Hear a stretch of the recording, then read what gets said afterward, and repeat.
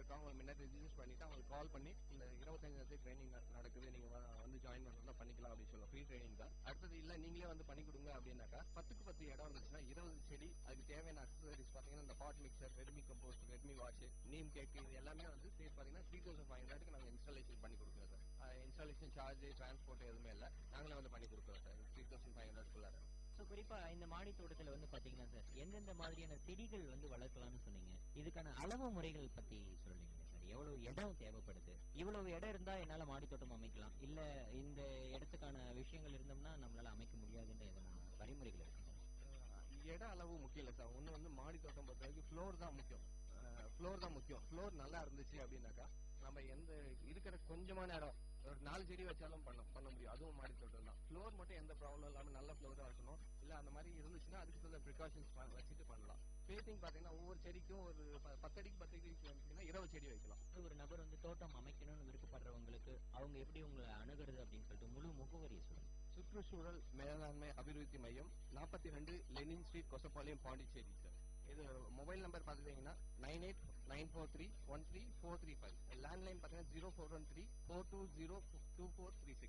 So நீங்கள் பர்சனலாக உங்ககிட்ட வந்து அணுகிறவங்களுக்கு ட்ரைனிங் பண்ணுறதுக்கு எதுக்காச்சும் சார்ஜஸ் எப்படி சார் பண்ணுறீங்க? இந்த நபார்டை தவிர்த்து பர்சனலாக உங்களை கால் பண்ணி கான்டாக்ட் பண்ணுறவங்களுக்கு ஏதாச்சும் எவ்வளோ சார்ஜ் பண்ணுறீங்க? இல்லை, ட்ரைனிங்க்கு எந்த ஒரு சார்ஜஸும் பண்ணல சார். நாங்கள் சர்வீஸ் நம்ம போய் இன்ஸ்டாலேஷன் நம்மளுடைய ப்ராடக்ட் எடுத்துகிட்டு போனால் தான் சார்ஜஸ் போகிறோம். ட்ரைனிங்க்கு எந்த ஒரு சார்ஜஸ் பண்ணல. மெயினாக நாங்கள் ஆர்கானிக் ப்ராடக்ட் கல்டிவேஷன் ப்ரமோட் பண்ணணும்னு ஒரு நோக்கத்தில் தான் பண்ணிட்டு இருக்கோம். கண்டிப்பா இந்த பூச்சி மருந்துகளால உற்பத்தி பண்ற விவசாயங்கள் மாறி இந்த ஆர்கானிக் முறையில வந்து விவசாயங்கள் மாறணும். அப்பதான் நல்ல முறையில நல்ல உணவு முறைகள் எல்லாருக்கும் கிடைக்கும் அப்படின்றத சார்ந்து நீங்க இருக்கிறதுனால நீங்க விவசாயம் சார்ந்த விஷயங்களுக்கு நல்ல உதவி பண்றீங்கன்னு தான் சார் சொல்லணும். ஸோ என்னென்ன வகையான வகைகள் இருக்குங்க சார் இந்த டெரஸ் கார்டனிங்ல பொறுத்த வரைக்கும்? டெரஸ் கார்டனிங்ல நம்மளுக்கு வீடு ஷேப் இடத்துக்கு தகுந்த மாதிரி நம்ம ஷேப் டிசைன்ஸ் எல்லாமே மாத்திக்கலாம். இதுல பாத்தீங்கன்னா இன்புட்ஸ் பாத்தீங்கன்னா நம்ம ரெகுலரா யூஸ் பண்றது பஞ்சகாவியா, விஷாமிர்தம், அமிர்த கரைசல், தேன்மோல் கரைசல் வந்து ஃப்ளவரிங் செக்ஷன்ல அது ஸ்ப்ரே பண்ணும்போது ஃப்ளவர்ஸ் வந்து நல்லா வரும். அதுல காய் வந்து நல்லா இருக்கும். அதுக்குள்ள மீன் எதெல்லாம் நம்ம வேஸ்டேஜா யூஸ் பண்றோம் அப்படின்னு பாத்தீங்கன்னா மீன்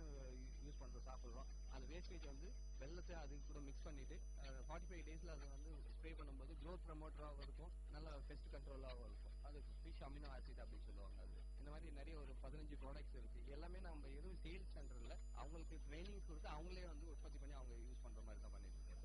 கண்டிப்பா சார், நல்ல விஷயங்கள் சொன்னீங்க. என்ன நேயர்களே, இன்னைக்கு மாடி தோட்டம் சார்ந்த விஷயங்கள் நமக்கு நல்ல பயனுள்ள வகையில் அமைந்திருக்கும் நம்புறோம். அடுத்த ஒரு மண் வாசனை நிகழ்ச்சியில வேற ஒரு விவசாயம் சார்ந்த நிகழ்ச்சியில சந்திக்கலாம். நன்றி, வணக்கம்.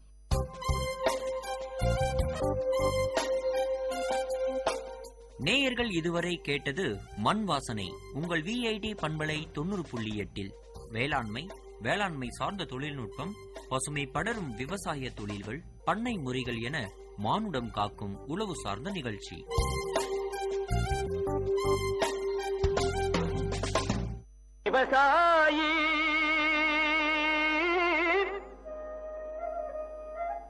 விவசாயி கடவுள் என்னும் முதலாளி கண்டெடுத்த VIT வேளாண் துறை மற்றும் VIT சமுதாய வானொலி இணைந்து வழங்கும் தினம் ஒரு வேளாண் செய்தி. வணக்கம் நேயர்களே, இது உங்கள் VIT பண்பலையின் 90.8 VITயின் சமுதாய வானொலி. தினம் ஒரு வேளாண் செய்தியில் நான் உங்கள் மினோலின். இன்று நாம் பருத்தி சாகுபடியில் விதை நேர்த்தி பற்றி பார்க்கலாம். இதில் பஞ்சு உள்ள விதை மற்றும் பஞ்சு இல்லா விதைகள் உண்டு. முதலாவது பஞ்சு உள்ள விதைக்கு என்ன நேர்த்தி செய்ய வேண்டும் என்று பார்ப்போம். 1 கிலோ விதைக்கு 100 மில்லி அளவில் 70% கந்தக அமிலம் பயன்படுத்தி அமில நேர்த்தி செய்யலாம். இதை நாம் எதற்காக செய்கிறோம் என்றால் விதை மேல் இருக்கும் பூச்சி, முட்டை, நோய் கிருமிகளை அழிப்பதற்காக. இதனால் வரும் இன்னொரு பயன் என்னவென்றால் விதை உரையை மிருதுவாக்கி முளைப்பு திறனை அதிகரிக்கும். விதை நேர்த்தி செய்ய கண்ணாடி பாத்திரம் பயன்படுத்தலாம், ஆனால் பிளாஸ்டிக் கூடாது. விதையை பக்கெட்டில் போட்டு 100 மில்லி அமிலம் ஊற்றி 4 நிமிடம் மரக்குச்சியால் கலக்க வேண்டும். பின்பு 1 பக்கெட் தண்ணீரில் விதைகளை அலசி நிழலில் உலர்த்தி சேகரித்து கொள்ளலாம். பஞ்சு நீக்கிய விதை நேர்த்தி. 1 கிலோ விதைக்கு 4 கிராம் ட்ரைகோடர்மா விரிடே கலந்து உடனே விதைக்கலாம். முக்கிய குறிப்பு: கார்பன்டசின் கலந்த விதை கூட ட்ரைகோடர்மா கலக்கக்கூடாது. மீண்டும் தினம் ஒரு வேளாண் செய்தியில் நாளை சந்திப்போம். நான் உங்கள் மினோலின். இது உங்கள் விஐடி பண்பலையின் 90.8 விஐடியின் சமுதாய வானொலி. விவசாயி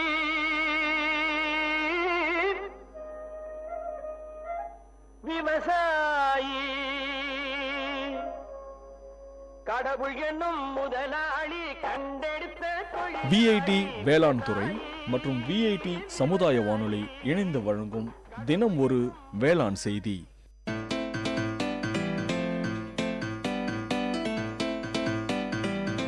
செவிச்செல்வம் விஐடி பண்பலையின் அறிவு களஞ்சியம். அகரம் முதல் ஆகாயம் வரை, தூரிகை முதல் தொழில்நுட்பம் வரை, அறிவுசார் தரவுகளின் பெட்டகம் செவிச்செல்வம்.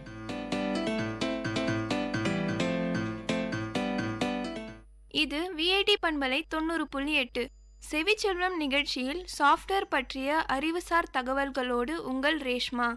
தேவையான கணிப்புகளை செய்ய கூறும் வழிமுறைகளின் தொகுப்பு சாஃப்ட்வேர் எனப்படும் மென்பொருள். இது தரவுகளை ஆராய்ந்து அவற்றை கொண்டு பல கணக்கீடுகளை செய்து பயன்படக்கூடிய தகவல்களை உருவாக்குவதற்கான செயல்பாடுகளை திட்டமிட்டு வரிசைப்படுத்தி கொடுப்பதாகும். அமைப்பு மென்பொருள், பயன்பாட்டு மென்பொருள் என மென்பொருள் இரு வகைப்படும். ஒரு கணிப்பொறியில் உள்ள பல பகுதிகளையும் கட்டுப்படுத்தி சரியான முறையில் இயக்க உதவுவது அமைப்பு மென்பொருள் எனப்படும். இதன் உதவியின்றி கணிப்பொறி செயல்படாது. சாதாரண பருப்பொருளாக இருக்கும் கணிப்பொறியை பல செயல்பாடுகள் உள்ள பொருளாக மாற்றுவது இந்த அமைப்பு மென்பொருள்களே. இந்த செயல்பாடு கண் உதவியோடுதான் மற்ற எந்த பயன்பாட்டு மென்பொருள்களும் தமக்கு தேவையான செயல்களை செய்து கொள்ள முடியும். இந்த அமைப்பு மென்பொருள் கணிப்பொறிக்கும் மற்ற மென்பொருள்களுக்கும் இடையில் ஒரு பாலமாக விளங்குகிறது. இயக்க அமைப்பு, தொகுப்பான் போன்ற அமைப்பு மென்பொருள்கள் வகையில் அடங்கும். அமைப்பு மென்பொருள்களில் மிகவும் முக்கியமானது இயக்க அமைப்பு. இதுதான் கணிப்பொறியின் ஒவ்வொரு சிறு பகுதியும் எப்படி செயல்பட வேண்டும் என்று கூறுகிறது. இதுதான் கணிப்பொறிக்கும் மற்ற பயன்பாட்டு மென்பொருள் மற்றும் பயனருக்கும் இடையில் செயல்படுகிறது. இது இல்லை என்றால் கணிப்பொறி இயங்காது. டாஸ், யூனிக்ஸ், லினக்ஸ் மற்றும் விண்டோஸ் பரவலாக பயன்பாட்டு அமைப்பு மென்பொருள்கள். நிரலர் எழுதும் மென்பொருள் உயர்நிலை மொழியில் இருக்கும். இதை மொழிமாற்றம் செய்து கணிப்பொறி மொழியில் கொடுத்தால்தான் கணிப்பொறிக்கு புரியும். இவ்வாறு மொழிமாற்றம் செய்யும் மென்பொருள் தொகுப்பான் எனப்படும். தொகுப்பானனுக்கு துணை செய்யும் மென்பொருள்களான படியெடுப்பான், வரிசைப்படுத்தி ஒன்று சேர்ப்பான் போன்றவை அமைப்பு மென்பொருள்களில் அடங்கும். ஃபோர்டான், குளோபல், C++ போன்ற மொழிகளுக்கெல்லாம் தனித்தனியாக தொகுப்பான்கள் உள்ளன. அமைப்பு மென்பொருள் கணிப்பொறியை செயல்படுத்த உதவுகிறது. பயன்பாட்டு மென்பொருள் தமக்கு தேவையான பயன்பாடுகளை செயல்படுத்துகிறது. அவற்றை அமைப்பு மென்பொருள் துணையுடன் தான் செயல்படுத்துகிறது. ரயில் பயண முன்பதிவு, சொல் செயலாக்கம், வானிலை முன்னறிவிப்பு, விளையாட்டு என பல வகை பயன்பாட்டு மென்பொருள்கள் உள்ளன. இவை தனித்தனியாக கிடைக்கின்றன. பரவலாக பயன்பாட்டு மென்பொருள்களில் சில சொல் செயலாளி, விரித்தாள், தரவுத்தாள் மேலாண்மை, வரைகலை ஆகும். மிக அதிக அளவில் பயன்படும் மென்பொருள்கள் சொல் செயலாளி எனலாம். இது உரையை உள்ளிடுவதில் பெரிய மாற்றத்தையே ஏற்படுத்திவிட்டது. தட்டச்சு செய்த உரையில் மாற்றங்கள் செய்வது மிக மிக எளிது. இதனால் பெருமளவு நேரமும் பணமும் மிச்சம் அளிக்கிறது. இதனை கொண்டு உரையை உள்ளிட, திருத்த, அழகுபடுத்த, சேமித்து வைக்க, அச்சிட முடியும். பல பட்டியல்களில் அடங்கிய எண்களை கொண்டு பல புதிய மதிப்புகளை கணக்கிட வேண்டியிருக்கும். இவற்றை விரைவாக தானாக செய்யும் மென்பொருள் விரித்தாள்.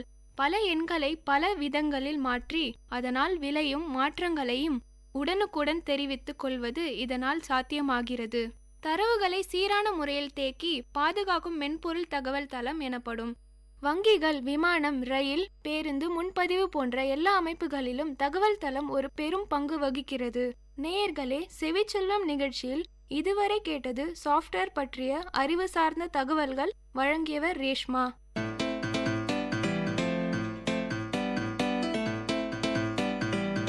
செவிச்செல்வம் விஐடி பண்பலையின் அறிவு களஞ்சியம். அகரம் முதல் ஆகாயம் வரை, தூரிகை முதல் தொழில்நுட்பம் வரை, அறிவுசார் தரவுகளின் பெட்டகம் செவிச்செல்வம்.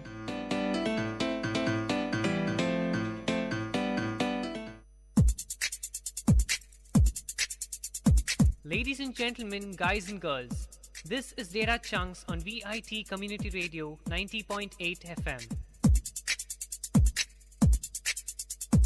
This program features chunks of informative data on various fields, be it computers, environment, technology, physics, or any field. Data Chunks has it all. Hello VIT, I'm Sudeep from MTech ST, and I'm here on Data Chunks to give some chunks of data on types of fabrics from man-made fibers. The first type is the nylon fabric. The term nylon is derived from the New York and London. Nylon is yet another form of synthetic fiber that is commonly used amidst the masses. Fabric composed of nylon, called nylon fiber, is used in variety of uses like clothing, sheets, covers, and many other domestic and industrial appliances. Nylon fabric is preferred amidst all the fabrics as it's really strong and has strong ability of stretchiness.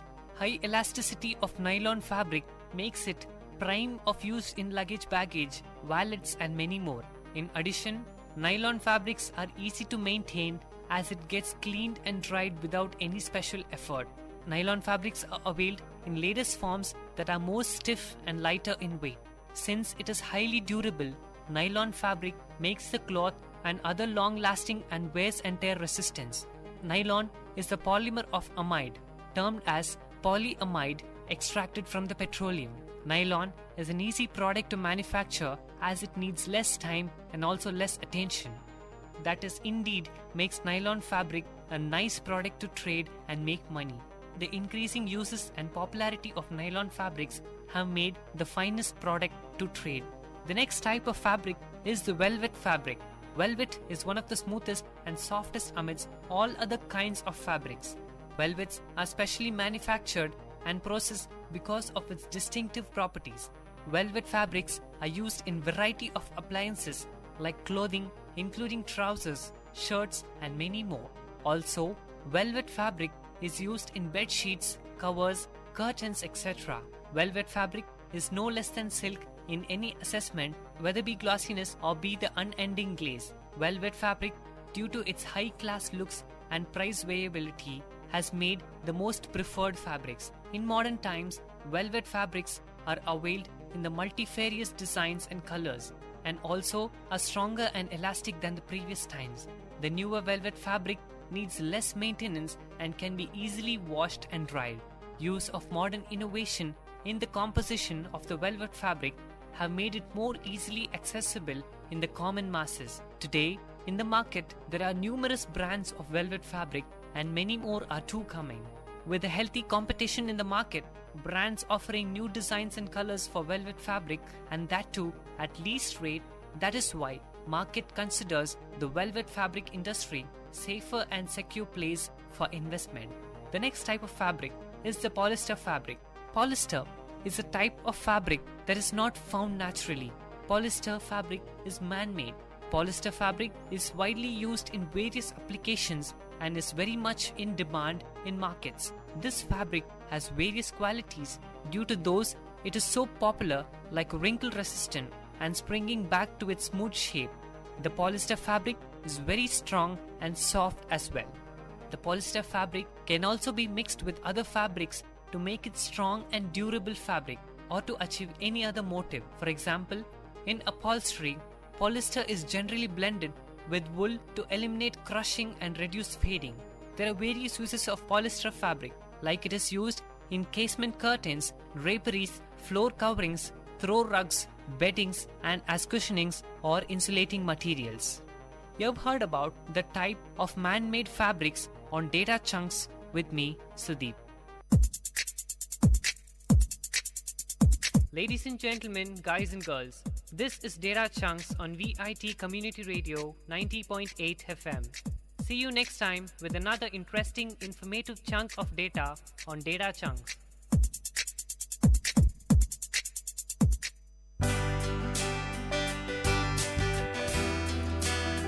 உங்கள் VIT பண்பலை 90.8 அனுபவ மேடை. மக்கள் தங்கள் வாழ்க்கை அனுபவங்களையும் முன்னேற்ற பாதைகளையும் விரிவாக கலந்துரையாடும் நிகழ்ச்சி.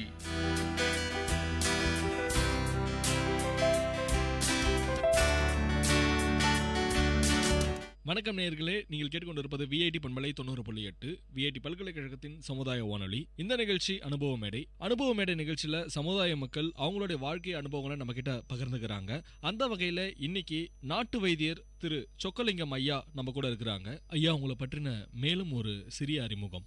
நான் சொக்கலிங்கம் சார். என் பேர் காட்பாடில் கோவிந்தம்புலத்தில் வசிக்கிறோம். எங்கள் அப்பா காலத்துலேருந்து பயிர் செய்வோம், மாடுகள்லாம் படுப்போம், தோப்புங்கள்லாம் குத்து கொடுத்து நிற்போம். நாங்கள் அதிகமான விவசாயம் தான். எங்கள் அப்பா வந்து வைத்தியம் பண்ணுவார். அவர் இருக்கும் எங்களுக்கு தெரியாதுக்கு தான் அவர் வைத்தியம் பண்ணுவார். அவர் எந்த டிப்பெண்டில் அந்த இதை நாங்கள் கடைப்பிடிச்சி செய்யணுக்கிறோம். வைத்தியம் பண்ணுவோம் அப்படின்ற மாதிரி சொன்னீங்க. எந்தெந்த நோய்களுக்கெல்லாம் சார் நீங்கள் வைத்தியம் பண்ணுவீங்க, அதை பற்றி சொல்லுங்கள். கை கால் பிடிப்பு இருக்குது, இந்த கண்ணு மூடாததுக்கு, வாயு சம்மந்தப்பட்டதுக்கு, லக்குவான்னு சொல்லுவாங்க பழைய காலத்தில், அந்த மாதிரி இருக்கிறதுக்கு, அதிகமாக வந்து மஞ்சா காமாலிக்கு செய்வோம், மூட்டு வலிக்கு செய்வோம். மிச்செல்லாம் வந்து இந்த மசில்ஸ் பிடிச்சின்னு இருக்கும் சில பேருக்கு. அது வந்து அவங்கள விசாரிச்சப்பனால என்ன ஏதுன்றது கேட்டு ஒரு அறிமுகப்படுத்தி அதுக்கு உண்டான ஏற்பாடு பண்ணுவோம். அதிகமாக வந்து இந்த லக்குவான்றதுக்கு வைத்தியம் தான் பண்ணுறது. கை கால் விழுந்து போனவங்களுக்கு வாய் கோணையாக போயிடும், முகவாயு போட்டு அது போயிடும். நரம்பு தளர்ச்சி உடைய எல்லா வைத்தியத்துக்கும் நாங்கள் இப்போ செய்கிறோம். நீங்கள் இதுக்கு மருந்து வந்து தரதா வந்து சொன்னீங்க. என்ன மாதிரியான மருந்துகள் வந்து நீங்கள் வந்து மூலிகை மருந்துகள் மாதிரி தருவீங்களா, இல்லை வந்து இங்கிலீஷ் மெடிசன்ஸ் மாதிரி நீங்கள் வந்து தருவீங்களா, அதை பற்றி சொல்லுங்கள். நாங்கள் வந்து இங்கே நாங்கள் வைத்தியம் பண்ணுறது வந்து அப்பா காலத்துலேருந்தே வந்து நாங்களே தயாரிப்பு செஞ்ச மருந்து தான் கொடுக்குறோம். இப்போ நாங்கள் அந்த மருந்து வெளியே எதுவும் கொடுக்குறதில்லை. காத்தாலே 7 மணிக்கு நாங்கள் வைத்தியம் ஆரம்பிப்போம், 8-8:30 முடிச்சுடுவோம். அதுக்குள்ளே வந்து சாப்பிட்டு போயிடணும். 10 நாளைக்கு மருந்து கொடுப்போம், 10 நாள் பிரேக் விட்டுடுவோம். இதுக்கு இடையில குணமாகும். எப்போ குணமாகுதுன்னு அவங்க உடம்பு கூறு பொறுத்து தான் அது என்னுடைய நிலைமை நல்லா ஆகுது, சீக்கிரம் ஆகுது, லேட் ஆகுதெல்லாம். நீங்கள் இது மாதிரி லக்குவம் அடித்தா அதுக்கப்புறம் வந்து மூட்டு வலி இதுக்கெல்லாம் வந்து மருந்துகள் நாங்கள் தரோம் அப்படின்ற மாதிரி. இந்த மூட்டு வலி அதுக்கப்புறம் இந்த லக்குவம் அடிக்கிறது எதனால் ஒருத்தருக்கு வந்து இது மாதிரி லக்குவம் அடிக்குது, எதனால் வந்து அவங்களுக்கு வந்து ஒரு மூட்டு வலி வருது, என்ன காரணத்தினால ஐயா வருது? இதெல்லாம் வந்து உடல் கூறுல வந்து ஆகாரம் தான் மெயின்.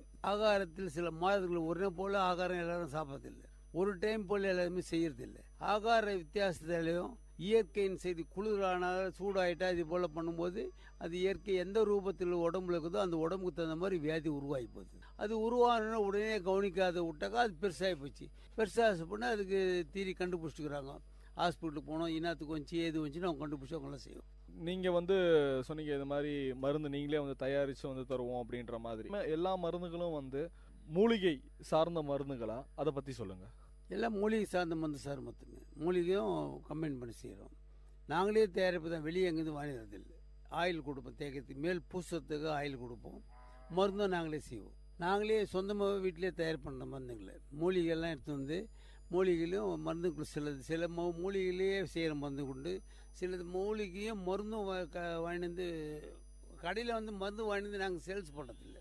மருந்துக்குண்டான உபகரணங்களை வாங்கிட்டு நாங்களே தயாரிப்பு செய்வோம். குப்புசாமி வைத்திய அப்படின்ற மாதிரி நீங்கள் பேர் வச்சுருக்கீங்க. இந்த குப்புசாமி அப்படின்றவங்க வந்து யார், அதை பற்றி சொல்லுங்கள். அவர் வந்து எங்கள் அப்பா. அவர் எங்களுக்கு முன்னேற்ற எங்களுக்கு தெரிஞ்சிருந்தே அவர் வைத்தியம் பண்ணிருக்காரு. ஏறக்குறைய 100 வருஷத்துக்கு மேலே வைத்தியம் பண்ணிக்கிறாரு. அப்போல்லாம் வந்து இவ்வளோ வியாதி எல்லாம் இல்லை. அப்போது எங்களுக்கு நாங்கள் சின்ன பசங்க சும்மா ஒரு 10 பேர் 5 பேர் வருவாங்க, சாப்பிட்டு போய் நின்றுடும். அப்போல்லாம் வந்து பண காசெல்லாம் வாங்கத்தில் வரும், ஃப்ரீ. அப்போல்லாம் அப்பா காலத்துலேருந்து வந்து வைத்தியம் தான் நாங்கள் செஞ்சிட்ருக்குறோம் அப்படின்ற மாதிரி சொன்னீங்க.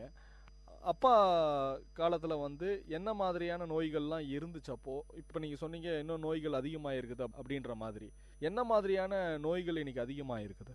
முன்னெல்லாம் வந்து சாதா பண்ணால் அவங்க ஏதோ ஒரு மருந்து கொடுப்பாங்க, நிலையிட்டு போயிடுவோம். இப்போ இதுக்கு எடுத்தாலும் பிபி இருக்குதா, சுகர் இருக்குதா, மூட்டு வலிக்குதா, ஈரம் ஆகி போச்சு, சைரோகம் வந்துடுச்சுன்னு ஆராய்ச்சி பண்ண விளைவுகள் ஏது ஏற்பட்டுதாங்க. அந்த ஆராய்ச்சி அந்த காலத்தில் செய்யறதில்லை. அந்த காலத்தில் அவங்கெல்லாம் நாடி பிடிச்சி செய்வாங்க. இப்போ எங்களுக்கு நாடி பிடிக்க தெரியாது, உண்மையை தெரியாது. நாடி பிடிச்சா வேதத்தை பற்றி சொல்லிவிடுவாங்க அவங்க.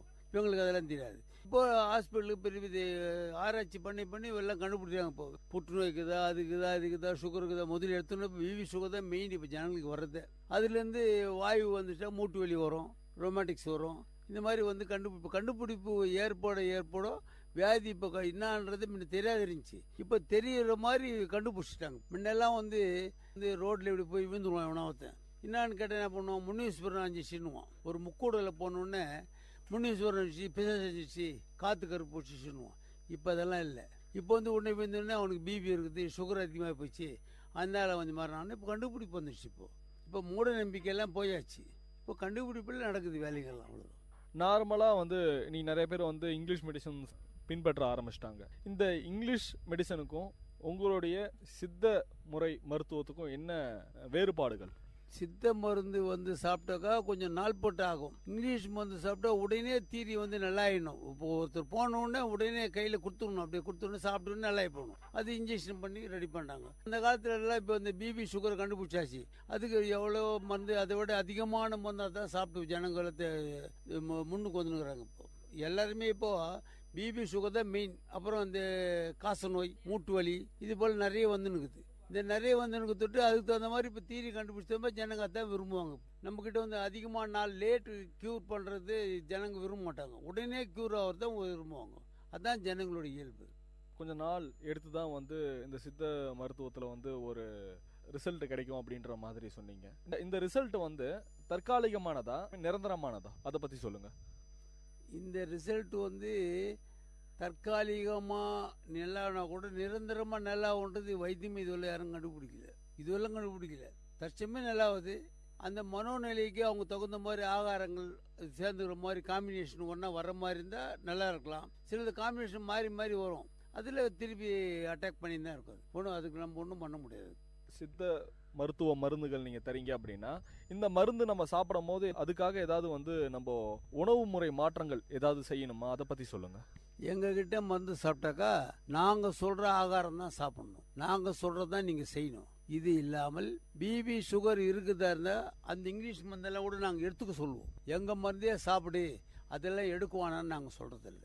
அந்த அவங்கவுங்க வியாதி எது வேணா 100% அந்த மருந்தையும் சாப்பிடலாம், எங்கள் மருந்தையும் சாப்பிடலாம். கண்டிப்பாக கேரண்டி க்யூர் ஆகும். உணவு முறை பற்றி சொன்னீங்க. இதெல்லாம் தான் எங்ககிட்ட மருந்து எடுத்துக்கிற மாதிரி இருந்தால் இதெல்லாம் தான் கண்டிப்பாக சாப்பிடணும் அப்படின்ற மாதிரி.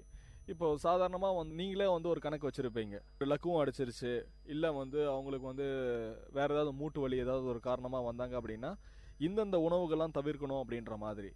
எந்தெந்த உணவுகள்லாம் நீங்கள் சாப்பிடக்கூடாது அப்படின்ற மாதிரி நீங்கள் பரிந்துரைப்பீங்க? எங்கிட்ட மருந்து சாப்பிட்றதா நாங்கள் இப்போ சொல்கிற பற்றி தான் சாப்பிடணும். மற்றதெல்லாம் ஆட் பண்ண மாட்டோம். நீங்கள் அன்னன்னைக்கு டெய்லி வந்து சொல்லி கேட்டாக்கா அது உடல்நிலையை பொறுத்து சாப்பிடலாம் வானான்னு சொல்லிவிடுவோம். அதிகமாக வந்து ஈரமான பொருள் சேர்க்க விட மாட்டோம். வாயு பதார்த்தங்களை சேர்க்க விட மாட்டோம். மிச்சம் நாங்கள் சொல்கிறது தான் சாப்பிடணுன்றது போது அதெல்லாம் சாப்பிடா இருந்தால் நல்லாகும். நீங்கள் எங்களுக்கு தெரியாத போய் நீங்கள் சாப்பிட்டு வந்தாக்கா க்யூர் லேட்டாகவும் ஆகாதையும் போயிடும். இப்போ வாயு பொருட்கள், அதுக்கப்புறம் வந்து ஈரமான பொருட்கள் சாப்பிடக்கூடாது அப்படின்ற மாதிரி சொன்னீங்க. இந்த வாயு பொருட்கள்லாம் என்னென்னலாம் சாப்பிடக்கூடாது, ஒரு ஈரமான பொருட்கள்லாம் என்னென்னலாம் சாப்பிடக்கூடாது, அதை பற்றி சொல்லுங்கள். வாயு பதார்த்தம்னா இந்த கடலைப்பருப்பு, கிழங்கு வகைரா, இதெல்லாம் சிலருக்கு ஒவ்வாது. எல்லாருக்கும் ஒவ்வாதுன்னு சொல்ல முடியாது. சிலருக்கு ஒவ்வாது, அவங்க சாப்பிடாத இருக்கணும். அது யாரு நடந்தது எங்களால் கண்டுபிடிச்சு சொல்ல முடியாது. அதனால பொது விதி வச்சுட்டு இருக்கிறோம். இதில் இப்போ சிலருக்கு சாப்பிடுவாங்க, ஒன்றுமே ஆகாது. அதாவது ஒரு சின்ன உதாரணம், சிலர் வந்து ஒரு மட்டன் சாப்பிட்றாங்கனாக்கா ஒரு 3 பீஸ் சாப்பிட்டா பெசாந்துருவார். ஒருத்தர் 1 கிலோ தின்னு இருப்பார். இவர் 3 தின்னுவதற்கு பேதி ஆகும். அதனால இவரும் அவர் ஒன்றான்னா அவருக்கு உடம்புக்கு ஒத்துக்குது, இவர் உடம்புக்கு ஒத்துக்குது. அதனால நம்ம வந்து அவரை கம்பேர் பண்ணக்கூடாது. அவர் சாப்பிட்டு அவருக்கு ஆக மாட்டேது எனக்கு ஆகுது அப்படின்னு சொல்கிறதுக்கு கம்பேரிசன் இல்லை. உங்கள் உடலுக்கு ஊருக்கு செட் ஆகலை, அதுக்கு தகுந்த மாதிரி நம்ம உங்க சாப்பிட்டு போகணும். உங்ககிட்ட நார்மலாக வந்து ஒரு பேஷண்ட் வராங்க, அவங்களுக்கு என்ன மாதிரியான சிகிச்சை முதல்ல நீங்கள் வந்து தருவீங்க? என்ன மாதிரியான, சில பேர் வந்து பார்த்தீங்க அப்படின்னா நாடி பிடிச்சி பார்க்குறது இது மாதிரிலாம் கூட பண்ணுவாங்க. நீங்கள் அவங்கள எப்படி வந்து பிரிக்கிறீங்க? உங்களுக்கு வந்து இந்த உடல் பிரச்சனைனால தான் வந்திருக்கிறாங்க அப்படின்ற மாதிரி எப்படி உங்களுக்கு தெரியுது? எங்ககிட்ட வந்த உடனே முதல்ல வந்து உட்கார வச்சிடுறோம். உங்களுக்கு என்னான்னு கேட்போம். இது எப்போ ஆச்சு, எப்படி ஆச்சு அப்படின்னு ஒரு 15-20 நிமிஷம் வந்து அவங்க அதனுடைய ரிப்போர்ட் எங்கிட்ட சொல்லணும். ரிப்போர்ட்டுக்கு இருந்தால் கூட கொண்டு வந்தாங்கனாக்கா எங்களுக்கு அது பார்க்கறதுக்கு ஆள் வராங்க எங்கிட்ட, அவங்கள பார்த்து ரெடி பண்ணுவோம், சொல்லிக்குவோம். அதை வச்சு தான் அவங்களுக்கு வியாதி நாங்கள் கண்டுபிடிச்சி சொல்கிறது. எவ்வளோ நாள் ஆச்சு, எப்படி ஆச்சுன்னான்ட்டு நாங்கள் ஒரு ஏறக்குறைய ஒரு பேஷண்ட்டுக்கிட்ட 10 நிமிஷம் 5 நிமிஷம் மாற்றி மாற்றி சொல்லுவாங்க. உண்மையை சொல்ல மாட்டாங்க. நாங்கள் கேட்கறதுலேருந்து அப்புறம் கேட்டுக்கிட்டு அப்புறம் அதுக்கு உண்டான எங்களுக்கு ஒரு தீர்ப்பு, எங்களுக்கு ஒரு முடிவு வந்த பின்னாலே அவங்களுக்கு மருந்து கொடுக்காரு. எந்தெந்த மாதிரியான பேஷண்ட்ஸ் உங்ககிட்ட வந்து மருத்துவம் பார்க்குறாங்க, அதை பற்றி சொல்லுங்கள். கை கால் விழுந்து போனவங்க, இந்த வாய் கோணையாக இருக்கவங்க, மூட்டு வலி இருக்கவங்க, ஈரம் அதிகமானவங்க, இளம்பிள்ளை வாதம்ன்றது ஒரு காலத்தில் வந்துருந்துச்சு அதிகமாக. அப்போ வந்து எங்ககிட்ட வந்து ஒரு நாளைக்கு 30 பசங்க வந்து சாப்பிடுவாங்க காத்தாலங்காட்டியும். இந்த 30 பசங்க சாப்பிடும்போது எல்லாருக்குமே க்யூர் ஆகும். எங்கேயோ ஒன்று தான் ஃபெயில் ஆகிடும். அந்த டைமில் வந்து சிஎம்சிக்கு ரெஃபர் பண்ணாங்க. சிஎம்சி ரெஃபர் பண்ணும்போது இவங்கெல்லாம் அங்கே போவாங்க. இங்கே நல்லா உதவின்னு சொல்லிட்டு சிஎம்சியிலேருந்தே எங்கிட்ட ஒரு ஆளை டெய்லி போட்டுருவாங்க. இவங்களுடைய பேரை எழுதின்னு போய் அவங்க வச்சுருக்குவாங்க. அப்புறம் முடிஞ்ச உடனே ரிக்கவர் நல்லா ஆகிட்டு பின்னால் மறுபடியும் அவங்க தீரி பண்ணி இது பண்ணி செக் பண்ணி எல்லாம் விட்டுருக்காங்க எங்களை. அப்புறம் கவர்மெண்ட் ஆஸ்பத்திரி இதுலேயே வந்து சார்ட் கவர்மெண்ட்லேயே ஒன்று பண்ணுறாங்க. இந்த போலியோ வர்றதுங்களுக்கெல்லாம் இப்போல்லாம் தடுப்பூசி போட்டு ஜனங்கள் தெளிவாயிட்டு இப்போ அதெல்லாம் கம்மி ஆயிடுச்சு. ஒன்றும் இல்லை.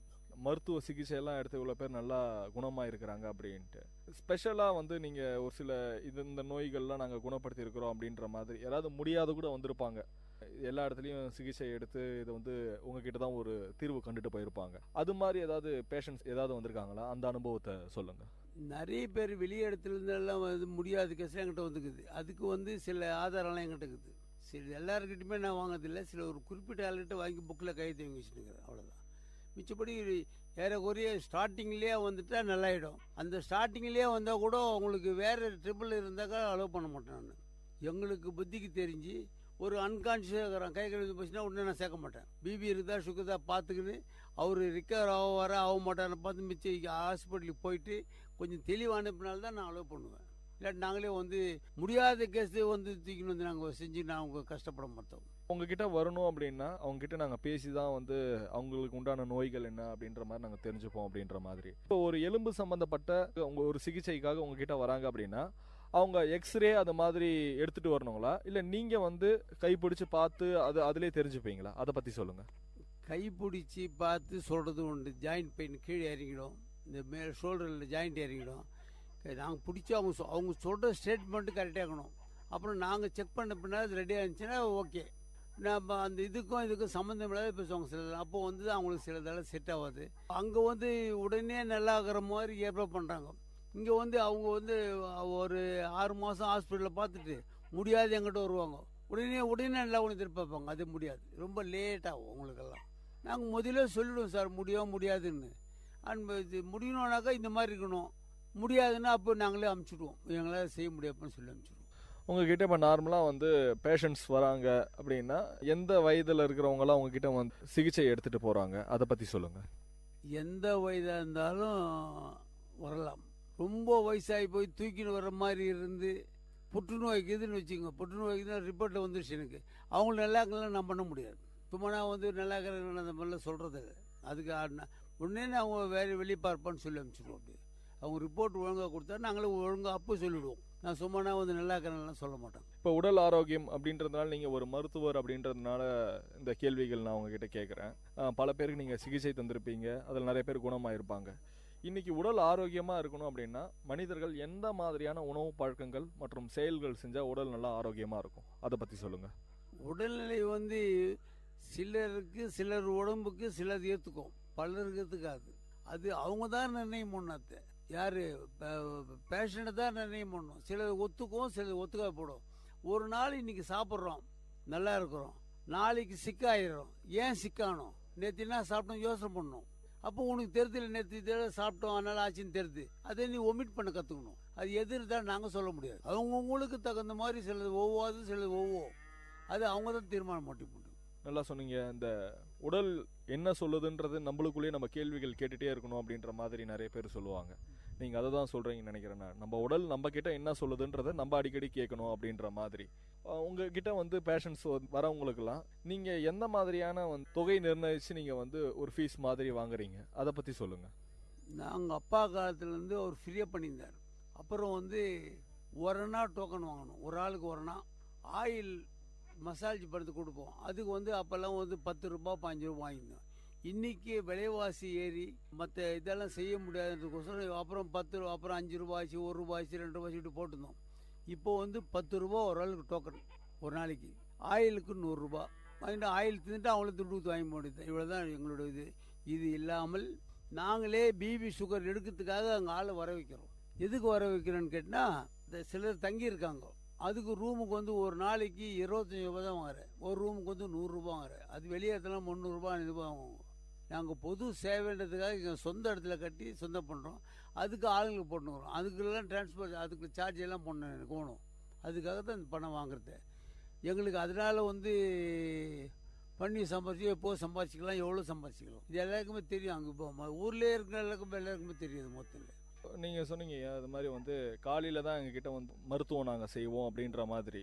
எதனால் அந்த காலையில் தான் நீங்கள் மருந்து தரீங்க, அதை பற்றி சொல்லுங்கள். நாட்டு மருந்து வந்து வெறும் வயிற்றில் சாப்பிடணும்னு அந்த காலத்தில் ஏற்படுத்திக்கிறாரு. எங்கள் அப்பா பண்ணது தான் அது. அதுக்கு முன்னே வயிற்றில் இருக்குதோன்னு எது எங்களுக்கு தெரியாது. வெறும் வயிற்றில் சாப்பிட்டுட்டு மருந்து சாப்பிட்டு மேற்கொண்டு எல்லாம் சாப்பிடுவோம். இப்போ மருந்து சாப்பிட்ட உடனே அவங்க டிஃபனுக்கு மேலாம் பண்ணலாம், எது வேணால் பண்ணிக்கலாம். அப்பா காலத்துலேருந்து இந்த நாட்டு மருத்துவம் நீங்கள் செஞ்சுட்டு வரோம் அப்படின்ற மாதிரி சொன்னீங்க. உங்கள் அப்பா உங்களுக்கு என்னென்ன மாதிரியான மருந்துகள்லாம் சொல்லி தந்தாங்க, என்னென்ன விதமான சிகிச்சை முறைகள்லாம் உங்களுக்கு சொல்லி தந்தாங்க, அதை பற்றி சொல்லுங்கள். எங்கள் அப்பா வந்து செஞ்சது எங்களுக்கே தெரியாது. சிலதெல்லாம் அவர் செய்யறதெல்லாம் நாங்கள் செய்கிறதில்ல. இப்போது எங்களால் அது செய்ய முடியாது. இப்போ இருக்கிற ரெசிமுக்கு வந்து அதெல்லாம் செல்லுபடி ஆகாது. அதனால் அவர் ஏதோ சிலது செஞ்சதை மட்டும் நாங்கள் பின்பற்றுறோம். அவர் செஞ்சது மொத்தமே நாங்கள் பின்பற்றுறதுக்கு எங்களுடைய இயல்பு இல்லை. அப்போ நாங்கள் அதெல்லாம் செய்யறதுக்கு முயற்சி பண்ணல. முயற்சி பண்ணாலும் இப்போ ஆகாது எங்களால். எது நல்லாதோ அதை மட்டும் கடைபிடிச்சி செய்கிறோம், மற்றெல்லாம் எல்லாம் கேன்சல் பண்ணிடுறோம். அப்பா செய்த சிகிச்சை முறை, நாட்டு மருத்துவ முறை, சிகிச்சை முறை பற்றி நீங்கள் எப்படி கூட இருந்து பார்த்துருப்பீங்க, அதை பற்றி ஒரு சின்ன விளக்கம் தாங்க. அவரே கண் பார்வையில் வந்து மருந்துகள் வாங்கி வருவார். அந்த மருந்து செய்யக்கூடிய உபகரணங்கள் வாங்கி வருவாங்க. அந்த மருந்து முறைப்படி செய்யணும். முறை தவறு செஞ்சு அவர் ஒத்துக்க மாட்டார், கீழே கொட்டிடுவார் உடனே. சில கொஞ்சம் தாசி கம்மி இருந்தால் கூட கீழே கொட்டிடுவார், உடனே கொட்டிடுவார். அந்த டைமுக்கு அந்தந்த மருந்து எப்படி ப்ராப்பராக செய்யணும் அந்த மாதிரி செய்யணும். அதிகமாக செஞ்சால் வேலை செய்ய முடியாது. அந்த மாதிரி தயாரி பண்ணுறது எங்களுடைய மருந்து பூரா. கண் சிகிச்சைக்கு நாட்டு மருத்துவத்தில் என்ன மாதிரியான மருத்துவ முறைகள் நீங்கள் செய்கிறீங்க? கண் சிகிச்சைனாக்கா இயற்கையாகவே பேசாதவங்கள பேசக்க முடியாது. இயற்கையாகவே பேசாதவங்கள இடையில வந்து இந்த பெராலிஸ் அட்டாக் ஆன பின்னால் சிலருக்கு பேச்சு வராது போடும், சிலர் பேசுவாங்க. அந்த தன்மையை பொறுத்து நல்லா வருது ஆகாதெல்லாம். மூளையை பாய்ச்சிடும் அவங்களுக்கு. அந்த மூளையை ஓவராக பாய்ச்சிருந்தால் செட் ஆகாது. லேசாக பண்ணியிருந்தால் அது கண்டிப்பாக க்யூர் ஆகிடும். இந்த கண் சிகிச்சையிலேயே வந்து ஒரு கண்ணு மூட முடியாது இருக்கும். அவங்களுக்கு ஒரு மாதிரி பெரலைஸ், முகவாய்வு வரும். ரப்பம் மூட முடியாது, வாய் கோணையப்படும், ஜொல்லு ஒழுவோம். கண்ணே மூட முடியாது, மூணா கூட ரப்பம் மூடாது, அதை மூட வச்சுருவோம். ஒன்று கண்ணில் வந்து டபுள் பிம்பம் தெரியும். டபுள் பிம்பம் ஒரு உருவம் தெரியுது, ரெண்டு கண்ணு சேர்ந்து ஒரு உருவம் ஆக்கி காமிக்குது நம்மளுக்கு. இதில் சிலர் டபுள் பிம்பமாக தெரியும். அந்த மாதிரி டபுள் பிம்பம் தவறுகளுக்கெல்லாம் 100க்கு 100 கேரண்டியாக நல்லாக்கிறோம். ஆனால் உடனே வரணும். இப்போ 10 வருஷம் வந்தாலும் நல்லாக்க முடியாது. அவன் நான் அருண் டாக்டர்னு வேலு ஒத்துக்கிறார். அவர் இந்த மாதிரி டபுள் பிம்பம், அவர் கண் ஹாஸ்பிட்டல் பெரிய தென்னமத்தில் இருக்கிறார்.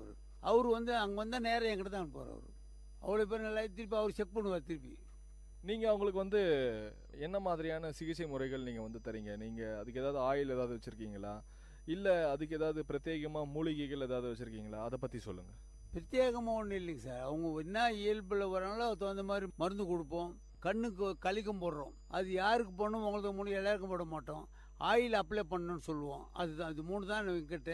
இது இல்லாத அவங்களுடைய இன்னும் ஏற்கனவே ரத்த கொதிப்பு, சக்கரை வியாதி இருந்தால் அதுக்கு உண்டான மருந்தெல்லாம் சாப்பிட சொல்லுவோம். இதுலேயே சாப்பிட்டு நல்லா இருக்கணும்னு நான் சொல்ல. அது மாதிரி நாங்கள் ஃப்ரீயாகவே செய்வோம். எல்லாத்தையுமே ரெண்டும் கம்பைன் பண்ணி கூட செய்வோம்.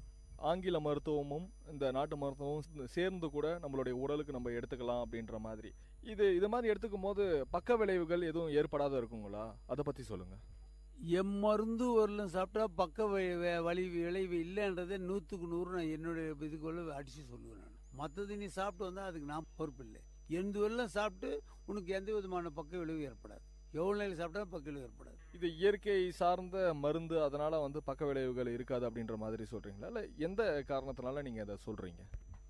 எங்கள் அப்பா காலத்துல அனுபவத்தை வச்சு சொல்கிற வழியாக மற்றெல்லாம் நான் கேரண்டி இருக்குதுன்னு சொல்ல முடியாது சார். இளம்பிள்ளை வாதம் அப்படின்ற மாதிரி சொன்னீங்க. இன்னைக்கு அந்த நோய் பற்றி நிறைய பேருக்கு வந்து நிறைய பேர் தெரியறது கிடையாது. இந்த இளம்பிள்ளை வாதம்னா என்ன, அதை பற்றி சொல்லுங்க. இளம்பிள்ளை வாதம் வந்து பிறவிலேயே வந்து கர்ப்பத்தால் உண்டாகிறதும் உண்டு. பிறக்கும் போதே வந்து கை கால் வராத மாதிரி, வாய்க்கோணைய மாதிரி, இடையில வந்து சின்ன பசங்களை ஆகிட்ட பின்னாலே அவங்களுக்கு ஒவ்வாத பொருள் சாப்பிட்றாங்க ஏதோ ஒன்று, அப்போ வந்துடுறது உண்டு. சின்ன பசங்க போது பிறக்கும் போதே சிலது வர்றது உண்டு. பிறந்த பின்னால் கொஞ்சம் வந்து அவங்களுக்கு அந்த அட்டாக் பண்ணும்போது வந்துச்சுனாக்கா வந்துடும் ஒன்றும் பண்ண முடியாது. பெராலிசிஸ் ஒருத்தருக்கு வந்து வருது அப்படின்ற மாதிரி இருக்குது அப்படின்னா என்ன காரணத்துக்காக அவங்களுக்கு வந்து பெராலிசிஸ் அட்டாக் ஆகுது உடம்புல, அதை பற்றி சொல்லுங்கள். பெராலிசிஸ் அட்டாக்ன்றது பொதுவான விதி வந்து எங்களுக்கு தெரிஞ்ச விதிகளும் சொல்கிறேன். ஈரம் அதிகமாயினா, கோல்டு அதிகமாயிட்டாலும் வரும். பிபி சுகர் குறைஞ்சாலும் வரும், அதிகமானாலும் வரும். ஒரு மனிதன் டென்ஷன் அதிகமாக இருந்தால் கூட பெரலைஸ் வந்துடும். அதனுடைய நினைவுகள் இல்லாமல் சிலது விழுந்துறது உண்டு. அந்த மாதிரி இருந்தோடனே மூளையில் அந்த நரம்புகள் இப்போ இங்கிலீஷ் வைத்திய பிரகாரம் சொல்கிறது மூளையில் ரத்த கட்டிச்சு, ரத்த குழாய் வெடிச்சிடுச்சு இப்படின்னு சொல்லுவாங்க. அவங்களாம் கூட வந்து ஸ்டார்டிங்லேயே வந்தால் என்கிட்ட வந்தால் நல்லா இருக்குவேன். ஆனால் இருந்தாலும் உடனே வந்து இப்போ நான் அந்த ரிப்போர்ட்லாம் பார்த்து தான் செய்வோம். அதுக்கு தனியாக ஆள் வர வச்சுக்கிறேன். நான் அவங்கள பார்த்து செய்வோம். இங்கேயே வந்து நாங்கள் என்ன பண்ணால் பிபி சுகர் இல்லைன்னு சொல்லுவாங்கன்னு சொல்லிட்டு உண்மை என்னன்னு கேட்டால் இங்கே பேஷண்ட்டுக்கு ரொம்ப வரதில்லை. இருந்தாலும் என்னுடைய இதுக்காக நான் வர வைக்கிறாங்க. எங்கிட்ட சில பேர் 20 பேர் தங்கியிருக்காங்கல்ல, அவங்களுக்கு ஏதோ ஒன்று ஆனாக்கா அவங்க ஆட்டோவில் போகணும், துட்டு செலவு பண்ணி போய் துட்டு செலவு பண்ணி வரணும். அதுக்காக அங்கேயே நான் வர வச்சு நான் பண்ணுறேன். இங்கேயே மருந்தெல்லாம் கொடுத்து டாக்டர்லாம் வர வச்சுருந்தேன். அவங்களுக்கு உண்டான வருமானம் வர தொட்டு அவங்கள நின்றுட்டாங்க. ஒரு நாளைக்கு ஒரு டாக்டர் இருந்தால் ஒரு 500 ரூபாய் வரணும், ஒரு 50 ரூபா 100 ரூபா தான் அவர் டெய்லி என்கிட்ட வருது. வண்டி சேர்த்துக்கு அவருக்கு வராது, அதனால் வருது. இப்போ நார்மலாக வந்து உங்ககிட்ட வந்து சிகிச்சை எடுத்துக்கணும் அப்படின்னா காலையில் சொன்னீங்க, காலையில் இந்த நேரத்துலேருந்து இந்த நேரத்துக்குள்ளே வரணும் அப்படின்ற மாதிரி எந்த நேரத்துக்குள்ளே வந்து அவங்கள பார்க்கலாம்? காத்தாலே 7 மணிக்கு வைத்தியம் நாங்கள் ஸ்டார்ட் பண்ணிவிடுவோம். 8-8:30 வரையிலும் இருப்போம். அதுக்கு பின்னால் யாருனா வந்தால் இருப்போம், இல்லை 8:30 யார் இல்லைன்னா 8:30 மூடிடுவோம். ஜனங்க இருந்தால் 10 கிலோமீட்டர் இருப்போம். ஜனங்க இருக்கணும். ஜனங்களுக்காக நாங்கள் காத்துன்னு உட்காந்துக்கிறது இல்லை. இப்போ வருவாங்கன்னு கட்டத்தை வச்சுக்கிறதெல்லாம் இல்லை. நாங்கள் 8-8:30 மூடிடுவோம், முடிஞ்சு போச்சு. இப்போ 8:30 மணிக்கு மூடும்போது ஒருத்தர் வந்தார் பார்ப்போம். அதுக்கு பின்னால் மூடும்போது ஒருத்தர் வந்தார் பார்ப்பேன். அதுக்காக உட்காந்து பார்க்கறது இல்லை. ரொம்ப நல்லா சொன்னீங்க. நிறைய கேள்விகளுக்கு கூட நிறைய சுவாரஸ்யமான விஷயங்கள்லாம் பதிலாக கூட சொன்னீங்க. விஐடி கம்யூனிட்டி ரேடியோ சார்பாக நாங்கள் நன்றியை தெரிவிச்சுக்கிறோம். மிக்க நன்றி, வணக்கம். இன்னைக்கு அனுபவ மேடை நிகழ்ச்சியில் குப்புசாமி நாட்டு மருத்துவம் திரு சொக்கலிங்கம் ஐயா அவர்கள் நம்மகிட்ட நாட்டு மருத்துவத்தை பற்றி நிறைய விஷயங்கள் நம்மகிட்ட பகிர்ந்துகிட்டாங்க. மீண்டும் ஒரு அனுபவ மேடை நிகழ்ச்சியில் உங்களை சந்திக்கும் வரை உங்களிடமிருந்து விடைபெறுவது நான் சரவண கார்த்திக். நீங்கள் கேட்டுக்கொண்டிருப்பது விஐடி பண்பலை 90.8 விஐடி பல்கலைக்கழகத்தின் சமுதாய வானொலி. நேர்கள் இதுவரை கேட்டது அனுபவ மேடை. மக்கள் தங்கள் வாழ்க்கை அனுபவங்களையும் முன்னேற்ற பாதைகளையும் விரிவாக கலந்துரையாடும் நிகழ்ச்சி. உங்கள் விஐடி பண்பலை 90.8 விஐடி பல்கலைக்கழகத்தின் சமுதாய வானொலி.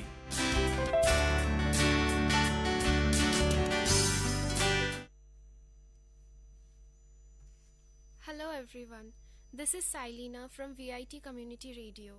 I'm going to recite a poem written by me, a piece of me. A thoughtless rejection, an incomprehensible pain, a marred laughter, a disguised hope, an unforgettable reminiscence, a faded nostalgia, a shattered dream, 1,000,001 pieces of broken trust, a cosmic longing, a hopeless expectation, an unanswered beacon, an unwrapped attachment, a futile investment, a boastful mistake, an embellished scar, an addictive torture, an unfathomable deep altogether, a piece of me that still breathes in you. Give that back, and down my path I shall walk. Thank you. The story of a soft heart. Everyone has a heart. Every heart has its own language. Every heart has something to speak. Every heart wants its listener. But the irony is dramatic. Every heart knows only its own fine language and fails to interpret the rest. Every heart expects to be listened and never chooses to play the listener. There are hearts which are kind and hearts which are ruthless. Hearts soft and tender, never do they find anything a crooked business. Hearts are as merciful as the nature, embrace one and all. Stones replace some hearts, and every little creature do they appall. And above all, we all know the irony is dramatic, that a soft heart is always destined to be trampled over by a stone. That the softness remains no more, it gets too scarred to expose its scars, and it fortifies itself with high-rise steel bars. It realizes the necessity of protecting itself. It trains itself not to care anymore. It changes and changes until it becomes steel, so the next time no stone dares tread. And thus, apparently, no soft heart does exist. The rest do remain, though, proud and unstirred, the heart, stone and steel. Thank you. only a few people. Hundreds of millions of people share this planet. The predominant fraction is incognizant of your existence. Of the handful of people that you know, are the bulk fraction who don't bother about your existence, followed by the ones who are averse to your existence. Then comes the insignificant count, for whom what matters is only your existence.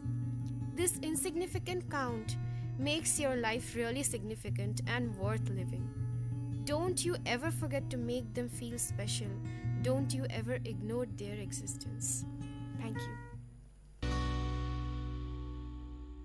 Fish knows water the last. Traveling since quite some time, down the unfathomable yards of pain, luggage packed on the back, so heavy of miserable disdain. You are tired, your thirst reasons fine.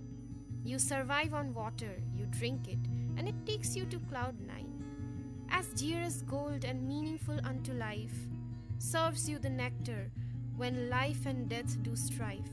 Fish swims, survives in water, takes it for granted and knows it the last, until hits the pitch-dry plank with a spine-fracturing thrust.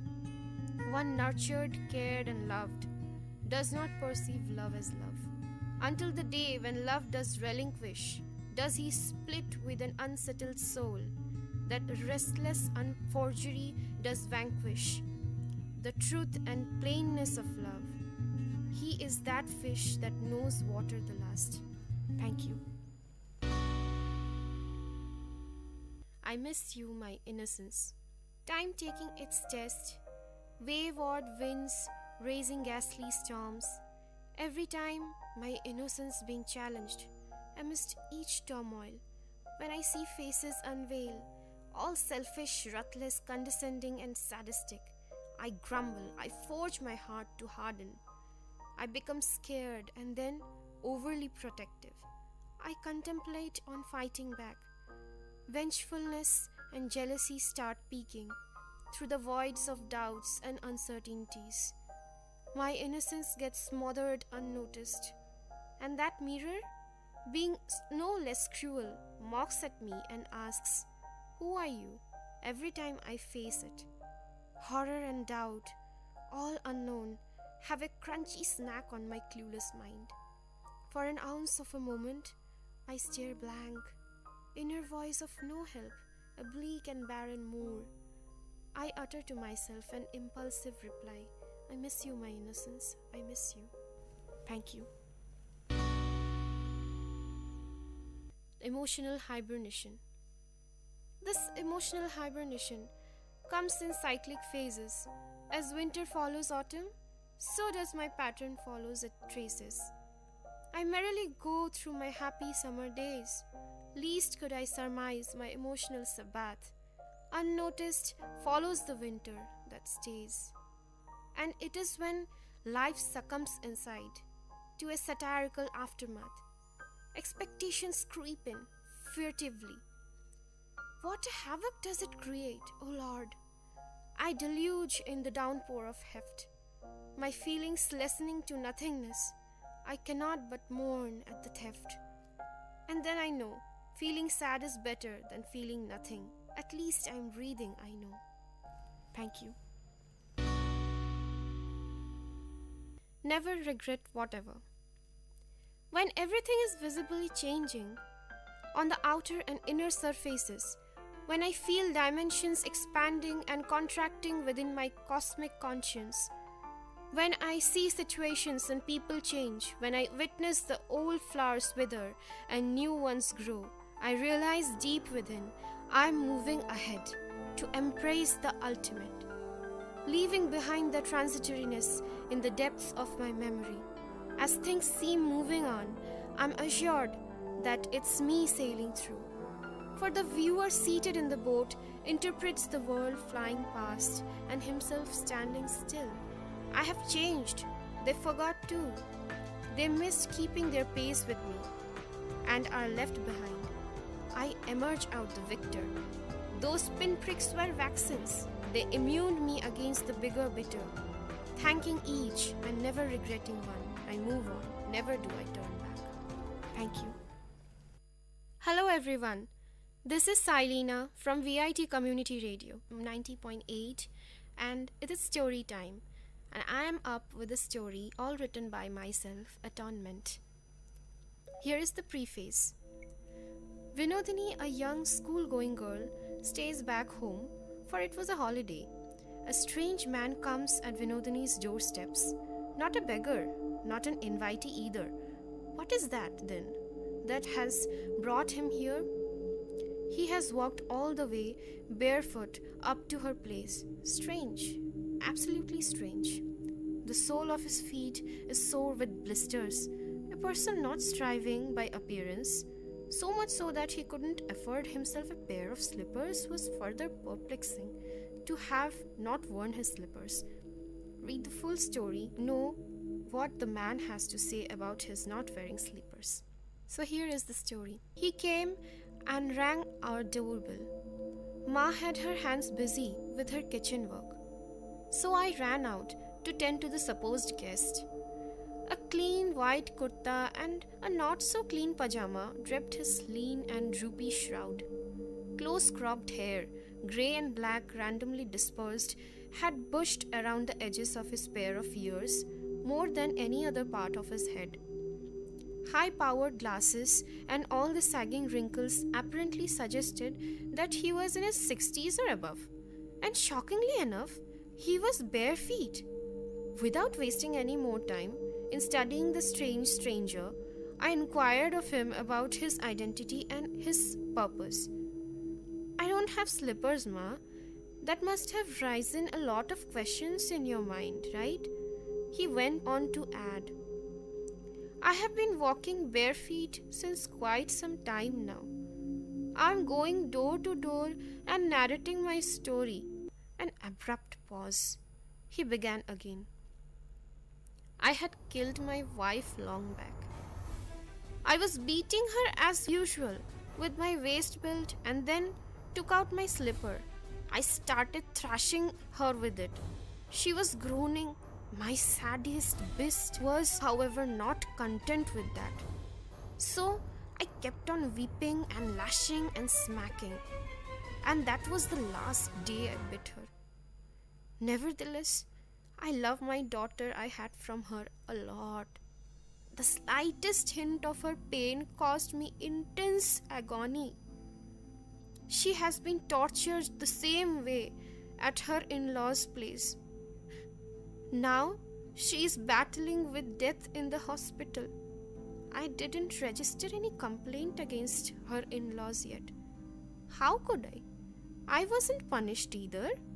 My wife didn't have her parents to get her justice after her demise. God forbid. Nothing happens to my daughter. So, I have pledged not to wear slippers until my daughter gets well. And on barefoot, I'm going door to door and narrating my story. I can understand your presumption induced from my appearance. You probably thought that I must be here for begging alms of you. And yes, you were right. I have come here to beg, not to beg alms, to beg prayers, to beg blessings. With tears rolling down his cheeks and voice suffused with pain, in a trembling voice he groaned, Ma, pray for my daughter. Please, I beg of you, pray for my daughter. I am a sinner. How could I pray for my daughter to be endowed with fortitude to endure the same pain I had caused my wife all these years back? He won't listen to my prayers. God won't listen. God won't. He won't. I stared blank. I still couldn't comprehend the scenario, and eliciting a reaction was not nearly possible. Ma came out running, all startled by the cry. Having no clue about what was going on, she got impatient and started inquiring me of what all had happened. I couldn't reply. I asked the man, who was on his knees at our doorsteps, to get up and leave. His face turned pale. hopelessness had clouded it densely. I said, "Your daughter will be all right. I shall definitely pray for her. My mom will also pray." "Why, Ma? Won't you?" Ma, with no preface to the story, ended it by nodding in affirmation. The man stretched his lips into a feeble smile, gestured a namaskar, and walked away.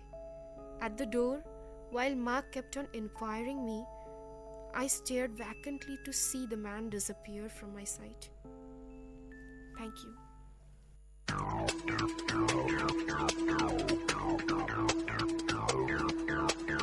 நேயர்களே, இது VIT பண்பலை 90.8. இந்த நிகழ்ச்சி திரைக்கடலோடி கண்டங்களை இணைக்கும் ஒரு புரிதல் தொடர்.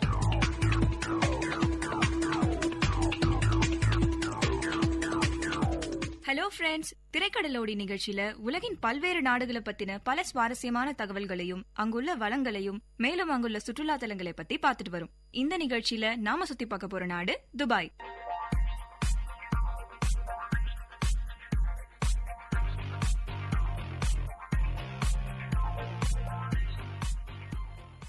Dubai அல்லது துபாய் என்பது ஐக்கிய அரபு நாடுகளின் 7 நாடுகளில 2வது பெரியதும் அதில் உள்ள ஒரே ஒரு நகரத்தை குறிக்கும் வகையில் 1வது நகரம் ஆகும். இது அரேபிய தீபகற்பத்தில் அரேபிய வளைகுடாவின் தெற்கே அமைந்துள்ளது. அதாவது பாரசீக வளைகுடா என்றும் அழைக்கலாம். இது அரபு நாடுகளில் அதிக மக்கள் தொகையை கொண்டுள்ளது. பரப்பளவில் அபுதாபியை விட அடுத்த 2வது நிலையில் உள்ளது. துபாய் மற்றும் அபுதாபி ஆகியவை மட்டுமே நடுவண் அரசு முக்கிய தீர்மானங்களுக்கு எதிர்வாக்கு அதிகாரம் கொண்டுள்ள அரபு நாடுகள் ஆகும். துபாய் மிக குறுகிய காலத்தில் மிகுந்த வளர்ச்சி பெற்றுள்ள ஒரு நகரமாக விளங்குகிறது. நீண்ட காலமாகவே துபாய் முத்து குளித்தல் போன்றவைக்காக அறியப்பட்ட இடமாக இருந்த போதிலும் அபுதாபி பகுதியிலிருந்து பனியாஸ் என்னும் இனக்குழுவினர் அல் மக்தூம் குடும்பத்தினர் தலைமையில் இவ்விடத்தில் குடியேறிய உடனேயே இதன் நவீன வரலாறு ஆரம்பமானது. துபாய் கடந்த சில ஆண்டுகளில் வியக்கத்தக்க பொருளாதார வளர்ச்சியை அடைந்துள்ளது. இது 1971ஆம் ஆண்டு 2ஆம் நாள் டிசம்பர் மாதம் விடுதலை பெற்றது.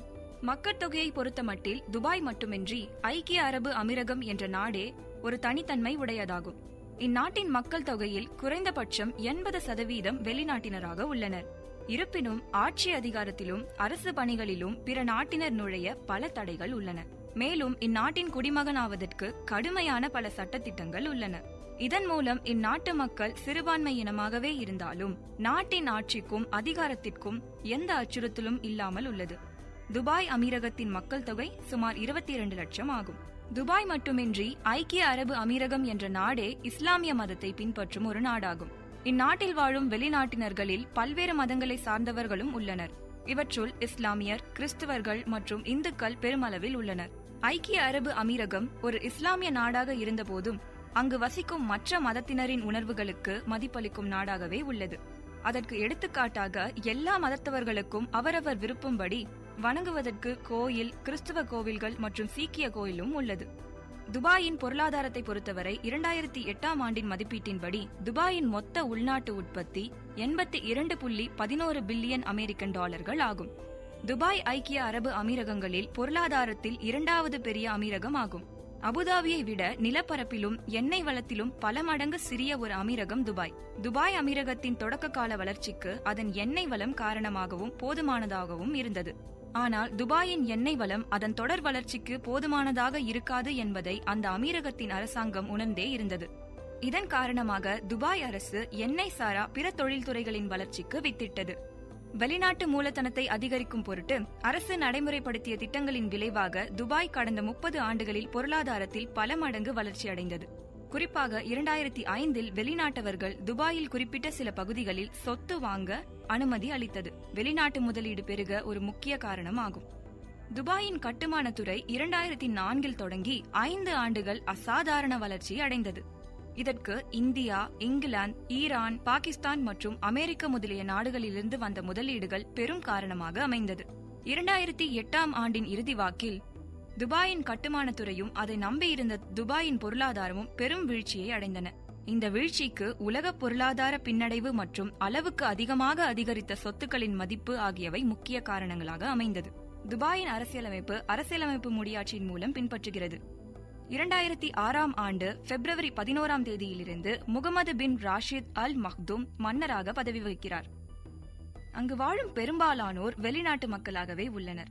அங்கு வாழும் மக்களான எமிரேட்ஸ் அதாவது அரேபியர்கள் 15% மட்டுமே உள்ளனர். அரேபியர்களுக்கு உயர்கல்வி பெறும் வரை இலவச கல்வி, இலவச மருத்துவம் மற்றும் வீட்டு வசதிகள் செய்து தரப்படுகிறது. ஆனால் அவர்கள் உயர்கல்வியை பெற்றவுடன் ஏதாவது ஒரு வேலையை தேடிக்கொள்ள அறிவுறுத்துகிறது.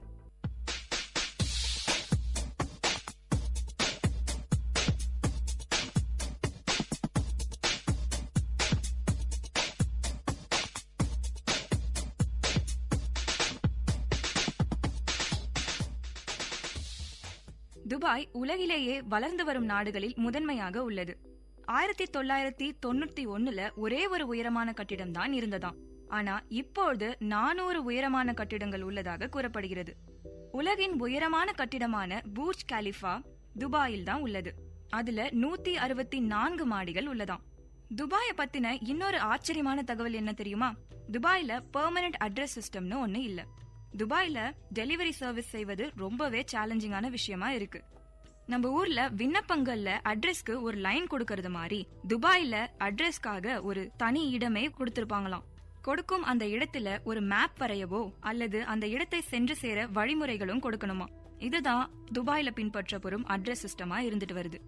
1966ஆம் ஆண்டு தான் துபாயில எண்ணெய் கண்டுபிடிக்கப்பட்டது. அதனால அங்க எண்ணெய் வளம் பெருமளவு இருந்தது. முதலில் எண்ணெய் வளம் பெருமளவில் இருந்தாலும் இப்போது 11% மட்டுமே உள்ளது.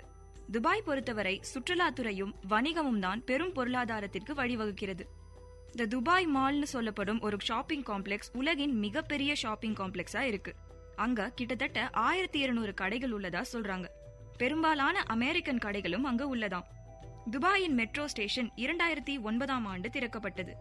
அந்த மெட்ரோ ஸ்டேஷன்ல கிட்டத்தட்ட 42 ஸ்டேஷன்ஸ் இருக்காம். அதுல ஒரு பெரிய சிறப்பம்சமே அந்த மெட்ரோ ஸ்டேஷன்ஸ் 18 மாதங்கள்ல கட்டப்பட்டது.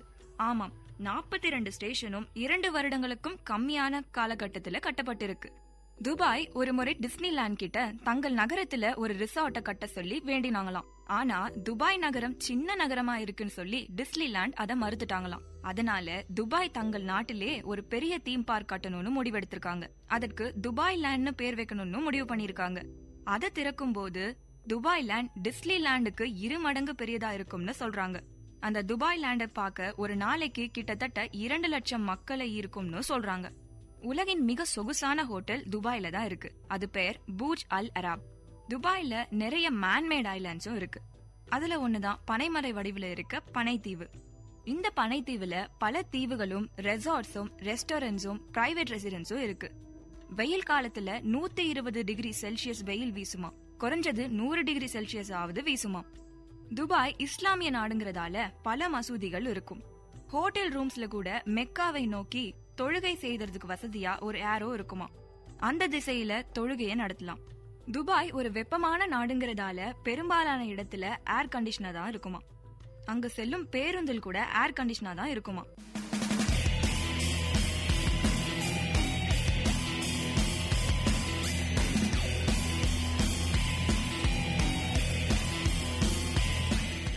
துபாயில அரபிக் தான் ஆட்சி மொழியா இருக்குது. அரபிக் ஆட்சி மொழியா இருந்தாலும் ஆங்கிலத்தை தான் பெரும்பாலானவங்க பேசுறாங்க. இங்கிருந்து செல்லும் சுற்றுலா பயணிகள் அங்கு உள்ள அரேபியர்களிடம் அரபு மொழியில பேசினாலும் அவங்க இங்கிலீஷ்ல ரிப்ளை பண்றதா சொல்றாங்க. துபாய பத்தின இன்னொரு சுவாரஸ்யமான விஷயம், அங்க தனி மனிதர்களுக்கென வரிகள் இல்ல, அதாவது டாக்ஸஸ் இல்ல. துபாயில பர்கர் கிங், டன்கின் டோனட்ஸ், சப்வே போன்ற எல்லா விதமான அமெரிக்கன் ஃபாஸ்ட் ஃபுட் ரெஸ்டாரண்ட்ஸும் இருக்குமா. அங்கு சென்று வந்த சுற்றுலா பயணிகள் அனைவருமே துபாயோட கிரைம் ரேட் 0%ன்னு சொல்றாங்க. இதற்கு முக்கிய காரணம் துபாயில விதிமுறைகள் ரொம்பவே கடுமையானது, தண்டனைகளும் ரொம்ப ரொம்ப கடுமையானது. அவை இல்லாமல் அங்கு இருக்கும் மக்களே ரொம்பவே அறநெறியோட இருக்காங்களாம். அதனால அங்க குற்றம்னு ஒண்ணு நடக்க சான்ஸே இல்ல. மேலும் ஸ்டஃப்ட் கேமல், அல் ஹரீஸ், ஷார்மன், அல் மக்போன் போன்ற உணவுகள் தான் துபாயோட ஃபேவரட் ஃபுட்ஸா இருக்கு. இந்த உணவு வகைகள் எல்லாமே அரபு நாட்டுக்கு சென்றா கண்டிப்பா சாப்பிட்டு வரணும்னு சொல்றாங்க. துபாயின் உடையை பொறுத்தவரை ஆண்களும் பெண்களும் வெயில்ஸ் என்ற நீளமான உடைய அணிந்துக்கிறாங்க. அவங்களுடைய பாரம்பரிய உடையாக அபாயாவை அணிஞ்சு ஹிஜாபும் அணிஞ்சுக்கிறாங்க. சில பெண்கள் நிக்காப்னஸையும் அணிஞ்சுக்கிறாங்க. அங்கு வாழும் ஆண்கள் கண்டூரா என்ற பாரம்பரிய உடைய அணிந்துக்கிறாங்க. அரேபியர்கள் 5 அல்லது 6 வயதிலிருந்தே இந்த பாரம்பரிய உடைய அணிந்துக்கிறாங்களாம்.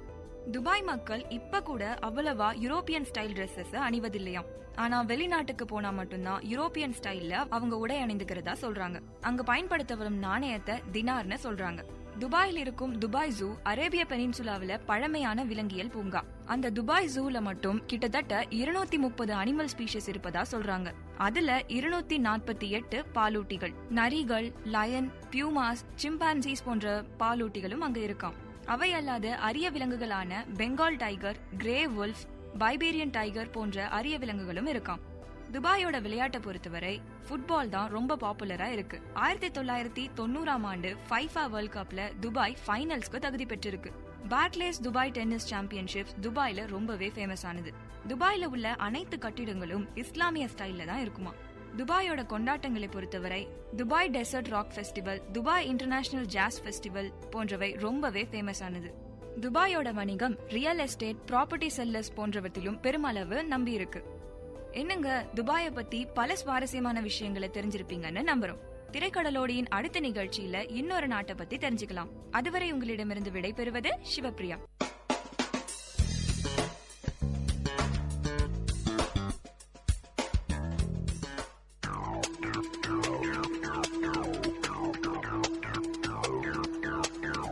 நேயர்கள் இதுவரை கேட்டது திரைக்கடலோடி, கண்டங்களை இணைக்கும் ஒரு புரிதல் தொடர்.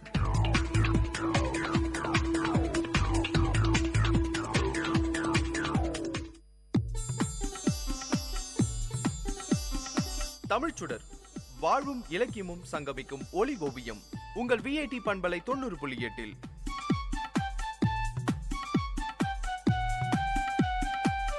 இன்றைய தமிழ் ஓவியம் தீட்டுபவர் ஜெயஸ்ருதி. வணக்கம். இன்சொல் இனிது ஈன்றல் காண்பான் எவன் கொள்ளலோ வன்சொல் வழங்குவது. இன்றைய காலகட்டத்துல நம்ம எல்லோரோட வாழ்க்கையும் இயந்திரத்தனமா மாறிடுச்சு. அதனால வாழ்க்கையில படபடப்பு, கோவம் எல்லாமே ஒரு அங்கமாயிடுச்சு. நம்ம அன்றாட வாழ்க்கையில ஒரு இடத்துக்கு போயிட்டு வரும்போது திடீர்னு மழை பெய்யும். ஒதுங்கி நிக்கிறதுக்கு மரமோ இல்ல கட்டிடமோ அங்க இருக்காது. வீட்டுக்கு சீக்கிரமா போயாகணும். சரி, மழையில நனைஞ்சிட்டே போயிடலாம்னு பார்த்தா வண்டியில பெட்ரோலும் இருக்காது. இப்படி ஒரு சூழ்நிலையில நாம இருக்கும்போது இந்த இயந்திரத்தனமான வாழ்க்கையில கோபம் வர்றது இயல்புதானுங்க. அந்த பகுதியில சுத்தி பார்த்தா ஒரு பெட்ரோல் பங்க் கூட இருக்காது. அப்படியே ஒரு பெட்ரோல் பங்க் கண்ணுல பட்டு அங்க போய் நின்னா அங்க பெட்ரோல் இருக்காது. கெட்ட நேரம் அப்படின்னு ஒரு முடிவுக்கு வந்து நல்லது நடக்குமான்னு யாரையாவது உதவிக்கு கூப்பிடுவோம். மழை பெய்யறதால அலைபேசியில தொடர்பு கொள்ள முடியாம போகும். இந்த நேரத்துல நம்ம உறவினர் அல்லது நண்பர் யாரையாவது தொடர்பு கொண்டு உதவிக்கு வருவாங்களான்னு பார்த்தா அவங்களோட நகைச்சுவை உணர்வு அப்பதான் கரை புரண்டு ஓடும். அப்பதான் நம்மளோட கோபமும் அந்த கரையை உடைச்சு ஊருக்குள்ள வரும். யாரோட தொடர்பும் வேணாம் அப்படின்னு அலைபேசியை ஆஃப் பண்ணிடுவோம். அந்த வழியில ஒரு நல்ல நண்பன் செய்யற உதவியால அந்த சூழ்நிலைய சமாளிச்சு வீட்டுக்கு போயிடுவோம். இவ்வளவு பெரிய பிரச்சனைக்கு அப்புறம் சூழ்நிலை மாறினாலும் நம்ம மனசு மாறாதுங்க. அது கூட இயல்புதான். ஆனால் அந்த இயல்பு எவ்வளவு சரியானது? நம்மளோட மனசு வீட்டுல இருக்கிறவங்க அக்கறையா என்னாச்சு ஏதாச்சுன்னு கேட்பாங்கன்னு எதிர்பார்த்தா அவங்க நம்ம மேலேயே கடும் கோபமா கேள்வி மேல கேள்வி கேட்பாங்க.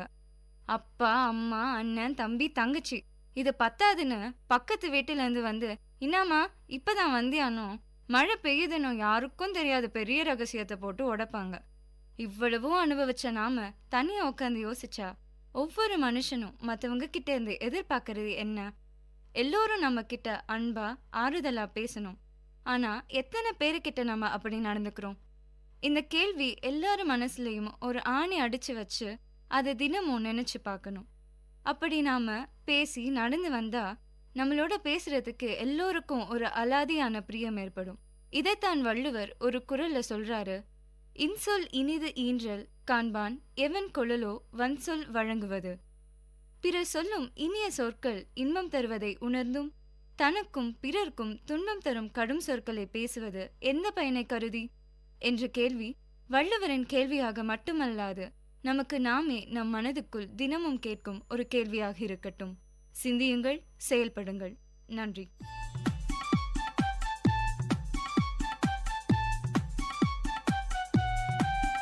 நேயர்கள் இதுவரை கேட்டது வாழ்வையும் இலக்கியத்தையும் இணைத்த ஒளி ஓவியம் தமிழ் சுடர். இன்றைய தமிழ் ஓவியம் தீட்டியவர் ஜெயஸ்ருதி. இது உங்கள் விஐடி பண்பலை 90.8.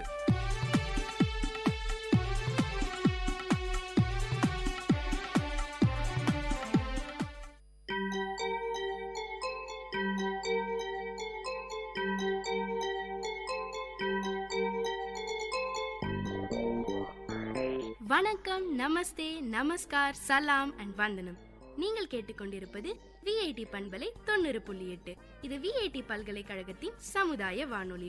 உங்க எல்லோரையும் புதுமை பெண்கள் நிகழ்ச்சிக்கு வரவேற்கிறேன். நான் உங்க அட்டானா.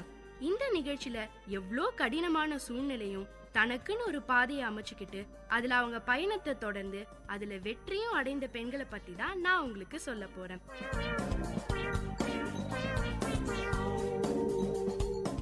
பொதுவா நம்ம எல்லாருக்குமே திருமணம் முடிஞ்சிட்டா ஒரு குடும்பம், குழந்தைங்கன்னு ஓடிக்கிட்டே இருக்க வேண்டி வரும். தனக்குன்னு நேரம் ஒதுக்குறதே கடினமாயிடும்னு நினைச்சுக்கிட்டு இருக்கோம்.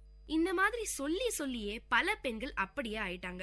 இது ஒரு மூட நம்பிக்கைங்க. உண்மையில பார்த்தோம்னா கல்யாணத்துக்கு அப்புறம் தான் பெண்கள் இன்னும் வீரியத்தோடையும் பொறுப்புணர்வோடும் செயல்பட முடியும். திருமணம்ங்கிறது பலவீனம் இல்லைன்னு சொல்றாங்க நம்ம ஸ்ரீதேவி கண்ணன்.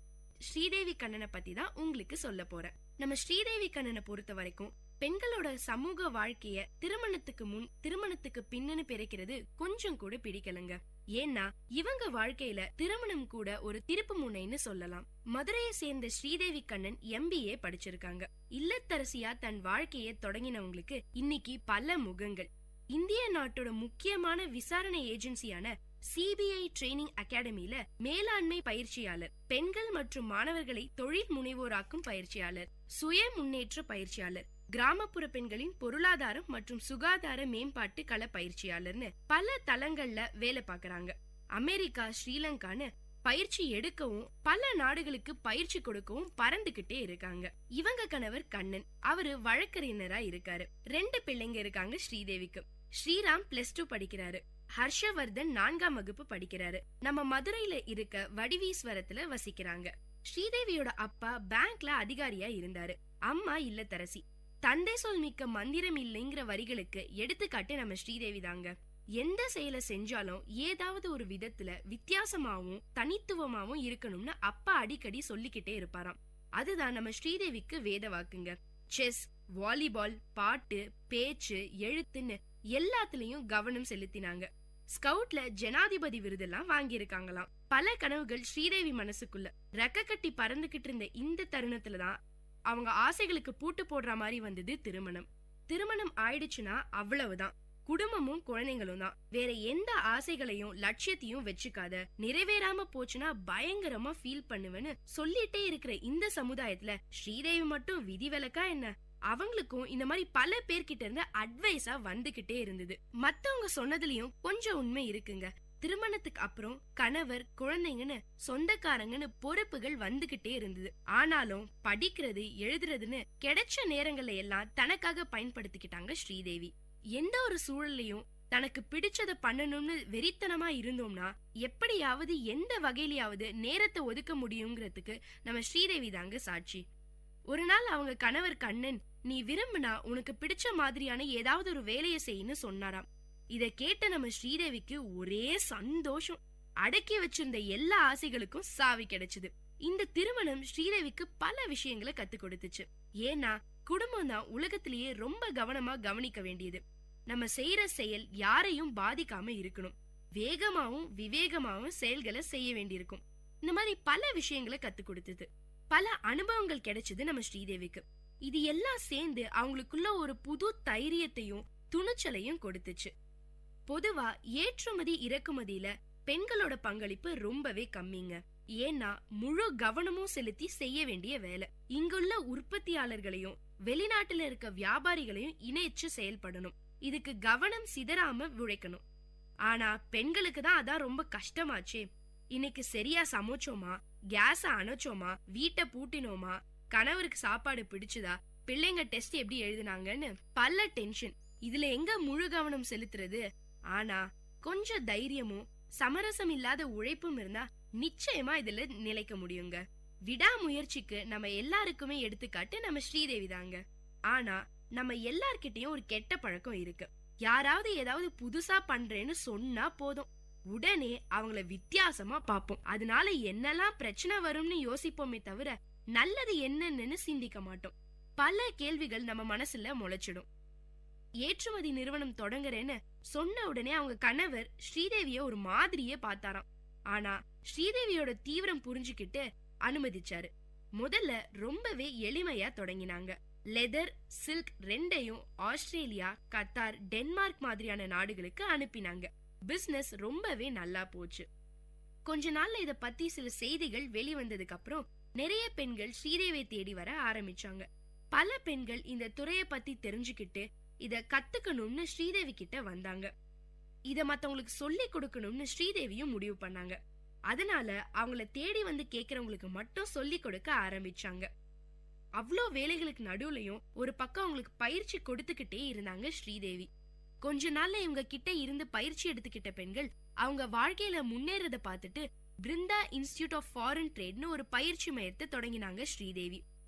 ஆங்கிலமும் இணைய அறிவும் இருந்தாலே ஏற்றுமதியின் மூலம் இந்த உலகத்தையே வெல்ல முடியுங்க.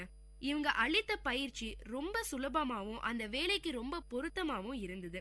இவங்க இன்ஸ்டிடியூட்ல படிச்ச நிறைய பெண்களுக்கு அதுக்கான களத்தை அமைச்சு கொடுக்கற வாய்ப்பும் கிடைச்சது. பல பெண்களுக்கு நல்ல வேலை, கை நிறைய சம்பாத்தியம்னு வாழ்க்கையில தான் சொந்த கால நிக்க இந்த பயிற்சி ரொம்பவே உதவியா இருந்தது. நம்ம நாட்டை பொறுத்த வரைக்கும் பெண்களுக்கு தைரியமூட்டவும் வழிகாட்டவும் ஏற்பாடுகள் குறைவாதாங்க இருக்கு. அரசு தரப்புல அதுக்கான வாய்ப்புகளும் திட்டங்களும் இருந்தாலும் அது முழுமையா எல்லாரையும் போய் சேரதில்ல. பெண்களும் இந்த சூழ்நிலையில பொருளாதார சக்தியா மாற வேண்டிய தேவை இருக்கு. ஒரு நடுத்தர குடும்பத்தை எடுத்துக்கிட்டோம்னா கணவன் வேலைக்கு போவாரு, மனைவி வீட்டை கவனிச்சுக்குவாங்க, ஒரு குழந்தையோ இல்ல 2 குழந்தையோ படிச்சுக்கிட்டு இருப்பாங்க. மாசமானா வீட்டு வாடகை, மளிகை செலவு, கரண்ட் பில்லுன்னு மாசம் முழுக்க செலவு வந்துகிட்டே இருக்கும். இந்த நிலைமையில ஒருத்தருடைய வருமானம் பத்துறதில்ல. அதனால பெண்களும் வேலைக்கு போக ஆரம்பிச்சிருக்காங்க. ஆனா இங்க ஆண்களுடைய உழைப்புக்கு கிடைக்கிற மரியாதை பெண்களுடைய உழைப்புக்கு கிடைக்கிறது இல்ல.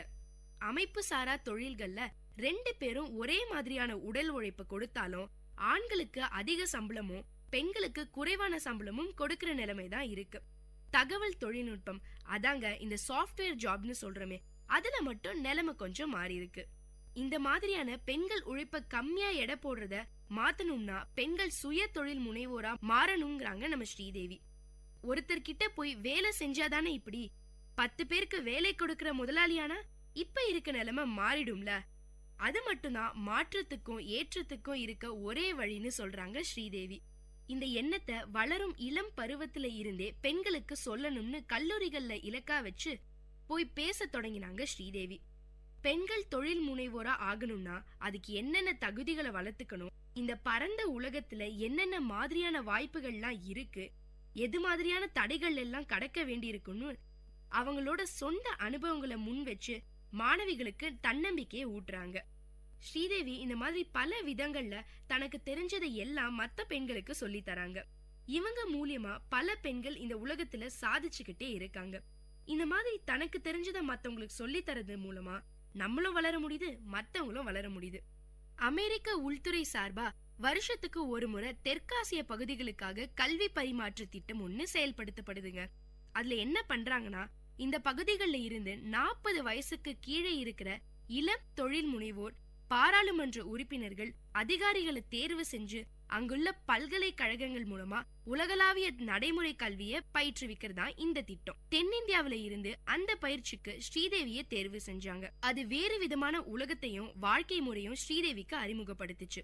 இந்த பயிற்சி மொத்தம் 35 நாள் நடந்துதான். பாதி நாட்கள் வகுப்பறை பயிற்சியாவும் அதுக்கு பிறகு கள பயிற்சியாவும் கொடுக்கறாங்க. அமெரிக்காவோட மேற்கு பகுதியில இருக்கிற நெவோடா மாகாணத்துல ரீனோ பூர்வ குடிமக்கள்னு மத்தியில வேலை செஞ்சாங்க ஸ்ரீதேவி. அமெரிக்க அரசாங்கம் அந்த பூர்வ குடிகளோட மேம்பாட்டுக்கு நிறைய தொழில் பயிற்சிகளை வழங்குது. அத ஆய்வு செய்யற பணிதான் ஸ்ரீதேவிக்கு கொடுத்தாங்க. உண்மையாவே வியப்பும் வித்தியாசமான அனுபவத்தை கொடுத்துச்சு ஸ்ரீதேவிக்கு. நம்ம நாட்டுல பார்த்தோம்னா பூர்வக்குடி மேம்பாட்டுங்கிற பேர்ல நாம அவங்க மரபையும் பாரம்பரியத்தையும் சிதைக்கிற வேலையத்தான் செய்யறோம். அவங்க முன்னேறணும்னு நினைக்கிற நம்மளுடைய எண்ணம் ரொம்பவே நல்லதுங்க. ஆனா அவங்க பாரம்பரியத்தை கண்டுக்காம நம்ம அவங்கள முன்னேற்ற பாக்குறோம், அதுதான் தப்பு. ஆனா அமெரிக்கால அந்த மக்களோட பண்பாட்டையும் கலாச்சாரத்தையும் சிதைக்காம அவங்க வாழுற பகுதியில கிடைக்கிற பொருட்களை வச்சு தொழில்களை செய்ய பயிற்சி கொடுக்கறாங்களாம். பயிற்சி கொடுக்கறதோட அவங்க விலகிறது இல்ல, அவங்க உற்பத்தி செஞ்ச பொருட்களை நாடு முழுக்க சந்தைப்படுத்துறாங்களாம். அதனால அந்த பூர்வக்குடி மக்களுக்கு கௌரவமான வாழ்க்கை கிடைக்குது. இந்த மாதிரி மிகச்சிறந்த அனுபவங்களோட அமெரிக்காவில இருந்து வந்தாங்க நம்ம ஸ்ரீதேவி. நம்ம தமிழ்நாட்டுல கூட எவ்வளவோ கிராமிய தொழில்கள் இருக்குங்க. உதாரணத்துக்கு மண்பாண்ட தொழில எடுத்துக்கலாம். உன்னதமான கலை தொழில். பயிற்சியும் பாரம்பரியமும் இல்லாத யாருமே அந்த தொழிலை செய்ய முடியாது. ஆனா அவ்வளவு திறமை வாய்ந்த அந்த கலைஞர்கள் இன்னைக்கு அடையாளம் இல்லாம இருக்காங்க. ஏன், இன்னும் சிலர் அந்த தொழிலையே விட்டுட்டாங்க. சில முற்போக்கு கலைஞர்கள் தொழிலை வித்தியாசப்படுத்தி அதே களிமண்ணுல சிலைகளையும் வடிவங்களையும் செஞ்சு உலகம் முழுக்க அனுப்புறாங்க. ஓரடி இருக்கிற சிற்பம் 10,000 விலைக்கு போகுதுங்க. ஆனா இது ஏன் எல்லாருக்கும் சாத்தியமாகிறது இல்ல? இதுல சமூகத்துக்கும் அரசாங்கத்துக்கும் பங்கு இருக்கு. சமூகம் அந்த கலைஞர்களுக்கு நம்பிக்கையை கொடுக்கணும். அரசாங்கம் அவங்க வாழ்வாதாரத்தை மேம்படுத்தணும். தொழில் திறனை ஊக்குவிக்கணும். புத்தாக்க பயிற்சிகளை தரணும். தமிழகத்துல உள்ள கிராமிய தொழில்களை பத்தி தீவிரமான ஆராய்ச்சியில இறங்கினாங்க ஸ்ரீதேவி. பல விஷயங்களை தெரிஞ்சுக்கிட்டு அவங்களே அவங்களால முடிஞ்ச எல்லா பொருட்களையும் ஏற்றுமதி செய்யறாங்க. இதுக்கப்புறம் அமெரிக்கா எக்ஸ்சேஞ்ச் ப்ரோக்ராம்ல கலந்துகிட்டதால அமெரிக்காவோட கல்வி மற்றும் கலாச்சாரத்துறை நடத்துற ஒரு ஆன்லைன் கோர்ஸ்ல சேரக்கூடிய வாய்ப்பு ஸ்ரீதேவிக்கு கிடைச்சது. தெற்காசியாவில 30 மாணவர்களுக்கு மட்டும்தான் அந்த வாய்ப்பு கிடைக்கும். அதுல நம்ம ஸ்ரீதேவியும் ஒருத்தர். அந்த கோர்ஸ் முடிவுல எல்லாரும் ஆளுக்கு ஒரு ப்ராஜெக்ட் பண்ணணும். அதுல நம்ம ஸ்ரீதேவி கிராமப்புற பெண்களோட ஆரோக்கிய விழிப்புணர்வு பத்தி ஆய்வு செய்ய தொடங்கினாங்க. குறிப்பா மார்பக புற்றுநோய், கர்ப்பப்பை புற்றுநோய் பத்தி எல்லாம் எந்த அளவு விழிப்புணர்வு இருக்குன்னு பார்த்தாங்களாம். ஊர் ஊரா போய் பெண்களை சந்திச்சாங்களாம். அதிர்ச்சியான அனுபவங்கள் தான் கிடைச்சது. 90% பெண்களுக்கு அடிப்படை சுகாதார புரிதல் கூட இல்லையாங்க. நிறைய பெண்கள் தங்களுடைய ஆரோக்கியத்தை ஒரு விஷயமாவே கருதல. பெரும்பாலான பெண்களுக்கு மார்பக புற்றுநோய்னு ஒரு நோய் இருக்கிறதே தெரியல. மிகப்பெரிய அதிர்ச்சி என்னன்னு பாத்தீங்கன்னா, கிராமப்புறங்கள்ல நிறைய பெண்களுக்கு கர்ப்பப்பை புற்றுநோய் அறிகுறியும் நகரப்புறங்கள்ல மார்பக புற்றுநோய் அறிகுறியும் இருந்ததை பார்க்க முடிஞ்சது. அவங்களையெல்லாம் மருத்துவ பரிசோதனைக்கு அனுப்புற வேலையில இறங்கினாங்க நம்ம ஸ்ரீதேவி. இந்த மாதிரி பல கிராமங்கள்ல போய் விழிப்புணர்வு கொடுக்க ஆரம்பிச்சாங்க. அதுக்காக ஊர் ஊரா சுத்தமும் ஆரம்பிச்சாங்க. காசியாபாத்ல இருக்கிற சிபிஐ ட்ரைனிங் அகாடமில மேனேஜ்மெண்ட் கான்செப்ட் ட்ரெயினியா இருக்காங்க. நெருக்கடி சூழல்ல management maintenance, time management, ethical moral வேல்யூன்னு பல விஷயங்களை பத்தி பேசுறாங்களா நம்ம ஸ்ரீதேவி. இன்னொரு பக்கம் நண்பர்களோட சேர்ந்து மதுரைய மெடிக்கல் டூரிசம் சென்டரா மாத்துறதுக்கான வேலைகளையும் தீவிரமா செஞ்சிட்டு இருக்காங்க ஸ்ரீதேவி. இத்தனை வேலைகளுக்கு நடுவுலயும் ஸ்ரீதேவிக்கு குடும்பம் தாங்க பிரதானம். குடும்பத்துக்கு செய்ய வேண்டிய எந்த கடமையில இருந்தும் தவறுதில்ல. எல்லாத்தையும் சரிசமமா நிர்வகிக்க கத்துக்கிட்டாங்க. என்ன நேயர்களே, நம்மள பல பேர் சாதிக்கணும்னு வெறியா இருந்தாலும் நிர்வாக திறமை இல்லாததால சில விஷயங்களை இழக்க வேண்டியிருக்கு. குறிப்பா பெண்கள் நிர்வாக திறமை வளர்த்துக்கிட்டே ஆகணும். அப்பதான் குடும்பத்துக்காக நம்ம லட்சியத்தை விட்டு கொடுக்காம இருக்க முடியும். ஸ்ரீதேவி கண்ணனோட இந்த வாழ்க்கை பயணம் உங்க எல்லாருக்கும் ஒரு பெரிய தூண்டுகோலா இருக்கும்னு நம்புறேன். குறிப்பா பல திருமணமான பெண்கள் இந்த நிகழ்ச்சியை கேட்டுட்டு உங்களுக்குன்னு இருக்க லட்சியத்தை அடைய தீவிரமா உழைப்பீங்கன்னு நம்புறேன். இதே மாதிரி இன்னொரு புதுமை பெண்ணோட உங்களை அடுத்த நிகழ்ச்சியில சந்திக்கிறேன். அது வரைக்கும் டாடா பை பை சொல்லி விடைபெறுது உங்க அட்டானா. இது விஐடி பண்பலை 90.8.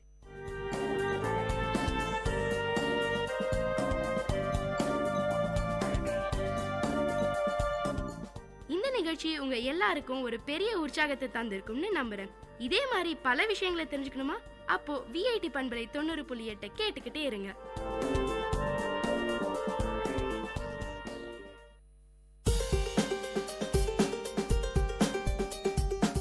வல்லுனர் பார்வை.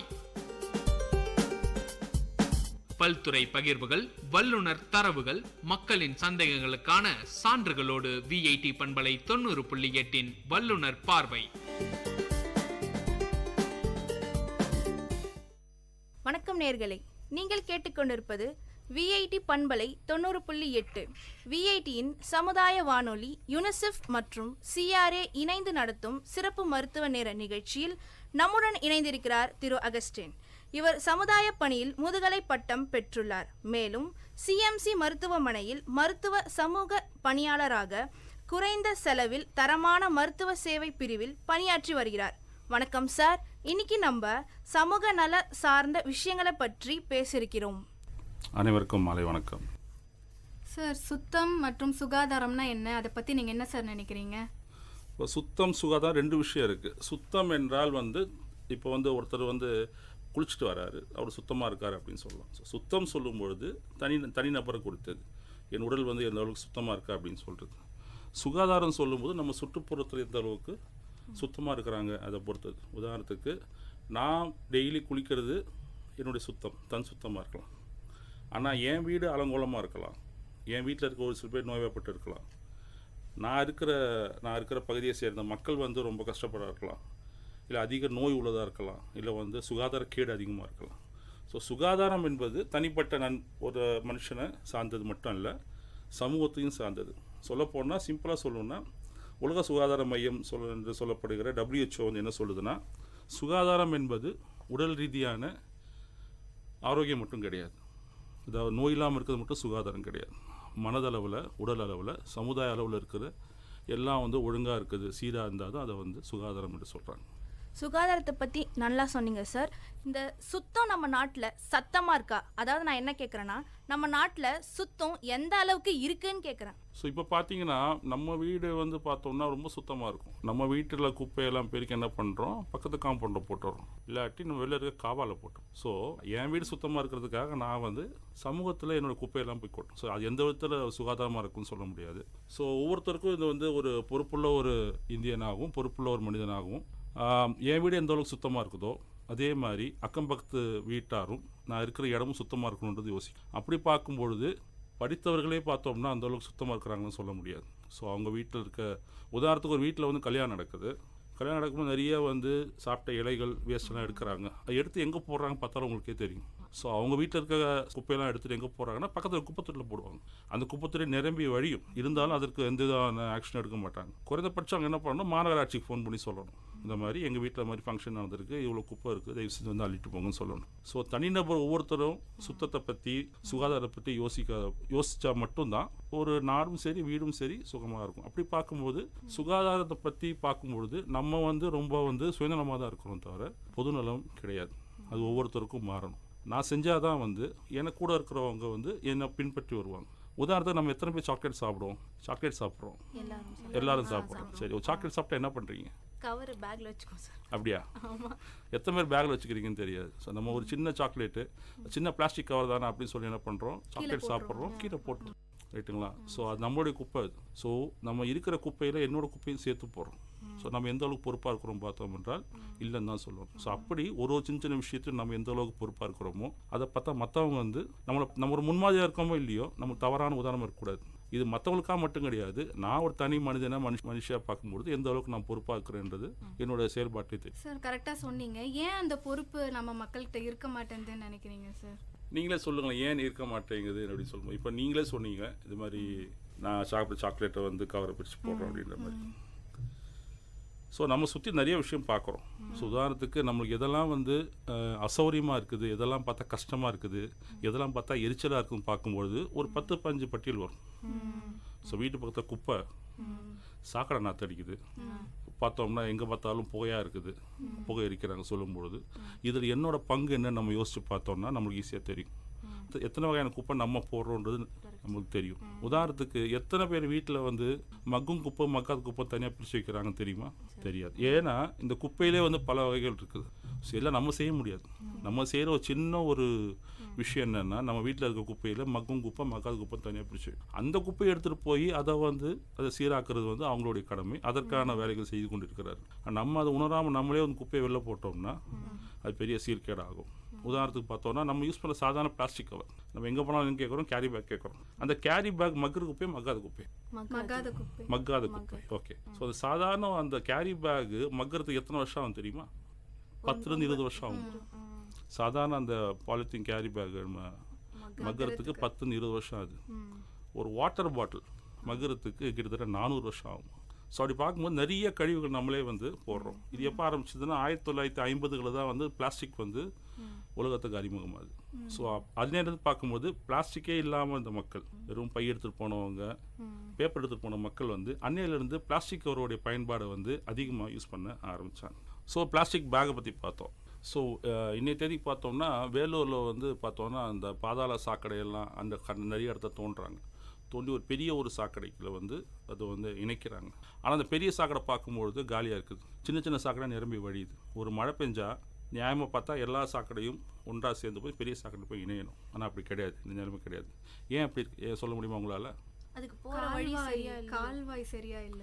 கால்வாய் சரியா இல்லை, கால்வாய் நிறைய அடப்புகள் இருக்குது. இந்த அடப்புகள் என்னெல்லாம் இருக்குது, என்ன முக்கியமாக பார்த்தோம்னா இந்த அடப்பில் என்னென்ன பொருள்லாம் இருக்குது என்னென்ன சொல்ல முடியுமா? தெளிவாக சொல்ல முடியுமா? என்னென்ன பிளாஸ்டிக் இருக்குன்னு சொல்ல முடியுமா? Chips cover, chocolate cover, okay, அதுக்கப்புறம் இந்த சாப்பாடு பார்சல் பண்ற அந்த cover, carry bag cover, water bottle, juice bottles. இது மட்டும் இல்லாமல் பெண்கள் வந்து மாதவிடாய் காலத்தில் யூஸ் பண்ணுற சானிட்டரி பேட்ஸ் கூட பார்த்தோம்னா நிறையா வந்து அதில் போடுறாங்க.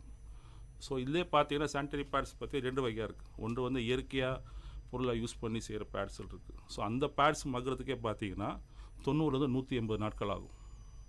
அதாவது வெளியில் போடப்படுற சாதாரண சானிட்டரி பேட்.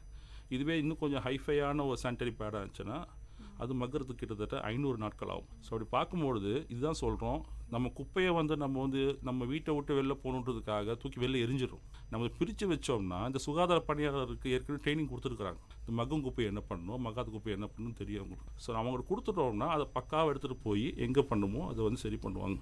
சரி, இப்போது உங்களுக்கு மனசு ஒரு கேள்வி வரலாம், பிளாஸ்டிக்கெலாம் பிரச்சனை வருதுன்னு தெரியும், பிளாஸ்டிக் நம்ம யூஸ் பண்ணுறோம், பிளாஸ்டிக்கை கொடுக்குறோம், என்ன பண்ணுறாங்க அந்த பிளாஸ்டிக்கு தெரியுமா? அவங்ககிட்டையும் டன் கணக்காக பிளாஸ்டிக் சேருது இல்லையா? நம்ம வீட்டில் சேர பிளாஸ்டிக்கு வந்து ஒரு வந்து என்ன சொல்கிறது, மாநகராட்சி பணியாளர் வந்து க்ளீன் பண்ணுறாரு, அங்கே அவர்கிட்ட சேருது. என்ன பண்ணுறாங்க அந்த பிளாஸ்டிக்கை? அது மறுசுழற்சி செய்கிறாங்க, ரீசைக்கிள் பண்ணுறாங்க. ரீசைக்கிள் பண்ணும்போது என்ன ஆகுதுன்னா அந்த பிளாஸ்டிக் அதே மாதிரி தான். அந்த பிளாஸ்டிக் கிட்டத்தட்ட ஒரு 50 வருஷத்துலேருந்து 100 வருஷத்துக்கு மகாமல் இருக்குது. ஆனால் அந்த பிளாஸ்டிக் வெளியில் கழிவாக இல்லாமல் இன்னொரு பொருளாக மாறுது, ஒரு புதிய பொருளாக உருவாற்றம் அடைஞ்சு வருது. அப்படி ஆகும்போது பிளாஸ்டிக்கை நம்ம குறைக்கணும் தான், இல்லைன்னு சொல்லலை. ஆனால் இப்படி பிரித்து கொடுக்கும்பொழுது வெளியில் கண்ட இடத்துல சிதறி கிடக்காம ஒரு குறிப்பிட்ட இடத்துக்கு போய் அதை வந்து மறுசுழற்சி செய்கிறதுக்கு அவங்க வந்து பயன்படுத்துகிறாங்க. ஸோ நம்ம செய்ய வேண்டிய முக்கியமான விஷயம் அதுதான். நம்ம வீட்டில் இருக்க குப்பைகளாக வந்து கரெக்டான இடத்துல எந்த இடத்துல செய்யணுமோ அந்த இடத்துல வந்து போய் சேர்க்கணும். அது நம்மளுடைய பெரிய கடமையாக இருக்குது. ரொம்ப தெளிவாக சொன்னீங்க சார். பொது இடத்துல மலம் கழிக்கிறாங்க நிறைய பேர், அதனால என்னென்ன பிரச்சனைலாம் ஏற்படுது சார், கொஞ்சம் சொல்ல முடியுமா? பொது இடத்துல மலம் கழிப்பது அப்படின்னு பார்த்தோம்னா முதல்லாம் பார்த்தோம்னா கிராமப்புறத்தில் அதிகமாக இருந்தது. ஏன்னா வந்து அவங்களுக்கு பார்த்தோம்னா ஒரு ஒரு கழிப்பறை கட்டி அதில் வந்து உட்காந்துருப்பது எந்த அளவுக்கு ரொம்ப அசௌகரியமாக இருந்தது. ஏன்னா ஆதி காலத்தில் அப்படி தான் பண்ணிட்டு வராங்க. ப்ளஸ்ஸை பார்த்தோம்னா அவங்களுக்கு அது பெரிய தேவையாக தெரியல. ஆனால் இன்றைக்கி தேதி பார்த்தோம்னா நகரத்தில் நிறைய இடத்துல இப்படி நடந்து கொண்டு வருது. அது முக்கியமான காரணம் சேரின்னு சொல்லப்படுகிற ஸ்லம்மில் நிறைய இந்த மாதிரி வீடு ரொம்ப நெருக்கமாக கட்டப்பட்டிருக்கிறதுனால வந்து வீடுக்கே வந்து கட்ட இடம் இல்லாத போது எங்கே வந்து மலம் கழிக்குதுன்னு சொல்லி பக்கத்தில் மலைக்கோ இல்லை வேறு ஏதாவது புறம்போக்கு இடத்துலையோ போய் மலம் கழிக்கிறார்கள். ஸோ இதனால் ஏற்படக்கூடிய சுகாதார கேடுன்னு பார்த்தோம்னா நம்ம வீட்டில் வந்து பார்த்தோம்னா நிறைய ஈக்கள் பெய்யும். ஸோ வந்து பார்த்தோம்னா இந்த மாதிரி நோய்களை வந்து எடுத்து பரப்பக்கூடிய முக்கியமான ஒரு சின்ன என்ன சொல்கிறது, ஒரு பூச்சி அது. ஏன்னா ஈக்களோட கால்களை பார்த்தீங்கன்னா அந்த காலில் நம்ம உத்து பார்த்தோம்னா கால் நிறைய முடி போல் சின்ன சின்ன முடி போல் நிறைய இருக்கும் அதில். ஸோ என்ன ஆகுதுன்னா அது வந்து ஏதாவது ஒரு கெட்டுப்போன ஒரு மாம்பழத்து மேலேயோ இல்லை கெட்டுப்போன உணவு மேலே உட்காரும் பொழுது அது காலை ஒட்டிக்கொள்ளுது. அந்த வந்து நம்ம வீட்டில் மூடப்படாமல் இருக்கிற சமைச்சு வச்சுருப்போம், டேபிள் இருக்கும், அதை மூடி போடாமல் இருக்கும். அதில் உட்காரும்போது என்ன ஆகுதுன்னா அது காலில் இருக்க அழுக்கெல்லாம் முழுசாக வந்து அந்த சாப்பாட்டில் இறங்குது. அப்போ என்ன ஆகுது, நம்ம அந்த சாப்பாடு சாப்பிடும்போது நம்மளுக்கு வந்து ஃபுட் பாய்சன் ஆகுது, வாந்தி பேதி ஏற்படுது. இதே நிலை தான் மலமும்.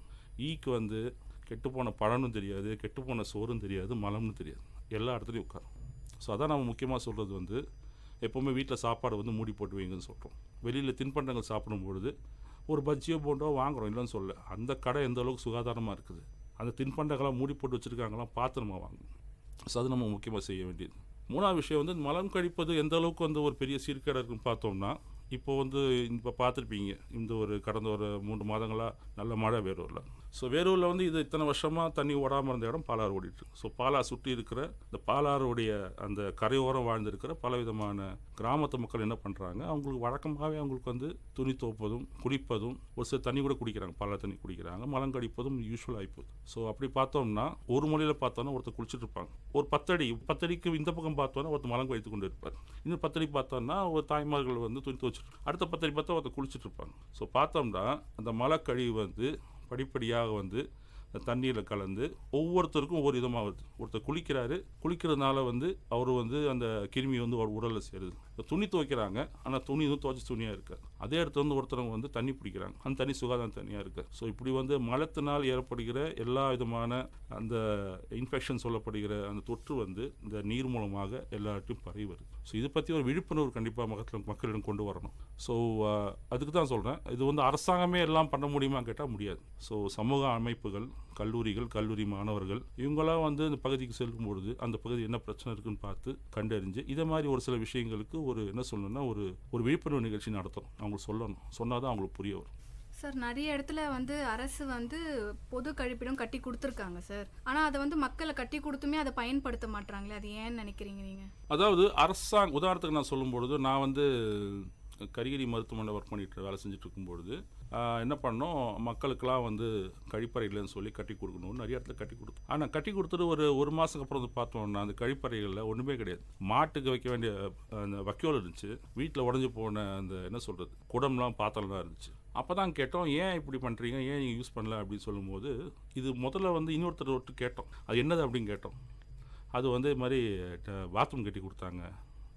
இது யார் பாத்ரூம்னா, இது ஆஸ்பத்திரியோட பாத்ரூம்னு சொல்கிறாங்க. ஸோ இப்போது அந்த மக்களுக்கு இது தேவைன்றது நாங்கள் நினச்சி கட்டி கொடுத்தோமே தவிர, ஆனால் அந்த மக்களுக்கு அது தேவையாக தெரியல. நீங்கள் சொல்கிற மாதிரி திறந்த வெளி மலம் கழித்து கொண்டு தான் இருக்கிறாங்க. அது தவறும் உணர்த்தணுமே தவிர, நான் கட்டி கொடுத்தா அதில் அவன் போய் உட்காருவானான்னு சொன்னால் நம்ம யோசித்து பார்க்கணும். அதே மாதிரி பார்த்தோம்னா திட்டங்கள்லாம் திட்டங்கள் செயல்படுத்தணுன்றதுக்காகவே செயல்படுத்தி வருகிறது. உதாரணத்துக்கு அரசாங்கத்தில் ஒரு டார்கெட் வச்சுருக்குறாங்க. ஸோ இந்த கிராமத்தில் ஒரு 15,000 கழிப்பறை கட்டி கொடுக்கணும்னு ஒரு முடிவு பண்ணுறாங்க, கட்டி கொடுக்குறாங்க. ஸோ அந்த கட்டி கொடுக்குற அந்த கழிப்பறை எந்த அளவுக்கு தரமாக இருக்குதுன்னு தெரியல. ஒன்று சிமெண்ட் குறைவாகவும் மணல் அதிகமாகவும் கட்டி கொடுப்பதனால் அந்த என்ன சொல்கிறது அந்த கழிப்பறைகள் உடைந்து போகுது. ரெண்டாவது விஷயம், செப்டிக் டேங்க் சொல்லப்படுகிற அந்த டேங்கை சரியாக கட்டலை பல இடங்கள். அப்போ என்ன ஆகுதுன்னா, ஒரு முறை மலம் கழித்து வரும்போதே பார்த்தோம்னா அந்த அந்த அந்த டாய்லெட் நிறைஞ்சு வழியுது. ஸோ மக்களுக்கு அதுவே இன்னும் சேர்க்கடை ரொம்ப ஒரு முறை மலம் கழித்து பல வீட்டில் பார்த்தோம்னா, கிராமப்புறத்தில் பார்த்தோன்னா வீட்டுக்குள்ளே பாத்ரூம் இருக்காது. அது சுகாதார கேடோ இல்லை வீட்டில் பூஜை இருக்குது எல்லாம் இருக்கிறாங்க, உள்ள நாத்தடிக்கணும்னு பண்ணுவாங்க, வீட்டுக்கு வெளியில் கட்டி வைப்பாங்க. சரி, கட்ட முடியாத பட்சத்தை அரசாங்கம் கட்டி கொடுக்குது. அந்த அரசாங்கம் கட்டி கொடுக்குற எந்த அளவு தரமாக இருக்குன்னு நமக்கு தெரியல. ஸோ அதை உறுதிப்படுத்த வேண்டியது அந்த பகுதியில் இருக்கிற கவுன்சிலர் மற்றவங்க உறுதிப்படுத்தணும். ஆனால் ஒரு மக்கள் இயக்கமாக அது உருவாகணும். எனக்கு இது வேண்டான்னு சொல்கிறோம், நீங்களாக கொடுக்குறீங்கன்றதுக்காக நம்ம அதை வச்சுட்டு நம்ம வாழணும்னு அவசியம் கிடையாது. ஸோ நம்ம ஒரு இயக்கமாக சேர்ந்து எங்களுக்கு இது தேவையில்லைன்னு சொல்லி நீங்கள் போராட்டம் நடத்தணும். கேட்டால் தான் உங்கள் பிரச்சனை மற்றவங்களுக்கு தெரிய வரும். பல மக்களுக்கு தெரிஞ்சும் தெரியாமல் இருப்பாங்க. ஸோ நம்மளோட முக்கியமான நோக்கம் என்னென்னா, நீங்கள் இருக்கிறது ரொம்ப கஷ்டமான சூழ்நிலை, இது தவறு, இது சரியில்லை, இது சீர்கேடு, நம்ம தான் சொல்லி அவங்களுக்கு உணர்த்தணும். ஸோ அந்தந்த பகுதியில் இருக்கிற பார்க்கும்பொழுது எல்லா இடத்துலையுமே கல்லூரி சார்ந்த மாணவர்கள் போகணும்னு சொல்ல முடியாது. அந்தந்த கிராமத்தில் பார்த்தோம்னா என்ன சொல்கிறது, வாலிப பிள்ளைங்க இருப்பாங்க, யூத் கிளப் அப்படின்னு சொல்லலாம். அவங்கள வச்சு ஒரு சின்ன கிளப் மாதிரி ஆரம்பித்து அவங்க மூலமாக இந்த கிராமத்தில் ஏதாவது புதுசாக செய்ய முடியுமா அப்படின்னு யோசிக்கலாம். இன்னொரு உதாரணம் பார்த்தோன்னா, ஒரு இடத்துல நாங்கள் பார்க்கும்பொழுது பெரியார் நகர் அப்படின்னு சொல்லணும், திடீர் நகர்னு சொல்லப்பட்ட பகுதியில் நிறைய இந்த வாலிப பிள்ளைங்க நிறையா பேர் தண்ணி அடிச்சுட்டு சுற்றிட்டு இருக்கிறது பார்த்தோம். சரி, என்ன பண்ணலாம்னு சொல்லும்போது என்ன பண்ணுறாங்க, அவங்க வீட்டில் சும்மா இருக்கிறாங்க. பொதுவாக பார்த்தோம்னா அவங்க வேலைக்கு போகாமல் இருந்தாலும் வீட்டில் சாப்பாடு போடுறாங்க. ஒரு கேங் ஃபார்ம் ஆயிடுது, ஒரு 10-15 பேர் சேர்ந்துடுறாங்க, தண்ணி அடிக்கிறாங்க, தம் அடிக்கிறாங்க. ஸோ என்ன பண்ணலாம், இந்த குழுவை இந்த குரூப்பை என்ன பண்ணலாம், இது பிரயோஜனமான ஒரு ஆளை மாத்திரம் என்ன பண்ணணும், அவங்களோட இன்ட்ரெஸ்ட்டை மாற்றணும். அவங்க எதில் அதிகமாக ஈடுபாடு இருக்குதோ அதில் அவங்க மனசு ஈடுபடுத்தணும் சொல்லும்பொழுது அந்த நேரத்தில் என்ன பண்ணணும், ஸ்போர்ட்ஸ் கிளப் ஆரம்பிக்கலாமா அப்படின்னு யோசித்தோம். ஸோ அங்கே இருக்க பசங்க நிறைய பேர் ஃபுட்பால் ஆடுறாங்க. ஸோ அந்த மக்கள்லாம் சேர்த்து ஃபுட்பாலில் ஆடுங்க அப்படின்னு சொல்லி ஊக்குவித்தோம். ஃபுட்பால் ஆட பார்த்தோன்னா ஃபுட்பால் ஆடுறதுக்கு இடம் இல்லாமல் இருந்துச்சு. இப்போ வாலிபால் ஆடலாம்னு சொல்லி என்ன பண்ணோம், நாங்கள் நிறுவனம் மூலமாக எங்கள் ஆஸ்பத்திரி மூலமாக அவங்களுக்கு ஒரு இடத்துல நெட்டு பால்லாம் வாங்கி கொடுத்தோம். ஸோ டெய்லி விளையாடுறாங்க பார்க்குறதுக்கு ஒரு சில மாதங்கள் நாங்கள் போய் கொஞ்சம் பார்த்துட்டு இருந்தோம். அது போக எங்களிடம் பணிபுரிந்த ஒரு டாக்டரே ஒருத்தர் அவர் சனி ஞாயிறில் போய் அவங்க பசங்க கூட உட்காந்து விளையாண்டுட்டு இருப்பார், சொல்லி கொடுத்துட்டு இருந்தார். ஸோ அப்படி பார்க்கும்பொழுது அந்த இடத்துல ரெகுலராக மது அருந்துகிற தண்ணி அடிக்கிற பசங்க அதை விட்டுட்டு அவங்களுக்கு இன்ட்ரெஸ்ட் மாதிரி இந்த கேம் ஆட ஆரம்பித்தாங்க. இது மாதிரி புதுசாக நம்ம யோசிக்கலாம், ஒவ்வொரு கிராமத்திலும் யோசிக்கலாம். இந்த கிராமத்துக்கு செட் ஆச்சு, இங்கே செட் ஆகிறது இதே விஷயம் இங்கே கிராமம் செட் ஆகும்னு சொல்ல முடியாது. ஸோ நம்ம போய் மக்களை பார்க்க வேண்டியிருக்கும், பார்த்து பேச வேண்டியிருக்கும். கண்டிப்பாக கல்லூரி மாணவர்கள் நல்ல முயற்சி எடுத்தால் கண்டிப்பாக நிறைய விழிப்புணர்வு செய்யலாம். தனியாக செய்யணும் கூட அவசியம் கிடையாது. அந்தந்த ஊரில் தொண்டு நிறுவனங்கள் இருக்கும், அங்கேருந்து வேறு சமுதாய கூடங்கள் இருக்கும். எல்லா என்ன சொல்கிறது கிராமத்தில் இருக்கிற என்ன சொல்கிறது ஊர் நாட்டாமல் இருப்பாங்க, தேர்ந்தெடுக்கப்பட்ட கவுன்சிலர் இருப்பாங்க. அவங்கள்ட்ட பேசி ஏதாவது செஞ்சோன்னா கண்டிப்பாக பெரிய மாற்றம். சுத்தமின்மை எந்த இடத்துல அதிகமாக இருக்குது? அதாவது மலைவாழ் மக்கள்கிட்டயா, கிராமத்தில் வாழ்கிற மக்கள்கிட்டயா, இல்லை நகர்வாழ் மக்கள்கிட்டயா? இப்போது பார்த்தோம்னா சுத்தமின்மை அதுக்கு முக்கியமான சுகாதாரம் கேடு அப்படின்னு பார்த்தோம் என்றால், தண்ணீர் பற்றாக்குறைனா நிறைய பேர் குளிக்கிறது இல்லை இந்த காலத்தில். ஸோ தண்ணீர் பற்றாக்குறையெல்லாம் இல்லாமல் கிராமம் கூட இருந்தது ஒரு காலத்தில். ஆறு குளம்லாம் ஓடிச்சு. ஸோ பருவமழை தவறி போச்சு. ஸோ தண்ணீர் பஞ்சம் என்பது எல்லா இடத்துலையும் வந்து இருக்குது. ஸோ கிராமத்தில் இருக்குது, நகரத்தில் இருக்குது, மலைப்பகுதியிலும் இருக்குது. ஆனால் இப்போ என்னன்னு பார்த்தோம்னா, நகரத்தில் வந்து சுத்தத்துக்கான என்ன சொல்கிறது சுத்தமின்மை அதிகமாக இருக்குது. அது முக்கியமான காரணம் என்னென்னா, வீடுகள்லாம் நெருக்கி கட்டப்பட்டு இருக்குது. ஸோ வந்து ஒரு அரசாங்கமோ ஒரு அமைப்போ வந்து இந்த ஒரு இடத்துல இத்தனை வீடு தான் கட்டணும்னு சட்டம் இருந்தாலும் அதை வந்து பின்தள்ளிட்டு ஒரு 10 வீடு கட்ட வேண்டிய இடத்துல வந்து 20 வீடு கட்டும்பொழுது இயற்கையாகவே அந்த இடத்துல வந்து இடத்துக்கான பற்றாக்குறை ஏற்படுது.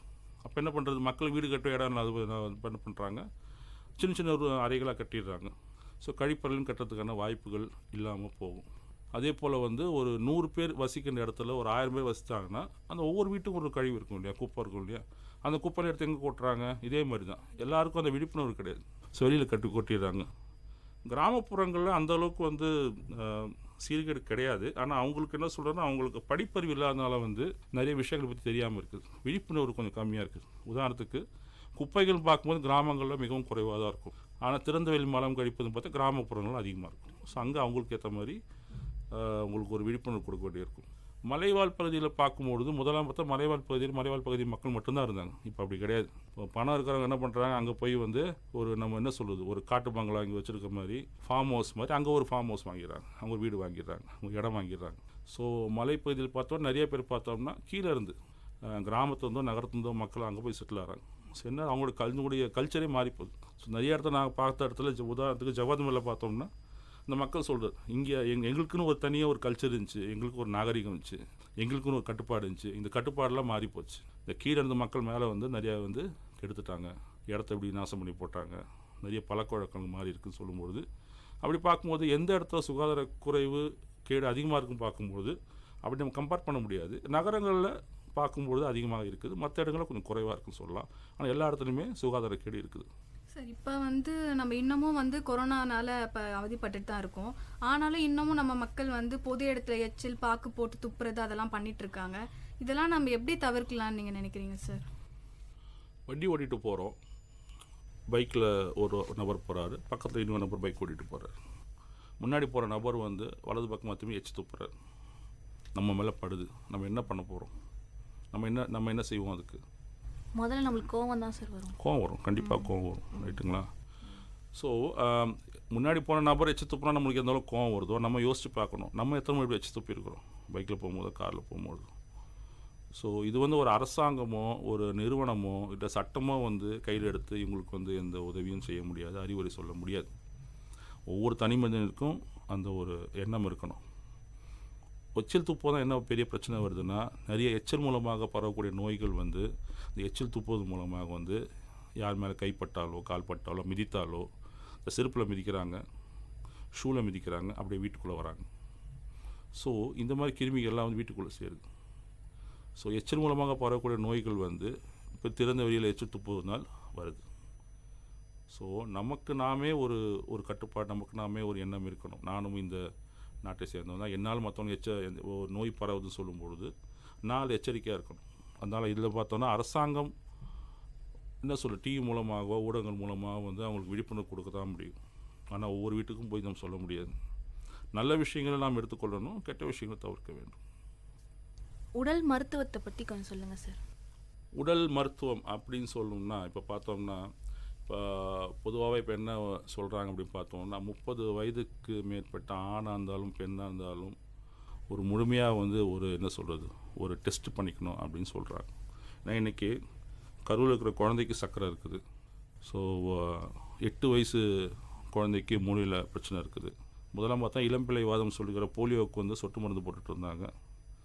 இப்போ சுத்தமாக போலியோ இல்லைன்ற அளவுக்கு ஆகிப்போச்சு, விழிப்புணர்வாக இருந்திருக்குது. அதே மாதிரி 30 வயதுக்கு மேற்பட்டவங்க கண்டிப்பாக டெஸ்ட் பண்ணியாகணும். குறிப்பாக தங்கள் உடம்புல இருக்கிற சர்க்கரை அளவு, பிபின்னு சொல்லப்படுகிற ரத்த அழுத்தம் பார்க்கணும், கிட்னி டெஸ்ட் பண்ணி ஆகணும், கொழுப்பு டெஸ்ட் பண்ணி ஆகணும். நம்ம நினைக்கலாம் எனக்கு வராது, எனக்கு எந்த கெட்ட பழக்கமும் கிடையாது, நான் வீட்டில் இருக்க சாப்பாடு தான் சாப்பிட்றேன், நிறைய விஷயம் நம்ம சொல்கிறோம். இருந்தாலும் நம்ம சாப்பிட்ற சாப்பாடு இல்லை பலவிதமான கெமிக்கலால் உருவான காய்கறிகள் உணவு தான் நம்ம சாப்பிட்டு கொண்டு இருக்கிறோம். அதனால் நம்ம கண்டிப்பாக செக் பண்ணி பார்க்கணும். அப்படி பார்த்தா நமக்கு தெரியும் 30 வயசு மேலே உள்ளவங்க கண்டிப்பாக டெஸ்ட் பண்ணி ஆகணும். ஏன்னா திடீர்னு வந்து அவங்களுக்கு ஒன்றுமே தெரியாது. இந்த சர்க்கரை நோயெல்லாம் பார்த்தோம்னா திடீர்னு தான் அவங்களுக்கு தெரிய வரும். ஒரு 40-45 வயசு ஆகும்போது திடீர்னு ஒரு சோர்வு ஏற்படும். திடீர்னு அவங்களுக்கு உடலில் பலவிதமான மாற்றங்கள் பார்க்க முடியும். அப்போ நம்ம பார்க்கும்பொழுது அந்த சர்க்கரையை நோயை ஒரு கட்டுப்பாடு வைக்கக்கூடிய நிலையில் இருந்திருக்க மாட்டாங்க. சர்க்கரை கூடியிருக்கலாம், ரத்த அழுத்தம் கூடியிருக்கலாம். அப்படி ஆகும்போது அதிகப்படியாக மருந்து மாத்திரை எடுக்கவும் சுகவீனம் வரதுக்கான வாய்ப்புகள் அதிகமாக இருக்குது. கண்டிப்பாக அதில் நமக்கு கவனம் செலுத்த வேண்டும். இனி ஒன்று பார்த்தோம்னா இப்போது குடிப்பழக்கம் என்பது பெரிய ஒரு பிரச்சனையாக இருந்து கொண்டு இருக்குது. அது எந்த அளவுக்கு பார்த்தோம்னா நாங்கள் பணிபுரிய இடத்துல பார்த்தோம்னா நிறைய பெண்களுக்கு மன அழுத்தத்தோடு வராங்க. ஸோ நம்ம அவங்களோட ஆலோசனை கொடுக்கும்போது பார்த்தோம்னா பலவிதமான கஷ்டங்களில் வராங்க. உதாரணத்துக்கு நம்மளுடைய ஹாஸ்பிட்டலேருந்து ஒரு அம்மா வராங்க, டாக்டர் பார்க்குறாங்க. சொல்லும்போது டாக்டர் என்ன உடம்பு சரியில்லைன்னு உடம்புக்கு தேவையான மருந்து மாத்திரைலாம் கொடுக்குறாரு. ஆனால் பார்க்கும்போது அந்த பெண்மணி பார்த்தா ரொம்ப சோர்வாக இருக்கிறாங்க. ஸோ என்னன்னு சொல்லும்போது டாக்டருக்கு அந்தளவுக்கு நேரம் இருக்காது. ஸோ இப்போ நாங்கள் ஆலோசனையும் கொடுக்குறோம். ஸோ இங்கே எங்கிட்ட ஆலோசனை வரும்பொழுது நம்ம பேசும்பொழுது அவங்க சோர்வாக இருக்கிறாங்க, சரியாக மருந்து மாத்திரை சாப்பிட மாட்டேங்கிறாங்கன்னு சொல்லும்போது பேசி பார்க்கும்பொழுது பார்த்தோன்னா வீட்டில் பிரச்சனை என்ன பிரச்சனை பார்க்கும்போது பல பெண்கள் சொல்கிற ஒரே விஷயம், குடிக்கிறாரு, அதனால் வீட்டில் வருமானம் குறைவாக இருக்குது. வருமானம் குறைவாக இருக்கனால வீட்டு செலவுக்கு எங்களுக்கு காசு பற்ற மாட்டேங்குது, பிள்ளைகளுடைய படிப்பு பாதிக்கப்படுகிறது. குடிப்பவர்கள் இன்னும் ஒரு படி மேலே போய் சந்தேகப்படுகிறாருங்க. வீட்டில் அடிதடி இருக்குது. பெண்கள் பார்த்தோம்னா தற்கொலை செய்து கொண்டு எண்ணத்தோடு இருக்கிறாங்க, உற்சாகமே இல்லாமல் இருக்கிறாங்க. ஸோ இப்படிப்பட்ட சூழ்நிலையில் வளர்கிற பிள்ளைகளும் இதே மாதிரி வளர ஆரம்பிக்கும். ஸோ அப்பானா அடிக்கலாம், அப்பானா குடிக்கலான்ற ஒரு எண்ணம் பையனுக்கு வரும். பொம்பளை பசங்க பார்க்கும்போது அம்மானா அடி வாங்குவாங்க, அம்மானா அழுவாங்க, அப்பா என்ன சொன்னாலும் கேட்கணும், பொம்பளை அடிமையாக இருக்கணுன்ற எண்ணம் வரும். அப்படி பார்க்கும்பொழுது நம்ம ஒவ்வொருத்தரும் மாற வேண்டும். இப்படி இருக்க குடும்பங்களுக்கு கண்டிப்பாக உதவி தேவைப்படுகிறது. ஸோ இன்றைக்கி பார்த்தோம்னா மன அழுத்தம் இன்னொரு பெரிய நோயாக உருவாகிட்டு வருது. மன அழுத்தம் இன்னார்தான் வரும்னு சொல்ல முடியும். மனநல மருத்துவங்களை பார்த்தோன்னா பைத்தியக்காரங்க தான் இருப்பாங்கன்னு முடி சொல்லுவாங்க. அப்படிலாம் கிடையாது.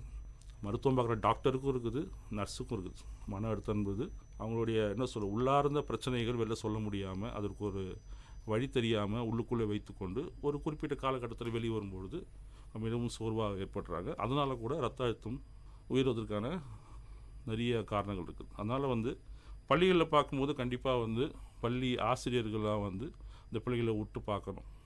பசங்க ஏதாவது வித்தியாசமாக இருக்கிறாங்களா, இவன் சோர்வாக இருக்கிறானா, யாட்டி விளையாட மாட்டேங்கிறானா, பேச மாட்டேங்கிறானா, அப்படி பார்க்கணும்.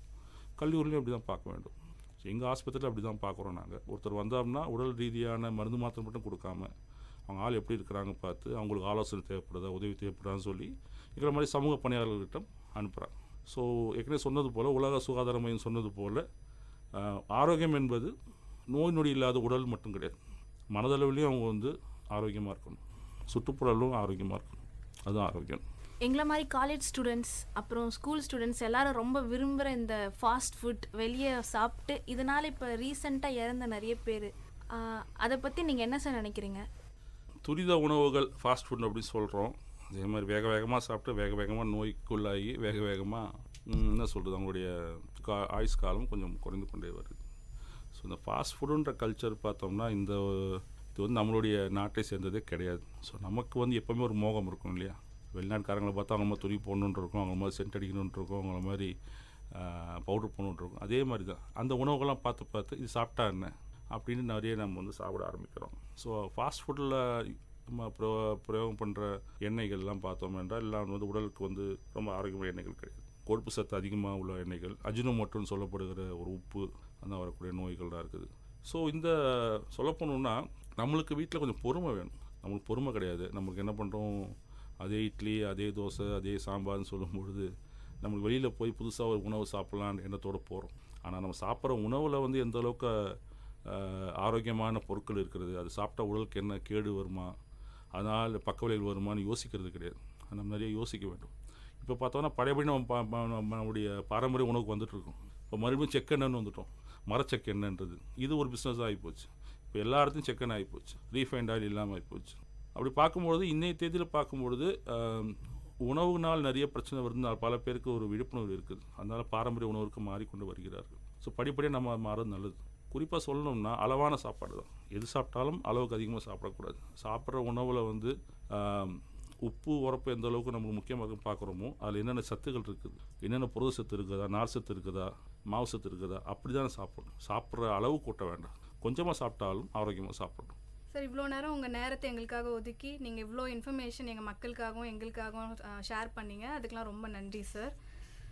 யூனிசெஃப் மற்றும் சிஆர்ஏ இணைந்து நடத்தும் இந்த சிறப்பு மருத்துவ நேர நிகழ்ச்சியில் சுத்தம் மற்றும் சுகாதாரத்தை பற்றி தகவல்களை திரு அகஸ்டின் அவர்கள் இருந்து கேட்டறிந்தோம். உங்களை இதே போன்று வேறொரு நிகழ்ச்சியில் சந்திக்கும் வரை உங்களிடம் இருந்து விடைபெறுவது நான் உங்கள் ரோசி. நான் உங்கள் தமிழ். சுத்தம் மற்றும் சுகாதாரத்தை பற்றி நமக்காக பொறுமையுடன் பகிர்ந்து கொண்ட சிஎம்சியின் குறைந்த செலவில் தரமான மருத்துவ சேவையில் பணிபுரியும் திரு அகஸ்டின் சார் அவர்களுக்கு எங்கள் நன்றியை தெரிவித்துக் கொள்கிறோம். மீண்டும் யூனிசெஃப் மற்றும் சிஆர்ஏ இணைந்து நடத்தும் வேறொரு நிகழ்ச்சியில் சந்திக்கும் வரை உங்களிடமிருந்து விடைபெறுவது நான் உங்கள் ரோசி. நான் உங்கள் தமிழ். விஐடியின் MSW மாணவர்கள். இது உங்கள் விஐடி பண்பலை 90.8 விஐடியின் சமுதாய வானொலி. நேயர்கள் இதுவரை கேட்டது பல்துறை பகிர்வுகள், வல்லுநர் தரவுகள், மக்களின் சந்தேகங்களுக்கான சான்றுகளோடு விஐடி பண்பலை 90.8 வல்லுநர் பார்வை. நன்றி, வணக்கம்.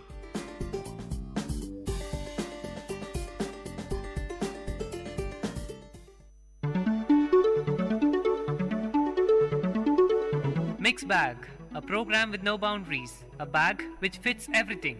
Yes, it's the program which features the mixture of all titles. So, tighten your earplugs for the program with no boundaries. Hello folks, this is 90.8 FM. VIT Community Radio. Tune in, zone out. Welcome to the show called Ramblings of a Physicist. This is Kabir. And this is Shruti. Shruti, let's talk about technology. I cannot discern why we humans were created, or even engineered if so. And in all probability, there is none, at least on this side of the realm, who could represent that. Answer that with incontrovertible proof, with indubitable proof. No. So we agree, we don't know. We have by no means ever known. Well, at times I wonder, I ponder, how is it conceivably even possible that not just one or two, but a colossal mass of about 100 billion individuals, the entire human race, started scuttling down the path and then shuffling, walking, trotting and now sprinting, tearing down this path of time when there was a dearth of goal, when there was an absence of knowledge. We knew not where we came from. We knew not why we came from wherever we came from. We knew not what we were supposed to do when we came from wherever we came. And we knew not how we were supposed to do whatever we were supposed to do. And to reach where we are, and to look at the world around me, it just gives me a sheer awakening of the fact that we human beings have surpassed ourselves over and over again, time and time again. I am plain struck by entelechy. I gaze back and I am ogling down this path, and I gather that we weren't born as a superlative species, but we sure became one. And it won't just stop there. We are being ushered, rushed by this unrelenting, unstoppable force, and it won't stop. As Jason Silva says, till we turn into gods, the force, technology. These modest-looking bare fingers, which now control ridiculously powerful machines, are the very same that scratched at cave walls to count. What happened in the interim?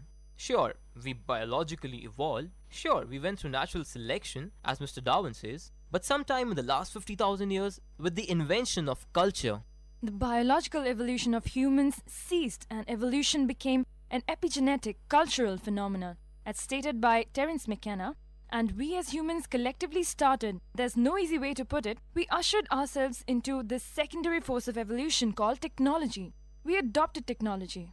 Technology is the real skin of our species. Humanity, correctly seen in the context of the last 500 years, is an extruder of technological material. We take in matter that has a low degree of organization. We put it through mental filters and we extrude. That is what we do. We have seen the same species surpassing its own ancestors at the unfathomable scale. So what happened? Well, we started making, modifying, using, upgrading, interacting, sharing, collaborating.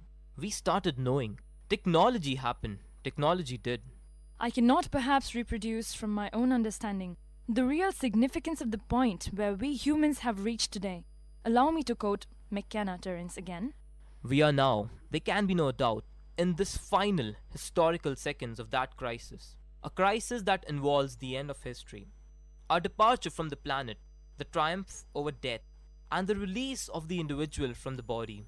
We are in fact closing the distance with the most profound event a planetary ecology can encounter. The freeing of life from the dark paralysis of matter. The old metaphor of psyche, as the caterpillar transformed by metamorphosis, is a species-wide analogy. We must undergo a metamorphosis in order to survive the momentum of the historical forces already set in motion. And it's exciting because all this leaves just one question in our head. Where is this leading us? Where exactly are we heading? Dear listeners, this is Mixed Bag at VIT Community Radio 90.8. Meet you next time with another episode of Mixed Bag.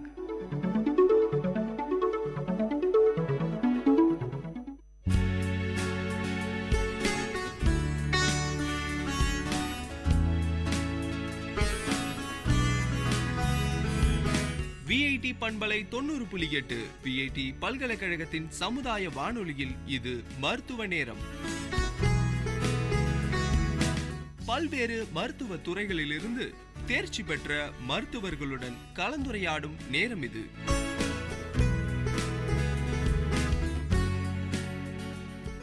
வணக்கம், இது VIT பண்பலை 90.8 VIT பல்கலைக்கழகத்தின் சமுதாய வானொலி. இந்த நிகழ்ச்சி மருத்துவ நேரம். இன்னைக்கு மருத்துவ நேரம் நிகழ்ச்சியில ஸ்ரீ நாராயணி ஹாஸ்பிட்டல் மற்றும் ரிசர்ச் சென்டர் அங்க இருக்கிற மருத்துவர்கள் கிட்ட தான் நம்ம இன்னைக்கு பேசிட்டு இருக்கோம். இன்னைக்கு நம்ம கூட அடுத்ததா பேச போறது யாருன்னு பாத்தீங்கன்னா மருத்துவர் சிவானந்தம். இன்னைக்கு அவர்கிட்ட சிறுநீரக கல் மற்றும் சிறுநீரகம் பற்றி தான் நம்ம இன்னைக்கு அவர்கிட்ட பேச போறோம். வணக்கம் சார். வணக்கம். நான் ஸ்ரீ நாராயணி மருத்துவமனை மலைக்கோடி அதில் சிறுநீரக அறுவை சிகிச்சை நிபுணராக ஒர்க் பண்ணுறேன். I am doctor Sivanandam. இது பொதுவாக இந்த நிகழ்ச்சி வந்து பொதுமக்களிடையே சிறுநீரக என்னென்ன அறுவை சிகிச்சை வரலாம், சிறுநீரகத்தில் என்னென்ன குறைபாடுகள் வரலாம், கல் எப்படி உண்டாகிறது, ஸோ அந்த மாதிரி பொதுவான சில கேள்விகள் சந்தேகங்கள் இருக்கலாம். ஸோ அதை சரி செய்வதற்காக வேண்டிதான் இந்த ஒரு சின்ன ஒரு நிகழ்ச்சி ஏற்பாடு செய்யப்பட்டிருக்கிறது.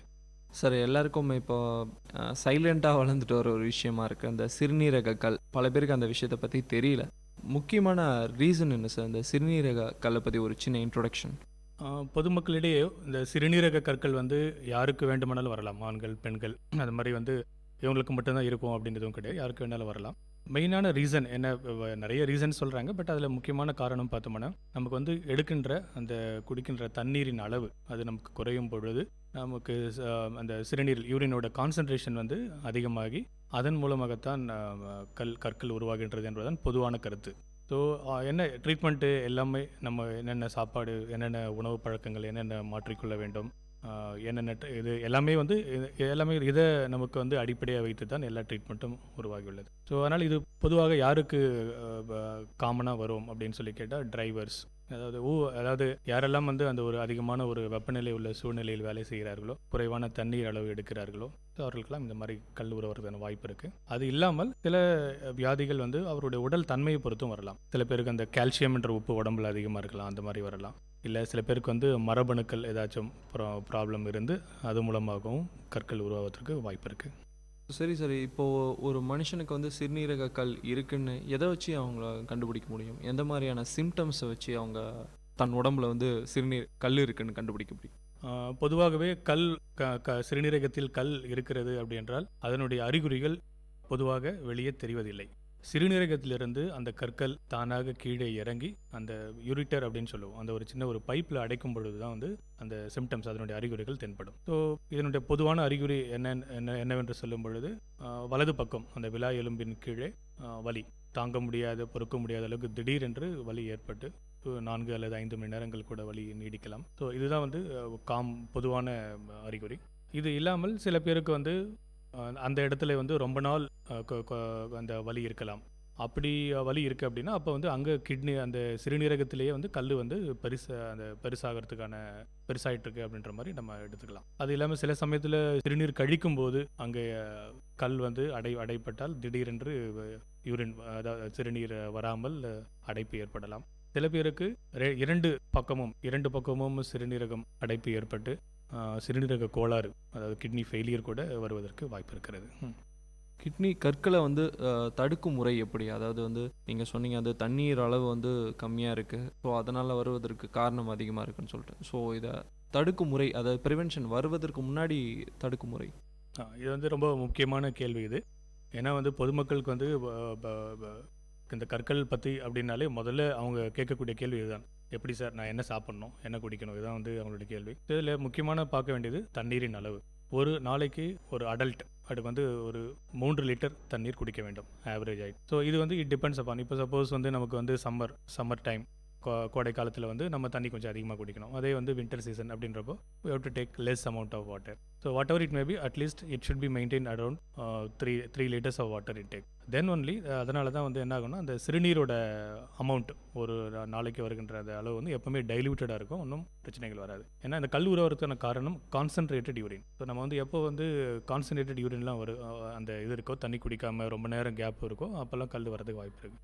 அந்த தண்ணி குடிக்கிறது வந்து கேப்பை விட்டு ஒரு 3 மணி நேரத்துக்கு ஒரு முறை இல்லை 4 மணி நேரத்துக்கு ஒரு முறை இடைவெளி விட்டு தண்ணீர் குடிக்கும் பொழுது அந்த கல் உருவாகாமல் தடுப்பதற்கு நிறைய வாய்ப்பு இருக்குது.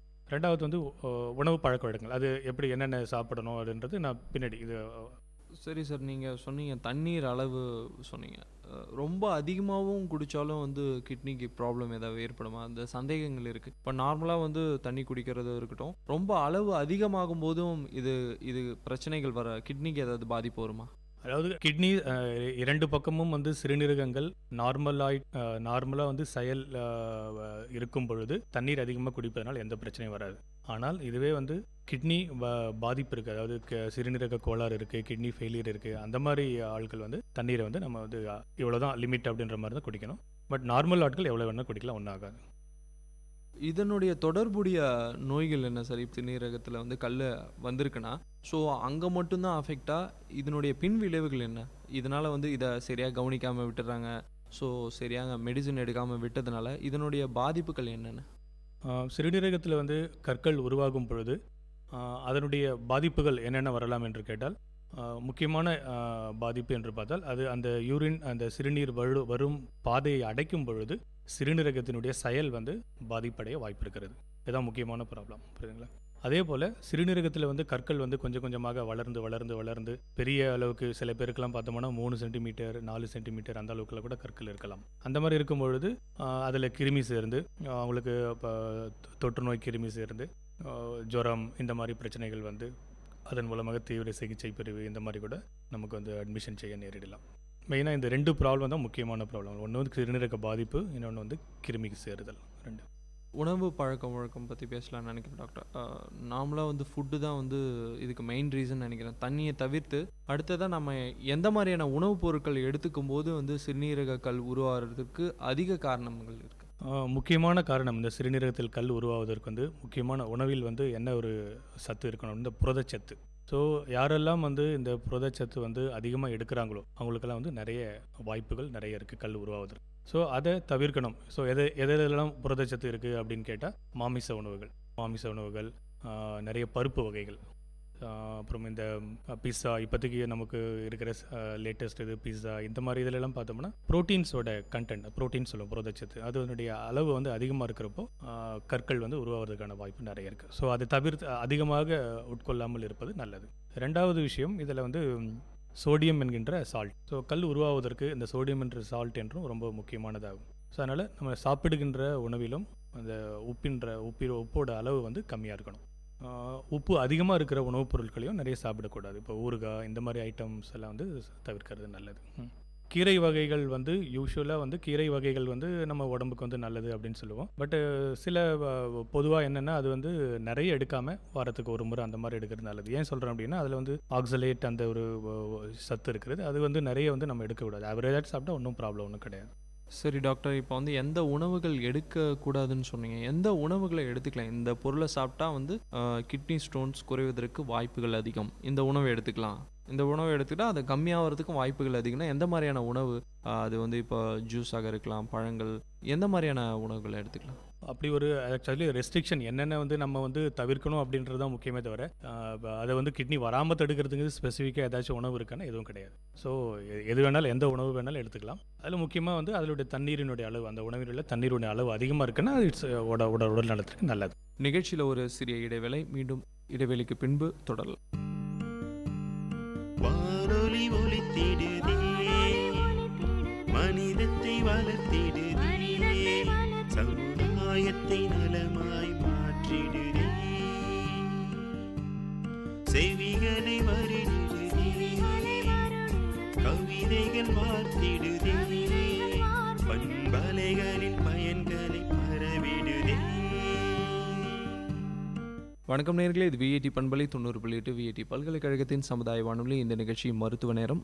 மருத்துவ நேரத்தில் ஒரு சிறிய இடைவேளைக்கு பிறகு நாம் இப்போ மறுபடியும் நிகழ்ச்சி வந்திருக்கோம். சரி டாக்டர், இப்போ வந்து நார்மலாக வந்து இந்த கல்லுன்னு சொன்ன உடனே வந்து அதை மெடிசன் மூலமாக வந்து குணப்படுத்தலாமா?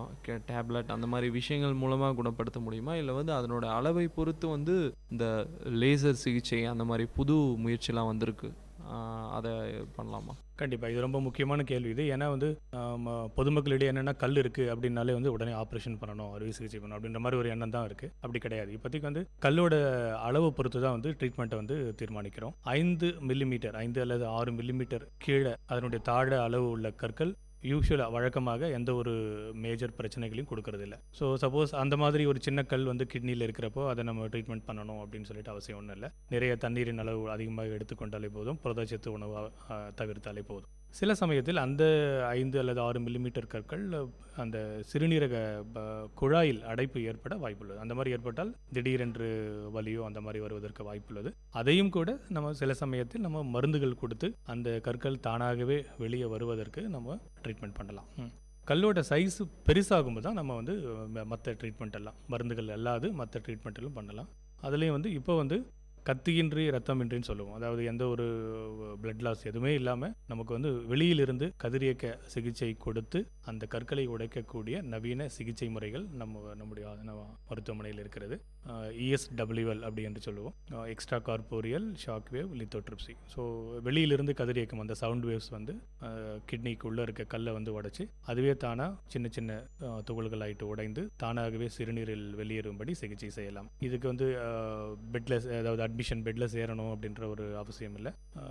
அன்னைக்கு காலையில் வந்தவுடன் சிகிச்சை முடிந்தவுடன் ஈவினிங் வீடு திரும்பி விடலாம். ஸோ இந்த மாதிரி வசதிகள் எல்லாம் இருக்கிறது.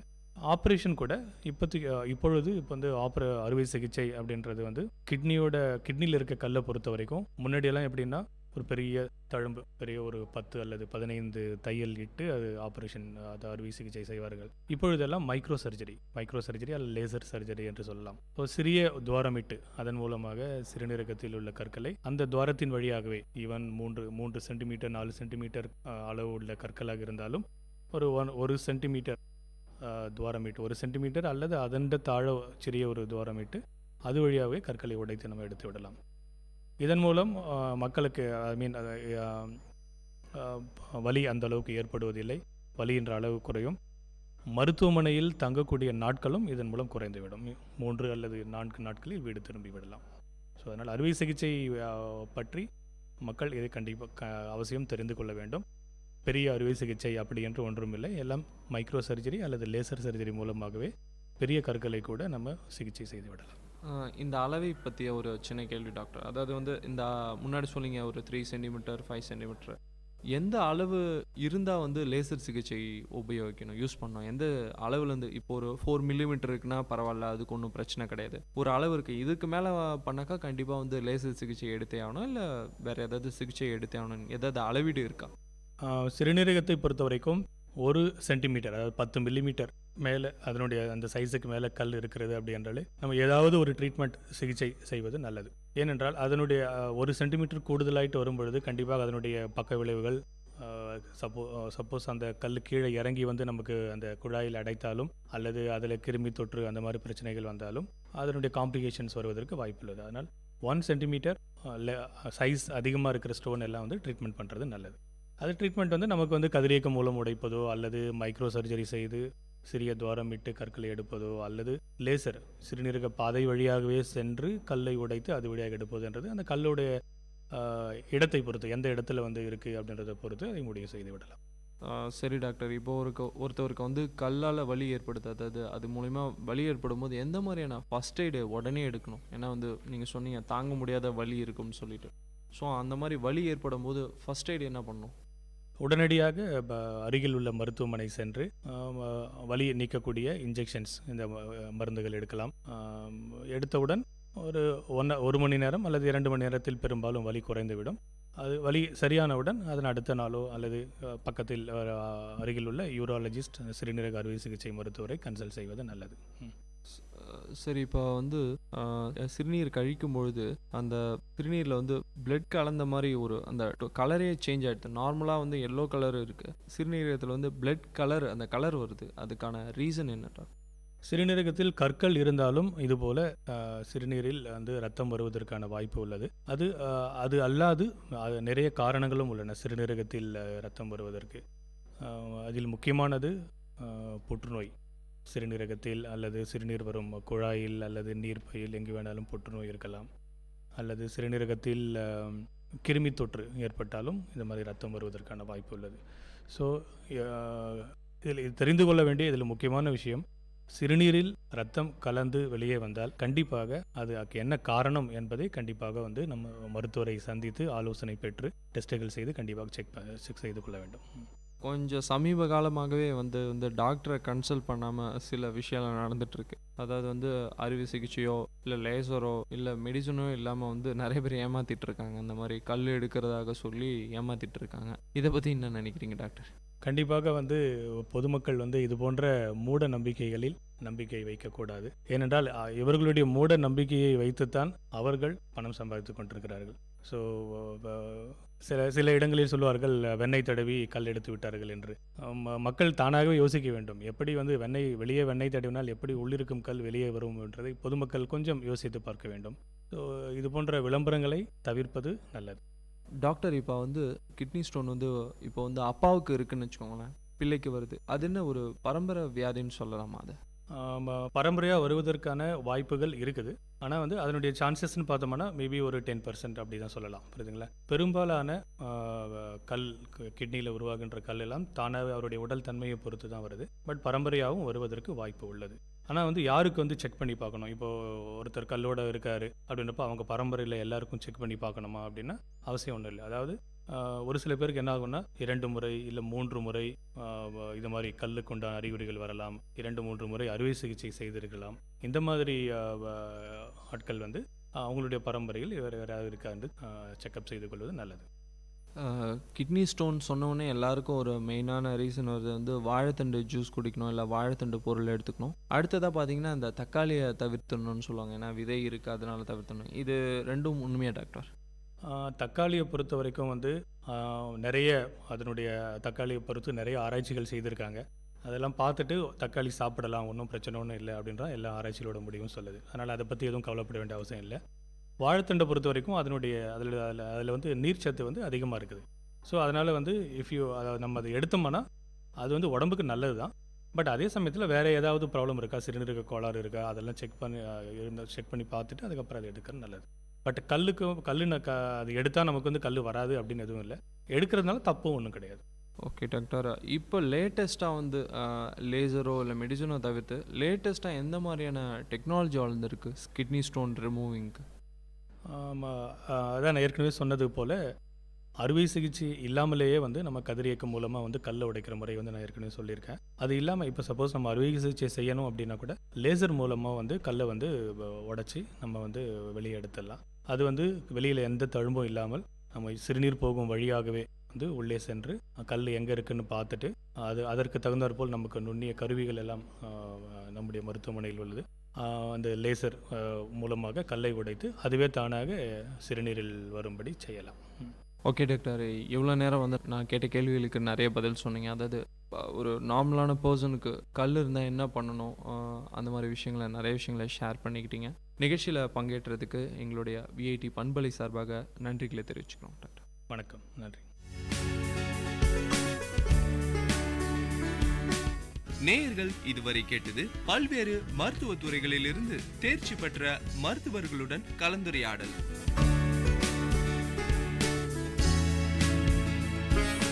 மருத்துவ நேரம் விஐடி பண்பலை 90.8. நன்றி, வணக்கம்.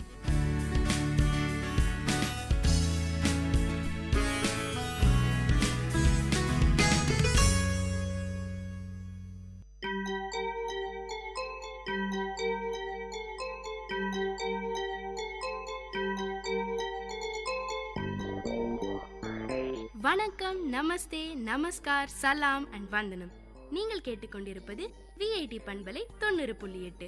இது விஐடி பல்கலைக்கழகத்தின் சமுதாய வானொலி. உங்க எல்லோரையும் புதுமை பெண்கள் நிகழ்ச்சிக்கு வரவேற்கிறேன். நான் உங்க அட்டானா. இந்த நிகழ்ச்சியில எவ்வளோ கடினமான சூழ்நிலையும் தனக்குன்னு ஒரு பாதையை அமைச்சுக்கிட்டு அதுல அவங்க பயணத்தை தொடர்ந்து அதுல வெற்றியும் அடைந்த பெண்களை பத்தி தான் நான் உங்களுக்கு சொல்ல போறேன்.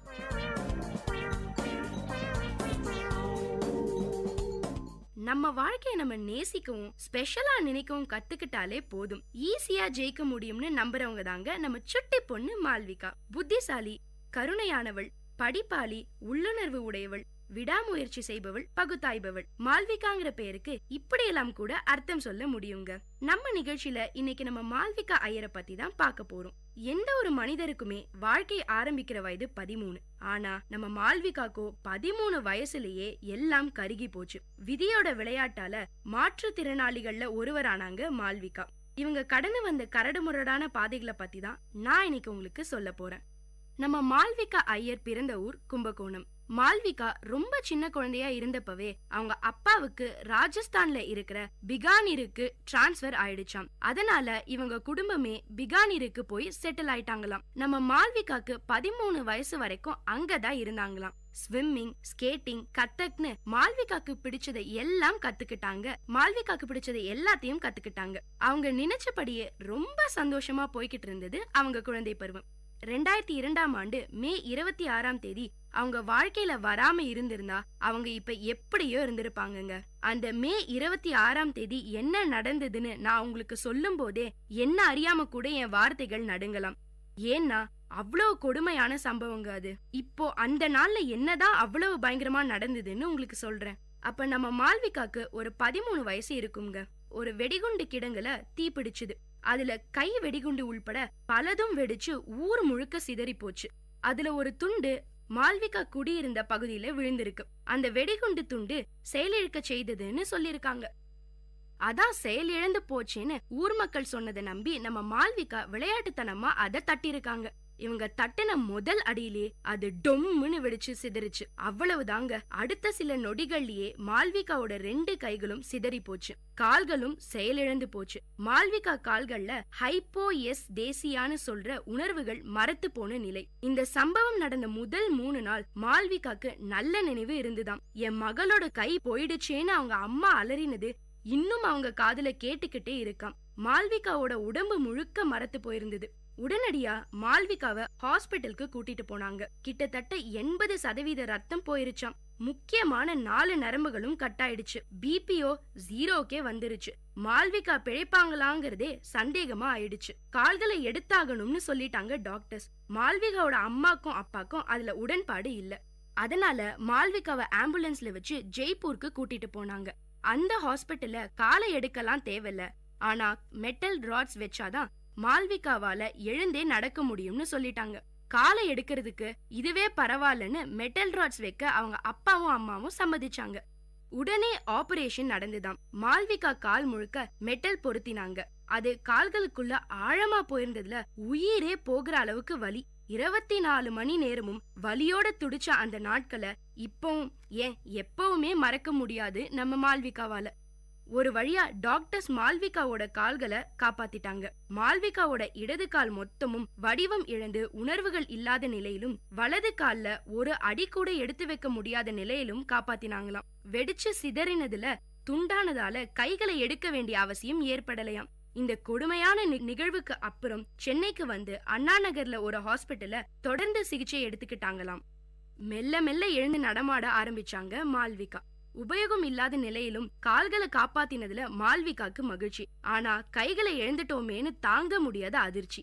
கைகளையும் கால்களையும் மட்டும் இல்லங்க, கனவுகளும் கருகி போச்சு.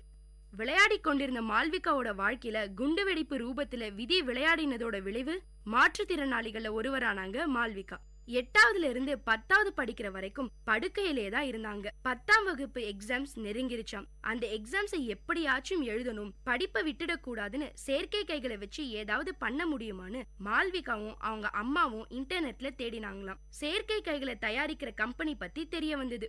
மயோ எலக்ட்ரானிக் கைகளை பொருத்தினாங்களாம். பேட்டரியில இயங்குற இந்த கைகளை நெஜ கைகளை போல திறக்கவும் முடியும், மூடவும் முடியும். அந்த கைகளை வச்சு எழுத பழகினாங்க நம்ம மால்விகா. ஆனா 10ஆம் வகுப்பு எக்ஸாம்ஸ்க்கு 3 மாசம் தான் இருந்துதாம்.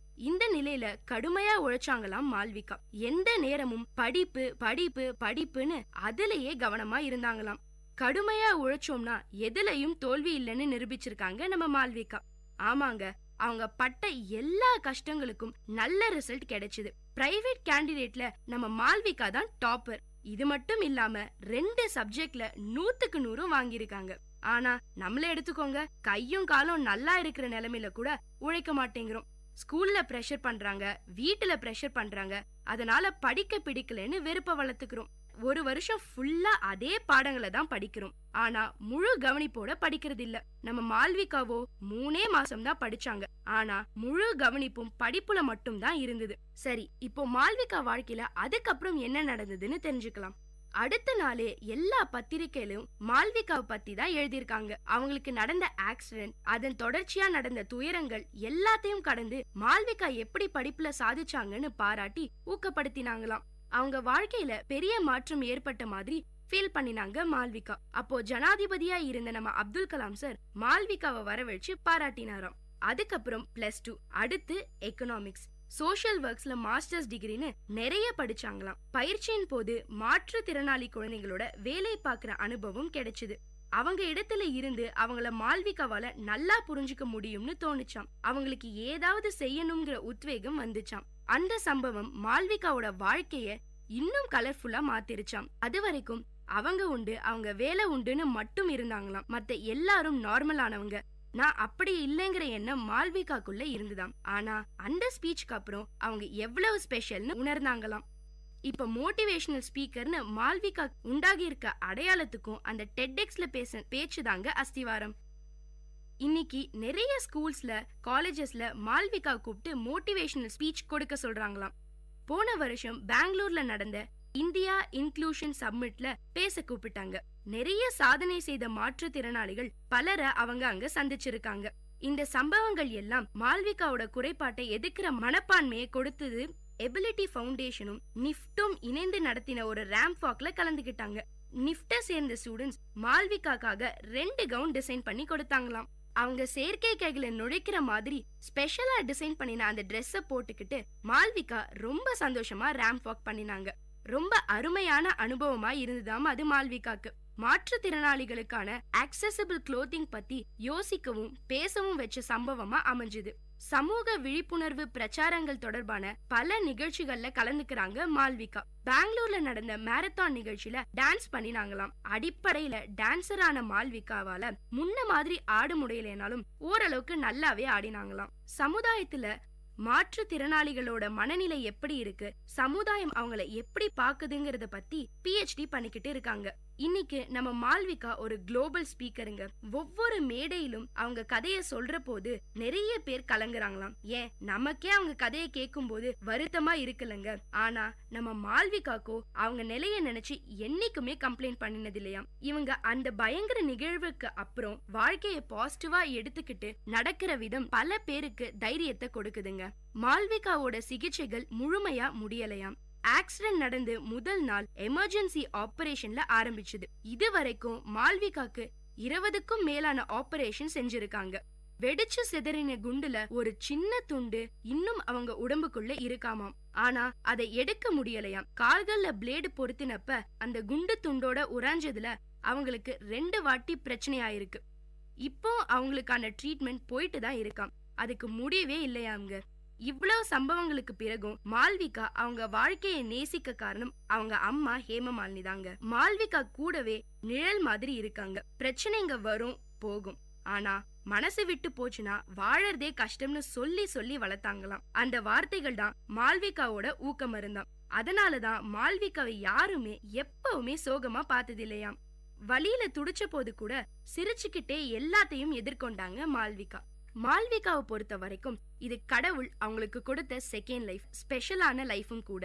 நம்ம வாழ்க்கையை நாம நேசிக்கவும் ஸ்பெஷலா நினைக்கவும் கத்துக்கிட்டாலே போதும், ஈஸியா ஜெயிச்சிடலாம். நான் ஸ்பெஷல்னு முதல்ல நம்ம நினைக்கணும், அப்பதான் மத்தவங்களும் நம்மள அப்படி நினைப்பாங்கிறது தான் நம்ம மால்விகா நம்மளுக்கு கொடுக்கிற சக்சஸ் டிப்ஸ். இத மறந்துடாம எல்லாரும் அப்படியே ஃபாலோ பண்ணுங்க. அப்புறம் இதே விஐடி பண்பலையில உங்களை பத்தி வருங்கால சாதனையாளர்களா சொல்றேன். அதனால விடாமுயற்சி பண்ணிக்கிட்டே இருங்க, வாழ்க்கையில வெற்றி பெறுங்க. இதோட இந்த எபிசோட நான் முடிச்சுக்கிறேன்.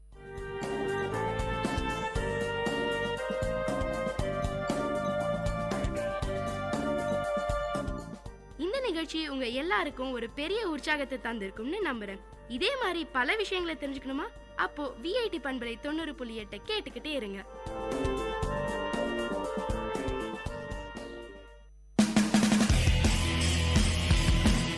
உங்கள் விஐடி பண்பலை 90.8 வழங்கும் கருத்துக்களம். மக்கள் கருத்துக்கள் அரங்கேறும் ஒளித்தளம். உங்கள் குரல்களில் ஒருங்கிணையும் கருத்துக்களம். விஐடி பல்கலைக்கழகத்தின் சமுதாய வானொலியில். வணக்கம் நேயர்களே, நீங்கள் கேட்டுக்கொண்டிருப்பது விஐடி பண்பலை 90.8 விஐடி பல்கலைக்கழகத்தின் சமுதாய வானொலி. இந்த நிகழ்ச்சி கருத்துக்களம் நிகழ்ச்சியில் இன்றைக்கி நம்ம தண்ணீரை எப்படி சிக்கனமாக பயன்படுத்துறது மற்றும் சேமிக்கிறத பற்றி தான் இன்றைக்கி நிறைய பேர்கிட்ட நம்ம கருத்து கேட்டுட்ருக்குறோம். அந்த வகையில் இன்றைக்கி நம்ம கூட பேசுகிறதுக்காக ஒருத்தங்க இருக்கிறாங்க. வணக்கம்மா, உங்களை அறிமுகப்படுத்திக்கோங்க. எங்கள் பேர் அன்னபூர்ணி. இப்போ இன்றைக்கி தண்ணீர் சேமிக்கும் முறை பற்றி தான் உங்ககிட்ட ஒரு கேள்விகள் கேட்க போகிறேன். உங்களுடைய வீட்டுடைய தேவைக்கு ஒரு நாளைக்கு எத்தனை 1000 லிட்டர் தண்ணீர் தேவைப்படுது? அது தேவைப்படும் 10,000 லிட்டர் கூட ஆவாங்க. 5 வீடு வாடகை, வீட்டுக்காரரோட 7வது. தண்ணி நிறையா தான் ஆகும். அங்கே குழாவில் தண்ணி வெளியே வருது, பிடிச்சி வாஷ் பண்ணிக்கிறாங்க. துணி துவைக்கிறது, சாமான் தேய்க்கிறது எல்லாம் வாஷ் பண்ணுறாங்க. தண்ணி நிறையா யூஸ் பண்ணுறாங்க அங்கே. நான் சிக்கனமாக தான் நேர்ந்து ஒரே ஒரு பக்கெட் தண்ணியில் நான் சாமான் தேய்ச்சிடுவேன். அரை பக்கெட் தண்ணியில் கூட சாமான் தேய்ச்சிடுவேன் சிக்கனமாக நான். அப்புறம் தொட்டியில் ட்ரம்மில் ஊற்றி வச்சுக்கிறேன். அதில் கொஞ்சமாக எடுத்து சாமான் தேய்ச்சிக்குவேன். கொஞ்சம் துணி எந்தனா ஒரு செட் தான் துணி துவைச்சிக்குவேன். வீடு என்ன வாஷ் பண்ணுவேன். அது வீடு வாஷ் பண்ணுறதுக்கு ஒரே ஒரு பக்கெட்டு தண்ணி தான் எனக்கு செலவு. தண்ணி எனக்கு அவ்வளோ ஆகுதில்லை. இப்போது நல்லா சொன்னீங்க, நீங்கள் தண்ணியை விலை கொடுத்து வாங்குகிற ஒரு நிலைமைக்கு வந்துருச்சு. நீங்கள் அதெல்லாம் பார்த்துருக்க மாட்டீங்க. நீங்கள் நினச்சிருக்கீங்களா நம்ம தண்ணியை நம்ம விலை கொடுத்து வாங்குவோம் அப்படின்ற மாதிரி? இப்போலாம் நம்ம தண்ணி விலை கொடுத்து வாங்கலை. நீங்கள் நினச்சி பார்த்துருக்கீங்களா அது மாதிரி நம்ம தண்ணி நம்ம விலை கொடுத்து வாங்குவோம் அப்படின்ட்டு? பார்க்குறோமே. அப்போல்லாம் தண்ணி கூட வாங்கத்தில்லை, இப்போ தண்ணி வாங்குறோமேன்னு. இப்போ தண்ணி இன்றைக்கி வாங்கணும் ஒரு கேன் தண்ணி. சரி, இப்போது நீங்கள் சொல்லுங்கள், தண்ணியை எப்படிலாம் நம்ம சிக்கனமாக பயன்படுத்தலாம்? சிக்கனமாக பயன்படுத்தலாம், அது வீட்டில் பண்ண மாட்டாங்க. சரி, எப்படியெல்லாம் சிக்கனப்படுத்தலாம் சொல்லுங்கள். எப்படியெல்லாம் தண்ணியை சிக்கனமாக பயன்படுத்தலாம்? நம்ம எப்படின்னா வீடு வாஷ் பண்ணுறது கம்மியாக பண்ணணும், துணி துவைக்கிறது கம்மி பண்ணணும், சாமான் தேய்க்கிறது கம்மி பண்ணணும், குளிக்கிறதுக்கு கொஞ்சம் கம்மி பண்ணணும். அது கம்மியாக பண்ணணும். அப்படி தான் தண்ணி சிக்கனம் பண்ணணும். மழைநீர் சேகரிப்பு அப்படின்றது கண்டிப்பாக எல்லாருமே பண்ணியிருப்பாங்க. நீங்கள் மழை வரும்போதெல்லாம் தண்ணியெலாம் நீங்கள் சேமிப்பீங்களா? மழை வரும்போது பக்கெட்டு வச்சுருவாங்க. தண்ணி பிடிச்சி பக்கெட்டு வச்சு தண்ணி நாங்கள் எடுத்துக்கிறோம். அந்த தண்ணி கூட மெத்தையிலேருந்து ஓடுவோம். ஒரு மெத்தை 3-4 வீடு ஓடு.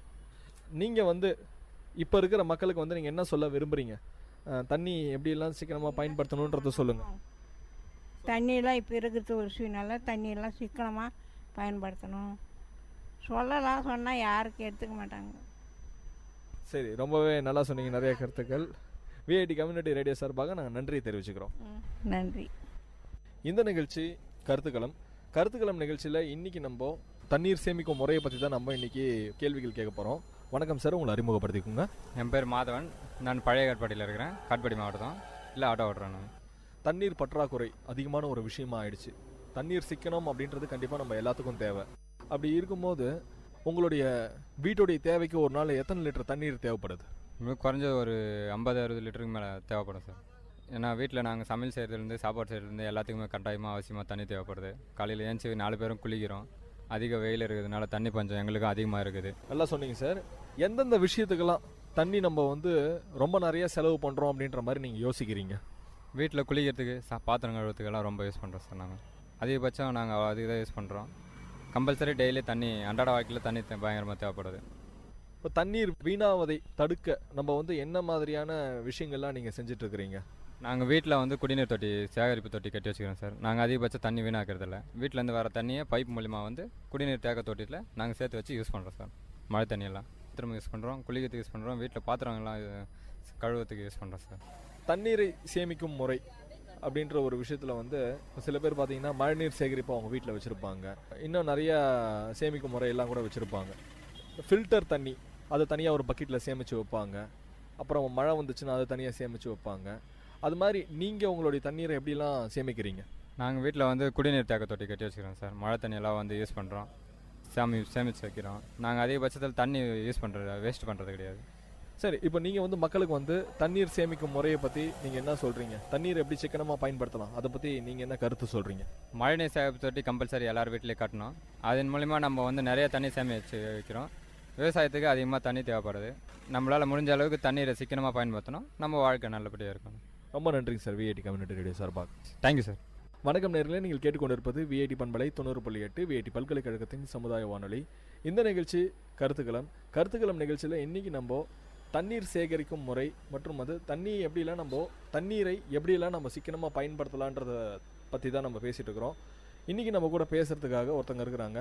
வணக்கம் மேடம், உங்களை அறிமுகப்படுத்திக்கோங்க. வணக்கம், என்னோட பேர் ராதிகா, காட்பாடி.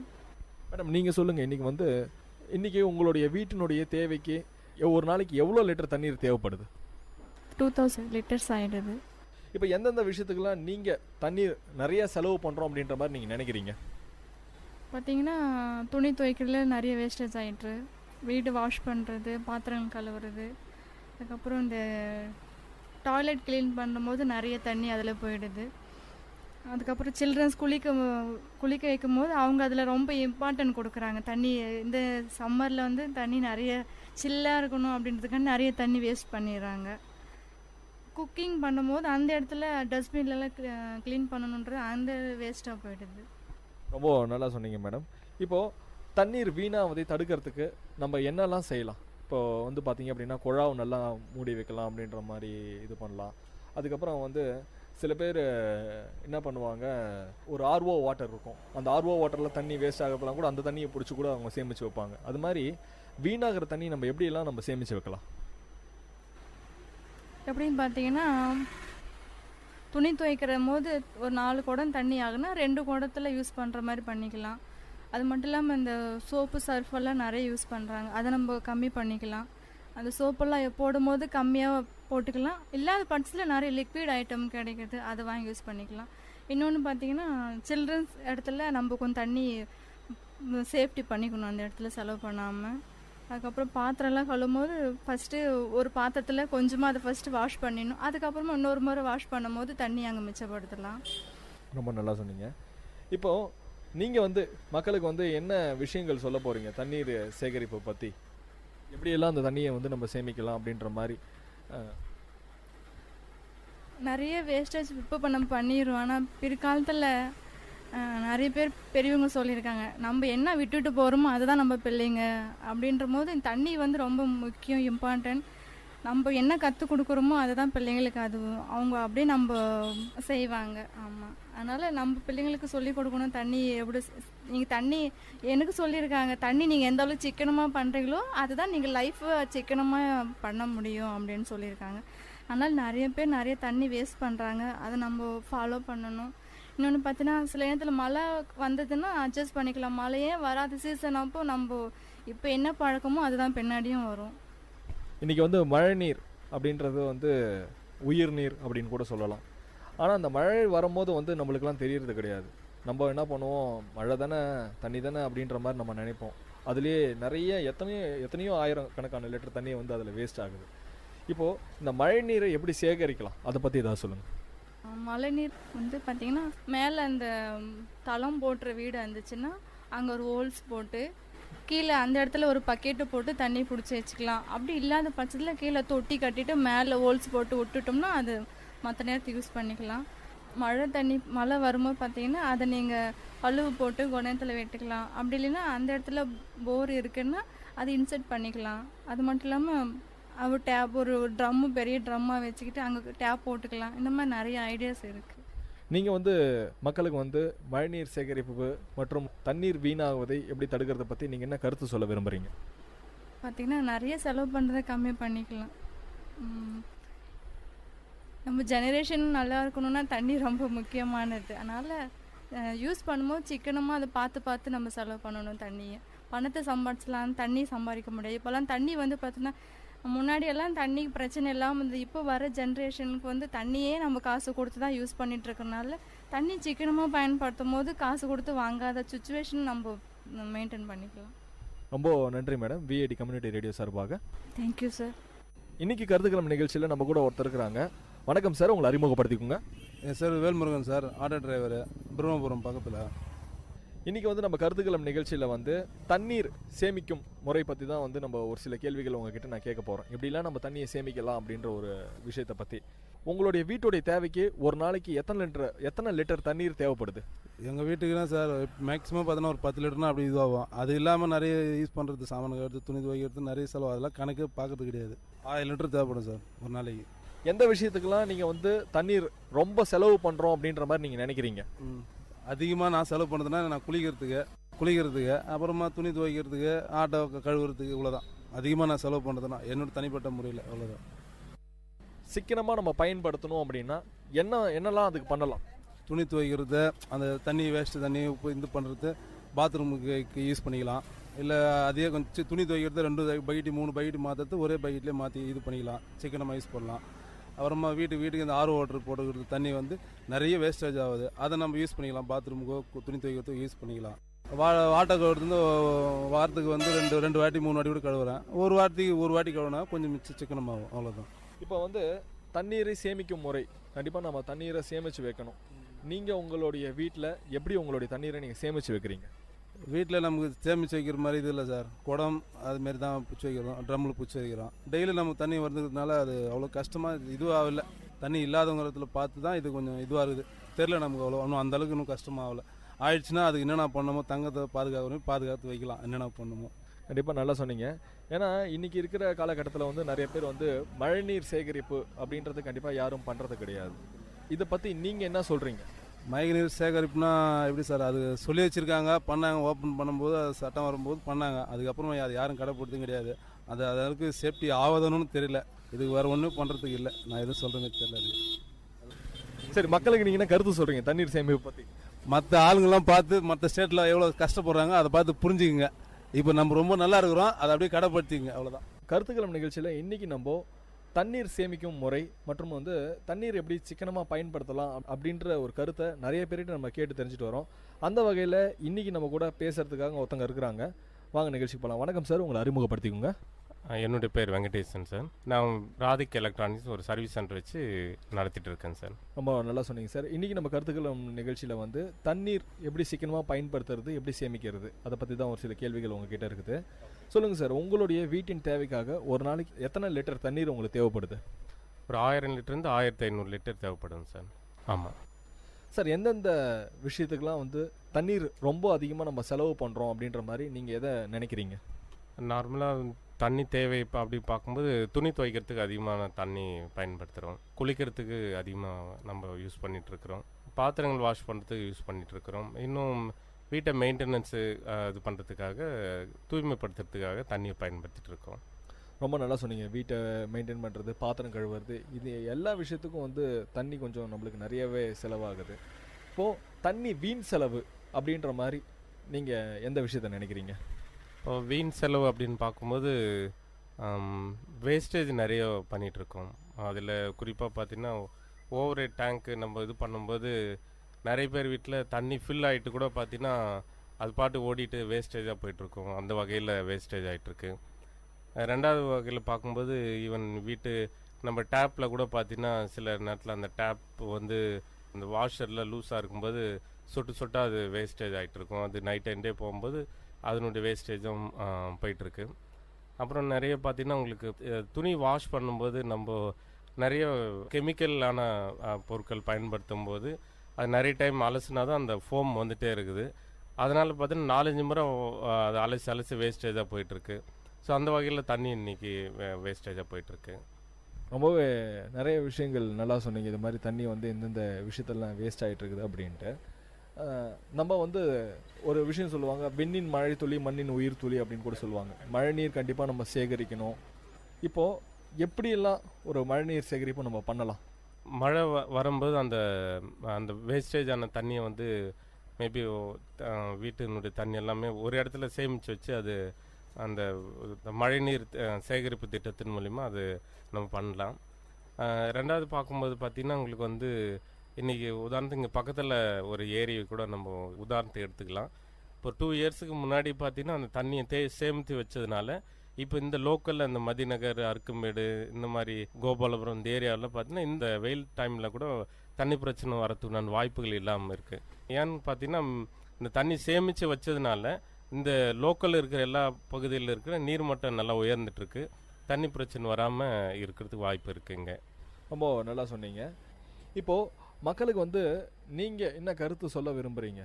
ஏன்னா இன்றைக்கி வந்து தண்ணீரை பற்றின வந்து ஒரு விழிப்புணர்வு கண்டிப்பாக நிறைய பேருக்கு இல்லாமல் இருக்குது. தண்ணி தானே வேஸ்ட் ஆகட்டும், அதில் போய் என்ன இருக்குது அப்படின்ற மாதிரி நினைக்கிறாங்க. இதுக்கு வந்து நீங்கள் என்ன கருத்து சொல்ல விரும்புகிறீங்க மக்களுக்கு? கண்டிப்பாக பார்த்தீங்கன்னா இன்றைக்கி நமக்கு போதுமான அளவு தண்ணி பயன்படுத்திட்டு மீதி தண்ணியை நம்மளுடைய சமுதாயத்துக்கும் நம்மளுடைய பிள்ளைகளுக்கும் நம்ம விட்டு வைக்கணும். அப்படின்னா இருக்கிற தண்ணியை நம்ம சிக்கனமாக பயன்படுத்தணும், வேஸ்டேஜ் ஆகாமல் நம்ம பாதுகாக்கணும். நான் ஏற்கனவே உங்களுக்கு சொன்ன மாதிரி மழை வர டைமில் அதை சேமித்து வைக்கலாம். வீட்டில் இருக்கிற டேப்பெல்லாம் வந்து நைட்டில் நிறைய பேர் அதை சரியாக க்ளோஸ் பண்ணாமல் விட்டுறாங்க, அதை செக் பண்ணிக்கலாம். நெக்ஸ்ட்டு பார்த்தீங்கன்னா இந்த மாதிரி துணி வாஷ் பண்ணும்போது மேஜராக நிறைய தண்ணி பயன்படுத்தலாம். அந்த மாதிரி கெமிக்கல் இல்லாத ஒரு நேச்சுரலான இருக்கக்கூடிய நிறைய அவைலபிளாக இருக்குது. அதை பயன்படுத்தும் போது தண்ணியை வந்து நம்ம சிக்கனமாக பயன்படுத்திக்கலாம். அப்படி சிக்கனமாக பயன்படுத்தும் போது தான் நம்மளுக்கு நம்ம சந்ததிக்கு தண்ணி பயனுள்ளதாக இருக்கும். முடிஞ்ச அளவுக்கு தண்ணியை வந்து சிக்கனமாகவும் அதே நேரத்தில் சேமித்து வைக்கும்போது அடுத்த தலைமுறைக்கு அது பயனுள்ளதாக இருக்கும். ரொம்பவே நல்லா நிறைய விஷயங்கள் சொன்னீங்க சார். விஐடி கம்யூனிட்டி ரேடியோ சார்பாக நாங்கள் நன்றி தெரிவிச்சுக்கிறோம். நன்றி சார், நன்றி. இன்றைக்கி கருத்துக்களம் நிகழ்ச்சியில் நம்ம கூட தண்ணீர் சேமிக்கும் முறை கண்டிப்பாக வந்து இன்றைக்கி இருக்க காலகட்டத்தில் எல்லாருமே தண்ணியை ரொம்ப சிக்கனமாக பயன்படுத்தணும். அது மாதிரி ஒரு சூழ்நிலை நம்மளுக்கு இருக்குது. நிலத்தடி நீர் மட்டமும் ரொம்ப கம்மியாயிட்டே வருது. இதெல்லாம் மக்கள் வந்து கருத்தில் கொண்டு தண்ணீரை எப்படி சிக்கனமாக பயன்படுத்துவது, அதை பற்றி தான் இன்றைக்கி நம்ம கருத்துக்களம் நிகழ்ச்சியில் பேசிகிட்டு இருக்கிறோம். இன்றைக்கி கருத்துக்களம் நிகழ்ச்சியில் நம்ம கூட பேசுகிறதுக்காக ஒருத்தர் இருக்கிறாங்க. வணக்கம் சார், உங்களை அறிமுகப்படுத்திக்கோங்க. என் கோவிந்தராஜ் சார். என்ன பண்ணுறீங்க நீங்கள்? ஆட்டோ. எந்த ஊர் சார் நீங்கள்? பிரம்மபுரம். சார், எத்தனை வருஷமாக நீங்கள் ஆட்டோ ஓட்டுறீங்க? 10 இயர்ஸ் ஆட்டோ ஓட்டுறோம் சார். நம்ம வெள்ளூரில் நிறைய இடத்துல இன்றைக்கி வந்து தண்ணீர் பஞ்சம் ரொம்பவே நிறைய இடத்துல இருக்குது. நீங்கள் உங்களுடைய வீட்டின் தேவைக்காக ஒரு நாளைக்கு எத்தனை லிட்டர் தண்ணீர் வந்து உங்களுக்கு தேவைப்படுது? குறைஞ்சபட்சம் பார்த்தீங்கன்னா 500 லிட்டர் தேவைப்படும் சார். எந்தெந்த விஷயத்துக்கெல்லாம் வந்து நீங்கள் தண்ணீர் ரொம்ப செலவு செய்கிறோம், நம்ம ரொம்ப அதிகமான செலவு இந்த விஷயத்துக்காக நம்ம செய்கிறோமே அப்படின்ற மாதிரி நீங்கள் யோசிக்கிறீங்க? துணி துவைக்கிறதுக்கு, குளிக்கிறதுக்கு, இதெல்லாம் கூட கம்பல்சரி ஆகிடுது. வெயில் காலம் வந்தால் 2 வேளை குளிச்சே ஆகணும், இல்லைனாக்கா உடம்பு இருக்க முடியும். துணி துவைக்கிறதும் கன்ஃபார்மாக யூஸ் ஆகுது. மற்ற விசேஷங்களும் எல்லாத்துக்குமே தண்ணீர் இன்றைக்கி வந்து பார்த்திங்கன்னா நிறைய பேர் ரொம்ப சிக்கனமாக யூஸ் பண்ணால் கூட நிறைய இடத்துல தண்ணீர் வீணாகிட்டு தான் இருக்குது. ஒரு குழா திறப்பாங்க, அந்த குழாவை வந்து கரெக்டாக மூட மாட்டாங்க. தண்ணி தானே வேஸ்ட்டாக போகுது அப்படின்ற மாதிரி நினச்சி கீழே கூட விடுறாங்க. நீங்கள் சொல்லுங்கள், இப்போது உங்களுடைய வீட்டில் தண்ணீர் இந்த விஷயத்தெல்லாம் வந்து ரொம்ப ஒரு வீணாகுது அப்படின்ற மாதிரி நீங்கள் என்ன நினைக்கிறீங்க? அதாவது வந்து தண்ணீர் வந்து சிக்கனமாக ஒரு வில்லேஜ் இருக்குதுன்னா அந்த வில்லேஜில் வந்து டேங்க்லேருந்து ரொப்பி தண்ணி வந்து ஆற்றுலேருந்து எடுத்து டேங்கில் ரொப்பி விடுவாங்க. அது வந்து குறைஞ்சபட்சம் ஒரு நாள் ஃபுல்லாக விட்டாங்க, அப்படி தான் யூஸ் பண்ணுவாங்க. காலையில் 1 ஹவர், சாயங்காலம் 1 ஹவர் விட்டாங்கன்னா அது அந்த மாதிரி யூஸ் பண்ணுவாங்க. அது அந்த மாதிரி சிக்கனமாக பயன்படுத்துவாங்க. 24 ஹவர் விட்டாங்கன்னா 24 ஹவர் யூஸ் பண்ணுற மாதிரி தான், அது வேஸ்ட்டாக தான் போகும். ஒரு நாளைக்கு காலையில் 2 ஹவர், சாயங்காலம் 2 ஹவர் யூஸ் பண்ணுற மாதிரி தான் கரெக்டாக இருக்கும். தண்ணீர் சேமிக்கும் முறை ஒரு மழைநீர் சேகரிப்பு ஒரு விஷயமா இருக்கலாம். இப்போது நான்லாம் வந்து பார்த்தீங்க அப்படின்னா எங்கள் வீட்டில் ஒரு ஆர்ஓ சிஸ்டமில் தண்ணி அதில் இதுவாகும். ஏன்னா மினரல் வாட்டர் நம்ம யூஸ் பண்ணும்போது வந்து பார்த்திங்கன்னா 5 லிட்டர் தண்ணிக்கு அது வந்து 10 லிட்டர் தண்ணி வேஸ்ட் ஆகும். அந்த 10 லிட்டர் தண்ணியை நான் தனியாக எடுத்துகிட்டு போயிட்டு ஒரு பாத்ரூம்க்கோ ஒரு டாய்லெட்டுக்கோ யூஸ் பண்ணுவேன்.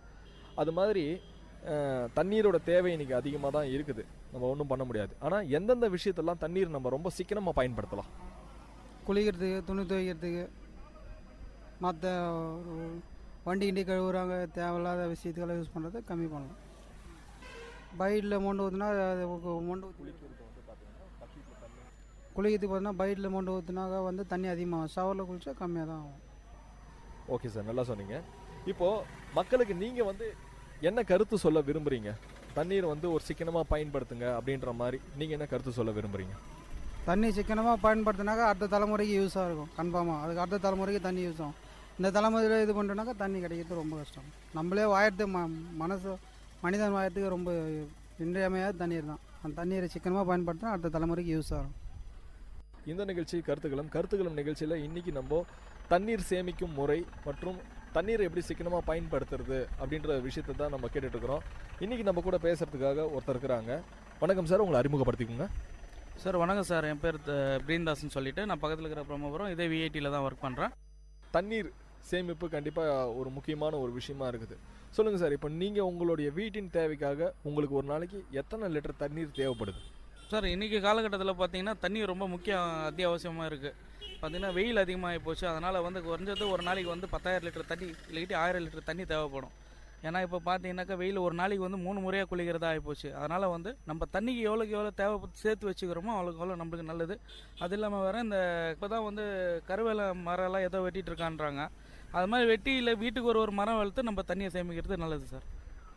எந்தெந்த விஷயத்துக்கெல்லாம் தண்ணீர் ரொம்ப நம்ம செலவு செய்கிறோம் அப்படின்ற மாதிரி நீங்கள் யோசிக்கிறீங்க? சார் லைக் இப்போ பார்த்தீங்கன்னாக்கா நம்ம கிராமத்துப்புறங்களெல்லாம் வீடு கழுவுனா பார்க்கும்போதே வந்து கிட்டத்தட்ட 2 அண்டா 3 அண்டா தண்ணி காலி பண்ணிவிடுவாங்க. ஸோ அது மாதிரியெல்லாம் இப்போ இருக்கிற காலகட்டத்தில் வந்து தண்ணி ரொம்ப அவசியமாக இருக்குது. அதனால் வந்து கொஞ்சமாக செலவு பண்ணுங்க. அது இல்லாமல் வேறு வெயில்ன்றதுனால ஒரு நாளைக்கு 3 வாட்டி கூட தண்ணி ஊற்றிக்கிறான்.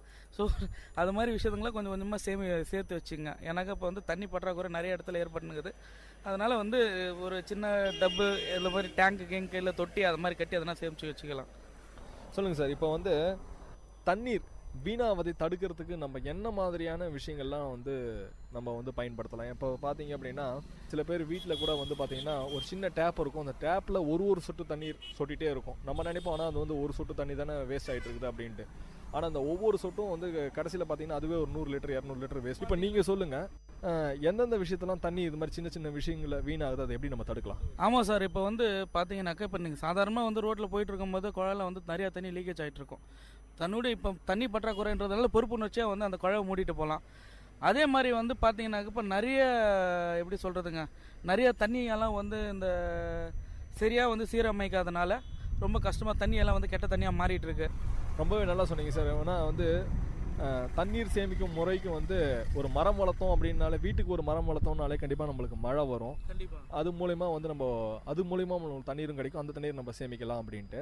இப்போ நீங்கள் வந்து மக்களுக்கு வந்து என்ன விதமான கருத்து சொல்கிறீங்க தண்ணீர் எப்படியெல்லாம் சேமிக்கலாம் அப்படின்றத பற்றி?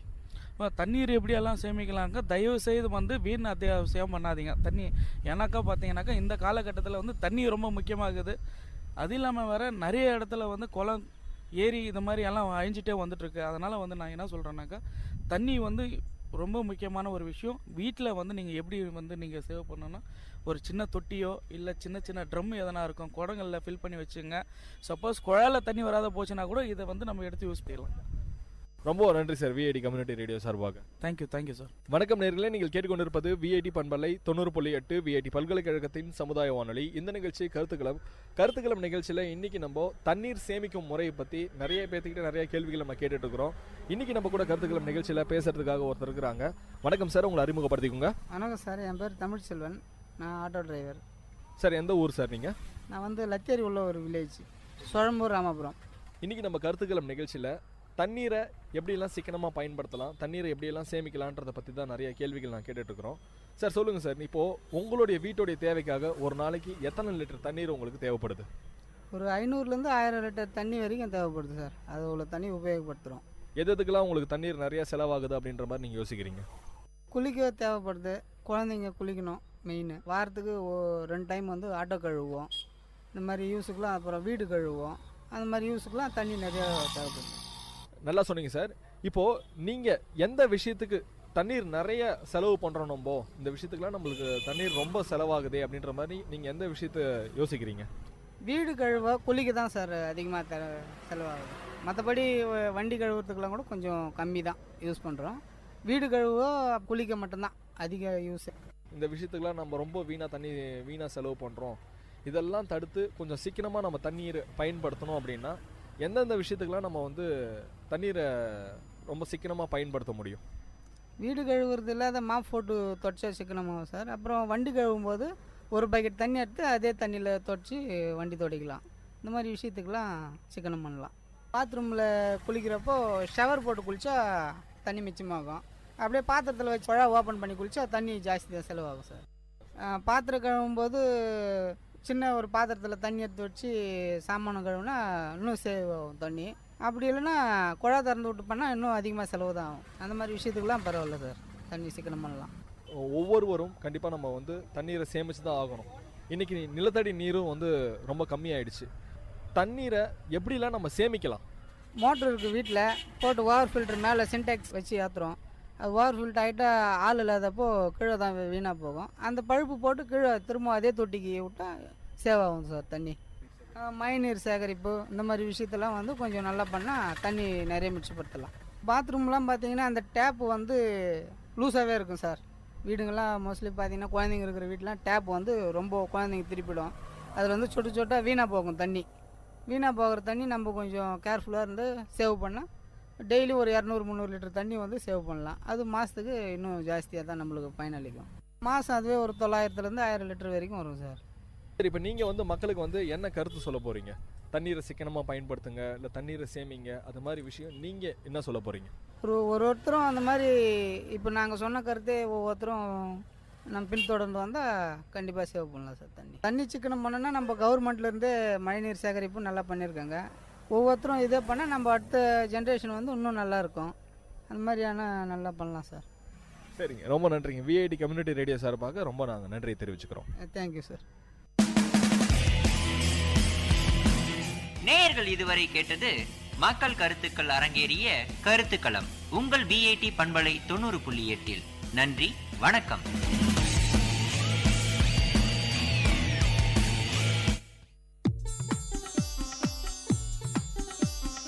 தமிழ்ச்சுடர் வாழும் இலக்கியமும் சங்கமிக்கும் ஒலி ஓவியம் உங்கள் விஐடி பண்பலை 90.8.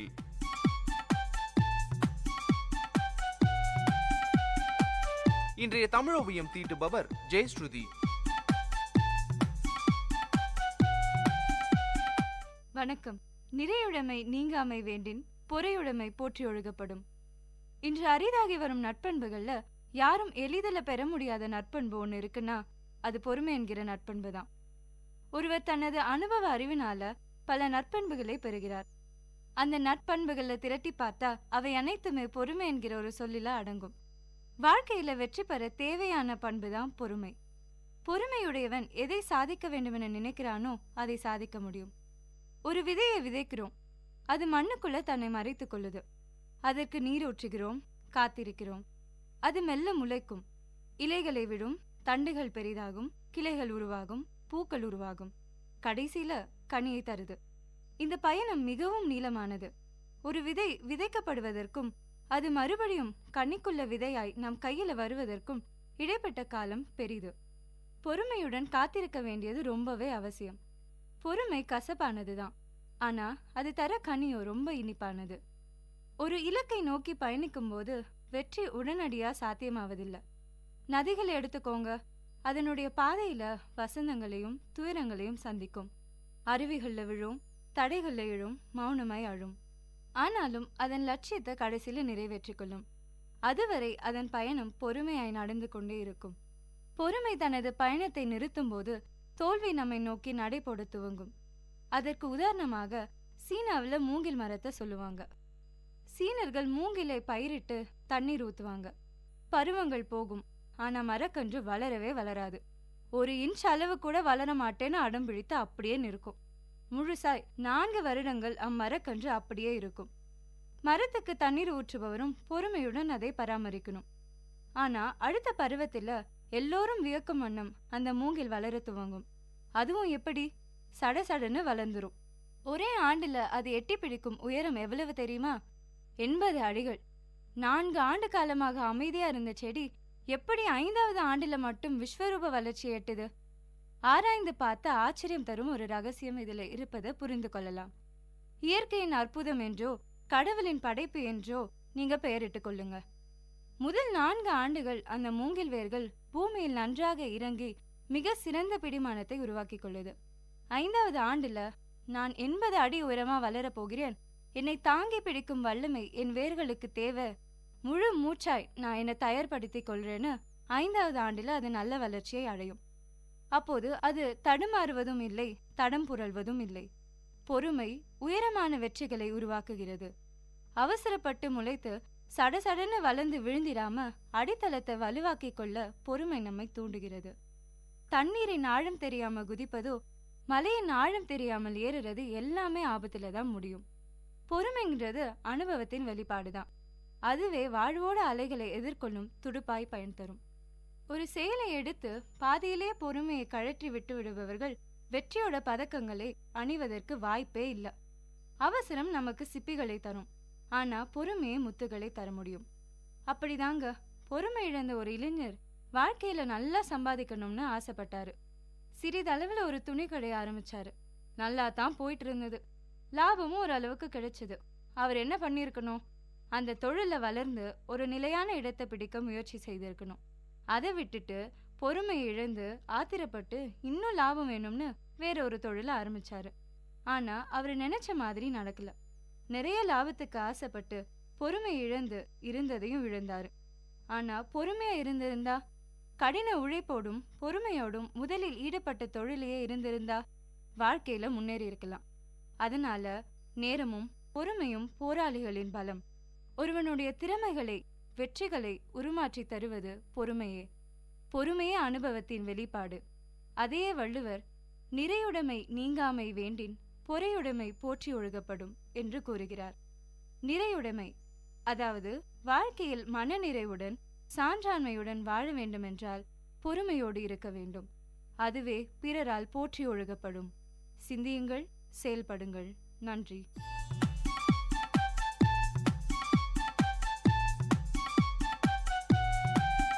நேயர்கள் இதுவரை கேட்டது வாழ்வையும் இலக்கியத்தையும் இணைத்த ஒளி ஓவியம் தமிழ் சுடர். இன்றைய தமிழ் ஓவியம் தீட்டியவர் ஜெயஸ்ருதி. இது உங்கள் VAT பண்பலை 90.8.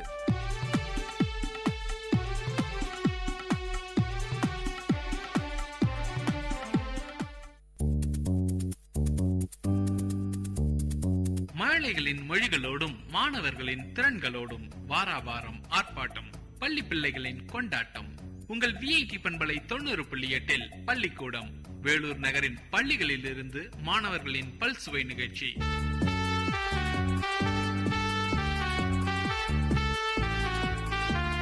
குழலினிது யாழினிது என்ப தம்மக்கள் மழலை சொல் கேளாதவர் என்ற வள்ளுவன் வாக்கிற்கிணங்க குழலின் இசையையும் யாழின் இசையையும் விட மழலை சொல்லே இனிமையானது.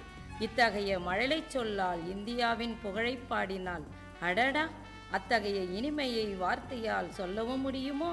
தம் மழலை சொல்லால் இந்தியாவின் புகழ்பாட வருபவர் முதல் வகுப்பு மாணவி H. பௌசியா. இந்தியா இந்தியா நமது இந்தியா, பல்கோடி பக்கனான பருவேன் யா, வெற்றிமை ஒற்றுமை காண இந்தியா. அந்த தமிழ் படிக்கிறோம் அன்பாகே, நாரமை தொந்தனாக காண இந்தியா. இந்தியா இந்தியா நமது இந்தியா, பண்டி விந்த கரணம் மச்சாதம் பலமாகி வாழ்ந்துடும் தன்மை இந்தியா. இந்தியா இந்தியா நமது இந்தியா, பல கோடி மக்களான பல்வே இந்தியா. வேற்றுமை ஒற்றுமை காண இந்தியா. அன்ன தமிழ் படிக்கிறோம் அன்பா இருக்கிறது என்னால் தொந்தராக காண இந்தியா. நேயர்கள் கேட்டுக்கொண்டிருப்பது பள்ளிக்கூடம், உங்கள் VAT பண்பலை 90.8 வேலூர் நகரின் பள்ளிகளில் இருந்து மாணவர்களின் பல்சுவை நிகழ்ச்சி.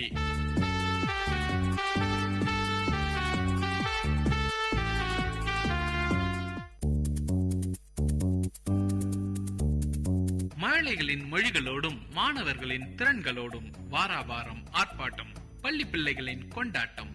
உங்கள் VAT பண்பலை 90.8 பள்ளிக்கூடம், வேலூர் நகரின் பள்ளிகளில் இருந்து மாணவர்களின் பல்சுவை நிகழ்ச்சி.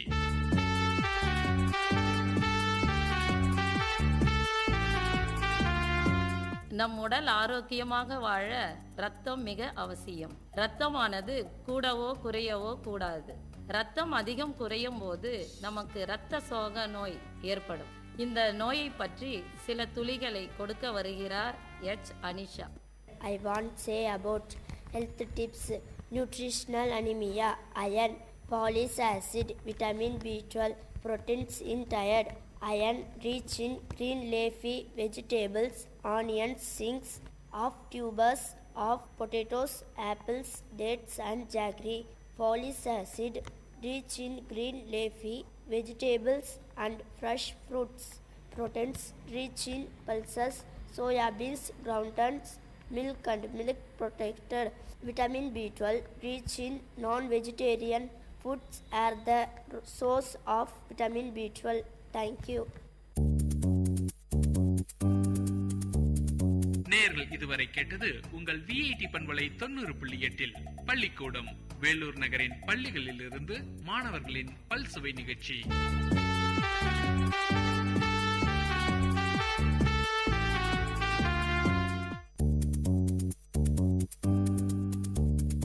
மழலைகளின் மொழிகளோடும் மாணவர்களின் திறன்களோடும் வாராவாரம் ஆர்ப்பாட்டம், பள்ளி பிள்ளைகளின் கொண்டாட்டம்.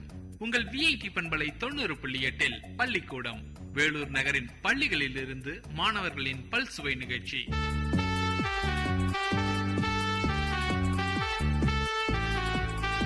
சிந்திக்க தெரிந்தவனே சிறந்த மனிதன். நம் சிந்தனை மனதில் சிறகடித்து பறக்கவிட்டு விடைக்காண முயன்றால் விடையில்லா கேள்வியும் உண்டோ? புதிர்கள் என்றாலே நமக்கு புல்லரிக்கும். அத்தகைய புல்லரிப்பை ஏற்படுத்துபவர்கள் 2ஆம் வகுப்பு மாணவ மணிகள் Theekshana, Shweta, Suji, Sindhuja, முகேஸ்வரன். I stand on one leg and wait for the fish, but I am not a sage. Who am I? Crane. I dance, I bat. I am not a dancer. Who am I? Peacock. I have a tongue. I am stronger. I can break the branches. Who am I? Elephant. I have paws on my body. I run fast. Who am I? Teeth. I can fly high, but I am not a feather. Who am I? Eagle.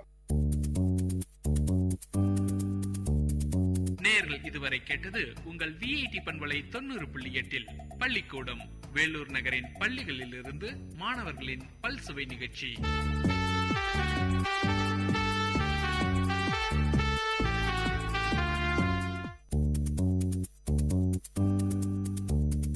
மழலைகளின் மொழிகளோடும் மாணவர்களின் திறன்களோடும் வாராவாரம் ஆர்ப்பாட்டம், பள்ளி பிள்ளைகளின் கொண்டாட்டம். உங்கள் VIT பண்பலை 90.8 பள்ளிக்கூடம் வேலூர் நகரின் பள்ளிகளில் இருந்து மாணவர்களின் பல்சுவை நிகழ்ச்சி.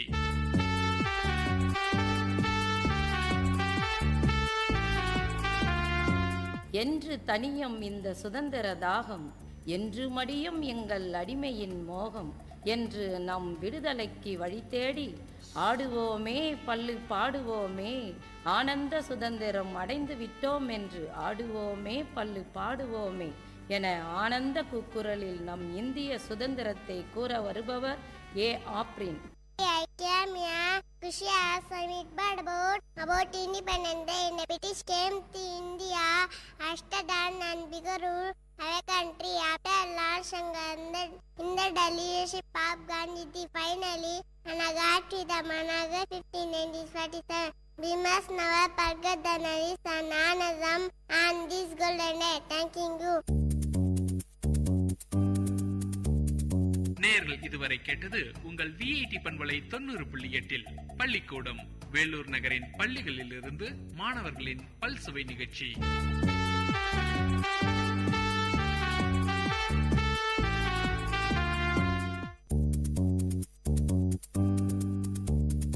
மழலைகளின் மொழிகளோடும் மாணவர்களின் திறன்களோடும் வாராவாரம் ஆர்ப்பாட்டம், பள்ளி பிள்ளைகளின் கொண்டாட்டம்.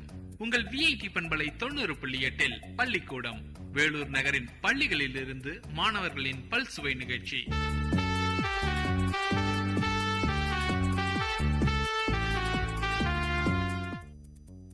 In our environment, every noise of an animal and song of the birds express their own language.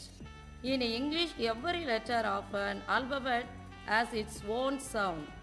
In other way, Some words magical have some pronunciation, that is homophone. Home means same, phone means sound. So listen to enjoy. Our 4th standard students conversation about homophone. Participants M. Asiba, K. Satish. Hi, how are you? I am fine. How are you? I am also fine. What doing murmuring alone? Oh, that homophone. Homophones? What type of phone is that? No, it is not a cell phone. It is grammar. Is it? Yes, my ma'am thought about homophone today. Do you say about it? Yes, first answer my question. Okay, which is the young one of a cow? Very easy question. It is cough. What is the cause of severe cold? Cough. C-A-L-F cough. C-O-U-G-H cough. Both are different words with different spelling and meaning, but have one same pronunciation. These are called homophones. Oh, very interesting. Say something more. Do you know our chief minister? Yes, I know. Did you meet her? No, I did it. C-N-O-No, K-N-O-W-No. Both are different words, but have same pronunciation. These are known as homophones. Shall we play a game? Yes. I will say a word. You will say another word which ends on. Okay. P-R-E-Y pray. P-R-A-Y pray. K-N-O-T not. N-O-T not. C-O-T cot. C-A-U-G-H-T cot. S-E-E-C. S-E-S-E. R-I-C-E rice. R-I-S-C rice. D-I-E die. D-Y-E die. Very good. Do you understand? Yes. நேயர்கள் இதுவரை கேட்டது உங்கள் VIT பண்பலை 90.8 பள்ளிக்கூடம் வேலூர் நகரின் பள்ளிகளில் இருந்து மாணவர்களின் பல்சுவை நிகழ்ச்சி.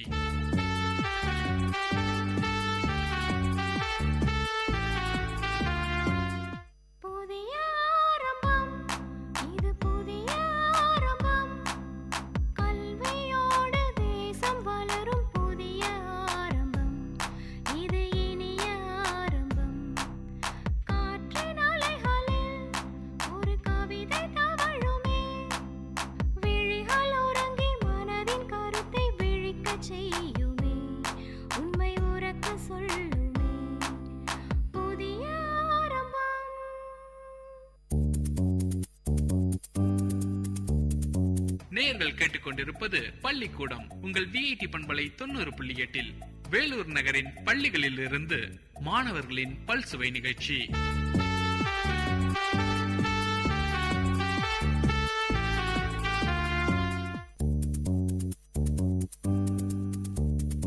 மழலைகளின் மொழிகளோடும் மாணவர்களின் திறன்களோடும் வாராவாரம் ஆர்ப்பாட்டம் பள்ளி பிள்ளைகளின் கொண்டாட்டம் உங்கள் விஐடி பண்பலை 90.8 பள்ளிக்கூடம் வேலூர் நகரின் பள்ளிகளில் இருந்து மாணவர்களின் பல்சுவை நிகழ்ச்சி.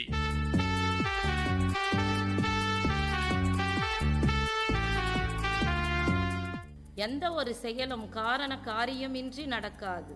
ஒவ்வொரு அறிவியல் செயலுக்கு பின் ஒரு காரணம் உண்டு. அந்த காரணங்களை நாம் அறிந்தோமானால் அதிசயங்கள் பெருகுமென்றோ. அத்தகைய அதிசயங்களை விளக்க வரும் நம் மாணவர்களை வரவேற்போமா? பங்கு பெறும் மாணவர்கள் சக்திவேல், ஆசிபா, சுதர்சன், சாரா, காவ்யா, சதீஷ். இன்னைக்கு உங்ககிட்ட ஒரு கேள்வி கேட்க போறேன். மலை தன் நிறத்தை மாற்றிக்கொள்வதை கேள்விப்பட்டிருக்காயா? மலையா பச்சோந்தி தான் தன் நிறத்தை மாற்றிக்கொள்ளும். மலை கூடவா நிறத்தை மாற்றிக்கொள்ளும்? வட ஆஸ்திரேலியாவில் உள்ள ஐயர் ராக் என்ற ஒரு மலை தன்னுடைய நிறத்தை மாற்றும் தன்மை உடையது. இயற்கையிலேயே அந்த மலை சிவந்த மணல் பாறைகளால் ஆனது. சூரியன் உதயமானவுடன் சூரிய கதிர்கள் பாறை மீது பட்டவுடன் சிவந்த நெருப்பு பிழம்புகளாக மாறி ஊதாவும் ஆய்ந்த சிவப்பும் சேர்ந்த சுவாலைகளாக வெளிப்படும். இது என்ன மாயாஜல மலையா? அதற்கு என்ன காரணம் சார்? இதற்கு காரணம் இந்த மலையின் அமைப்பும் இந்த நிற மாறுகளுக்கும் காரணம். சூரிய கதிர்கள் அதன் மீது விழும் கோணமும் மற்றும் காலநிலையுமே காரணம். காவியா, ஏன் சட்டையெல்லாம் இங்கா இருக்கு? இன்னைக்கு ஏப்ரல் 1 இல்ல, முட்டாள் தினத்தை மற்றவர்களை ஏமாத்தி ஜாலியா கொண்டாடணும். அதனால தான் சார் சட்டையெல்லாம் இங்கா இருக்கு. நீங்க செய்யறதுதான் முட்டாள்தனம். உண்மையாகவே ஏப்ரல் 1ஆம் தேதியை முட்டாள் தினமாக ஏன் நாம் அனுசரிக்கிறோம் என்பதை நீங்கள் தெரிந்தே ஆகணும். 1564ஆம் ஆண்டிற்கு முன்பு வரையில் ஐரோப்பா முழுவதும் ஏப்ரல் 1ஆம் தேதியை தான் நியூ இயராக கொண்டாடி பரிசுகளை பகிர்ந்து கொண்டனர். ஆனால் 1564இல் பிரெஞ்சு அரசரான 10ஆம் சார்லஸ் என்பவர் ஜனவரி 1ஆம் தேதியை தான் புத்தாண்டாக மாற்றி ஒரு புதிய நாள்காட்டியாய் அமுலுக்கு கொண்டு வந்தார். பலரும் இதை கடைபிடித்த நிலையில் ஒரு சிலர் மற்றும் ஏப்ரல் 1ஆம் தேதியே புத்தாண்டாக கொண்டாடினர். இந்நிலையில் இவர் கொண்டாடிய இந்த தினத்தை முட்டாள்கள் தினமாக மற்றவர்கள் கூறியதால் ஏப்ரல் 1 முட்டாள் தினமானது. சார், சாராக்கு மட்டும் எப்படி முடி நீளமா அழகா வளருது? எனக்கு ஏன் சார் முடியே வளர மாட்டேங்குது? நம் எல்லோருக்கும் ஒரே மாதிரி தான் முடி வளரும். நம் மண்டை ஓட்டிற்குள் கண்ணுக்கு தெரியாத வேர்பகுதி ஒன்று உள்ளது. அந்த வேர்பகுதி சிறிய சாக்கு போன்ற பாலிலுக்குள் என்ற அமைப்பு தோலின் அடியில் உள்ளது. அந்த பாலிலுக்குள் கிய பாப்பிலா என்ற பகுதி உள்ளது. அதிலிருந்து தான் முடி வேகமாக வளர்கிறது. ஒவ்வொரு முடி வளர்வதற்கும் தேவையான புதிய செல்களை வேர் உருவாக்குகிறது. புதிய செல் உருவானவுடன் அது பழைய செல்லை தள்ளிவிட்டு வளர்க்கிறது. பழைய செல் பாசில் இருந்து வீழ்ந்து விடுகிறது. இப்படிதான் அனைவருக்கும் முடி வளர்கிறது. உனக்கு கூட முடி நல்லா வளரும். உனக்கு தெரியுமா, இறந்த பிறகு கூட அனைவருக்கும் முடி வளரும். தலையில் உள்ள ஏற்கனவே உருவாக்கப்பட்ட செல்கள் வேலை செய்யும் வரை முடி வளர்ந்து கொண்டே இருக்கும். அதற்கு தேவையான ஊட்டச்சத்து இருக்கும் வரை வளரும். வாங்க எல்லாரும் சாப்பிடலாம். சுதர்சன், இன்றைக்கு என்ன லஞ்ச்? நீ சிக்கன் ரைஸ். காலையில் நீ மட்டும் எப்படி ஸ்கூலுக்கு சீக்கிரமாக வர? எங்கள் அம்மா வேலைக்கு போகிறதால நைட்டே சாப்பாடு செஞ்சு ஃப்ரிட்ஜில் வச்சிடுறாங்க. அதனால நான் ஸ்கூலுக்கு சீக்கிரமாக வரேன். ஃப்ரிட்ஜில் வச்சா மட்டும் சாப்பாடு கெட்டு போகாதா? நான் கூட எங்கள் அம்மாவை கேட்டேன். அதுக்கு அவங்க சொன்னாங்க, உலர்ந்த வெப்பநிலையில் உணவில் உள்ள பாக்டீரியாக்கள் வேகமாக அதிகரித்து உணவுப் பொருளை கெட வைக்குமாம். ஆனால் குறைவான வெப்பநிலையில் பாக்டீரியாக்களின் பெருக்கம் நிறுத்தப்பட்டு உணவு ஃப்ரிட்ஜில் கெடாமல் இருக்குமாம். ஆனால் ஒரு சில விட்டமின் மட்டும் அழிந்து விடுமாம். ஆனாலும் எங்கள் அம்மா சாப்பாடை ஃப்ரிட்ஜில் வச்சு தான் தருவாங்க. அப்படியா? சாரா, எனக்கு தூக்கமாக வருதுப்பா. சாப்பிட்டல அத்தான் தூக்கம் வருது. சாப்பிட்டா தூக்கம் வருமா? எனக்கு கூட சாப்பிட்டவுடன் தூக்கமாக வருது. ஆனால் அது எப்படின்னு தெரியல. வா சார் கிட்ட போய் கேட்கலாம். சார், சாப்பிட்ட உடனே தூக்கமாக வருது சார். ஏன் சார்? Good question. சாதாரணமாக மனித உடலில் 5 லிட்டர் ரத்தம் சுழற்சியில் உள்ளது. அதில் இதயத்திலிருந்து 28% கல்லீரலுக்கும், 24% சிறுநீரகத்துக்கும், 15% தசைகளுக்கும், 14% மூளைக்கும், இதில் 19% மற்ற பகுதிகளுக்கும் செல்லுது. இது ஒவ்வொருடைய உடலின் தன்மையை பொறுத்தது. நம்ம சாப்பிட்டவுடன் உணவு வயிற்று பகுதியை செரிக்க ஆரம்பிக்கிறது. அந்த செரித்தலுக்கு அதிகமான ரத்தம் எடுத்துக்கொள்ளப்படுவதால் மூளைக்கு செல்ல வேண்டிய ரத்தத்தின் அளவு குறைகிறது. இதனால் மூளையில் ஆக்சிஜன் அளவு குறைந்து மூளையை சோர்வடைய செய்வதால் தூக்கம் வருகிறது. அப்படியா சார்? ஆமா ஸ்டூடெண்ட்ஸ், நம்ம சுற்றி இருக்கிற எல்லா நிகழ்விலுமே ஒரு அறிவியல் உண்மை இருக்கிறது. அதனால் மாணவர்களாகிய நீங்கள் ஏன், எதற்கு என்று கேள்வி கேட்டு ஆராய்ந்து அனைத்தும் அறிந்து கொள்வதாகவே எப்போதும் இருக்கணும்.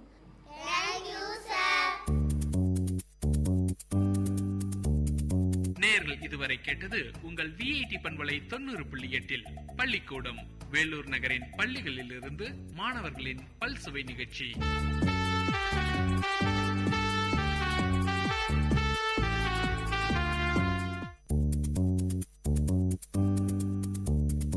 மழலைகளின் மொழிகளோடும் மாணவர்களின் திறன்களோடும் வாராவாரம் ஆர்ப்பாட்டம், பள்ளி பிள்ளைகளின் கொண்டாட்டம். உங்கள் விஐடி பண்பலை 90.8 பள்ளிக்கூடம் வேலூர் நகரின் பள்ளிகளில் இருந்து மாணவர்களின் பல்சுவை நிகழ்ச்சி.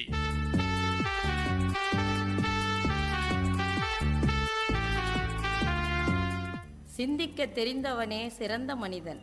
நம் சிந்தனை மனதில் சிறகடித்து பறக்கவிட்டு விடை காண முயன்றால் விடையில்லா கேள்வியும் உண்டோ? புதிர்கள் என்றாலே நமக்கு புல்லரிக்கும். அத்தகைய புல்லரிப்பை ஏற்படுத்துபவர்கள் 2ஆம் வகுப்பு மாணவ மணிகள் தீக்ஷனா, ஸ்வேதா, சுஜி, சிந்துஜா, முகேஸ்வரன். வினாடி வினா விளக்கத்துடன். தமிழின் மிக பழமையான நூல் எது? தொல்காப்பியம். தொல்காப்பியத்தை பற்றி சில தகவல். தொல்காப்பியத்தை எழுதியவர் தொல்காப்பியர். இவர் கிமு 865ஆம் ஆண்டு மே திங்கள் 1ஆம் நாள் கன்னியாகுமரி மாவட்டத்தில் பிறந்தவர். உலகில் எழுதப்பட்ட இலக்கணத்தில் மிகவும் பழமையானது. தற்சமயம் நாம் பயன்படுத்தும் ஆங்கில இலக்கணத்தில் இடம்பெற்றுள்ள அனைத்து சொற்களுக்கும் விளக்கம் உள்ள நூல். 19ஆம் நூற்றாண்டில் ராபர்ட் கால்ட்வெல் தொல்காப்பியத்தை மையமாக வைத்த ஆங்கில இலக்கணத்தை எழுதினார். ஏடிஎம் என்றால் என்ன? Automatic teller machine. ஏடிஎம் பற்றிய சில தகவல்கள். ஜப்பான், ஸ்வீடன், கனடா, அமெரிக்கா ஆகிய நாடுகளின் கூட்டு முயற்சியால் முதலாக 1961ஆம் ஆண்டு நியூயார்க் நகரத்தில் சிட்டி வங்கியில் நிறுவப்பட்டது. தென்கிழக்கு ஆசியாவில் மிக பெரிய மருத்துவமனை எது? CMC Christian medical college.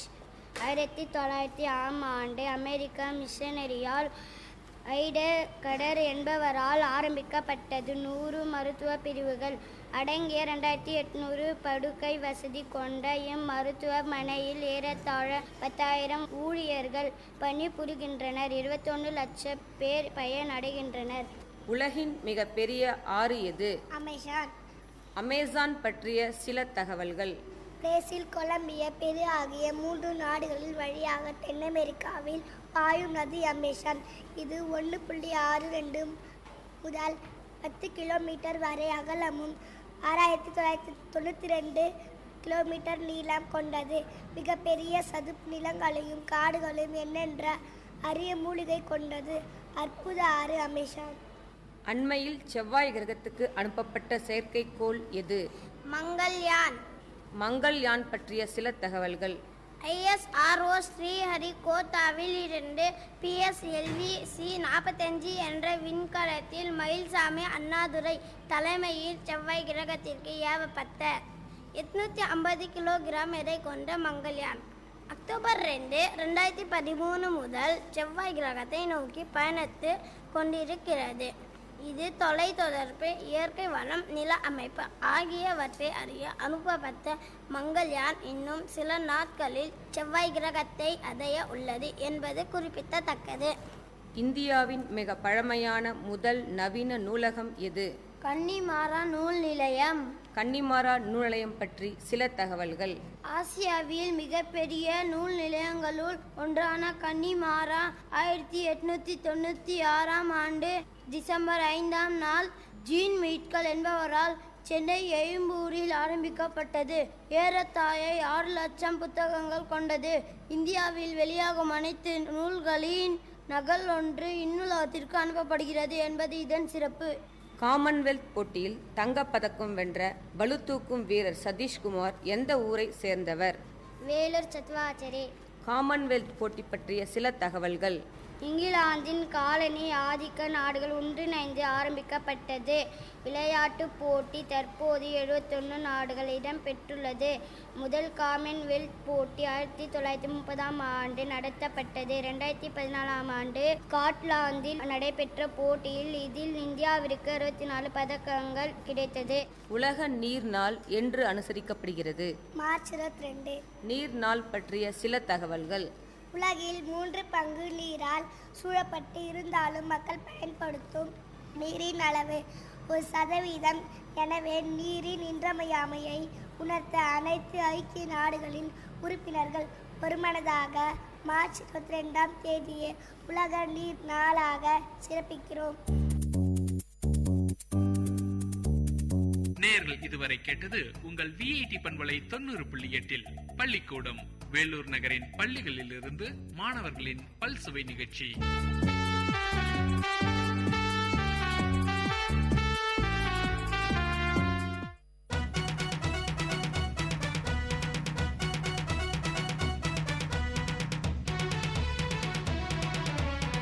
பசுமை பாசற எங்களின் கல்லூரிதான், கோட்டை நகரத்தையே தூக்கி நிற்கும் கல்லூரிதான். ஊரை கொஞ்சம் யோசி, வாழ்வில் வண்ணம் பூசி வந்தனோ சொல்லு எங்கள் FM-க்கு தான்.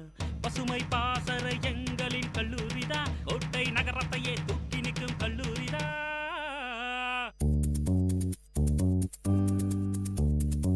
நேயர்கள் கேட்டுக்கொண்டிருப்பது பள்ளிக்கூடம் உங்கள் விஐடி பண்பலை 90.8 வேலூர் நகரின் பள்ளிகளில் இருந்து மாணவர்களின் பல்சுவை நிகழ்ச்சி.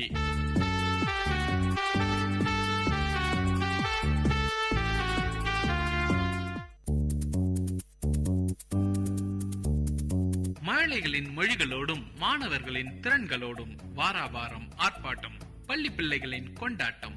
உங்கள் விஐடி பண்பலை 90.8 பள்ளிக்கூடம் வேலூர் நகரின் பள்ளிகளில் இருந்து மாணவர்களின் பல்சுவை நிகழ்ச்சி.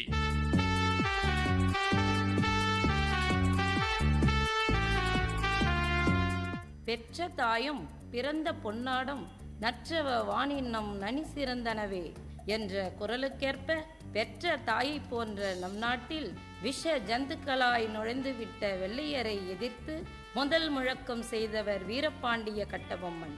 தூக்கு மேடையும் எனக்கு பஞ்சிமத்தை என பாச கயிற்றுக்கு முத்தமிட்டு தன் மாசற்ற உடலை மண்ணில் சாய்த்த வீரமைந்தனவர்.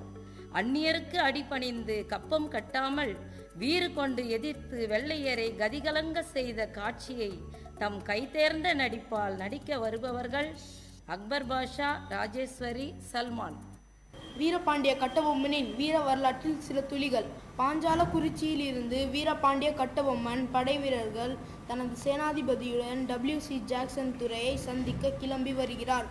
பின் 23 நாட்களுக்கு பிறகு ராமநாதபுரம் வந்து சேர்கிறார். அப்போது கோபால் ஐயர் என்பவர் ஜாக்சன் துறையின் தூதுவராக வந்து வீரபாண்டிய கட்டபொம்மனை தனியே வந்து ஜாக்சன் துறையை பேட்டி காணுமாறு கூறுகிறார். வீரத்தின் சின்னமான வீரபாண்டிய கட்டபொம்மன் தனியே 2 புரட்சியோடு செல்கிறார். அங்கு நடைபெறும் உரையாடல் காட்சி மற்றும் வீரவசனத்தை இப்போது காணலாம். அப்படியா? எல்லாவற்றுமா பழப்பத்துங்கள். சிப்பாய் எல்லோரும் அணிஞ்சு கொள்ளுங்கள். யாரும் கூட கொடுக்காதீர்கள். நீதான் வீரபாண்டிய கட்டபொம்மனா? நீர்தான் ஜாக்சன் துரை என்பவரோ? ஏஜ் வெகு தூரம் வந்துச்சு. நட்பு விரும்பி அழைத்ததாக அறிகிறேன். அதையே விரும்பி நானும் வந்துள்ளேன். நட்பு வேண்டும், ஆனால் அதை கேட்ட நடத்தையில் ஊனிடம். கற்றுக் கொடுக்கும் இனம் தமிழினம். அதை நீர் கற்றுக் கொடுக்க முயற்சிப்பது அறிவீனம். நவாப்புடன் நாட்டு உரிமையை பெற்றது நாங்கள். நீ ஏன் அதை பேச்சு காண வரவில்லை? பேட்டி கொடுப்பவர் நாங்கள். இல்லாவிட்டால் நீ நுழைந்திருக்க முடியாது இந்நாட்டில். இழுமாப்பு ஒழியவில்லை உனக்கு. எல்லாம் உடன் பிறந்தவை, ஒழியாது. உன் மீது குற்றம் சுமத்துகிறேன். என்னவென்று? எடுத்துரைச்சால் கணக்கில் அடங்காது. எண்ணிக்கை தெரியாத குற்றம். எனக்கா எண்ணிக்கை தெரியவில்லை? அகம் பிடித்தவனே, சொல்கிறேன் கேள். உன் நிலத்தில் விளையும் விளைச்சலுக்கு கிஸ்டி கொடுக்கவில்லை. எங்கள் பேரரசுக்கு கீழரசாய் திரைப்பணம் செலுத்தவில்லை. வெகு காலமாக வழிப்பணம் வந்து சேரவில்லை. நபாக்கிக்கான வட்டியும் செலுத்தவில்லை. கிஸ்தி, திரை, வரி, வட்டி. யாரை கேட்கிறாய் வரி? எதற்கு கேட்கிறாய் திரை? வானம் பொழிகிறது, பூமி விளைகிறது. உனக்கு ஏன் கட்ட வேண்டும் வரி? எங்களோடு வயலுக்கு வந்தாயா? நாற்று நட்டாயா? களை பறித்தாயா? ஏற்றமிரைத்தாயா? நீர் பாய்ச்சி நெடுவயல் நிறைய கண்டாயா? கயனிவாய் உழவனுக்கு கஞ்சி கலையும் சுமந்தாயா? அல்லது கொஞ்சி விளையாடும் எம்குல பெண்களுக்கு மஞ்சள் அரைத்து பணி புரிந்தாயா? மாமனா மச்சானா? மானங்கெட்டவனே, யாரை கேட்கிறாய் வரி? எதற்கு கேட்கிறாய் திரை? போரடித்து நெற்குவிக்கும் மேலை நாட்டு பரங்கியரை மறவர் கூட்டமும் உடல்களை போரடித்து தலைகளை நெற்கதிர்களாய் குவித்துவிடும் ஜாக்கிரதை. அதிகார மூச்சிரேற்று உன்னை கையோடு அழைத்து வர ஆள் அனுப்பினேனே. அப்படியா? பலே, என்னை அழைத்து வரும் நோக்கத்தோடு எவனும் தலை காட்டியதில்லை அந்த பக்கம். நீ அனுப்பியால் மிகவும் புத்திசாலி. எங்கள் பெருமை தெரிந்தவன் அவன். இது போன்ற கடிதம் எழுதியது இல்லை. இதுவரை எவனுக்கும் துணிவு பிறந்தது இல்லை. கடிதம் எழுதிவிட்டதாய் என் முன்னே கூறிய உன்னை இனியும் விட்டு வைப்பது என் குற்றம். துடிக்கிறது மீசை. அதை அடக்கு அடக்கு என நட்பு நாடி வந்த உறவு முறை தடிக்கிறது. என்ன? மீசையை முழுக்குகிறாயா? அது ஆபத்துக்கு அழுகுழி. உன்னை சீரை பிடிக்க ஊச்சரை விடுகிறேன். என்ன? வர சொல் பார்க்கலாம். மானம் மைந்து விடவில்லையடா மரத்தமிழனுக்கு.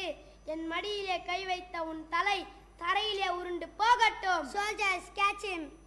வீர கட்டபொம்மனை கைது செய்த பின் தூக்கிலிட உத்தரவிடுகிறார் ஜாக்சன் துரை. அப்போது கட்டபொம்மன் உதித்த சில வரிகள்.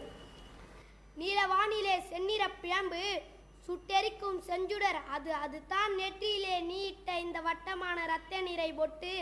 பரமனுக்கு முக்கன், அது தேவையில்லை இந்த வீரனுக்கு. தூக்கு மேடை எனக்கு பஞ்சு மெத்தை.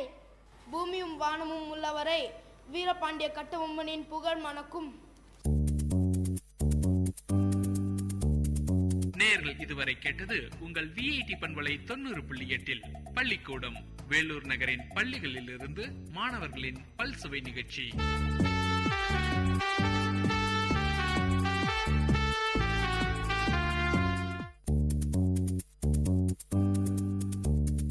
மழலைகளின் மொழிகளோடும் மாணவர்களின் திறன்களோடும் வாராவாரம் ஆர்ப்பாட்டம், பள்ளி பிள்ளைகளின் கொண்டாட்டம்.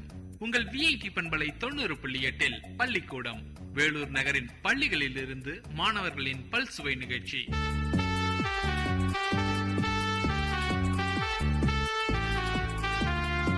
பூவுக்குள் ஒளிந்திருக்கும் பனிக்கூட்டம் அதிசயம், வண்ணத்து பூச்சி உடம்பில் ஓவியங்கள் அதிசயம், துளை செய்யும் காற்று நல் இசையான அதிசயம், குருநாதன் இல்லாத குயில் பாட்டு அதிசயம், அதிசயமே அசந்து போகும் நம் உடம்பு ஓர் அதிசயம் என நம் உடம்பில் நடக்கும் அதிசயங்களை பற்றி கூற வருபவர் எஸ் சஞ்சய். ஒரு நாளில் அதிசயங்கள். ஒரு நாளில் இதயம் 1,03,680 தடவைகள் துடிக்கின்றது. ஒரு நாளில் இரத்தம் 16,80,000 மைல்கள் ஓடுகிறது. ஒரு நாளில் சுவாசம் 22,040 தடவைகள் நிகழ்கின்றன. ஒரு நாளில் 483 கனஅடி காற்றை உட்கொள்கிறோம். ஒரு நாளில் 7 முதல் 8 ராத்தல் கழிவு ஏற்படுகிறது. ஒரு ராத்தல் என்பது 16 அவுன்ஸ். ஒரு நாளில் 143 பைன் வேர்வை வெளிவருகிறது. ஒரு நாளில் 3 முதல் 25 ராத்தல் உணவு சாப்பிடுகிறோம். ஒரு நாளில் 29 ராத்தல் திரவ பதார்த்தம் அருந்துகிறோம். ஒரு நாளில் உறக்கத்தில் 15 முதல் 30 தடவை வரை புரளுகிறோம். ஒரு நாளில் 48,000 வார்த்தைகள் பேசுகிறோம். ஒரு நாளில் 750 பெரிய தசை நார்களை இயக்குகிறோம். ஒரு நாளில் 0.000046 அங்குலம் நீளம் நகம் வளர்கிறது. ஒரு நாளில் 0.01714 அங்குலம் தலைமுடி வளர்கிறது. ஒரு நாளில் 70 லட்சம் மூளை அணுக்கள் வேலை செய்கின்றன. நன்றி. நேயர்கள் இதுவரை கேட்டது உங்கள் விஐடி பண்பலை 90.8 பள்ளிக்கூடம் வேலூர் நகரின் பள்ளிகளில் இருந்து மாணவர்களின் பல்சுவை நிகழ்ச்சி.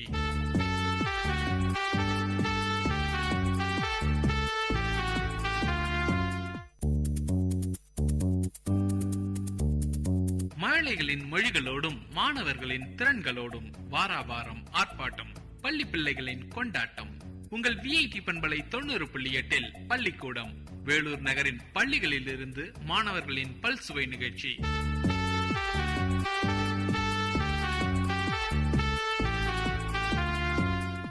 கற்போரின் குற்றங்களை நீக்கி அறம் பொருள் இன்பங்களை அடைவதற்கான வழிமுறைகளை அறவுரைகளாக முதுமொழி காஞ்சியின் மூலம் கூற வருபவர்கள் ஐஸ்வர்யா, ஸ்னேகா, ஷமியா பானு. முதுமொழி காஞ்சி சிறந்த 10. 1. ஆட்களின் உலகத்து மக்கட்கெல்லாம் மோதலில் சிறந்தன்று ஒழுக்கமுடைமை. விளக்கம். கடல் சூழ்ந்த இவ்வுலக மக்கள் அனைவருக்கும் கற்றலை விட ஒழுக்கமுடைமையே சிறந்தது. 2. காதலில் சிறந்தன்று கண்ணெஞ்சப்படுதல். பிறர்க்கு அன்பு காட்டுவதிலும் செயல்களால் அவர் போற்றும்படி நடத்தலே மேலானது. 3. மேதையில் சிறந்தன்று கற்றது மறவாமை. அறிவு நுட்பதினும் கற்ற பொருளை மறவாமை மேன்மையானது. 4. வன்மையில் சிறந்தன்று வாய்மை உடைமை. வளமான வாழ்க்கை காட்டிலும் வாய்மை உடையவராக வாழ்வது உயர்ந்தது. 5. இளமையில் சிறந்தன்று மைப்பினி இன்மை. 6. நலனுடைமை நாணுச் சிறந்தொன்று. அழகுடையவராக இருப்பதினும் நாணமுடையவராக இருப்பதே மேலானது. 7. குலனுடைமையுன் கற்பு சிறந்தன்று. குல பெருமையை விட ஒழுக்கமுடைமையே சிறந்தது. 8. கற்றலின் கற்றாரை வைபடுதல் சிறந்தொன்று. சிறந்த நூல்களை கற்றலை விடவும் கற்றிந்த பெரியாரை பின்பற்றி ஒழுகுதல் சிறப்பானது. 9. செற்றாரை செறுத்தலில் தச்சைக்கை சிறந்தன்று. பகைவரை தண்டிப்பதனை விட அவருக்கு நன்மை செய்தல் சிறந்தது. 10 முன்பெருகளின் சிறுகாமை சிறந்தன்று. முற்காலத்துக்கு பெருகிய செல்வத்தை பின்னர் குறைவுபடாமல் காத்தலே சிறந்தது. சிறந்த 10. நன்றி. நேயர்கள் கேட்டுக்கொண்டிருப்பது பள்ளிக்கூடம் உங்கள் விஐடி பண்பலை 90.8 வேலூர் நகரின் பள்ளிகளில் இருந்து மாணவர்களின் பல்சுவை நிகழ்ச்சி.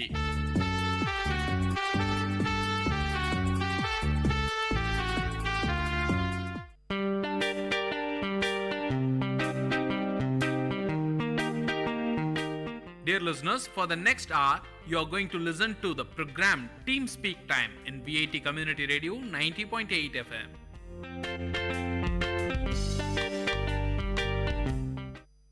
வணக்கம் நேயர்களே, இது விஐடி பண்பலை 90.8 விஐடி பல்கலைக்கழகத்தின் சமுதாய வானொலி. இந்த நிகழ்ச்சி அறுசுவை நேரம் வழங்கிக் கொண்டிருப்பது நான் உங்க பிரியங்கா. நான் உங்க நிவேதா. இந்த நிகழ்ச்சியில நீங்க முழுக்க முழுக்க உணவு பத்தி தாங்க கேட்க இருக்கீங்க. உணவோட நற்குணங்கள், உணவுல இருக்கிற பல வகைகள், அதை பத்தி தான் நம்ம பேச இருக்கோம். உணவு அப்படின்னு எடுத்துக்கிட்டோம்னாவே அது மனித வாழ்க்கையில ஒரு அத்தியாவசியமான விஷயம் பிரியங்கா. இப்ப இருக்க காலத்துல அது ஆடம்பரமான விஷயமா மாறிட்டு இருக்கு. ஆமா நிவேதா, இதுதான் எனக்கும் தோணுது. என்னன்னு பார்த்தோம்னா அந்த காலகட்டத்துல இருந்து இந்த காலகட்டம் வரையும் பார்த்தோம்னாவே உணவு பல வகையா மாறிக்கிட்டே வருது. நம்ம உணவு முறையும் ரொம்பவே மாறிட்டு வருது. அதுக்கப்புறம் நிவேதா, உணவுன்னு எடுத்துக்கிட்டாலே அது சுவைதான். ஒரு உணவு முழுமை அடையுது அப்படின்னு நம்ம நினைக்கிறோம்னாவே அதுல இருக்கிற அறுசுவைன்னு தான் நான் சொல்லுவேன். நம்ம டைட்டிலேயே பார்க்கலாம், அறுசுவைன்ற ஒரு வார்த்தை இருக்கு. அறுசுவைன்னா நீ என்ன நினைக்கிற நிவேதா? அறுசுவைனா 6 வகையான சுவைகள் பிரியங்கா. இனிப்பு, புளிப்பு, உப்பு, துவர்ப்பு, காரம் மற்றும் கசப்பு, இதுதான் அறுசுவை. இந்த அறுசுவைகளும் நம்ம உணவுல இருக்கணும். அதுதான் நம்ம தமிழர் கலாச்சாரத்துல ஒரு முக்கியமான ஒரு விஷயம். அது மட்டும் இல்லாம இப்ப நல்லா சமைக்கிறவங்களன்னு பார்த்தேன்னு வச்சுக்கோ, அவங்களை எப்படி சொல்லி கூப்பிடுவாங்கன்னா அறுசுவை அரசன், அறுசுவை அரசி அப்படின்னு தான் சொல்லி கூப்பிடுவாங்க.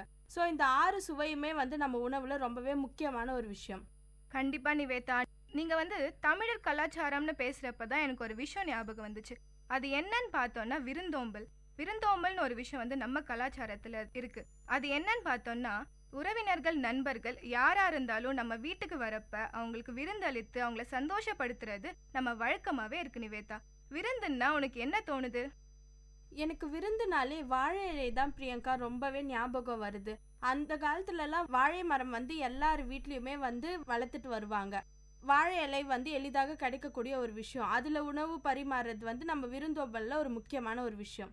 அது மட்டும் இல்லாம நிவேதா, வாழை இலையில சாப்பிடும் போது அது ருசியே தனிதான். சுட சுட சாப்பாட்டை ஒரு பெரிய வாழை இலையில வச்சு அதுல வர ஒரு மனமும் ருசியும் தனிதான் நிவேதா. இதுல எனக்கு பிடிச்ச விஷயம் என்னன்னு பாத்தீங்கன்னா, சூடா இருக்கிற பாயசத்தை வாழை இலையில ஊத்தி அதை வழிச்சு சாப்பிடுறப்ப வர ருசி இருக்கே, என்ன ருசி!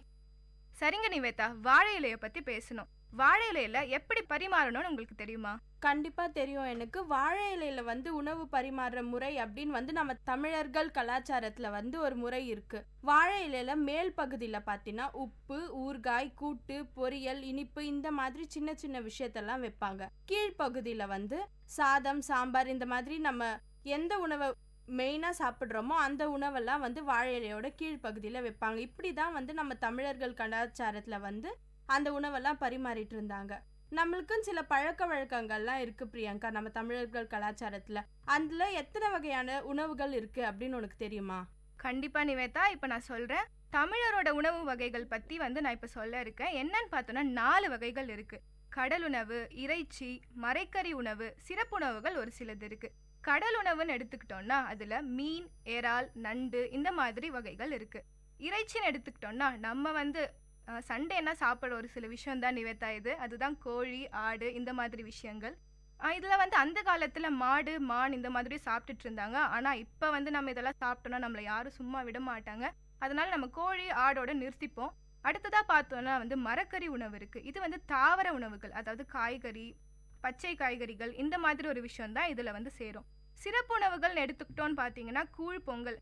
உங்களுக்கு நல்லாவே தெரிஞ்சிருக்கும், ஆடி மாசம்னாவே கூழ் பொங்கலுக்கு தான் சொல்லிடுவோம். எல்லார் வீட்டில இருந்து கூழ் எடுத்துட்டு போயிட்டு அந்த கோயில்கிட்டே வச்சு பொங்கல் வச்சு ரொம்ப சந்தோஷமான ஒரு தருணம் தான் அது. சரிங்க நிவேதா, இப்போ நம்ம தமிழர் உணவு வகைகள் பத்தி பார்த்தோம். இப்போ அடுத்ததான் நான் உங்ககிட்ட ஒன்று கேட்டு தெரிஞ்சுக்க இருக்கேன். தமிழர்களோட உணவு உட்கொள்ளும் முறையை பத்தி உங்களுக்கு தெரியுமா? எனக்கு தெரியும் பிரியாங்க. தமிழர்களோட உணவு உட்கொள்ளும் வகை வந்து மொத்தம் 12 வகைகள் இருக்கு. நம்ம வந்து நம்மளுக்கு தெரிஞ்செல்லாம் சாப்பிட்றது, தண்ணி குடிக்கிறது, இது மட்டும் தான் நம்ம எல்லாமே. எனக்கும் அவ்வளவுதான் தெரியும் நிவேதா. 12 வகைகள் சொல்றீங்க, அப்படி என்னென்ன இருக்கு? 12 வகைகள்ல முதல் வந்து அருந்துதல். அப்படின்னா வந்து மிகச்சிறிய அளவு உணவு தான் உட்கொள்ளுதல். அதுக்கு பேரு தான் வந்து தமிழர் கலாச்சாரத்துல அருந்துதல் அப்படின்னு சொல்றாங்க. அடுத்ததா பாத்தீங்கன்னா உண்ணல். அப்படின்னா பசி தீர, அதாவது வயிறு ரொம்ப சாப்பிட்றோம் அப்படின்னா அதுக்கு பேரு உண்ணல், அதாவது என்ன மாதிரி. ஆமா. அடுத்ததா வந்து உறிஞ்சல். அப்படின்னா ஒரு வாயை குவித்து நீரியற் பண்டங்களை ஈர்த்து உட்கொள்ளல், இதுதான் வந்து உறிஞ்சல். அப்படின்னா நம்ம ஜூஸ் அதெல்லாம் வந்து உறிஞ்சு சாப்பிடுவோம், அதுதான் உறிஞ்சல் அப்படின்னு சொல்றாங்க. அடுத்ததா பாத்தீங்கன்னா குடித்தல். நீர் உணவு வந்து பசி தீர சாப்பிடுறது. குடித்தல்லே வந்து நம்ம நீர் உணவு, அது வந்து ரொம்ப பசியாறு சாப்பிட்றோம் அப்படின்னா அது பேர் வந்து குடித்தல். அடுத்து வந்து தின்றல். அப்படின்னா தின்பண்டங்களை தின்றல். தின்பண்டங்கள் அப்படின்னா வந்து சின்ன சின்ன ஐட்டம்ஸ்லாம் நம்ம நிறையவே சாப்பிடுவோம். நீயும் நிறைய சாப்பிடுவேன்னு எனக்கு தெரியும், அதுதான் வந்து தின்றல். அடுத்ததா பாத்தீங்கன்னா தொய்த்தல். சுவை தீர மகிழ்ந்து சாப்பிட்றது. நம்ம வந்து ஒரு உணவை ரசிச்சு ருசிச்சு சாப்பிடணும், அப்பதான் வந்து அந்த உணவு நம்மளுக்கு செரிமானம் ஆகும்னு கூட நம்ம பெரியவங்களாம் சொல்லி கேட்டிருப்போம். தூய்த்தல் அப்படின்னாவே சுவைத்து மகிழ்ந்து சாப்பிட்ற ஒரு விஷயம் தான் தூய்த்தல்னு சொல்றாங்க. அடுத்ததா ஒரு விஷயம் நக்கல். நக்கி துளாவி சாப்பிடுறது. அது நம்ம எல்லாருமே பண்ற ஒரு விஷயம் தான் நிவேதா. இப்ப கூட நீ கொஞ்ச நேரத்துக்கு முன்னாடி சொன்ன நீ பாயசத்தை எப்படி சாப்பிடுவேன்னு, அந்த விஷயம் தான் நக்கல். அடுத்ததா பார்த்தோம்னா நுங்கல். அப்படின்னா முழுவதையும் ஒரே வாயில எடுத்து சாப்பிடுறது. இது நம்ம எப்போ பண்ணுவோம்னு உங்களுக்கு தெரியுமா நிவேதா? அடுத்தவங்களுக்கு கொடுக்காம நம்ம மட்டும் சாப்பிடணும்னு நினைக்கிறப்பதான் இதை பண்ணுவோம். கண்டிப்பா நிவேதா. அடுத்து சொல்லுங்க. பருகல். அது வந்து நீரியற் பண்டங்களை சிறுக குடிப்பது. நம்ம வந்து குடித்தல் பத்தி பார்த்தோம், அது வந்து பசி தீர நீரியற் பண்டங்களை குடித்தல். இது வந்து பருகல்னா கொஞ்சமான அளவு வந்து நீர் ஆகாரங்களை வந்து சாப்பிட்றது தான் வந்து பருகல். அடுத்தது பாத்தீங்கன்னா மாந்தல். மாந்தல்னா மடமடவென உட்கொள்வது, அதுதான் மாந்தல். நம்ம தினமும் காலேஜுக்கு கிளம்புறப்ப இந்த வேலையை தான் பண்ணுவோம்னு நினைக்கிறேன். கண்டிப்பா. அதுக்கு அடுத்த ஒரு விஷயம் என்னன்னா மெல்லல். அப்படின்னா கொஞ்சம் கடிய பண்டங்களை வந்து நம்ம வந்து பல்லால கடிச்சு சாப்பிட்றோம் அப்படின்னா அதுக்கு பேர் வந்து மெல்லல். அதாவது உனக்கு கடிய பண்டம்னா என்னன்னு ஞாபகம் வருது? எனக்கு வந்து தோன்றது வந்து கடிய உணவுன்னு எனக்கு தோன்றது என்னன்னு பார்த்தோம்னா கடல உருண்டை நிவேதா. ரொம்பவே கடினமா இருக்கும் அதை கடிச்சு மென்று சாப்பிட்றதுக்கு. அதுக்கு பேரு தான் வந்து மெல்லல்னு சொல்றாங்க பிரியங்கா. அதுக்கு அடுத்தது வந்து விழுங்கல். அப்படின்னு கடைசி வகை வந்து விழுங்கல். அது வந்து பல்லுக்கும் நாக்குக்கும் இடையில தொண்டை வழியா சாப்பிட்றதுக்கு பேரு தான் வந்து விழுங்கல். இது நம்ம எப்ப பண்ணுவோம்னா நமக்கு ஏதாவது உடம்பு சரியில்லாதப்ப வீட்டுல வந்து கஷாயம் காய்ச்சி கொடுப்பாங்க, அது மட்டும் இல்லாம மருந்து தருவாங்க பாத்தீங்களா, இந்த மாதிரி விஷயத்தை தான் நம்ம விழுங்கல். தமிழர் கலாச்சாரத்துல வந்து இந்த 12 வகையா உணவு உட்கொள்ளும் முறை வந்து இந்த 12 வகை தான்.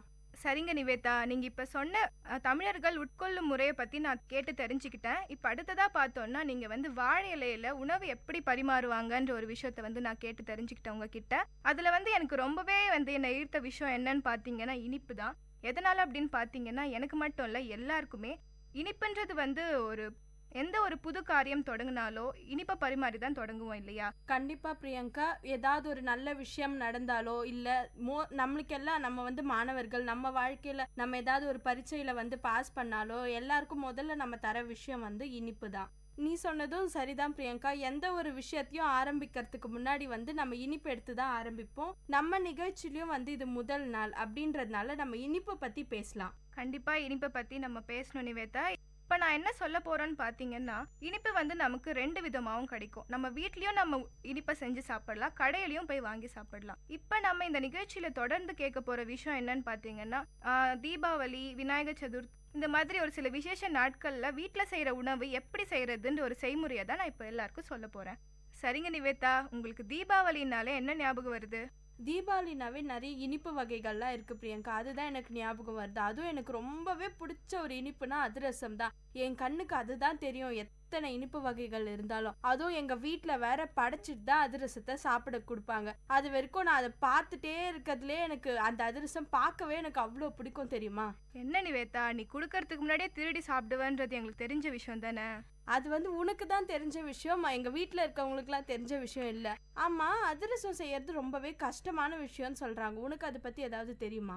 அதிரசம் வந்து செய்முறை எனக்கு ஓரளவுக்கு தெரியும். சரி நிவேதா, உனக்கு தெரியுமா எப்படி செய்யறதுன்னு? அதிரசம் சாப்பிட்றதுக்குன்னு ஏதாவது ஒரு முறை இருந்ததுன்னா அது எனக்கு கண்டிப்பாவே தெரியும். செய்யறதுக்குன்ற முறையெல்லாம் எனக்கு தெரியாது. சரி சரி, செய்யறது எப்படின்னு நான் உனக்கு சொல்றேன், நீ கேட்டுக்கோ. கேட்டுட்டு வீட்டில் போய் ஒரு வாட்டி செஞ்சு பாரு. கண்டிப்பா சொல்லு, நானும் ஒரு நாள் செஞ்சு எங்க அம்மாவை சர்ப்ரைஸ் பண்றேன். வேணா நிவேதா, நீயே செஞ்சு நீயே தான் சாப்பிடணும், யாருக்கும் டெஸ்ட் எல்லாம் பண்ணிடாத. சரி பிரியங்கா, நீ முதல்ல எப்படி செய்யறதுன்னு சொல்ல. கண்டிப்பா சொல்றேன் நிவேதா.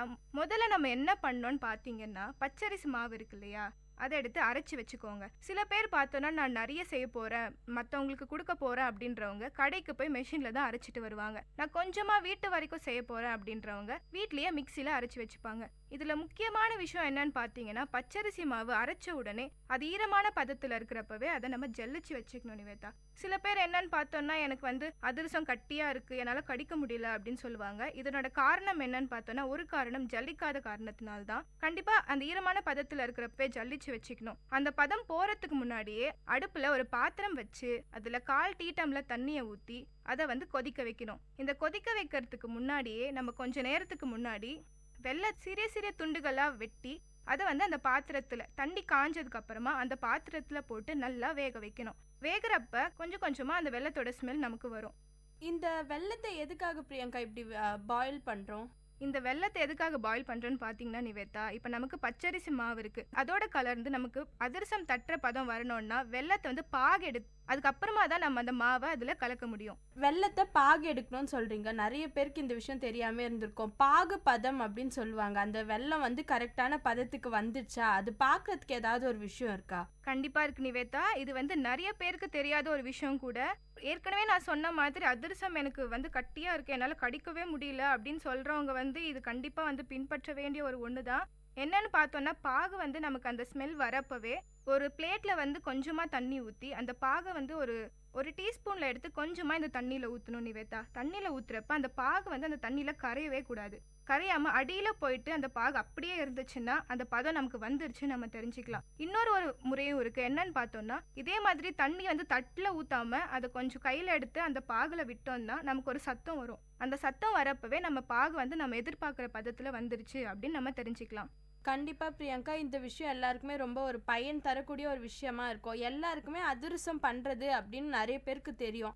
ஆனா இந்த பாகு கரெக்டான பதத்துல எடுக்காததுனால தான் அதிரசம் நீ சொன்ன மாதிரி கடினமாயிடும், யாராலையும் சாப்பிடவே முடியாம போயிடும். இந்த ஒரு விஷயத்த எல்லாரும் தெரிஞ்சுக்கிட்டாங்கன்னா கண்டிப்பா எல்லாருனாலையும் அதிரசம் ரொம்ப நல்லாவே செய்ய முடியும்னு நமக்கு தெரிஞ்சுக்கலாம் நிவேதா. இப்போ நம்ம பார்த்தீங்கன்னா அடுப்புல பாகு நமக்கு ரெடி ஆயிடுச்சு. இப்போ இன்னொரு பக்கம் பார்த்தோன்னா நமக்கு ஜல்லிச்சு வச்ச பச்சரிசி மாவு ரெடியா இருக்கு. இப்போ நம்ம அடுத்ததா நம்ம அதிரசம் செய்யற ஒரு முறையை தொடங்கலாம். இப்போ அந்த பாகுல கருப்பு எள்ளை போடணும்னு நான் கேட்டுக்கிறேன். எதுக்குன்னு கேட்டிங்கன்னா, வெள்ளை எள்ளும் போடலாம், கருப்பு எள்ளும் போடலாம். ஆனால் அதிகமாக சுவை ஊட்டக்கூடியது கருப்பு எள்ளு தான். இப்போ பாகு ரெடியாக இருக்குது, பச்சரிசி மாவு ரெடியாக இருக்குது. பச்சரிசி மாவு சில பேர் என்ன பண்ணுவாங்கன்னா, மொத்தமாகவே இந்த பாகுல கொட்டிட்டு கிண்ட ட்ரை பண்ணுவாங்க. அப்போ என்ன ஆகும், மொத்தமாக கட்டிடும். அப்போ நமக்கு உருண்டை பிடிச்சி அதை தட்டுறப்ப நமக்கு அந்த பதமே வராது. கொஞ்சம் கொஞ்சமாக பாகு சூடாக இருக்கிற அந்த நேரத்திலே கொஞ்சம் கொஞ்சமாக நம்ம அந்த பச்சரிசி மாவை கொட்டி அதை கிண்டிக்கிட்டே இருக்கணும். அப்போ நம்ம எதிர்பார்க்குற பதம் நமக்கு கிடைக்கும். அப்போவே நம்ம கொஞ்சம் அந்த மாவை கிள்ளி தொட்டு பார்த்தோம்னா நமக்கு அது சாஃப்டாக இருக்கா அப்படின்றது நமக்கு தெரிஞ்சிடும். அப்படி செஞ்சதுக்கு அப்புறமா நம்ம அதை உருண்டை பிடிச்சி வச்சுக்கணும். அதுக்கப்புறம் நம்ம செய்ய வேண்டிய ஒரு விஷயம் என்னன்னு பார்த்தீங்கன்னா, சில பேர் பேப்பர் எடுத்துட்டு அதில் பேப்பர்னா ஒரு பிளாஸ்டிக் பேப்பர் எடுத்துட்டு அதில் எண்ணெய் தடவி தட்டுவாங்க. நான் கேட்டுக்கிறது என்னன்னா, வாழை இலை எடுத்துக்கலாம். வாழை இலை எடுத்து அதில் கொஞ்சம் எண்ணெய் ஊற்றி அது மேலே தொடச்சி அதில் அந்த உருண்டையை வச்சு தட்டிட்டு அதுக்கப்புறமா எண்ணெய் காஞ்சதுக்கு அப்புறமா நம்ம அதிரசத்தை போட்டு வெளியே எடுக்கலாம். அதிரசத்தை வெளியே எடுத்த அப்புறம் நம்ம அதில் இருக்கிற எண்ணெயை மொத்தமாக வெளியே எடுக்கணும். சில பேர் என்ன பண்ணுவாங்க தெரியுமா, எண்ணெயை எடுக்கணும்னு போட்டு நல்லா அழுத்தி அதிரசமே கடைசியில் உடஞ்சி போயிடும். அந்த அளவுக்கு நம்ம அந்த எண்ணெயை வெளியே எடுக்கணுன்ற அவசியம் கிடையாது. பலகாரம்னா கண்டிப்பாக எண்ணெய் எல்லாம் இருக்காது, ஓரளவுக்கு இருந்தால் நல்லதுதான். அதிரசம்னு நீங்கள் அந்த எண்ணெயில் போடுறப்பன்னு சொல்கிறதே எனக்கு வாயெல்லாம் ஊறுது. எனக்கு எப்போ அதிரசம் சாப்பிட போகிறோமோ அப்படியே என் கண்ணு முன்னாடிலாம் அதிரசம் நிற்கிற மாதிரியே இருக்குது. நானும் இன்னைக்கு வீட்டுக்கு போய் நீ சொன்ன மாதிரி கரெக்டான பதத்தில் பாகு எடுத்து பச்சரிசி மாவை அரைச்சி இன்னைக்கு நானும் அதிரசம் பண்ணி எங்கள் அம்மா கொடுக்கலான்னு நினைக்கிறேன். கண்டிப்பாக ட்ரை பண்ணுங்க நிவேதா. இப்போ இந்த அதிரசம்ல பார்த்தோன்னா வெல்லம் தான் ஒரு முக்கியமான ஒரு விஷயமா இருக்குது. நம்ம வீட்டிலே செய்கிறதுனால நமக்கு ரொம்ப ஆரோக்கியத்தையும் கொடுக்குது நிவேதா. சரிங்க நிவேதா, வெல்லத்தை பற்றின நற்குணங்கள் பற்றி உங்களுக்கு தெரியுமா? எனக்கு கண்டிப்பாக தெரியும் பிரியங்கா. முதல்ல வெல்லம் 2 வகையான வெல்லம் இருக்குது. கரும்பு, பனை 2 இதுலேருந்தும் வெல்லத்தை தயாரிக்கிறாங்க. வெல்லத்தில் நிறைய சக்தியெல்லாம் இருக்குது. இப்போ இந்த காலத்தில் நம்ம வெல்லம் அவ்வளோவா பயன்படுத்துறது இல்லை. நம்ம நிறைய சர்க்கரை தான் பயன்படுத்துகிறோம். வெல்லத்துல வந்து வாதம் மற்றும் செரிமான நோய்களை குணப்படுத்தும் தன்மை இருக்கு அப்படின்னு வந்து நம்மளோட சித்த மருத்துவத்துல கூறியிருக்காங்க. அது மட்டும் இல்லாம பனை வெல்லம் அப்படின்னு நான் ஒண்ணு சொன்னேன். கரும்பு வெல்லம்னா வந்து நீங்க சொன்னீங்களே அதிரசம் செய்யறதுக்கெல்லாம், அதெல்லாம் வந்து கரும்பு வெல்லம் தான் பயன்படுத்துவாங்க. பனை வெல்லம்னு இன்னொரு வெல்லமும் இருக்கு. அது வந்து நீங்க கண்டிப்பா கேள்விப்பட்டு இருக்க மாட்டீங்க இது வரைக்கும். பனை வெல்லம்னா அதுல வந்து கண்டிப்பா இரும்பு சக்தி அதிகமா இருக்க ஒரு விஷயம். அது வந்து நிறைய சின்ன குழந்தைங்களுக்குலாம் கொடுப்பாங்க இரும்பு சக்திக்காக. அது மட்டும் இல்லாம அது வந்து எளிதில் ஜீரணமாகக்கூடிய ஒரு விஷயம். அது மட்டும் இல்லாம வெல்லம் வந்து உடல்ல இருக்க பித்த தன்மையெல்லாம் நீக்கும். இது மட்டும்தான் வெல்லத்தோட பயன்கள் இல்லை. அது மட்டும் இல்லாம ஜலதோஷம், சிரங்கு இதெல்லாம் நீக்கக்கூடிய ஒரு தன்மை கொண்ட பொருள் அப்படின்னா வெல்லம் தான். நம்ம சித்த மருத்துவத்துல வெல்லத்துக்கு கண்டிப்பா ஒரு இடம் இருக்கு. நிவேதா, வெல்லத்துல இவ்ளோ நற்குணங்கள் இருக்கா? கண்டிப்பா நான் இனிமே வந்து சர்க்கரையை தவிர்த்துட்டு வெல்லத்தை வந்து நான் சேர்த்துக்க போறேன் நிவேதா. கண்டிப்பா பிரியங்கா, நீ மட்டும் இல்ல எல்லாருமே வந்து வெல்லத்தை சேர்த்துக்கணும். நீ வந்து பார்த்திருப்ப சித்த மருத்துவத்துல லேகியம் அதெல்லாம் பண்றப்ப கண்டிப்பா வந்து வெல்லத்தை தான் பயன்படுத்துவாங்க. வெல்லம் வந்து அவ்வளோ சக்தி இருக்கு. நம்ம வந்து அது நிறைய பேருக்கு தெரியாமே இருக்க ஒரு விஷயம், வெல்லத்துல இவ்வளோ சக்தி இருக்கா அப்படின்னு. இப்போ எல்லாருக்கும் கண்டிப்பா தெரிஞ்சுக்க வேண்டிய ஒரு விஷயம் வந்து வெல்லம் வந்து நம்ம உணவுப் பொருட்கள்ல பயன்படுத்தணும். கண்டிப்பா நிவேதா, ஒரு சில உணவு வகைகள் பற்றியும், அதாவது அதிரசம், அதில் முக்கியமான ஒரு பங்கு எடுத்துட்டு இருக்க வெல்லத்தை பற்றி ஒரு நிறைய நற்குணங்களை சொன்னேன். ரொம்பவே ஒரு நல்ல விஷயம். இதே மாதிரி அடுத்த நிகழ்ச்சியில் நம்ம வேற உணவு பற்றியும் அதனுடைய நற்குணங்கள் பற்றியும் பேசலாம் நிவேதா. கண்டிப்பா பிரியங்கா, உன்னால நானும் உணவு வகைகள், பரிமாறுற விஷயம், வாழை இலை இதை பற்றிலாம் கூட நான் நிறையவே தெரிஞ்சுக்கிட்டேன். நேர்களே, இந்த நிகழ்ச்சியில் நீங்கள் ஒரு சில உணவு வகைகள் பற்றியும் அதனுடைய நற்குணங்கள் பற்றியும் தெரிஞ்சுக்கிட்டீங்க. இதே மாதிரி அடுத்த நிகழ்ச்சியில் வேற உணவுகள் பற்றியும் அதனுடைய நற்குணங்கள் பற்றியும் தெரிஞ்சுக்கலாம். இந்த நிகழ்ச்சி அறுசுவை நேரம் வழங்கி கொண்டிருப்பது நான் உங்க பிரியங்கா. நான் உங்க நிவேதா. இது விஐடி பண்பலை 90.8 விஐடி பல்கலைக்கழகத்தின் சமுதாய வானொலி.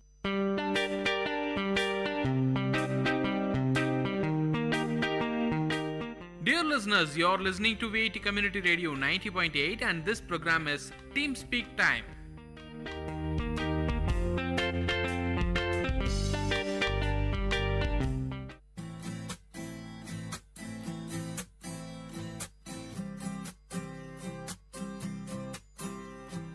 हेलो फ्रेंड्स, आप सुन रहे हैं वीआईटी कम्युनिटी रेडियो 90.8 एफएम और ये है आपका सबसे चहीता शो लर्निंग जर्मन और मैं हूँ आपका होस्ट एंड दोस्त Himanshu मंघानी. Ich bin Shravya Karra.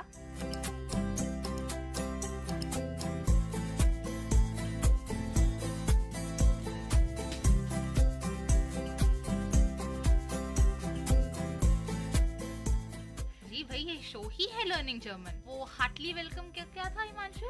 हाँ. Herzlich willkommen. Herzlich willkommen. Zu learning German. Zu learning German. So heartily welcome to learning German. Heartily welcome to learning German. तो Herzlich चलो. willkommen. हाँ. Heartily welcome. Herzlich willkommen. Heartily welcome. अब welcome के mode से भी आगे बढ़ते हैं. हाँ, तो आज तो हम क्या करेंगे? आज भी हम कुछ रेगुलर चीजें ही सीखेंगे, यानी कि रेगुलर कॉन्वर्सेशंस में हम जो बातें करते हैं. तो चलो. तो मतलब हम कर रहे हैं अभी प्रैक्टिस. यस. हम अपने जीवीपी का 3rd मॉड्यूल के रंगों में घुस रहे हैं, जो है रंगों में घुस रहे हैं जो है प्रैक्टिस. जो है प्रैक्टिस. तो आज सबसे पहले थोड़े बहुत वर्ड्स आपको सिखा दूं मैं. सबसे पहले कि एटीएम को हम क्या बोलते हैं. हम बोलते हैं उसको गेल्ड ऑटोमैट. और वेंडिंग मशीन को हम बोलते हैं ऑटोमैट. नॉर्मली कोई मशीन होती है, यानी कोई यंत्र होता है, हम उसको जर्मन में बोलते हैं ऑटोमैट. और अगर जो यंत्र पैसा मैन्युफैक्चर करता है, यानी कि अभी पैसा मैन्युफैक्चरिंग मशीन से आपको कहीं मिलेगा नहीं, यानी कि आपको पैसा मिलता है उस मशीन से, तो वो क्या है? एटीएम, एनी टाइम मनी, यानी कि गेल्ड ऑटोमैट. तो अगर मशीन खराब हो गई तो हम क्या बोलेंगे हिमांशु उसको? पता नहीं. ठीक है. कपूत एक वर्ब है जिसको हम बोलते हैं कि अगर खराब हो जाना, मतलब कपूत. तो ये बोल सकते हैं कि देयर गेल्ड ऑटोमैट इज कपूत, मतलब दी एटीएम मशीन इज डैमेज्ड. अच्छा, चलिए ठीक है. तो फिर अगर मैं बोलूं वी गेट्स मतलब हाउ आर यू? नहीं, हाउ आर यू मतलब बेसिकली बोलते हैं हाउस गोइंग, ऐसे बोलते हैं हाउस गोइंग. जैसे अपन पूछते हैं ना हाउस गोइंग, बेसिकली इसका मतलब ये होता है. और इसलिए अपन बोल देते कि हाउ आर यू सी में सिमिलर है, तुम कैसे भी स्टार्ट करो तो बात सेम ही है. तो इस केस में वी गेट्स मतलब how is going, how are you, ये सब चीज़ें। तो चलिए फिर अब जैसे कि बोले वू सेंड दाइने किंडर, वेयर आर योर चिल्ड्रन। अच्छा ठीक है, यहाँ पे हम एक एग्जाम्पल ले रहे हैं, या फिर स्टेशन पे यहाँ पे दो लोग बातें कर रहे हैं तो वो बात कर रहे हैं ऐसे। तो वो जिन दाइना किंडर मतलब वो मतलब वेयर, जिन मतलब आर, दाइने मतलब यूअर, किंडर मतलब चिल्ड्रन। मायने किंडर सिंध डोट, डोट मतलब देयर, तो मेरे बच्चे यहाँ पर हैं। तो मायने किंडर सिंध डोट, डोट हमने आज एक नया वर्ड जाना, डोट मतलब देयर। ओके, माइने शोन राल्फ इज जेन, माइन मतलब माई, शोन मतलब सन, राल्फ उसका नाम है, इस्ट इज जेन मतलब 10।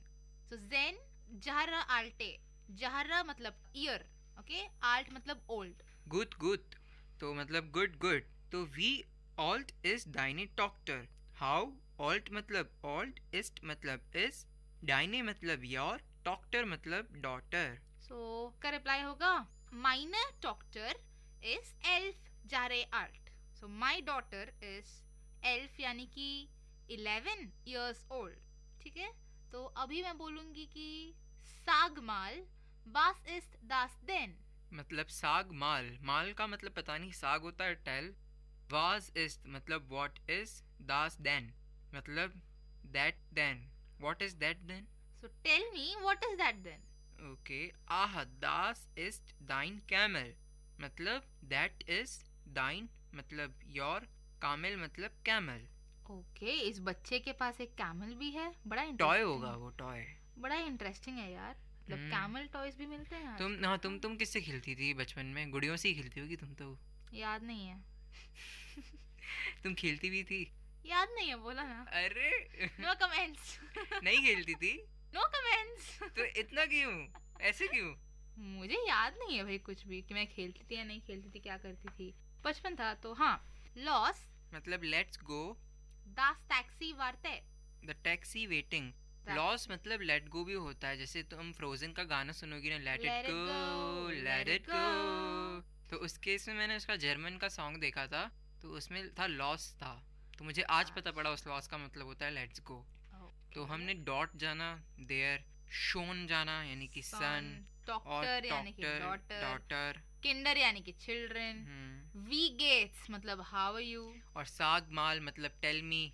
साग माल हिंदी में माल किसी और को बोलते हैं, और साग माल मतलब टेल मी। ठीक है, जर्मन में साग माल मतलब टेल मी। तो बहुत अच्छा था यार जो भी था। अभी एक और कॉन्वर्सेशन लेते हैं आपको एग्जाम्पल के लिए बताने के लिए कि दो लोग एक फहर कार्टन के पास हैं। फहर कार्टन मतलब टिकट देने वाली मशीन, रेलवे स्टेशन में। अभी एक आदमी दूसरे आदमी से पूछ रहा है, इज देयर फहरे कार्टन ऑटोमैट कपूत, यानी is there is the fare कार्टन ऑटोमैट ट्रैवल टिकट मशीन कपूत मतलब डैमेज्ड। तो दूसरा आदमी क्या बोलता है, दा कॉम्ट काइन गेल्ड, there is no money coming. भाई पागल है क्या ये बंदा, टिकट मशीन से पैसा क्यों आएगा। सो दा कॉम्ट देयर कम्स काइन गेल्ड, नो मनी। सो दूसरा आदमी क्या बोलेगा, दास इज काइन गेल्ड ऑटोमैट, दास इज दैट इज काइन नो गेल्ड ऑटोमैट मनी वेंडिंग मशीन, देयर गेल्ड ऑटोमैट इज दॉर्थ, द गेल्ड ऑटोमैट दी मनी वेल्डिंग मशीन यानी कि दी ATM इज दॉर्थ यानी कि देयर गेल्ड ऑटोमैट इज कपूत, द मशीन इज डैमेज्ड, देयर गेल्ड ऑटोमैट इज कपूत, the ATM is damaged. So das ist kein Geldautomat मतलब that is no money machine यानी मनी मशीन ATM बोल दो ना सीधा। हाँ, वो अभी ये बंदा बेचारा टिकट मशीन को ATM समझ रहा था और उससे उसको पैसा चाहिए, तो पैसा कहाँ से मिलेगा उसको, यानी ATM तो वहाँ थी और ये यहाँ खड़ा था। तो ये था एक कॉन्वर्सेशन। तो इससे हमने क्या सीखा कि टिकट वेंडिंग मशीन को हम बोलते हैं फेयर कार्टन ऑटोमैट और ATM को बोलते हैं गेल्ड ऑटोमैट, और डैमेज्ड को बोलते हैं कपूत, और डॉर्ट मतलब देयर, काइन मतलब नो, कॉम्थ मतलब कम। ठीक है, तो अगर तुम मुझे कम बोलती हो तो मैं तुम्हें जरूर बोलूंगा हार्टली वेलकम। तो हर्जिलिश विलकॉमन। और हर्जलिश विलकॉमन श्राव्या। तो ठीक है श्राव्या, अब मुझे बताओ एक्सक्यूज मी बोलना है तो मैं कैसे बोलूँगा? वेयर इज ही हुंग? पार्डन मी या एक्सक्यूज मी, मैं हमने ये इसको हमने पहले भी डिस्कस किया हुआ है कि वेयर जी हुंग। तो अगर मैं किसी से पूछना चाहूँ वेयर जी हुंग इस दास आइन गेल्ड ऑटोमेट, यानी कि मैं एक्सक्यूज मी, क्या वो गेल्ट ऑटोमेट है? मतलब कि क्या वो एटीएम है? तुम बोलोगी, अगर तुम नेगेटिव हो तो तुम बोलोगी नहीं मतलब 9, अगर तुम पॉजिटिव हो तुम तो बोलोगी या मतलब जा, जे ए जा। वो वहाँ पे मेरा पॉजिटिव और नेगेटिव होने में क्या फर्क है? वो अगर मशीन वहाँ पे गेल्ड ऑटोमेट हो, वहाँ पे एटीएम हो तो हाँ बोलूंगी, वरना नहीं तो बोलूंगी। हाँ तुमने बिल्कुल सही बोला एकदम। वो तो मैंने ऐसे ही बस यूँ बोला था क्योंकि थोड़ा मतलब जैसे मैं बोलता हूँ मॉड्यूलेशन देना पड़ता है। हाँ मस्ती मजाक। ठीक है भाई, तो बहुत हो गया गेल्ड ऑटोमेट एंड ऑल। तो ये बहुत अच्छा सीखा है आज। डॉट मतलब देयर, और हर्जलिश विलकॉमन हार्टली वेलकम, डॉक्टर मतलब डॉटर, कपूत मतलब डैमेज्ड, और ऐसे हम सिचुएशंस लेके हम डायलॉग सीखते हैं ना, तो क्या हो जाता है कि दिमाग में रह जाता है। हम देखो अभी हम बोलते हैं ना कि जब visual power is much more powerful then listening. जब हम कुछ सुनते हैं हम उतना कुछ ध्यान नहीं देते, बट कुछ देखते हैं हमें वो तुरंत याद रहता है। तो इसलिए हमें बचपन में मल्टीमीडिया रूम्स करके दिखाया जाता था। तो वैसे ही जब तुम ऐसे बस ऐसे टेक्स्ट बुक में जो ऐसा रहता है ऐसे सीखते हो, कुछ मजा नहीं आता, तुम्हें इतना जल्दी याद नहीं रहता। बट जब तुम उसको किसी एग्जाम्पल से रिलेट करते हो, किसी हर रोज रियल लाइफ एग्जाम्पल से रिलेट करते हो, तो वो चीज और अच्छे से याद रह जाती। तो हम ऐसे और एग्जाम्पल्स आपको और भी लाएंगे, और हाँ ऐसे एग्जाम्पल्स डिस्कस करेंगे ताकि हम भी जल्दी सीख जाएं, आप भी जल्दी सीख जाएं, और हाँ हम सब जर्मन बहुत अच्छी तरह बोलने लगे। तो आगे कहाँ जाएंगे हम? आगे हम यहीं पे ही रहेंगे। हाँ, और मतलब कौन सा एग्जाम्पल लेंगे मेरा ठीक मतलब है। तो मतलब जैसे कि दा कॉम्ट काइन साफ्ट, दा कॉम्ट काइन साफ्ट, साफ्ट मतलब जूस। सो उसका मतलब है कि the juice is not coming. इस्ट दर सॉफ्ट ऑटोमाट कपूट। इस्ट मतलब इस, देयर सॉफ्ट ऑटोमाट मतलब जूस मशीन, कपूत डैमेज्ड। सो अगर मैं बोलूंगी हाँ तो या देयर सॉफ्ट ऑटोमाट इस कपूत, अगर नहीं है 9 देयर सॉफ्ट ऑटोमाट निश्ट कपूत। Das ist kein soft automat, तुम ऐसे बोलोगी। काइन मतलब that is not soft automat। ठीक है, इसने तो मतलब ये बेचारा क्या है, इसने तो बियर मशीन को जूस मशीन समझ लिया। तो ठीक है, तो अगर तो तब तुम्हें बोलना चाहिए कि das ist kein soft automat, कि this is not a juice maker, das ist ein beer automat, this is a beer vending machine। Okay, तो das ist kein soft automat मतलब that is not soft automat, that is not juicer। 9 das ist soft automat nicht, that is not a soft automat। और their soft automat is dot, dot मतलब their, das मतलब that, और दा मतलब here, here को HIER बोलते हैं, दा मतलब that I think, that this चलो ठीक है। तो दा मतलब this, that मतलब दास, और देयर मतलब डॉट, हेयर मतलब बोलोगे ईयर मतलब ईयरी। ओह danke हिमांशु। या बाइटे du glücklich? Are you happy? Yeah. Okay टांटे।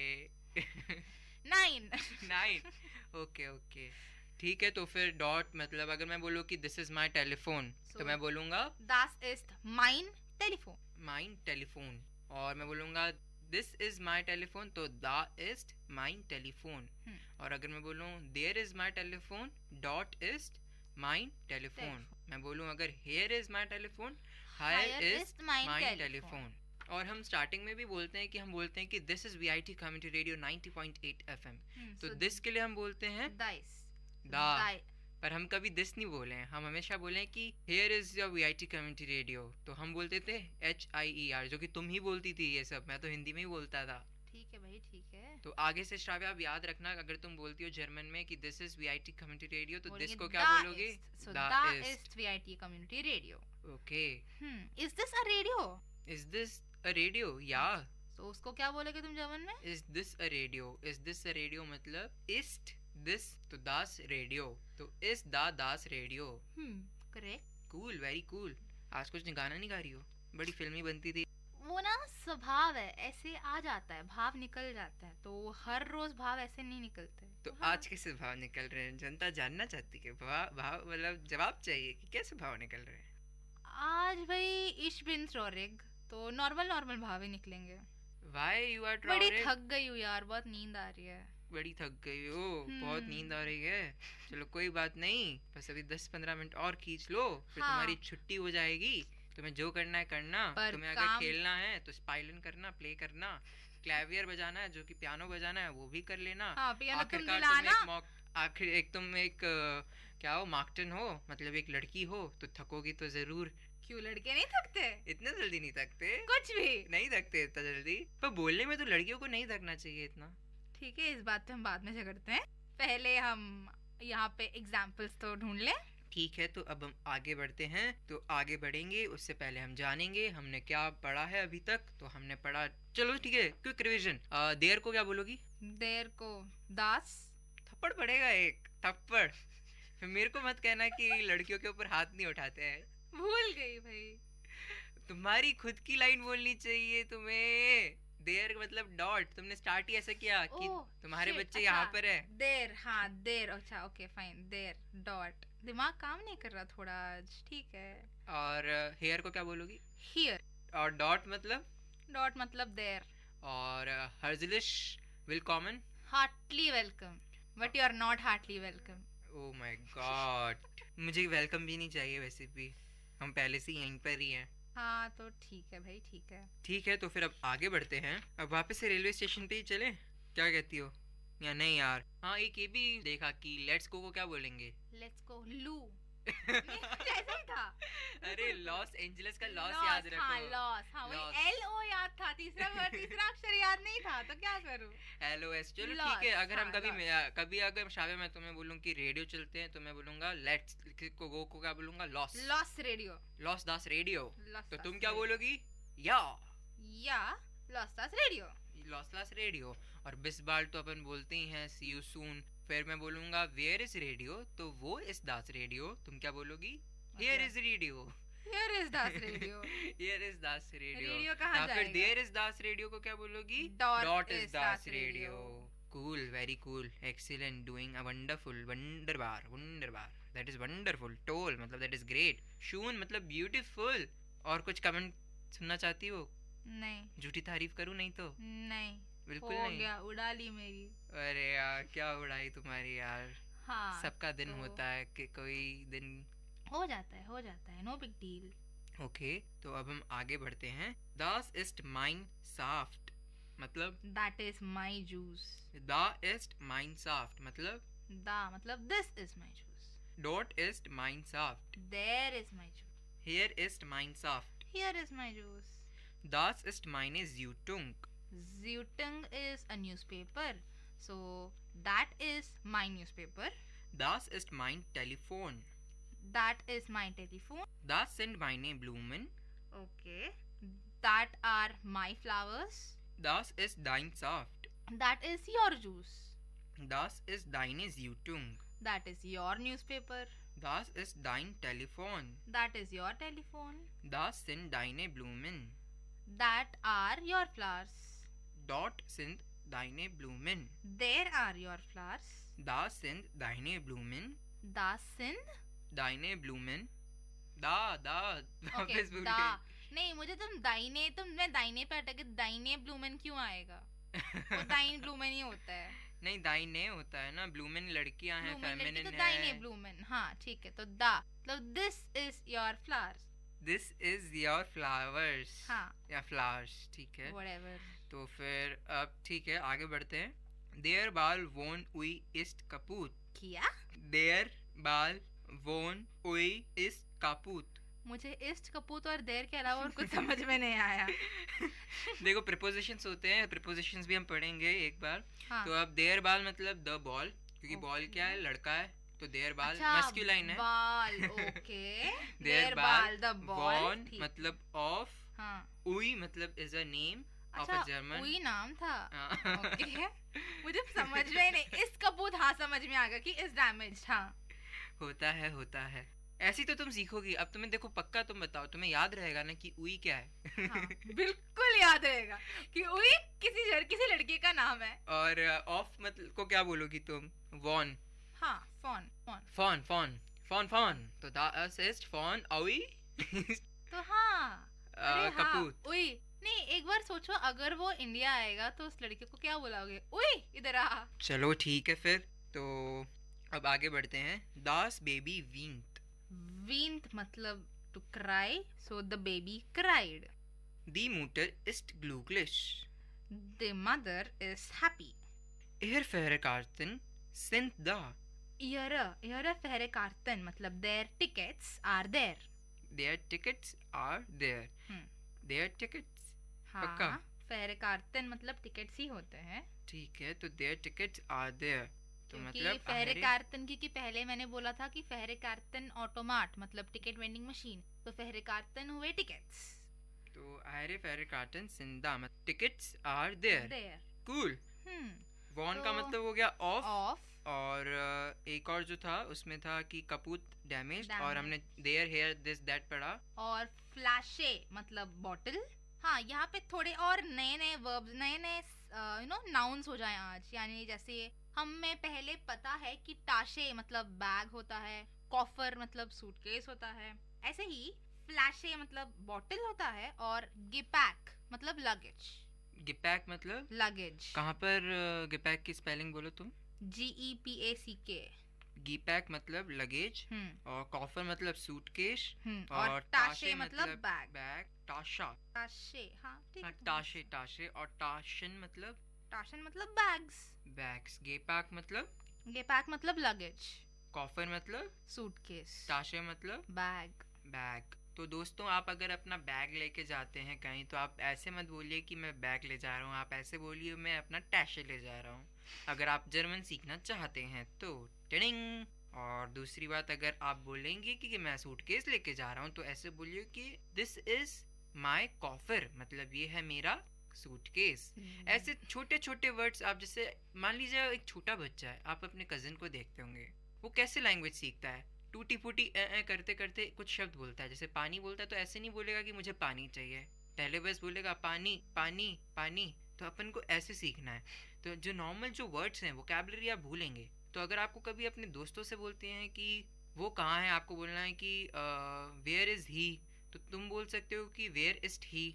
थोड़ा ऐसे मिक्स करके बोलिए। इसको क्या कर बोल दो, इस्ट बोल दो, तो याद रहेगा। और अगर आप अपना लगेज लेके कहीं जा रहे हैं तो बोल सकते हो कि मेरा लगेज आ गया है, तो मेरा गेपैक आ गया है, ऐसे बोल सकते हो। या फिर माइनर गेपैक इस्ट कम। हाँ, और ये सब चीज़ों में तो पक्का आपको बहुत टाइम लगेगा अगर आप पूरा बोलना चाहते हैं, पर आप एटलीस्ट इतना तो बोलिए कि आपकी वोकैबुलरी सुधर जाए। क्योंकि हम खुद आप के सामने एक एग्जांपल देख चुके हैं कि मैं कितना अच्छा बोलती हूँ, 2 मिनट में भूल गई। 2 मिनट में भूल गई। तो इसलिए श्राव्य अपन भी ऐसे ही करेंगे। कभी मिलते हैं तो अपन जानते हैं कि अपन पूरा नहीं बोल पाएंगे अभी, पर अपन थोड़ा जो वर्ड्स हैं, अगर अपन कभी व्हाट्सएप पे बात कर रहे हैं या कभी क्लास में बात कर रहे हैं, तो मैं बोल सकता हूँ कि तुम देर को क्या बोलो?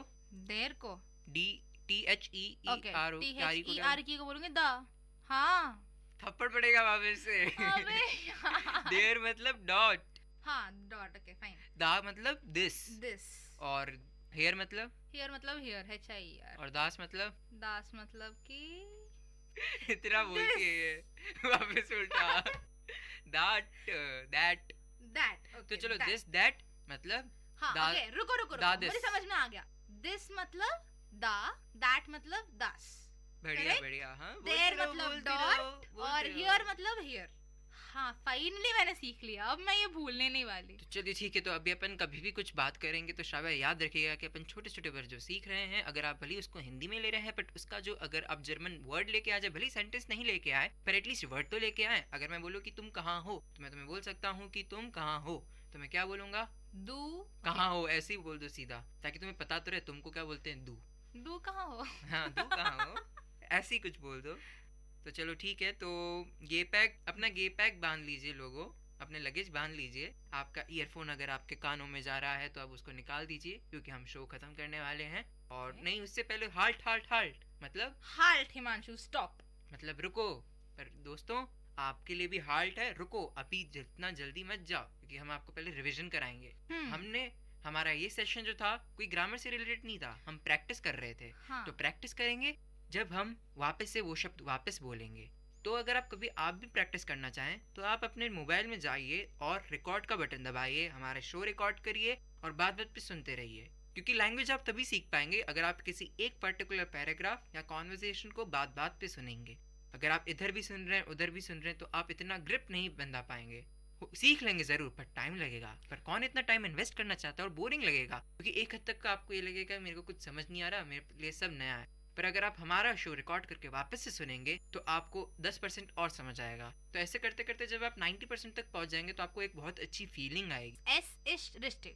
रिश्तिक मतलब इट इज करेक्ट। चलिए पूरा सेंटेंस मत बोल दीजिए, मैं बोल सकता हूँ क्या ये रिश्तिक है, क्या ये करेक्ट है, ऐसे बात करते हैं अपन। ठीक है, एक नया हमने दौर स्टार्ट कर दिया है हमारे इस रेडियो में, जिसका मतलब है कि हम आपको कॉमन वर्ड्स जो हैं, जो हम जनरली इंग्लिश के बोल देते हैं, हम कॉमन वर्ड्स लर्निंग कराएंगे आपको। हाँ, लर्निंग कराएंगे। अब आप नॉर्मली हिंदी भी बोलती हो तो नॉर्मली आप ट्रेन को ट्रेन बोलती हो, लोहपत गामिनी नहीं बोलती हो। वैसे ट्रेन का हिंदी वर्ड होता है लोहपत गामिनी, उसको वो नहीं बोलते हैं, अपन ट्रेन ही बोलते हैं। तो ऐसे हम जर्मन सीखेंगे, वोकैबुलरी ऐसे बढ़ाएंगे, जो कॉमन वर्ड्स हैं हम उनको यूज करेंगे। ठीक है, इस बार से हम ट्रेन को बोलेंगे जुग, क्योंकि जर्मन में ट्रेन को जुग बोलते हैं। ठीक है, और अगर मैं कभी श्राव्य तुमसे पूछूं कि तुम्हारी ट्रेन कब है तो मैं तुम्हें सीधा बोलूंगा कि तुम्हारी जुग कब है।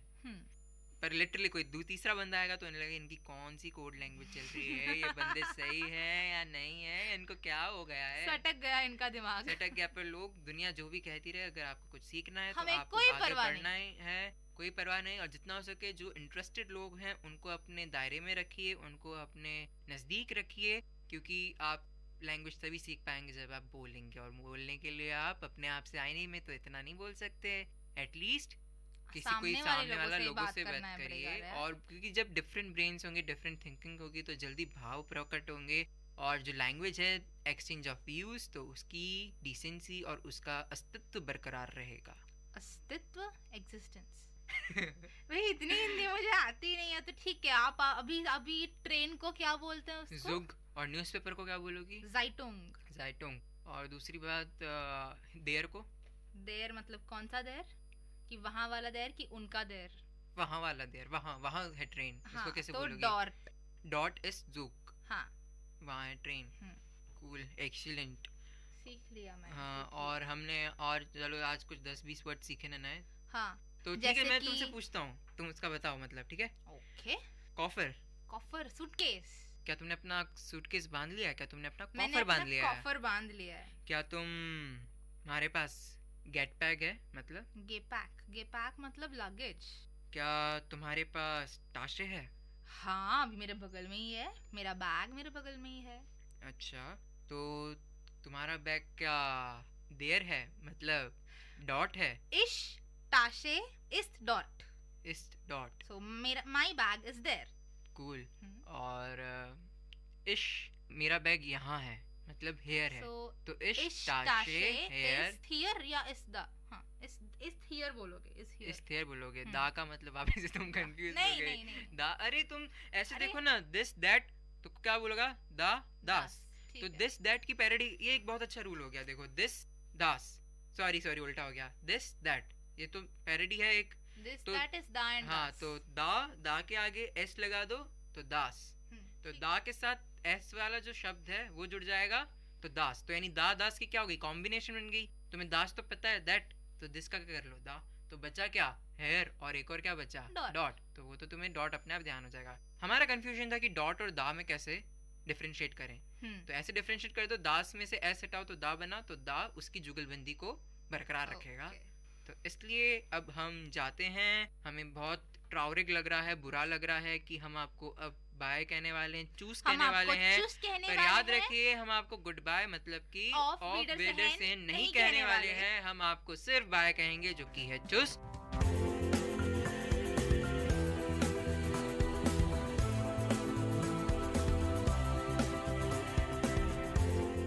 तो हम साइन ऑफ करते हैं, हमारी लास्ट लाइन बोलते हैं। तो ये है हमारी last line. Ich bin Shravya. Ich bin Himanshu Mangani. Und ihr hört Vit Community Radio 90.8 FM.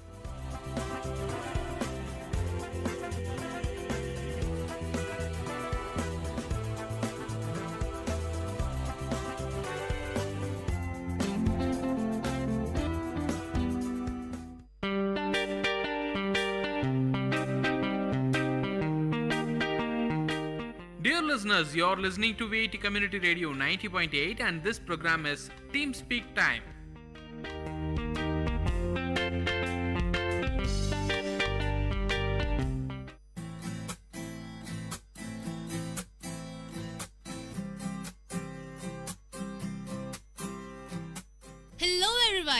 Hello everybody, आप सुन रहे हैं वीआईटी कम्युनिटी रेडियो 90.8 एफएम और ये है आपका brand new show learning German.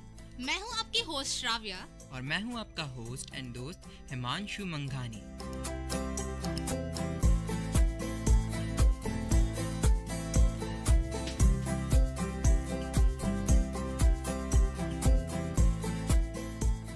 दोस्तों, आखिर लर्निंग जर्मन ही क्यों? जर्मन भाई, हम लोग तो फ्रेंच, स्पेनिश और बहुत कुछ लैंग्वेजेस सीख सकते हैं, बट जर्मनी क्यों? हम लोगों ने अपने 2 क्रेडिट कोर्स में ज्यादा तक जर्मन ले रखा है, तो फ्रेंच और स्पेनिश तो सीखने में काफी आसान है, जर्मन काफी मुश्किल है। हम लोगों ने एक सर्वे किया था जिसमें बहुत सारे लोगों ने बोला कि जर्मन सीखना बहुत मुश्किल है, तो हम लोगों ने सोच लिया ठीक है भाई, वीआईटी कम्युनिटी इतना तो कर सकता है लोगों के लिए कि जर्मन सीखने में थोड़ी बहुत मदद कर दे। तो हम इसलिए आज आ गए हैं एक नए शो के साथ, लर्निंग जर्मन। सच्ची बात बताऊं श्राव्या, ये भी है कि अधिकतर लोग जर्मनी ही जाना चाहते हैं, तो इसलिए जर्मन सीखना भी बहुत जरूरी है आजकल। हाँ भाई, हम लोग तो इंजीनियर्स हैं, तो ऑब्वियसली हम लोग बाहर जाएंगे ही। जरूर जरूर। और तो आज सबसे पहले हम छोटे छोटे वर्ड सीखेंगे, जैसे good morning, good day, good night, good evening, thank you. इन सबको कैसे जर्मन में बोला जाता है। दोस्तों, अच्छी तरह से सुनिएगा क्योंकि लैंग्वेज सीखना कोई इतना भी आसान काम नहीं, और जर्मन जैसे फॉरेन लैंग्वेजेस तो बिल्कुल आसान नहीं है।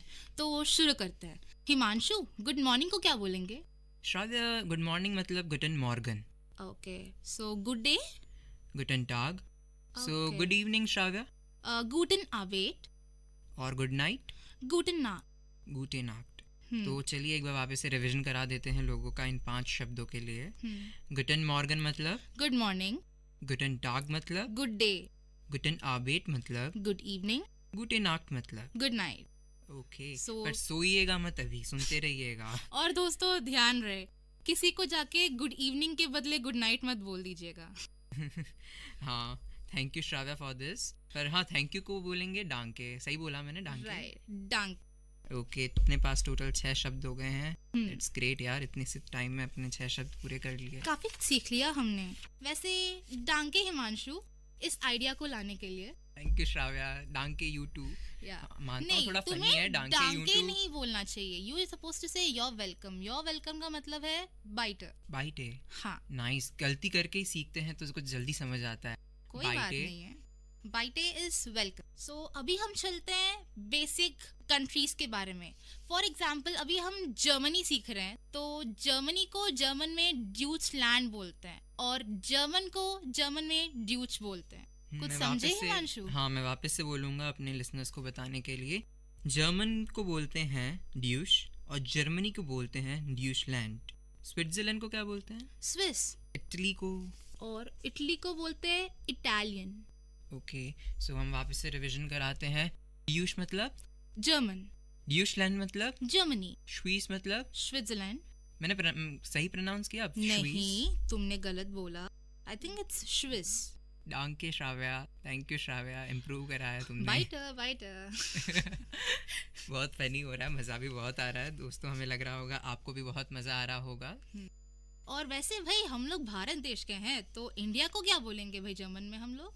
इंडियन। मैं श्योर नहीं हूँ, बट मेरा प्रोनाउंसिएशन हो सकता है गलत है। मैं चाहूँगा श्राव्या तुम बताओ। ओके, सो मैं बता दूँ सारे लिसनर्स को कि एशिया को बोलते हैं एशियन और इंडिया को बोलते हैं Indian.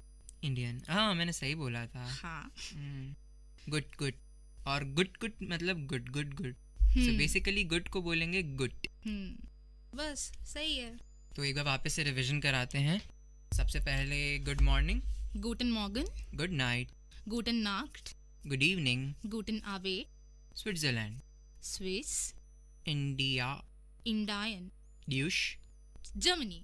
No, Deutsch is German and Deutschland is Germany. Very good. I'll say good, not good. Good मतलब? Good. Oh, danke Shravya. Thank you Shravya. Weiter. So, अब चलते हैं हम मंथ्स के ऊपर. मंथ से पहले मुझे एक बात याद आया हर लैंग्वेज में हमारे लिए 3 लिंग होते हैं। अभी हिंदी में देखो तो स्त्रीलिंग, पुल्लिंग और नपुंसकलिंग, am I right? नपुंसकलिंग। Okay fine, sorry. तो ऐसे ही जर्मन में भी 3 जेंडर्स है। It's like male, female and neutral.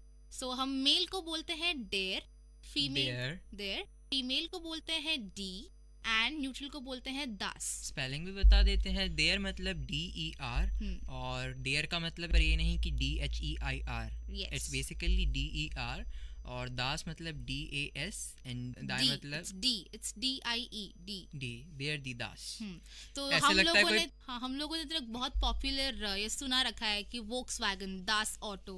वो टैगलाइन इसलिए आया क्योंकि auto is a neutral gender, तो इसलिए हम लोग दास लगाते हैं उसके पहले। और देयर दी दास पोएटिक लगता है, आसानी से याद कर सकते हैं लोग देयर दी दास। हाँ, और इस इट्स नॉट देवदास, इट्स देयर दी दास। तो अब चलिए मंथ पे चलते हैं, वापस से रिपीट करते हैं। जनवरी, जेन्युनार, फेब्रुअरी, फेब्रुआर, मार्च, मार्स, मार्स या मार्स, इट्स मार्स, मार्स। ओके, जनवरार, फेब्रुआर, मार्स, अप्रैल, मई, मई, जून, जूनी, जून जूनी। अरे ये तो बहुत इजी है, जून जूनी। और जुलाई तो बन गया जूली। कुत्ते का नाम है, आसानी से याद रख सकते हो। जूली। हाँ, जूली। जूली पे तो एक मूवी भी थी। अगस्त, सितंबर ही रहा। अक्टूबर रहा। अक्टूबर, इट्स अक्टूबर। वो सी के बदले में के आया, सो इट बिकम्स अक्टूबर। अक्टूबर सही बोला। हाँ, डांके श्राव्य। नवंबर भूल गए। It remains the same, it is November. डांके याद दिलाने के लिए। बाइटे बोलो बे। अच्छा ठीक है, बाइट। ओके, हम भी सीख रहे हैं धीरे धीरे।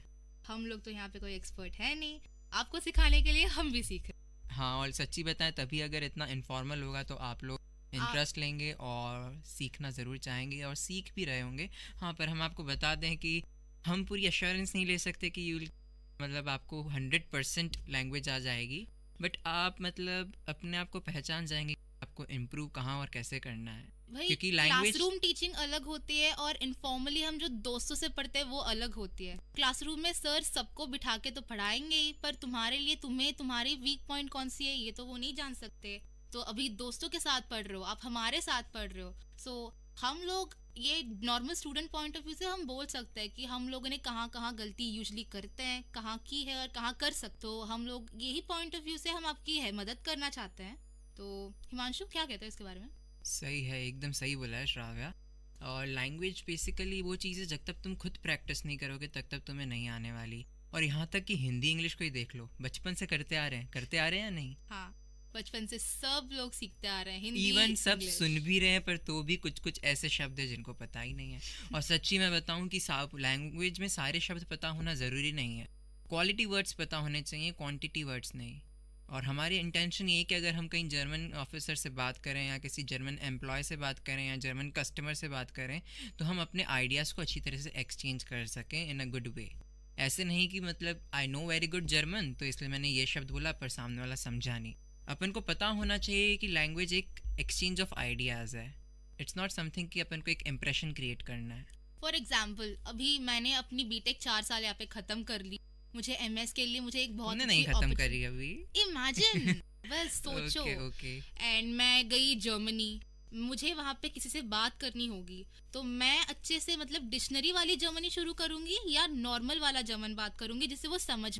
तो इस शो का मेन मकसद है कि अगर हम वहाँ पे जाएं तो हम उनसे कम्युनिकेट कर सिंपली बात कर सकें।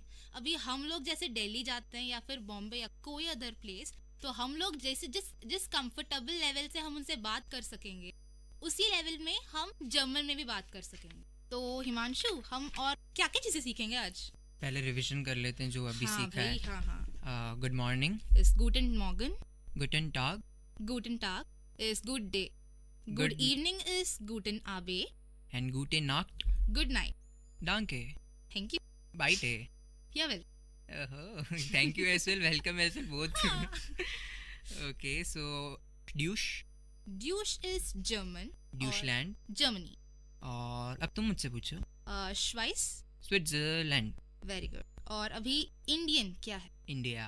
इंडिया को कौन भूल सकता है भाई, इंडिया। तो अभी हम सूद इंडिया में हैं। सूद इंडिया, साउथ इंडिया। ओके, सूद मतलब साउथ। यस। सो नॉर्थ को क्या बोलेंगे? Nord. Nord.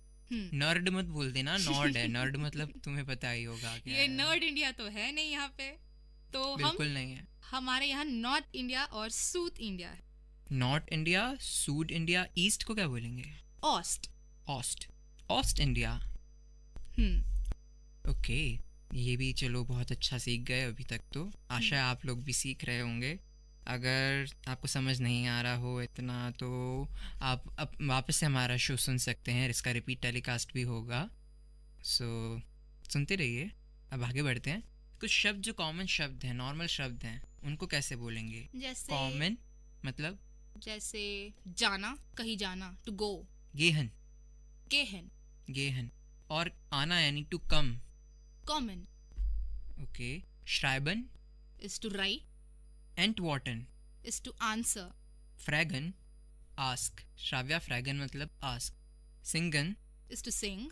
अर्बाइटन is to work, work. Okay, Work. अर्बाइटन, वर्क।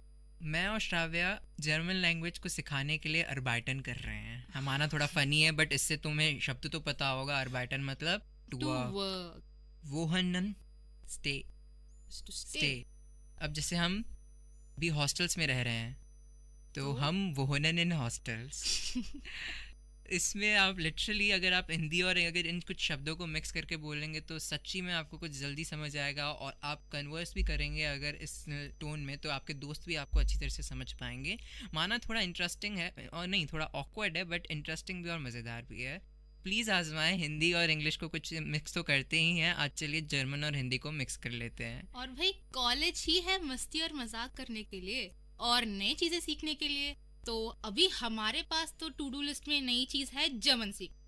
मजे करिए, जर्मन सीखिए, अपने दोस्तों से और जितनी हो सके उतनी बातें कीजिए। अभी मैं देखिए हिमांशु के साथ बातें कर रही हूँ इतनी स्टूपिडली, और मैं भी कुछ ज्यादा जीनियस बातें नहीं कर रहा यहाँ पर। We are all equal. हाँ वो तो है। चलिए वापस से इन 10 शब्दों का वापस से हम आपको रिवीजन कराते हैं। मैं बोलूँगा, श्राव्या मुझे जर्मन में बोलेगी और मैं पूरा इंग्लिश में उसको बताऊंगा। तो चलते हैं, स्टार्ट। एंड वॉटन इज टू आंसर। एंड फ्रैगन टू आस्क। गेहन टू गो। श्राइबन to write. Very good Himanshu, बहुत जल्दी सीख रहे हो आप। और कॉमन टू कम। ओके। और स्टे को क्या बोलते हैं? वोहनन, वोहनन। और कैसी और क्या क्या शब्द है हमारे पास सीखने के लिए आज? हाँ। इतना ज्यादा सीख पाएंगे सब एक बार में? हाँ, कोई भी नए लैंग्वेज को ना एक ही बार बैठ के सीखेंगे तो पूरा दिमाग का दही बन जाएगा। तो हम लोग अभी बहुत वेट करेंगे, तो वेट को क्या बोलेंगे? वॉटन। सो अभी हम वॉटन करेंगे, अभी हम वेट करेंगे थोड़ा। तो आज के लिए काफी है इतना, आई गेस। तो आज हमने क्या क्या पढ़ा? सबसे पहले टू विश, कैसे विश करते हैं, फिर को in all points of time of the day, और उसके बाद क्या सीखा? हमने ये सीखा कि थैंक यू कैसे बोलते हैं और योर वेलकम कैसे। वो विशेस में आ गया। ठीक है। और हमने ये भी सीखा आज की जर्मनी को क्या बोलते हैं जर्मन में। सो बेसिकली हमने आज डिफरेंट सिटीज जो नॉर्मल कंट्रीज हैं उनको जर्मन लैंग्वेज में कैसे बोलते हैं वो सीखा। उसके बाद हमने क्या सीखा? हमने देर, दास और डी भी सीख लिया, that is the articles of a word. और हमने आज नॉर्ड और सूद भी सीख लिया। नॉर्ड और सूद यानी नॉर्थ साउथ और ईस्ट, ईस्ट मीन ऑस्ट। ये और एक और हमने आज मंथ सीखे, मंथ सीखे हैं, जैसे जूली, जुलाई। हाँ, सबसे प्यारा महीना है वो।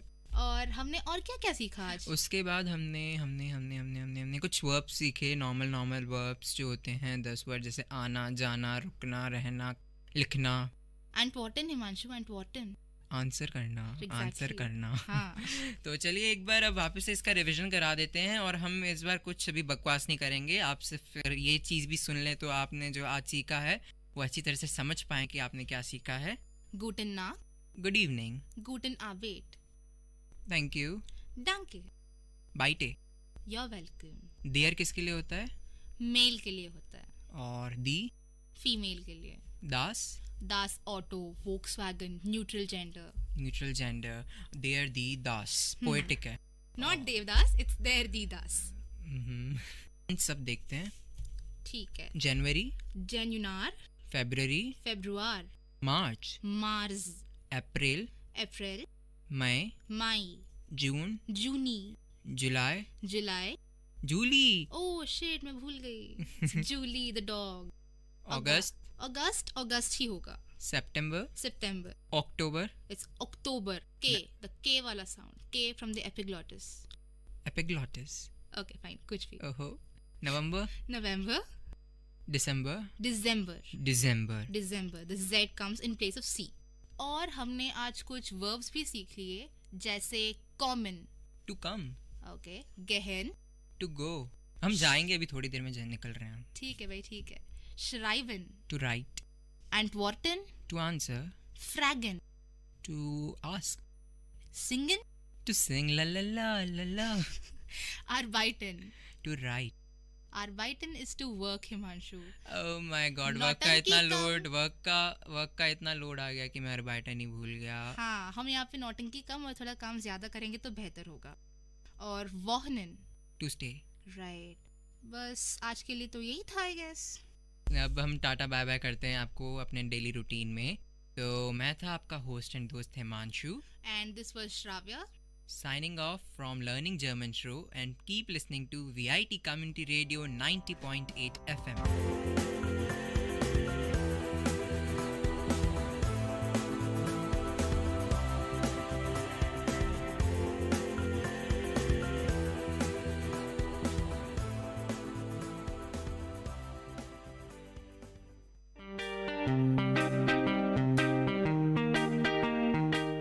Dear listeners, you had listened to the program Team Speak Time in VIT Community Radio 90.8. Thank you for listening.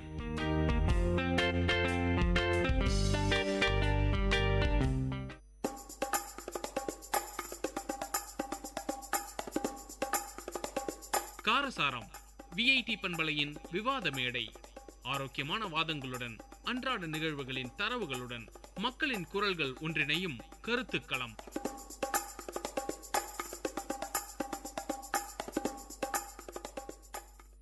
வணக்கம் நேயர்களே, இது விஐடி பண்பலை 90.8. இது நம்ம நிகழ்ச்சி காரசாரம். இன்னைக்கு நம்ம நிகழ்ச்சியில பார்க்க போற தலைப்பு அழிந்து வரும் பாரம்பரிய விளையாட்டுகள்.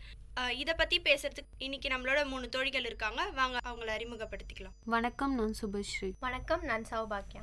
வணக்கம், நான் சஞ்சு. வணக்கம், நான் ஜனனி. இன்னைக்கு நம்ம இந்தியன் கண்ட்ரில பாரம்பரியமான விளையாட்டுகள் அழிஞ்சிட்டு வருதுன்னு தான் சொல்லணும். அந்த வகையில நம்ம பாத்தீங்கன்னா இன்னைக்கு டெக்னாலஜிஸ் நம்மள ரொம்பவே ஓவர்டேக் பண்ணிடுச்சு.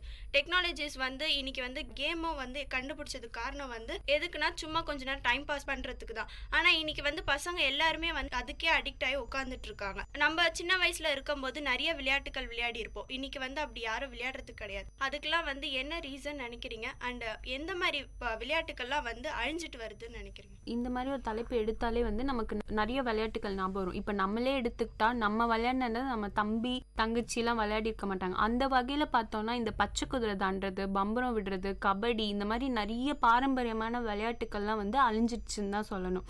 ஏன்னா இப்ப எல்லா ஒரு விளையாட்டுமே அதை தான் பேஸா வச்சுதான் பில்ட் பண்ணிப்பாங்க. இப்ப கிரிக்கெட்டே எடுத்தாலும் அதுவும் ஒரு பாரம்பரியமான விளையாட்டுலேருந்து வந்தது தான் கிரிக்கெட். அதே மாதிரி தான் பம்பரம் அது ரொம்ப ஒரு நல்ல ஒரு விஷயமா இருந்துச்சு. ஏன்னா அதை வச்சு நம்ம கயிறு சுருத்தும் போது நம்ம உடம்புல நமக்கே தெரியாம நிறைய திங்ஸ் ஆக்டிவா இருக்கும். நம்ம கை நிறைய செயல்படணுன்றதுக்கு தான் அந்த விளையாட்டு அந்த காலத்துலேருந்து விளையாடிட்டு வந்தாங்க. ஆனா அது இப்போ அதை மாடிஃபை பண்ணி ரேசர் அப்படின்னு ஒரு கேம் வர ஆரம்பிச்சிச்சு. அதே பம்பரம் தான், பட் அதை விடுறதுக்கு ஒரு மிஷின் கண்டுபிடிச்சிட்டாங்க. இந்த இடத்துல இருந்தே அதை நம்ம இழுத்து விட்டோம்னா அந்த பம்பரம் கீழே சுத்தும். இந்த மாதிரி எல்லா விளையாட்டுலயுமே நம்ம கன்வீனியன்ட்க்கு ஏற்ற மாதிரி நமக்கு பிசிக்கல் ஆக்டிவிட்டிஸே இல்லாம போயிடுச்சு.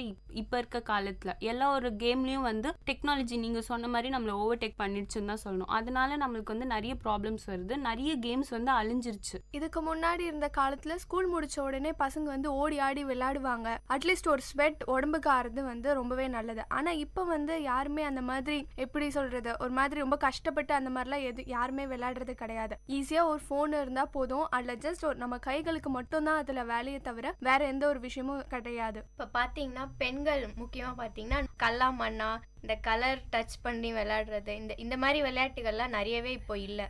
அதே வகையில் பார்த்தோன்னா அந்த காலத்தில் நம்ம விளையாடின எல்லா ஒரு விளையாட்டுலையுமே வந்து பின்னாடி ஒரு மீனிங்கோட தான் விளையாடுவோம். ஏன்னா வந்து இப்போ இவங்க சொன்ன மாதிரி கபடியாக இருக்கட்டும், நொண்டியாக இருக்கட்டும், அது விளையாட நமக்கே தெரியாமல் நம்மளோட ஐக்யூ லெவல் வந்து ஸ்மார்ட் ஆகிட்டே இருக்கும் தான் சொல்லணும். ஏன்னா கபடி அப்படின்ற ஒரு விளையாட்டு எடுத்துக்கிட்டோம்னா நமக்கே தெரியாது, நம்மளுக்கு இருக்க 2 ஐசைட்டையும் நம்ம அப்படி யூஸ் பண்ணுவோம். அந்த பார்டர் கிட்ட நம்ம கண்ணு இருக்கும், அப்படி பார்த்து ரொம்ப டேலண்டாக விளையாடுவோம். இப்போ இருக்க காலகட்டத்தில் அந்த மாதிரி எந்த கேமுமே இல்லைன்னு தான் நான் நினைக்கிறேன். எல்லாத்துலேயும் வந்து டெக்னாலஜின்னு உட்காந்து இடத்துலயே ஜனனி சொன்ன மாதிரி பிளே ஸ்டேஷன் அதுலயே உட்காந்து டைம் வேஸ்ட் பண்ணிட்டு இருக்காங்க. அது மூலமா வந்து ஹெல்த் இஷ்யூஸ் கூட நிறைய வருது குட்டி குட்டி குழந்தைங்களுக்கு. இப்போ வந்து கேம்ஸ் மூலிமா வந்து நிறைய பசங்களுக்கு வந்து கண்ணில் நிறைய பிரச்சனை. இப்போ அதையே பார்த்துட்டு கொஞ்ச நேரத்துக்கு மேலே அதே பார்த்துட்டு இருந்தோம்னா வந்து ஐ ப்ராப்ளம்ஸ் அந்த மாதிரி சின்ன பசங்க இப்போ இருக்கிற ஒரு 10-5 அந்த ஏஜ்லேயே பார்த்தீங்கன்னா ஸ்பெக்ஸ்லாம் யூஸ் பண்ண ஆரம்பிச்சிட்டாங்க. இப்போது என்னென்ன பாரம்பரியமான கேம்ஸை தவிர்த்து சின்ன வயசில் நான் இதை விளையாடினேன், இப்போ அந்த கேம்ஸ் எல்லாம் பார்க்க முடியல அப்படின்னு நீங்கள் நினைக்கிறது?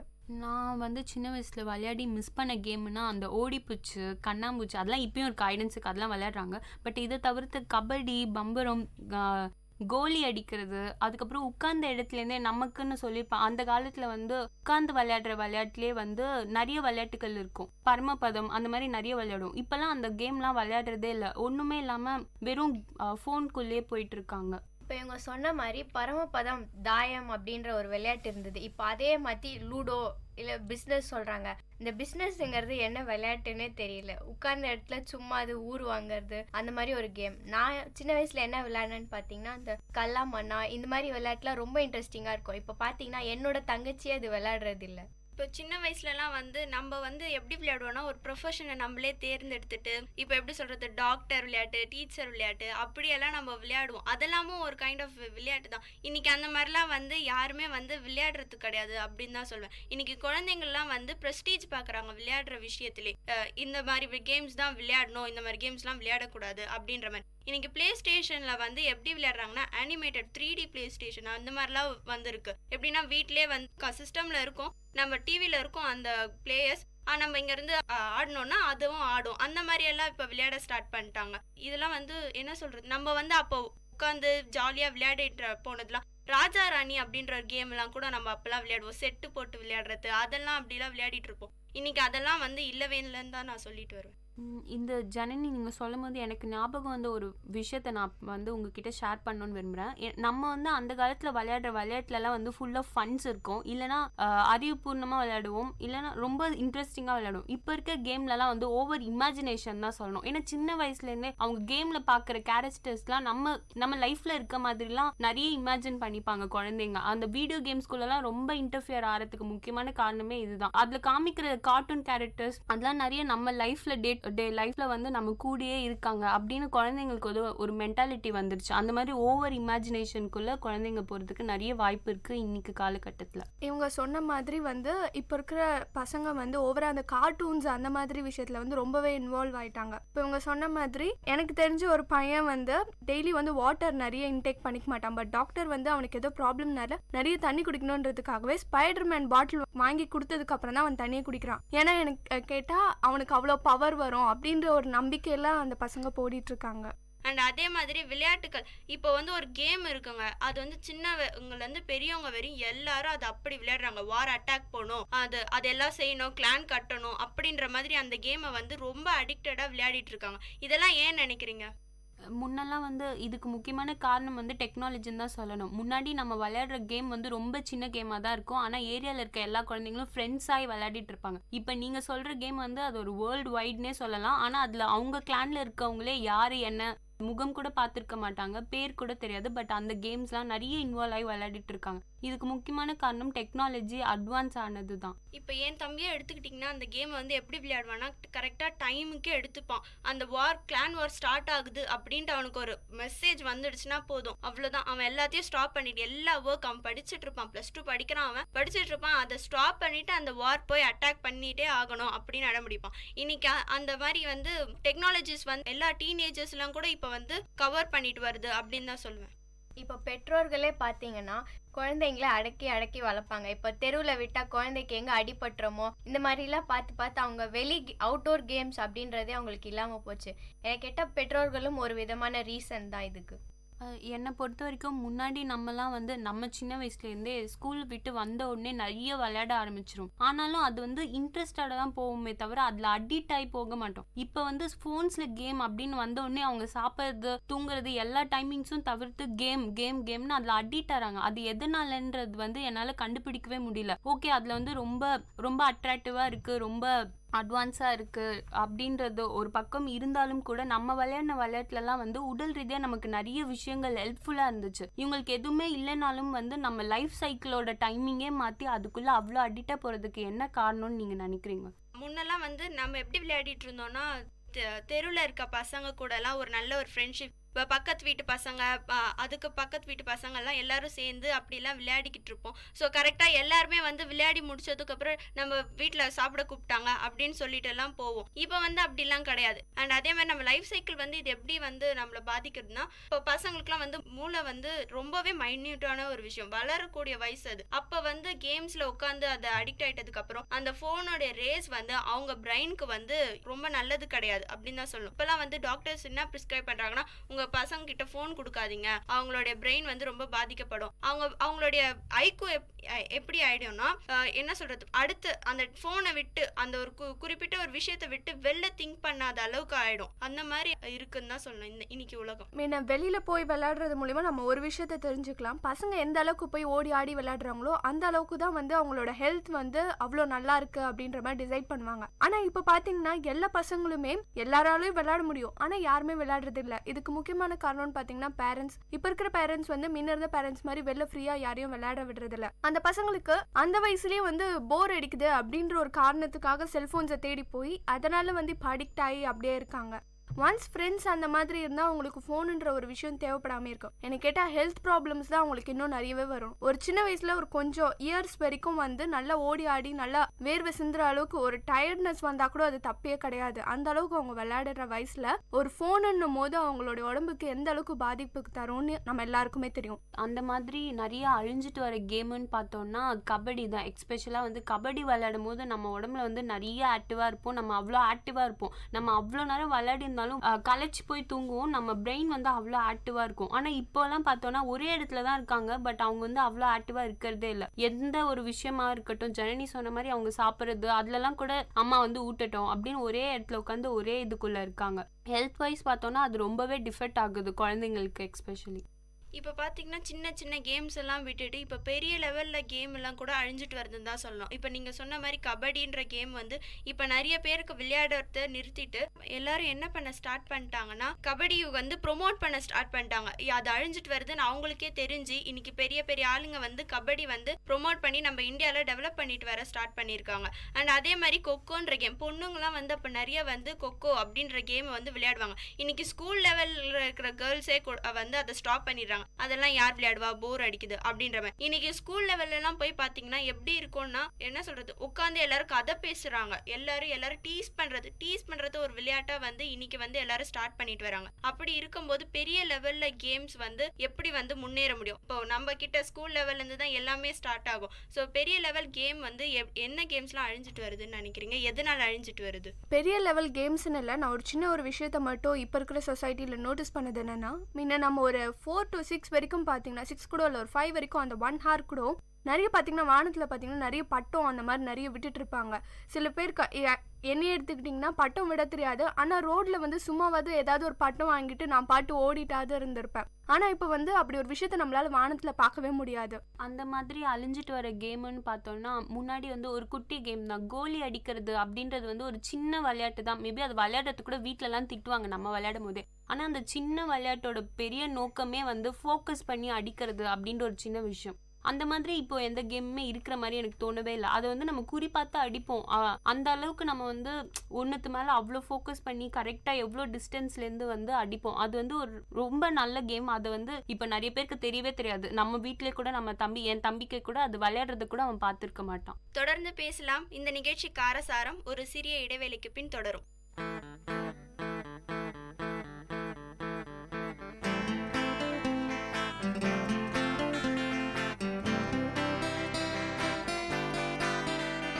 உங்கள் இல்லம் நுழைந்திடும், உங்கள் செவிகளை தீண்டிடும், உங்கள் மனதினை வருடவே பண்பலையாய் மலருதே உங்கள் இல்லம் நுழைந்திடும், உங்கள் செவிகளை தீண்டிடும், உங்கள் மனதினை வருடவே பண்பலையாய் மலருதே.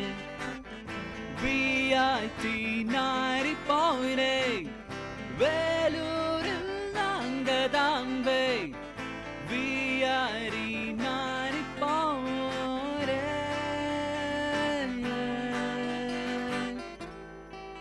நீங்கள் கேட்டுக்கொண்டிருப்பது VIT பண்பலை 90.8 VIT பல்கலைக்கழகத்தின் சமுதாய வானொலி.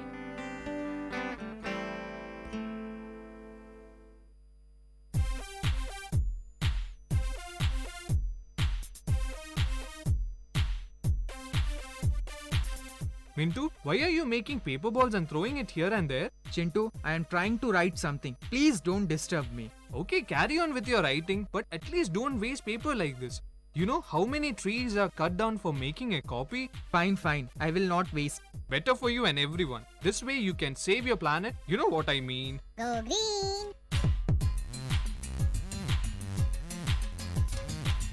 வணக்கம் நேயர்களே, இது VIT பண்பலை 90.8. இது நம்ம நிகழ்ச்சி காரசாரம். இன்னைக்கு நம்ம நிகழ்ச்சியில வந்து பாரம்பரிய விளையாட்டுகளை பத்தி நிறைய பார்த்துட்டு வரணும். இன்னும் வந்து நிறைய டிஸ்கஸ் பண்ணலாம்.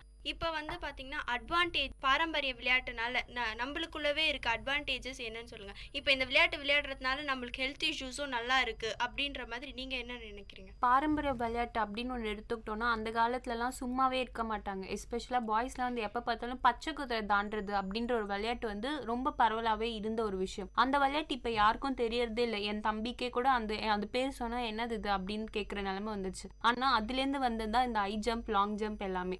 நம்ம வந்து ஸ்போர்ட்ஸ் அப்படின்னு இப்போ வந்து இருக்கு இல்லையா, ஸ்போர்ட்ஸ் மீட் அது மாதிரிலாம் நடக்கிற எல்லா ஒரு விஷயத்துக்கு பின்னாடியும் பாரம்பரியமான விளையாட்டுகள் தான் இருக்கு. அது விளையாட விளையாட நம்ம உடம்புல வந்து நிறைய விஷயங்கள் வந்து நல்லது நடக்கும். ஏன்னா வந்து நம்ம வந்து ஒரு விளையாட்டை வந்து விளையாடுறோம் இல்லையா, அதனால உடல் ரீதியாக வந்து நமக்கு வந்து நிறைய நன்மைகள் நடக்க நிறையவே வாய்ப்பு இருக்கு. கேர்ள்ஸாக இருக்கட்டும் பாய்ஸாக இருக்கட்டும் ரெண்டு பேருக்குமே வந்து நிறைய விளையாட இந்த ஒபிசிட்டி அப்படின்ற ஒரு பிரச்சனை வரவே வராது. அவங்க சாப்பிட்றது எதுவாக வேணா இருக்கலாம். ஏன்னா இப்போ இருக்க காலகட்டத்தில் வந்து அப்போ இருந்த மாதிரி ஃப்ரெஷ்ஷாக எந்த ஒரு ஃபுட்டுமே கிடையாது. ஸோ அந்த மாதிரி ஒரு சூழ்நிலைலாம் நம்ம விளையாட தான் நம்ம உடம்புல வந்து எதிர்ப்பு சக்தி அப்படின்ற ஒரு விஷயம் வந்து இருக்கும். இப்போ முன்னெல்லாம் பார்த்தீங்கன்னா பசங்க நீச்சல் அடிக்க கிணத்துக்கிட்ட எல்லாம் போவாங்க. இப்போல்லாம் பார்த்தா கிணறும் இல்லை, யாரும் ஸ்விம்மிங்க்கும் போகிறதில்ல. இப்போ அதுக்குன்னே தனி கிளாஸ், ஸ்விம்மிங் கிளாஸ் அப்படின்ட்டு போகிறாங்க. அதெல்லாம் இப்போ ரொம்பவே குறைஞ்சிட்டு வருது. இப்போல்லாம் முன்னாடிலாம் பார்த்தீங்கன்னா வந்து பக்கத்தில் வீட்டுக்காரங்க வீடு கட்டுறாங்க அப்படின்னு தெரிஞ்சுதான் முதல் வந்து அவங்க இறக்குற விஷயமே வந்து மண்ணு தான் வந்து எடுத்துன்னு வந்து போடுவாங்க. அந்த மண் எடுத்துன்னு வந்து போட்டு தான் அந்த பசங்களுக்கு என்ன ஒரு ஆர்வம் வரும்னே தெரியாது. அந்த மண்ணு மேலே போய் விளையாடிட்டு ஜாலியாக விளையாடிட்டு இருப்பாங்க. நான்லாம் கூட அப்படிலாம் விளையாடிட்டு தான் இருந்தேன். என் தம்பி கூட ஒரு குறிப்பிட்ட ஏஜ் வரையும் விளையாடிட்டு இருந்தான். இப்போதான் வந்து யாரும் அதெல்லாம் விளையாடுறது கிடையாது. மண்ணில் விளையாடுறதுனால என்ன ஒரு யூஸ்ன்னு அவங்களுக்கு தெரியாம போகுதுன்னா, அது வந்து ஒரு விதமான ஒரு ஆத்து மணல் இல்லையா. ஸோ ஆத்து மணல் அப்படின்னும் போது அது வந்து ஆற்றுல வந்து அப்போல்லாம் வந்து ஏன் சின்ன வயசுலலாம் வந்து நிறைய தண்ணி போயிட்டு இருந்தது. ஸோ அதனால வந்து அந்த ஆத்து மணல் எடுத்துட்டு வரும்போது என்ன இருக்கும்னு பார்த்தீங்கன்னா, அதில் வந்து ஒரு ஹியூமினிட்டி பவர் இருக்கும். அந்த ஹியூமினிட்டி பவர் அதில் விளையாடும் போது அப்பவும் திட்டுவாங்க எங்கள் அம்மாலாம், மண்ணெல்லாம் போய் விளையாடாத, கை கால்லாம் நாஸ்தி பண்ணிட்டு வரீங்க அப்படி சொல்லுவாங்க. ஆனாலும் வந்து அதெல்லாம் தாண்டி போய் விளையாடுறதுல ஒரு சந்தோஷம் வந்து அதிகமாக இருந்தது. அண்ட் அதே மாதிரி நேரத்தில் வந்து பார்த்தீங்கன்னா சந்தோஷம் அப்படின்றது வந்து இன்னைக்கு வந்து பசங்களுக்குள்ள எதுவுமே இல்லாமல் போயிட்டுது. இன்னைக்கு வந்து டிவி பார்த்துட்டு சிரிக்கிற பசங்க நிறைய பேர் இருக்காங்க. டிவி ஃபோன்லாம் வச்சுட்டு இப்போ ஏதாவது வீடியோஸ் பார்த்து சிரிக்கிறாங்க. சிரிக்கணுன்றதுக்காகவே ஒரு வீடியோஸ்லாம் ஜோக் வீடியோஸ் பார்க்கணும் அப்படின்னு பார்த்துட்டு இருக்காங்க. ஆனால் வந்து நம்ம அப்போ இருக்கும் போதெல்லாம் வந்து சின்ன வயசுலலாம் நம்ம ஒரு நம்மளுக்கு பிடிச்ச ஒரு கேமை விளையாடணுன்னாலே அது ஒரு பெரிய சந்தோஷம் தான் தரும். சமையல்லாம் செஞ்செல்லாம் கூட விளையாடிருக்கோம். சின்ன சின்ன பாக்ஸ்லாம் வச்சு சமையல் செஞ்சலாமும் விளையாடிருக்கோம். ஆனால் இப்போல்லாம் வந்து அதெல்லாம் யாரும் செய்யறது கிடையாது. அண்ட் அப்போ வந்து சொப்பு சாமான்னு ஒன்று இருக்கும். அதெல்லாம் இப்போ வந்து இல்லாமே போயிட்டு இருக்கு. அதெல்லாம் விளையாடுறதுலாம் வந்து ஒரு என்ஜாய்மெண்ட், ஒரு சந்தோஷம், ஒரு ஹைக்யூ லெவல்லாமும் வந்து இப்போ அடுத்து நம்ம என்ன விளையாடலாம். அப்பெல்லாம் நாங்கள் விளையாடும் போதெல்லாம் எங்களுக்கு போரே அடிக்காது. அப்போ வந்து போர் அடிக்கிறன்ற வார்த்தையே வந்து எங்களுக்கு என்னன்னே தெரியாம இருக்கும். இன்னைக்கு வந்து அடுத்தடுத்து என்ன விளையாடலாம் அப்படின்னு யோசிச்சுட்டு இருப்போம். இன்னைக்கு எல்லா பசங்களும் சொல்ற ஒரே வார்த்தை, இந்த கேம் போர் அடிக்குது, இது போதும் எனக்கு, இந்த லெவல்ல எல்லாமே நான் கம்ப்ளீட் பண்ணிட்டேன், இதுக்கப்புறம் வேற என்ன கேம் விளையாடுறது அப்படி யோசிக்கிறாங்க. இன்னைக்கு வந்து உலகம் வந்து அப்படி மாறிட்டு வருதுன்னு நான் சொல்லுவேன். இதுல வந்து முக்கியமான ஒரு விஷயத்த வந்து சொல்லி ஆகணும். அந்த காலத்துல பல்லாங்குழி அப்படின்ற ஒரு விளையாட்டு இருக்கும். அப்பெல்லாம் வந்து நிறைய ஸ்கூலுக்கு கூட போகாத காலத்துலலாம் கூட அந்த கேம் இருந்துச்சு. அந்த கேம்ல வந்து அவ்வளோ ஒரு ஸ்கில் பவர் இருக்கு. ஏன்னா வந்து இப்போ கூட நம்ம ஒரு கடைக்கு போகிறோம், ஷாப்பிங் பண்ணுறோன்னா உடனே வந்து ஃபோனை எடுத்து கால்குலேட்டரில் தான் ஆட் பண்ணுவோம். அப்போல்லாம் வந்து ஃப்ராக்ஷன் ஆஃப் செகண்டில் அந்த கேமே வந்து மேக்ஸ் பேஸ் தான். அந்த கணக்கு அப்படின்ற ஒரு விஷயம் வந்து ஃப்ராக்ஷன் ஆஃப் செகண்ட்ஸில் அது விளையாடும் போது அப்படி இருக்கும். அப்போல்லாம் பார்த்தோன்னா நம்ம இப்போ உட்காந்து எல்லாத்துக்கும் கால்குலேட்டர் அப்படின்னு அதுதான் பார்த்துட்டு இருப்போம். அப்போ எல்லாமே வந்து ஒரு மனக்கணக்கு அப்படின்னே இருந்துச்சு. அப்போல்லாம் பார்த்தோன்னா நம்ம வந்து விளையாட்டுக்கு வாங்கி கொடுங்க, இது வேணும் அது வேணும்னு அடம் பிடிக்கிற காலம் போய் இப்போ வந்து எனக்கு ட்ரெஸ் வேணும், எனக்கு ஷூஸ் வேணும், ஸ்லிப்பர்ஸ் வேணும், அப்படிதான் பசங்க வந்து அந்த மாதிரி போக ஆரம்பிச்சிட்டாங்க. விளையாட்டு அப்படின்னாலே அவங்களுக்கு வந்து ஒரு ஃபோன், அந்த எலக்ட்ரானிக் அது மட்டும்தான் இருக்கு. வேற எதுவுமே அவங்களுக்கு வந்து தெரியதே இல்லை. ஜனனி சொன்ன மாதிரி அந்த சொப்பு சாமான் அப்படிலாம் வந்து இப்போல்லாம் அது பரண மேலதான் இருக்குன்னு சொல்லணும். நம்ம வீட்லயே எடுத்து பார்க்கும்போது அவ்வளோ ஞாபகம் இருக்கும் நமக்கு அதுல. பட் இப்போ வந்து எந்த குழந்தைங்களுக்கும் அது தெரியறதே இல்லை. அதை பேஸ் பண்ணி வந்ததுதான் அந்த பார்பி டால் செட்டுன்னு. அதை உட்காந்து ஒரே பொம்மையை உட்காந்து ஒரு நாள் ஃபுல்லா விளையாண்டுருக்காங்க. அதுக்கு தலைவாரி விடுறாங்க, ட்ரெஸ் பண்ணி விடுறாங்க, அதுல என்ன இருக்குன்னே தெரியல, அதையே தான் வச்சுட்டு இருக்காங்க குழந்தைங்க. என்ன கேட்டால் 90s கிட்ஸ் தான் வந்து ரொம்ப லக்கியஸ்ட் அப்படின்னு நினைக்கிறேன். ஏன்னா அவங்க வந்து ஒரு ஸ்டேஜும் கிட்டத்தட்ட இப்போ இருக்கிற டெக்னாலஜி வரைக்கும் அவங்க எல்லாத்தையுமே கிராஸ் ஆயிட்டாங்க. சின்ன வயசுல வந்து வெளில ஃப்ரெண்ட்ஸோட போய் விளையாடினது, அதுக்கப்புறம் சொன்ன மாதிரி செட்ஸ், அது மாதிரி பாக்ஸ்ல வர விஷயங்களை வச்சு விளையாடினது, இப்போ ஃபோன்ஸ், அந்த மாதிரி வந்து அவங்க லைஃப்ல வந்து எல்லா ஸ்டேஜஸ்லயுமே எல்லா விளையாட்டுகளுமே விளையாடி வருது. ஆனா இப்போ இருக்கிற பசங்க பாத்தீங்கன்னா அவங்களுக்கு ஃபுல்லா ஃபோன்ஸ் அந்த மாதிரி விஷயம் மட்டும்தான். முன்னெல்லாம் பீச்சுக்கு போனோம்னா வந்து பலூன் ஷூட்டிங்னா நமக்கு ரொம்ப இன்ட்ரெஸ்டா இருக்கும். அதுக்கப்புறம் பபிள்ஸ் அதெல்லாம் வாங்கி அதுலலாம் ரொம்ப நம்ம இன்ட்ரெஸ்ட் காட்டுவோம். அதே மாதிரி முன்ன வந்து இந்த மாதிரி விளையாட்டு பொருட்கள் ஏதாவது வாங்கி தரணுன்றதுக்காகவே அடம் பிடிச்சது போய் இப்போ பிராண்டடா எனக்கு இது வேணும், பிளே ஸ்டேஷன் வாங்கி தெரியும் அப்படின்ற நிலைமைக்கு வந்து பசங்க வந்து ரொம்பவே அடிக்ட் ஆகி போயிருக்காங்க.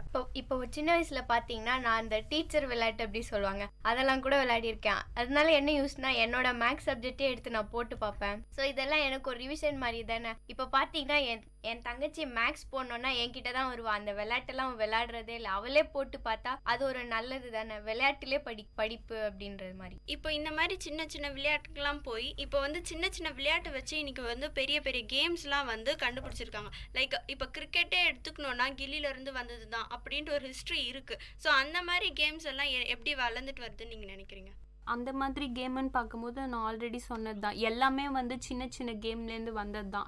அந்த பச்சை குதிரை தாண்டதுலேருந்து ஹை ஜம்ப், லாங் ஜம்ப், அதெல்லாம். அதே மாதிரி டயர் ஓட்டி விளையாடுவாங்க, அதுலேருந்து வந்தது தான் ரன்னிங் ரேட்ஸ். இப்போ வந்து மீட்டரா வச்சு ஓடி ப்ரைஸ்லாம் வாங்கணும். அப்போல்லாம் அந்த காலத்தில் வந்து எங்கடா எந்த வண்டி ரிப்பேர் ஆகும், ஒரு டயர் கிடைக்குமா அப்படின்னு வந்து பார்த்துட்டு இருப்பாங்க குழந்தைங்கலாம். அதெல்லாம் வந்து நான் பார்த்துருக்கேன். நான் விளையாடினதில்லை, பட் நான் பார்த்துருக்கேன். எங்கள் அம்மா ஊருக்குலாம் போகும்போது அந்த டயரை வச்சு ஒரு குச்சி வச்சுட்டு ஓடுவாங்க. ஒரு கும்பலே ஒரு ஊரே ஓடுற மாதிரி இருக்கும். அதுல ஃபர்ஸ்ட் வரவங்களுக்கு பெருசா ஒன்றும் கொடுக்க மாட்டாங்க. பட் அதுல வந்து அவங்களுக்கு தெரியும் அதை வச்சு வந்ததுதான் ரன்னிங் ரேஸ். அந்த மாதிரி நிறைய விஷயம் எல்லா ஒரு விளையாட்டுல இருந்தும் வந்தது தான் இப்ப இருக்க அச்சீவ் ஆயிருக்க கேம்ஸ் எல்லாமே. இப்போ நீங்க சொன்ன மாதிரி டயர் ஓட்டுறதுல வந்து ஒரு பெரிய இது என்னன்னு பாத்தீங்கன்னா ஒரு ஐக்யூ லெவல் கூட அதுல வந்து அதுல வந்து அந்த டயர் ஓடுறதுல மட்டும்தான் கான்சென்ட்ரேட் பண்ணிட்டு அவங்க ஓடுவாங்க. ஸோ அந்த கான்சென்ட்ரேஷன் பவர் வந்து அங்க வந்து அந்த டயர் மூலமா வந்து அந்த பசங்க கொண்டு வருவாங்க. அதே மாதிரி தான் ஸ்விம்மிங் அப்படின்ற ஒரு விஷயம் இப்போ வந்து எல்லாருக்கும் தெரியறதே இல்லை. ஆனா அப்பெல்லாம் வந்து ஒரு குளத்துல தண்ணி இருந்துச்சுன்னா தெரியாதவங்களுக்கு கூட இருக்க ஃப்ரெண்ட்ஸே கத்து கொடுத்துருவாங்க. எல்லாருக்குமே அது வந்து எக்ஸசைஸும் தாண்டி அவங்களுக்கு வந்து அந்த விஷயம் என்னன்னே தெரியாம அந்த காலத்துல எல்லாருக்குமே அது வந்து தெரிஞ்சிருந்துச்சு. ஸ்விம்மிங்ன்றது வந்து நம்ம பிசிக்கலா நம்ம பாடி வந்து பேலன்ஸா வச்சுக்க வேண்டிய ஒரு விஷயம். அது எல்லாருக்குமே வந்து தெரிய வேண்டிய ஒரு விஷயம். இப்ப இருக்க காலத்துல நிறைய பேருக்கு அது வந்து தெரியறதே இல்லை. சௌபாக்கியா சொன்ன மாதிரி அதுக்குன்னு ஃபீ கட்டி தனியா கிளாஸஸ் எல்லாம் போகியும் அது வந்து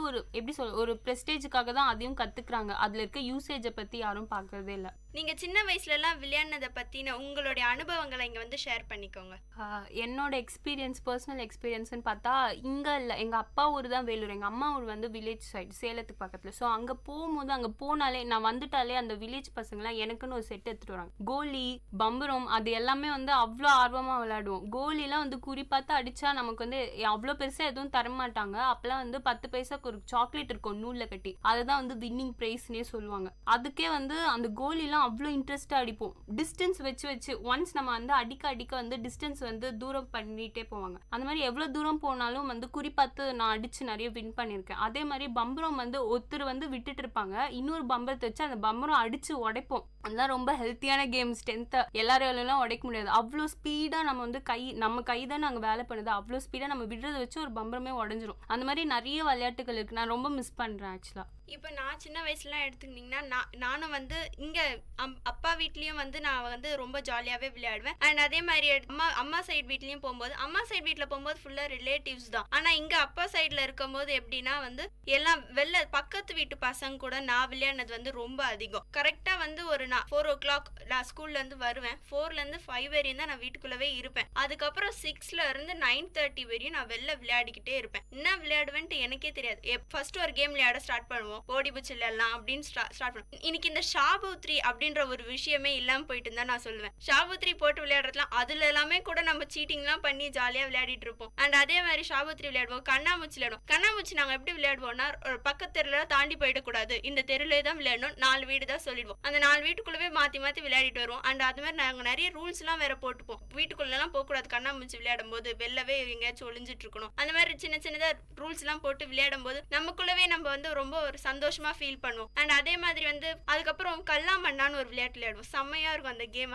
அந்த கேம் எல்லாம் வந்து எங்க தான் போச்சுன்னே தெரியல. இன்னைக்கு யாருமே அதெல்லாம் விளையாடுறது கிடையாது. ஆனா அந்த கேம்லாம் விளையாடும் போது ரொம்பவே சந்தோஷமா இருக்கும். இப்போ போர் அடிக்கிற அளவுக்கு சின்ன வயசுல அவ்வளோலாம் இருக்காது. எப்படா ஸ்கூல் முடிச்சு எப்போ வீட்டுக்கு வருவோம், ரெடி ஆயிட்டு விளையாட ஆரம்பிப்போம் அப்படின்ற ஒரு எண்ணம் தான் மனசுக்குள்ள. இப்போ ஸ்கூலுக்கே போனேன்னா கூட எப்போ 4 மணிக்கு பெல் அடிக்கும் வீட்டுக்கு போகலாம் அப்படின்ற மாதிரி தான் இருக்கும். எங்களோட ஸ்ட்ரீட்டில் கேங்குன்னு பார்த்தீங்கன்னா வந்து என்னோட ஏஜ் எல்லாம் யாரும் இருக்க மாட்டாங்க. 4th 1 3rd LKG இப்படிலாம் தான் ஒரு குரூப்பாக இருக்கும். நாங்கள் வந்து எல்லா விளையாட்டு இது வரைக்கும் ஒரு விளையாட்டு கூட நாங்கள் விட்டதில்லை. லீவ் டைம்ஸ்லாம் பார்த்தீங்கன்னா மார்னிங் வந்து வாக்கிங் போகிறோன்ற பேரில் சும்மா ஆரம்பித்து ஈவினிங் வந்து ஒரு 6-7 வரைக்கும் கூட நாங்கள் விளையாடிட்டே இருப்போம். இதில் பார்த்தீங்கன்னா யார்கிட்ட 2 பேர்கிட்ட சைக்கிள் இருந்தால் போதும், ஒரு ரேஸ் வைக்கிறோன்ற பேரில் அந்த ஸ்ட்ரீட்டில் கூட யாருமே நாங்கள் நடக்க கூட விட மாட்டோம். அப்படி ரேஸ் விட்டு ஓட்டிகிட்டு இருப்போம். அந்த மாதிரி நிறைய விஷயங்கள், கண்ணாமூச்சியாக இருக்கட்டும், அப்படியே ஒரு நிமிஷம் ரோடே பார்க்கறதுக்கு பேரண்ட்ஸ்லாம் வெளில வந்து அவங்கவுங்க வீட்டில் பேசிட்டு இருப்பாங்க, பசங்க நாங்கள் ஒரு பக்கம் விளையாடிட்டு இருப்போம். ஒரு நிமிஷம் அந்த ஸ்ட்ரீட்லாம் பார்க்கவே ஒரே கலகலன்னு ரொம்பவே நல்லா இருக்கும் பார்க்கறதுக்கு.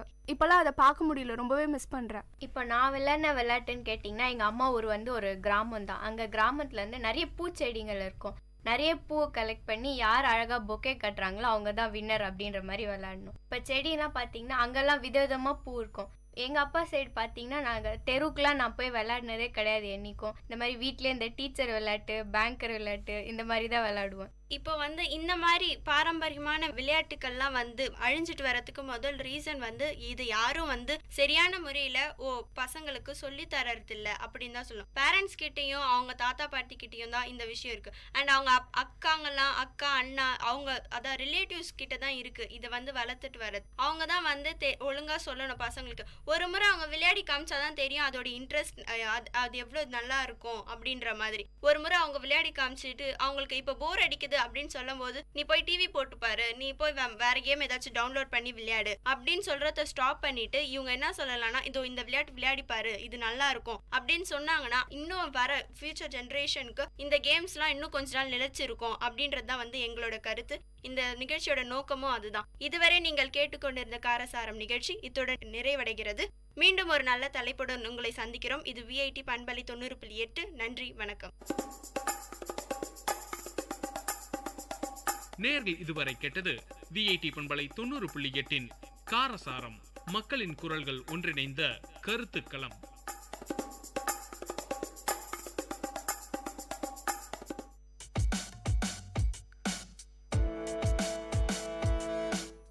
Hello VIT. You are tuned to 90.8 VIT Community Radio.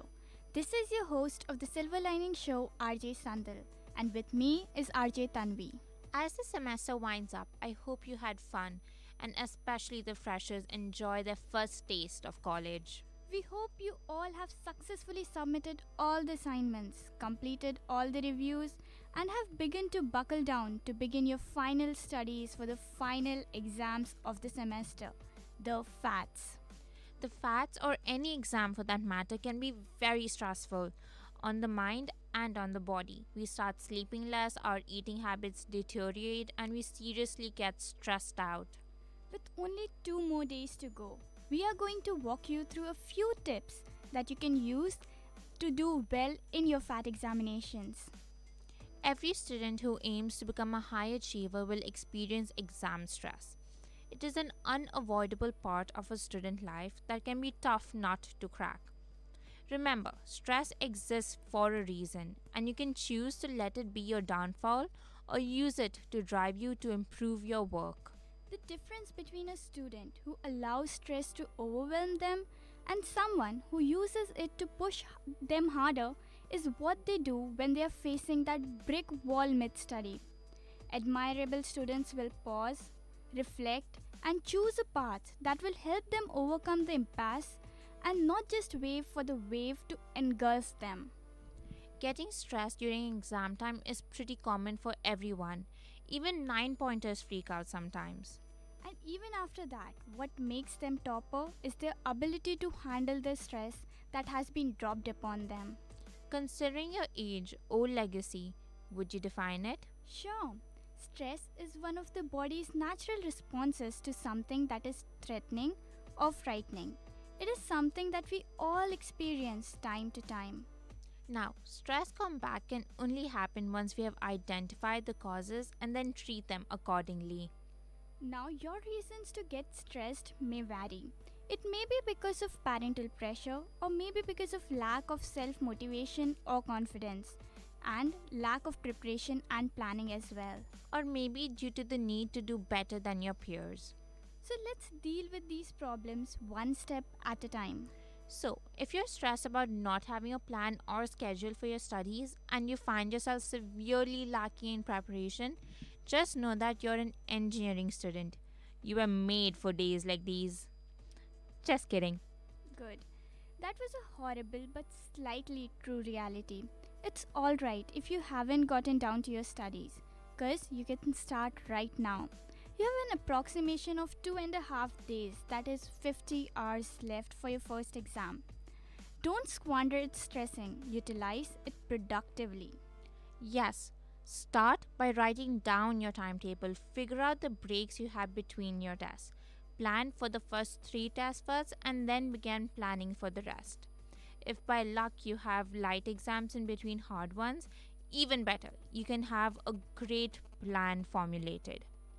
You know that much of new portion has not been covered after Cat 2, so that's a plus point too. But you should also consider that Cat 2 was an open book, which means that not much of preparation would have gone into preparing for it. Well, you cannot say that just because both of us don't prepare for open books that much doesn't mean everyone doesn't. Well then, for those who have prepared well, chill and start studying after Cat 2. And for people like us, begin with your Cat 2 portions. So, when you begin with Cat 2 portions, start with doing something you seem reluctant or are scared to do. Start with the really hard topics, especially those which require a lot of thought process. So, start with subjects like maths or processing subjects. And don't forget to mix it up. That is your schedule, of course. Make sure you don't spend more than 3 hours on one topic. After approximately 3 hours, move on to the next topic. I'm not saying to skip a topic that you're studying, but complete that one topic and then move on. I find it extremely productive if I alternate between a thought required topic and then a purely theory based topic. Also, when planning, make sure you understand what your strengths and weaknesses are. Wait, what do you mean by that? Like which subjects you're good at or have interest in, and what subjects you don't like. Why? Because it's best if you start with a topic you don't necessarily like. For example, study that topic when you wake up or whenever is the most efficient time of your day. Okay, I get where you're going with this. So, if you're nocturnal like me, then conquer the hard subjects at night when your mind is the most active, and you keep what you find to be easier subjects for the daytime. And if you're an early riser and can concentrate better at daytime, then do the exact opposite of what she said. Also, don't forget to eat regularly and hydrate. Yeah, that can be a major roadblock in your planning. Sleeping, eating, and resting can seem like frivolous things to do, but these are necessities. Get proper hours of sleep. Make sure you get a minimum of 5.5 hours of sleep per day. And when it comes to eating habits, I don't have the best track record, but I can honestly say that if you don't start your day with a good meal and keep having food at regular intervals, you're going to fall seriously sick. And if you're thinking, well, it will be worth it, then you all are morons. It's best if you eat food properly at the right times. Also, don't stuff yourself to the brim, because then all you want to do is sleep off, which may not be the best idea at this time.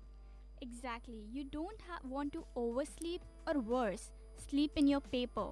And as I have mentioned earlier, sleep is vital to your performance. You have to sleep so that you may be awake during your paper, and also that your brain can retain all the stuff and all the information that you have studied. Especially if you're a last minute crammer. And if you are wondering what a last minute crammer is, then your answer would be someone who studies last minute by burning both sides of the candle. or someone who burns the midnight oil. And before you say something like there's really midnight oil, it's a metaphor. I know that, and I was not at all going to ask you about it. Really? Then tell me, what does the phrase mean? Well, burning both sides of the candle and midnight oil means to exhaust oneself, especially by being up late and getting up early to work extremely and excessively hard, to work too hard for good health and peace of mind. Okay, and burning of oil means the same. Yep, exactly. So, what's the next problem? I guess it's pressure to excel. Okay, so what do you think can be done about this? I guess what people should do is set realistic goals for themselves, and once they have planned out their schedule, they should work towards it. What about even after this? We still get panicky. Then what do we do? Well, you could try to take a short walk outside to clear your mind. It is not always necessary to sit in front of your books 24/7 to gain good marks. Sometimes taking a short walk to clear your mind turns out to be very beneficial. Even Abraham Lincoln said that if I'm given 6 hours to chop the tree, I will spend 5 hours sharpening the axe. But this does not mean that you apply maths and sleep for 20 hours a day. I second that, but personally for me, listening to music or watching a TV show for a short while is a better stress reliever than taking a walk. Yes, music can be awesome in stress relieving, but not the screaming metallic music, but sorts of calm or maybe even your favorite tunes are the best. Watching a TV show is also a good idea, in my opinion. No, it isn't. What if you're unable to stop and you continue watching it forever? Okay, considering that maybe not a complete episode or a complete season of a TV show, but maybe one that consists of maybe some 30 to 20 minutes is not a bad deal.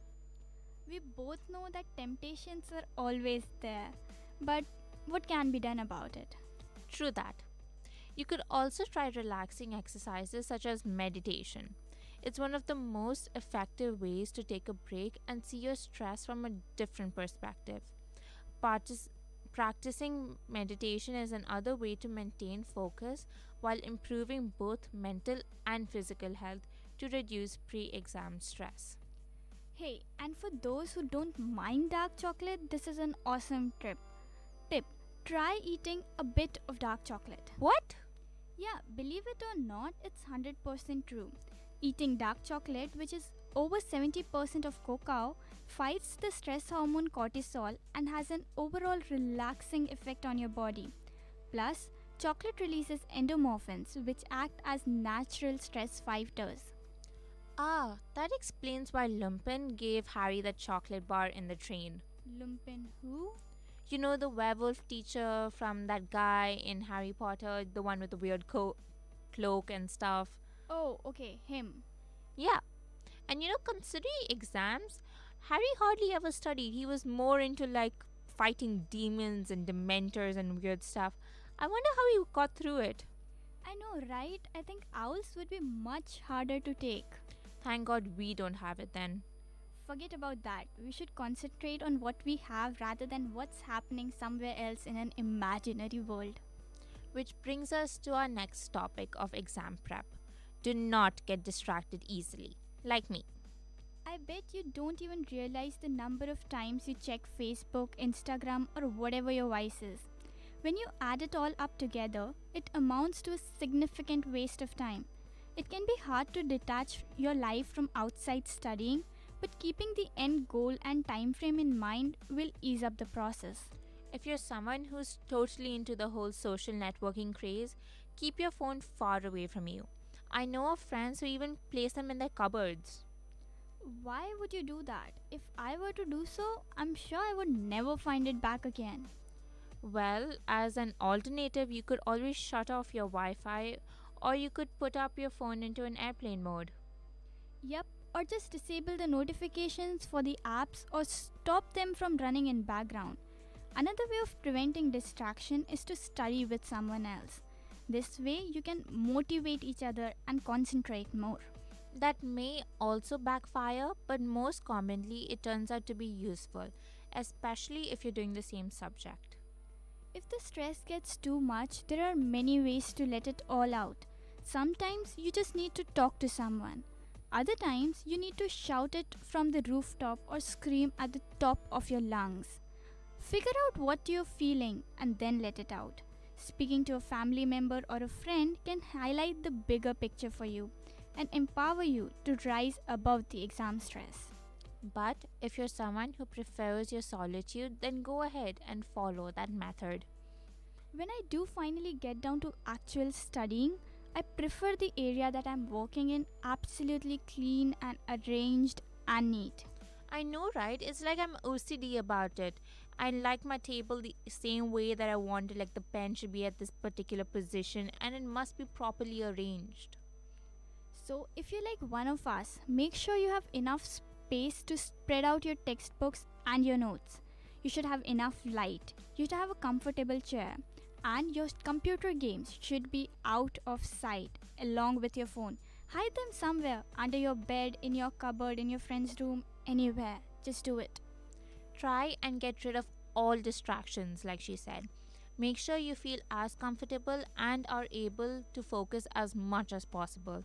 For some people, this may mean almost complete silence. For others, background music helps. Some of us need everything completely tidy and organized in order to concentrate, while others thrive in a more cluttered environment. Think about what works for you and take the time to get it right. And while you're arranging your room and setting your table perfectly fine, we'll take a short break. You're listening to 90.8 VIT Community Radio, and this is the Silver Lining Show with RJ Sandal and RJ Tanvi.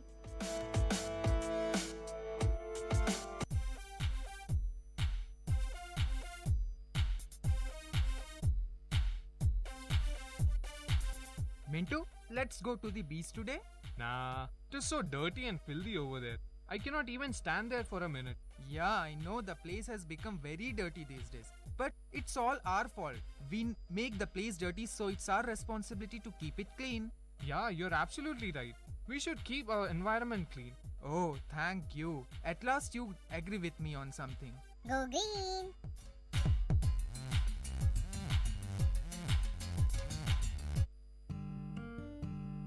வானொலி ஒலித்திடுதே மனிதத்தை வளர்த்திடுதே சமுதாயத்தை நலமாய் மாற்றிடுதே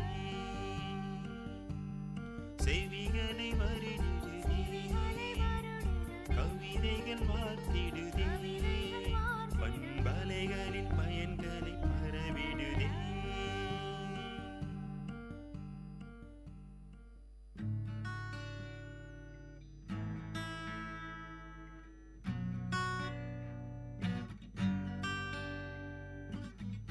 Little hands and little feet, little eyes and little teeth.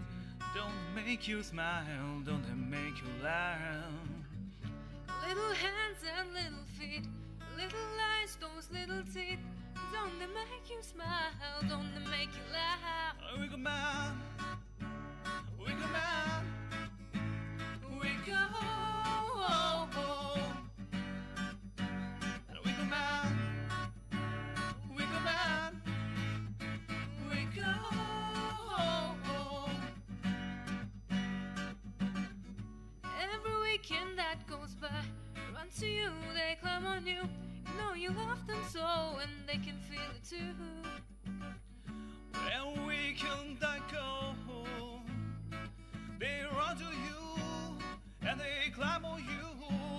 Yeah, no more fear. Ooh, wiggle man. Wiggle man. Wiggle.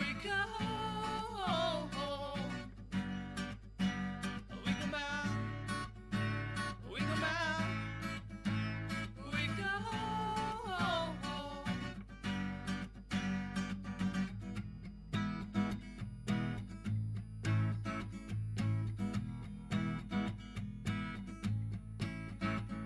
Cause happiness is like a flu. If I catch it, you got it too. If you think about it, you'll feel it too. So stand up, run fast, go find someone. Well, meet and share a love and hug. Cause the time has come, just gather around and hold their arms, wiggle man. Wiggle man. Wiggle. Hey, wiggle man. Little hands and Wiggle man. little eyes, those little teeth. Don't they make you smile? Don't they make you laugh? Wiggle man. Every weekend that Wiggle goes man. by, until they climb on you. Know you want them so, and they can feel it too. Wiggle man.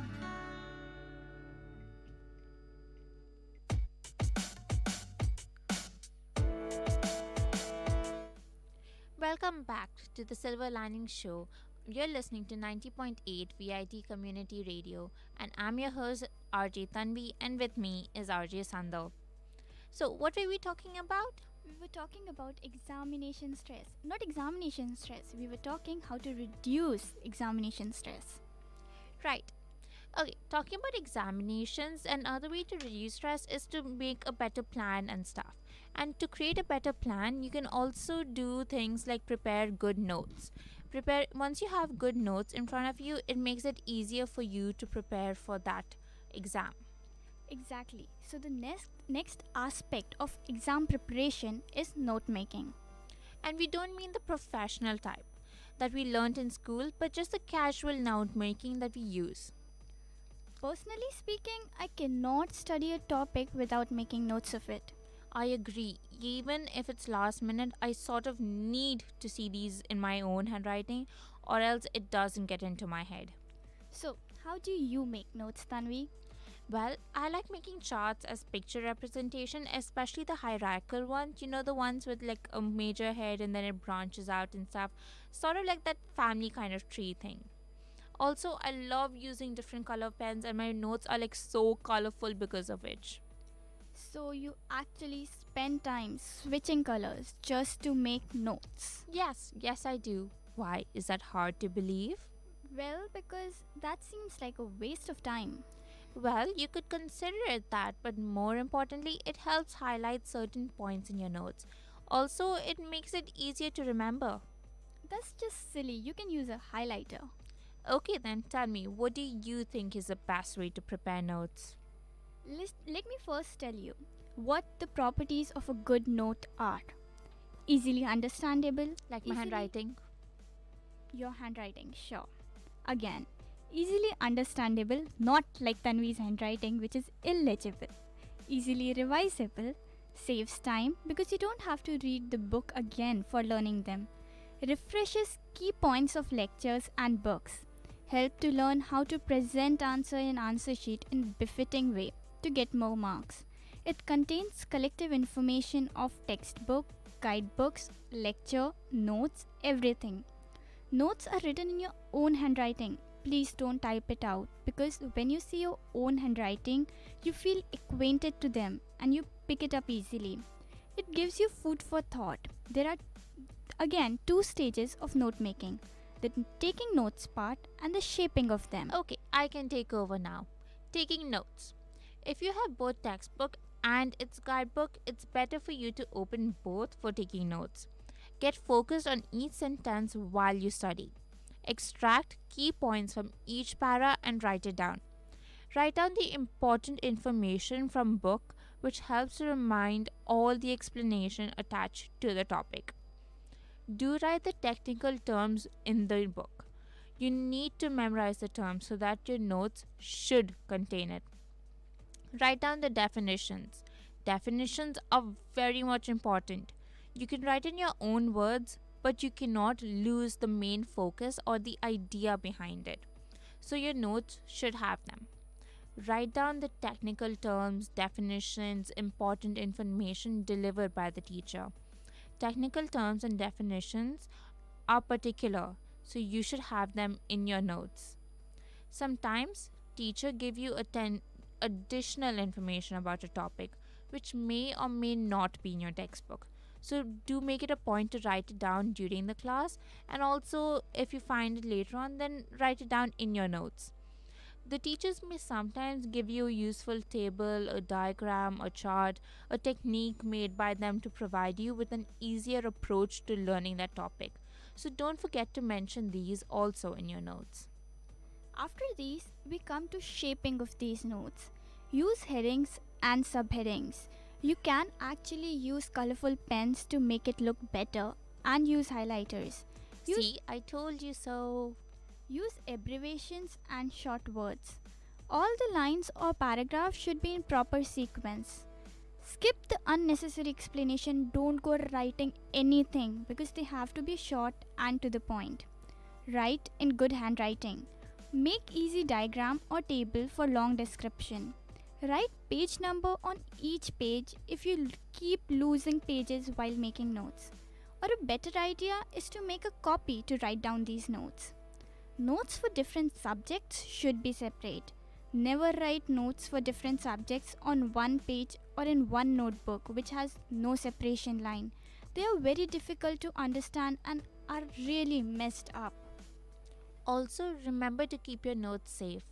Making the notes is as important as keeping them safe. Keep your notes in a safe place because you use it many times for revision and preparation for exam. If you're using a notebook or register for making notes, that's the best idea. Write on each notebook the name of the subject, the notes it contains, your name for, safety purposes. If you're making notes on loose pages, write the page number on each page. Keep all the pages in a folder and write the name of the subject on this folder. Also, now that I consider it, it makes it easier for someone who is reading your notes to understand and learn from it. Yeah, but why would somebody be reading my notes? Maybe because you are having a group study. Because like we said earlier, it's better to study in a group than by oneself. This way, you can bounce ideas off people and get doubts cleared out. You may have questions that they have answers to, and vice versa. As long as you make sure you stay focused on the topic for an agreed amount of time, this can be one of the most effective ways to challenge yourself. Also, sometimes when you have explained a question's answer to someone else, it further strengthens the topic in your own mind, making it not only beneficial for the person who is listening, but for you as well. When it comes down to the actual studies, be sure to concentrate on the right areas. Do not read questions that need to be solved, and always solve as many as numericals or solved examples as possible. It's better to do it this way because you understand the topic and get a hang of it faster. Do not think that because you have read it once, you will be able to remember it. Some questions and subjects and topics require more effort from your side. And if low on time, try solving the example first and then go through the theory. And do this topic by topic so that you understand the logic and the application of the topic at hand. Also, when it comes to food, I know I'm skipping to this, but really, when it comes to food, be sure you're eating the right kind of food. Wait, you mean right kind of food as in eat brain food? Right, brain food. Keep away from junk food. You may feel like you deserve a treat or that you don't have the time to cook. But what you eat can really have an impact on the energy levels in your body and the amount of focus and attention span you have towards your studies. Keep your body and brain well fueled by choosing nutritious foods that you have proven to aid concentration and memory, such as fish, nuts, seeds, yogurt, and blueberries. At least you can have what you get here. The same applies on exam day. Eat a good meal before a test based on food that will provide you slow energy release throughout. Sugar may seem appealing, but it won't help you or your energy levels after an hour or so. And finally, plan your exam day. Yes, make sure to get everything ready well in advance. Don't leave it to the last day of exam to suddenly realize that you don't know the way or the room number, or you don't know what you're supposed to bring. Check all requirements. Work out how long it will take you to get there, and then add on some extra time. You really don't want to arrive having had to run halfway or feeling frazzled from losing your way. You could also make plans to travel to the exam hall with your friends or classmates, as long as you know you're likely to be punctual. Do not forget to remain calm. Just before the exam, though it's a popular practice to still try and cram more information into your brain, do not do so. Remain calm, listen to music, or simply try cleaning your mind from negative and stressful thoughts. We should try cleaning our minds or clearing our minds. That's what I meant. I see. Okay, anyway, on seeing the paper, go through it once, because the paper might have a lot of pages and you might get frightened, and so go through it once, the complete thing, before you start solving it. This way your brain can start processing the later on questions before you reach it, subconsciously. When writing the answer, stick to the point and do not over elaborate unless the marks command it. If you don't know an answer, move on. Then come back to it after you finish the rest of your paper. Do not remain fixed on trying to solve it, because then you might spend an ample amount of time and finally solve that one answer. But then you have lost the rest of the time to complete the rest of your paper in a proper manner. And this is not worth it. So guys, we wish you all the very best and hope you do very well and come out with flying colors in your FATs. Dear listeners, with these words of Asando, we will wind up today's show. You're listening to the Silver Lining Show on 90.8 VIT Community Radio. Stay tuned for more.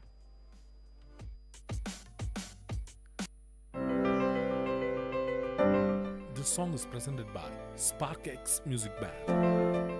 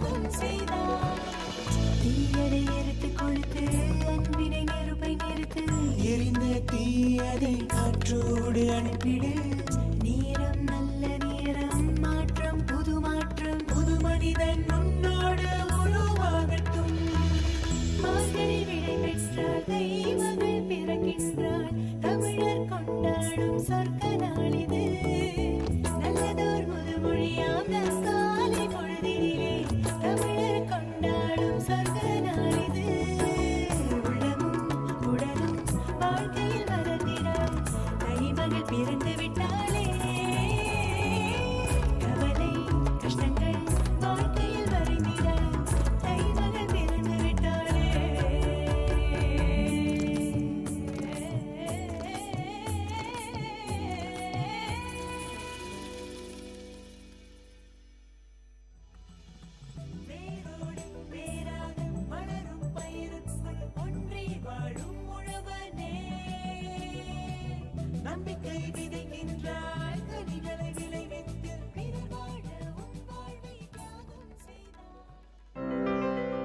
This song is presented by Spark X Music Band. மண் கொடத்தை தூக்கிக்கிட்டு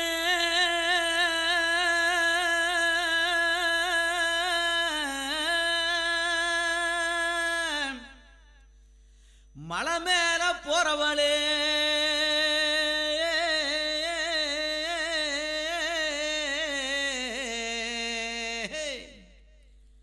இந்த மண்கொடத்தை வச்சு புட்டு மாமனத்தான் பாரேண்டி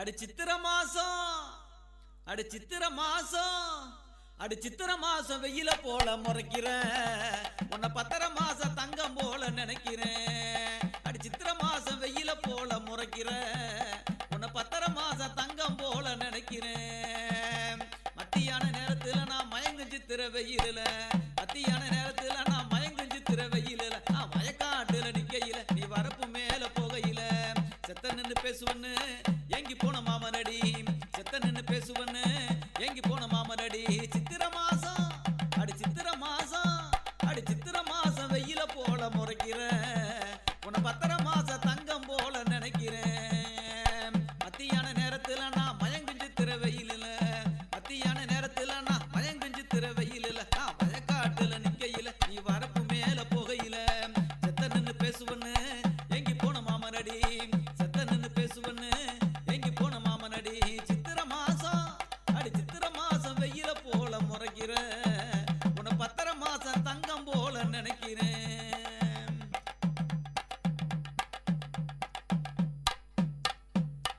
அடி நாவல் பழமே நான் பூசு சந்தனமே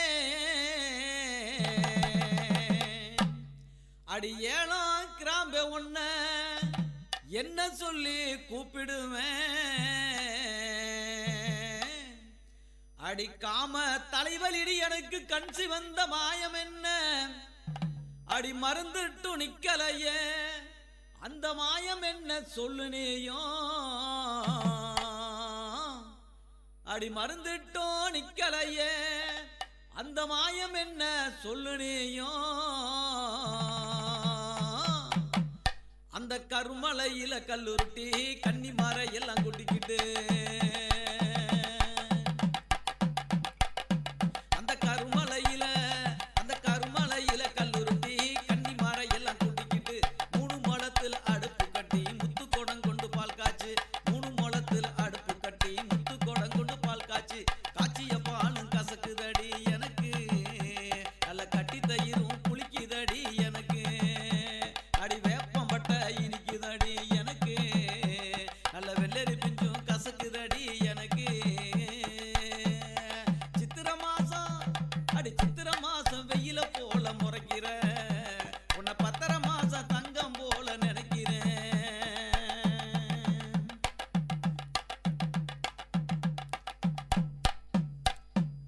அடியாள மரமுரங்க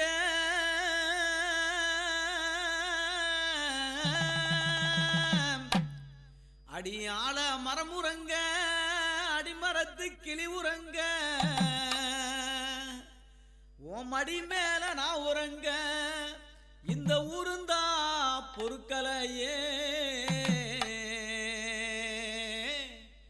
அடி கல்லோட கல் உரச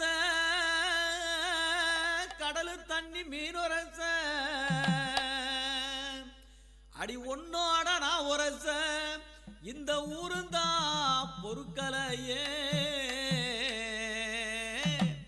அடி நீ சகப்பு நான் கருப்பு ஏலேலோ வேலூர் மக்களுக்கு நம்ம மலப்பு தான் ஏலேலோ அதனால நாம 2 பேரும் இந்த ஊரை விட்டு ஓடிடலாமா ஏலேலோ அடி சித்திர மாசம் வெயில போல முறைக்கிற உன்னை பத்தரை மாசம் தங்கம் போல நினைக்கிறேன் மத்தியான நேரத்துல நான் மயங்கும் சித்திர வெயில மத்தியான நேரத்துல நான் மயங்கும் சித்திர வெயில நான் வயக்காட்டுல நிக்கையில நீ வரப்பு மேல போகையில செத்த நின்னு பேசுவன்னு எங்கி போன மாமனடி செத்த நின்னு பேசுவன்னு எங்கி போன மாமனடி சித்திர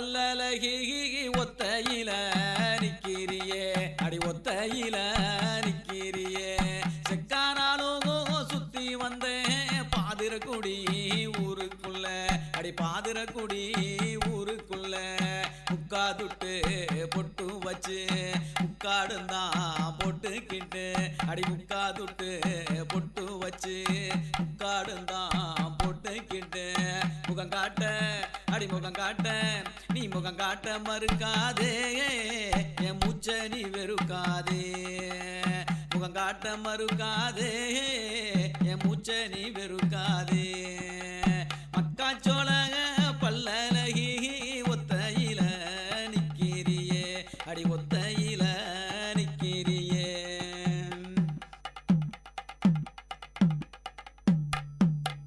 தண்டனக்க மரத்துல உன் போல குயில் ஒண்ணு பாடுறத கேட்டேண்டி நான் பாடுறத கேட்டேண்டி தண்டனக்கா மரத்துல அடி தண்டனக்கா மரத்துல உன் போல குயில் ஒண்ணு பாடுறத கேட்டேண்டி நான் பாடுறத கேட்டேண்டி கல்யாண ஆசை வந்து கந்தனத்தான் வேண்டிக்கிட்டு போடுறதா நேர்ந்துக்கிட்டேண்டி மாலை போடுறதா நேர்ந்துக்கிட்டேண்டி நாடெல்லாம் கற்பழிப்பு நான் வாரேன் உன் துணைக்கு காட்டு வழி போனாலும் காவல் இல்லமானே நாடெல்லாம் கற்பழிப்பு நான் வாரேன் உன் துணைக்கு காட்டு வழி போனாலும் காவல் இல்லமானே மக்காச்சோள பல்லலகி ஒத்தையில நிக்கிறியே அடி ஒத்தையில நிக்கிறியே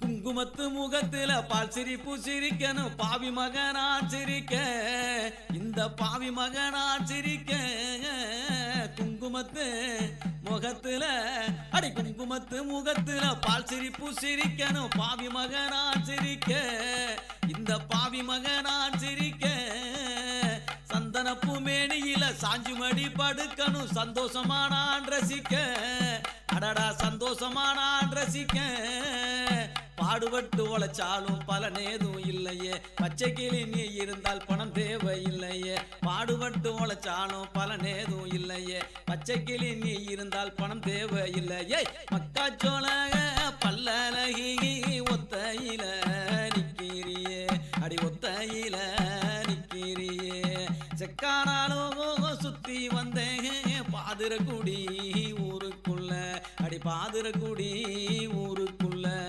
முக்காதுட்டு பொட்டு வச்சு முக்காடுந்தான் போட்டுக்கிட்டு முகம் காட்ட அடி முகம் காட்ட அடி முகம் காட்ட மறுக்காதே என் மூச்ச நீ வெறுக்காதே முகம் காட்ட மறுக்காதே என் மூச்ச நீ வெறுக்காதே என் மூச்ச நீ வெறுக்காதே என் மூச்ச நீ வெறுக்காதே அன்புள்ளம் கொண்ட மகளே கோடீஸ்வரி அம்மாவுக்கு உனது கடிதம் கிடைத்தது அம்மா மனசு படிக்க கேட்டு துடிக்குது அம்மா உசுறு ஒன்னாலதான் இன்னும் இருக்குது இன்னும் இருக்குது அன்புள்ளம் கொண்ட மகளே கோடீஸ்வரி அம்மாவுக்கு உனது கடிதம் கிடைத்தது அம்மா மனசு படிக்க கேட்டு துடிக்குது அம்மா உசுறு உன்னாலதான் இன்னும் இருக்குது அன்புள்ளம் கொண்ட மகளே கோடீஸ்வரி அம்மாவுக்கு உனது கடிதம் கிடைத்தது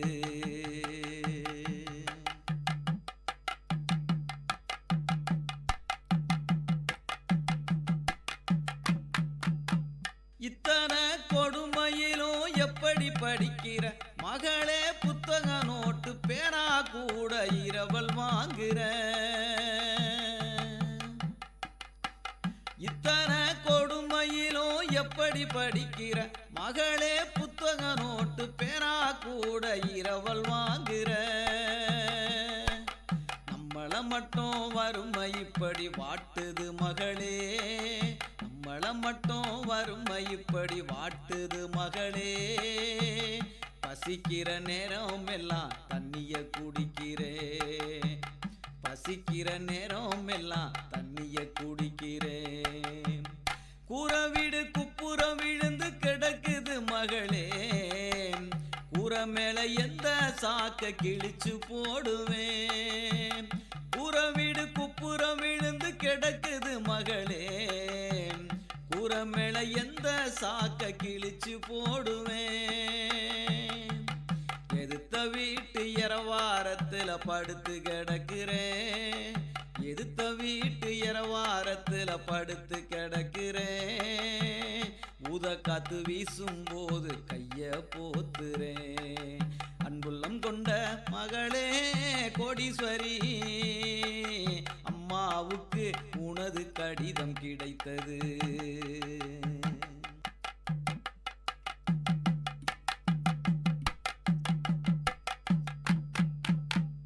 என்னால வேலைக்கெல்லாம் போக முடியல, 10 காசு மிச்சம் இல்ல அம்மா கையில.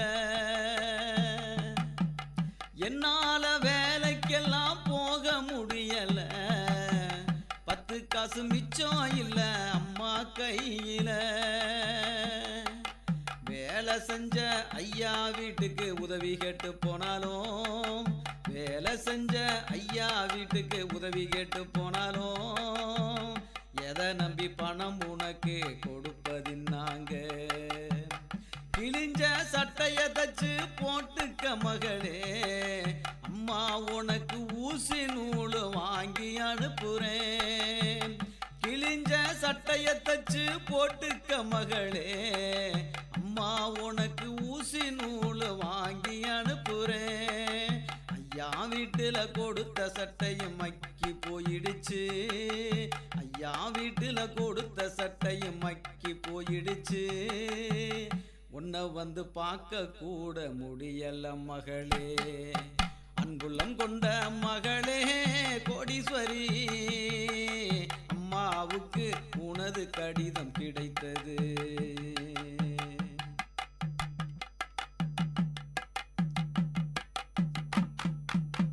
தேங்கான இல்லாமத்தான் தலையும் மறண்டு போனது, தண்ணிய தடவிக்கிட்டு பள்ளி கூடம் போவியா.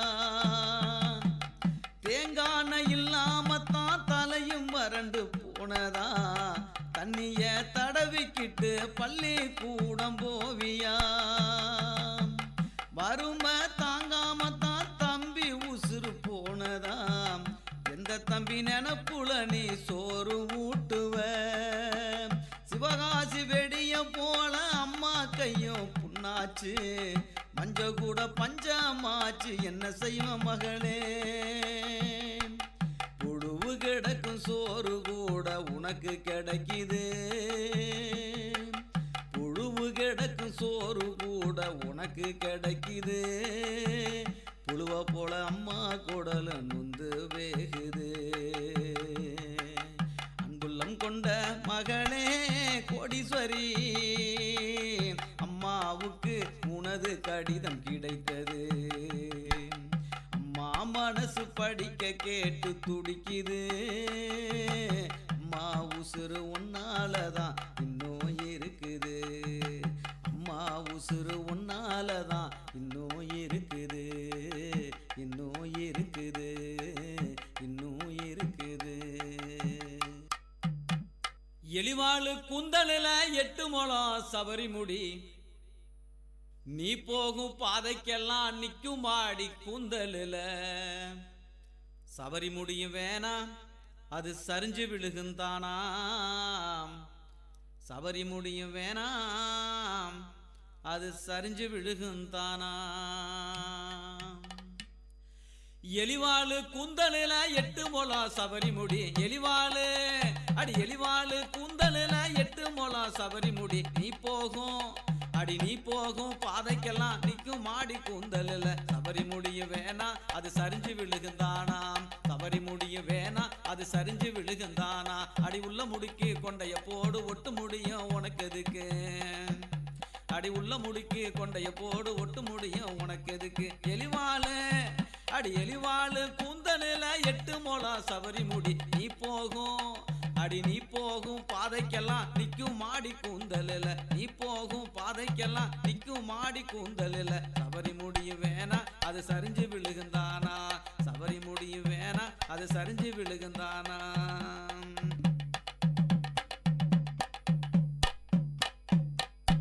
அடி நெத்தியில பொட்டு வையி குங்குமத்தை தொட்டு வையி அடி நெத்தியில நெத்தியில அடி நெத்தியில பொட்டு வையி குங்குமத்தை தொட்டு வையி வேணாண்டி அடி வேணாண்டி ஒட்டு பொட்டு கடலை புள்ள கருப்பாயி வேணாண்டி உனக்கு வேணாண்டி ஒட்டு பொட்டு கடலை புள்ள கருப்பாயி பொம்பளைங்க அழகே அந்த பொட்டுல தான் இருக்கு பொம்பளைங்க அழகே அந்த பொட்டுல தான் இருக்கு எலிவாளு அடி எலிவாளு கூந்தலில 8 முழம் சபரி முடி நீ போகும் பாதைக்கெல்லாம் நிற்கும் மாடி கூந்தலில சபரி முடியும் வேணா அது சரிஞ்சு விழுகுந்தானா சபரி முடியும் வேணா அது சரிஞ்சு விழுகுந்தானா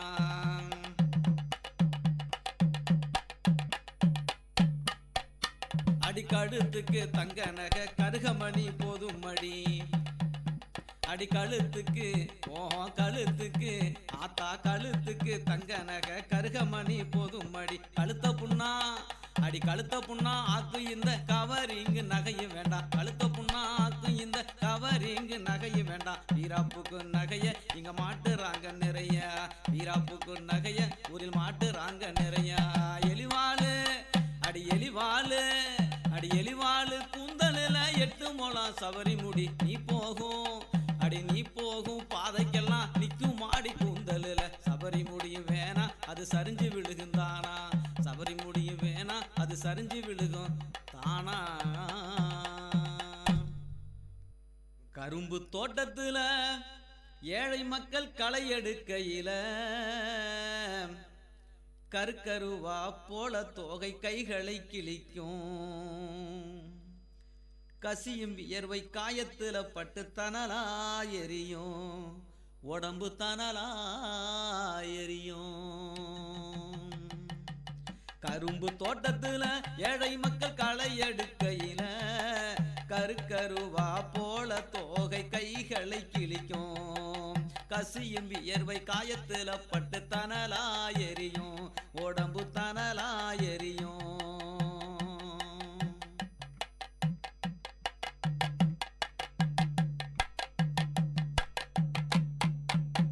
2 மாத கை குழந்தை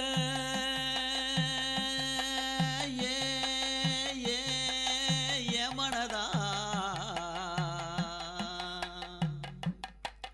2 மாத கை குழந்தை எரணையில் தூங்க வச்சு 2 மாத கை குழந்தை எரணையில் தூங்க வச்சு கண் விழித்து பார்க்க முன்னே வேலைக்கு போனோம் கரும்பு சோலைக்குள் போனோம் பாடுபட்டு என்னாத்த கண்டோம் பட்டினியால் என்னாலும் நொந்தோம் பாடுபட்டு என்னாத்த கண்டோம் பட்டினியால் என்னாலும் நொந்தோம் தன்னே நன்னே நான நன்னே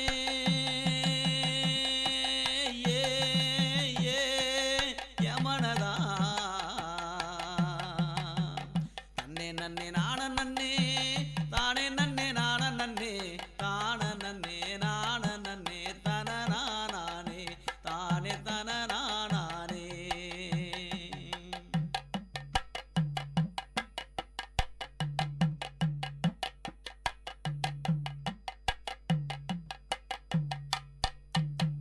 பழுத்த கிளவி முதல்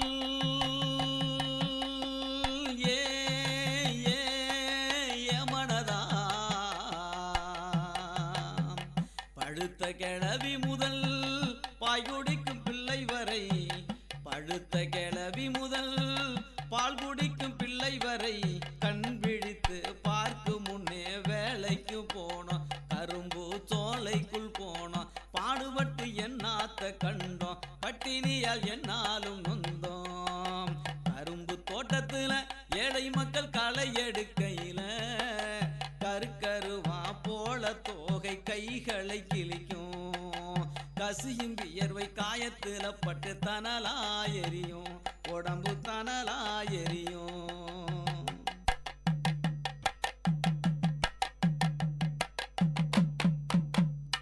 பட்டினியால் நான் இருந்தேன் ஏ ஏ மனதா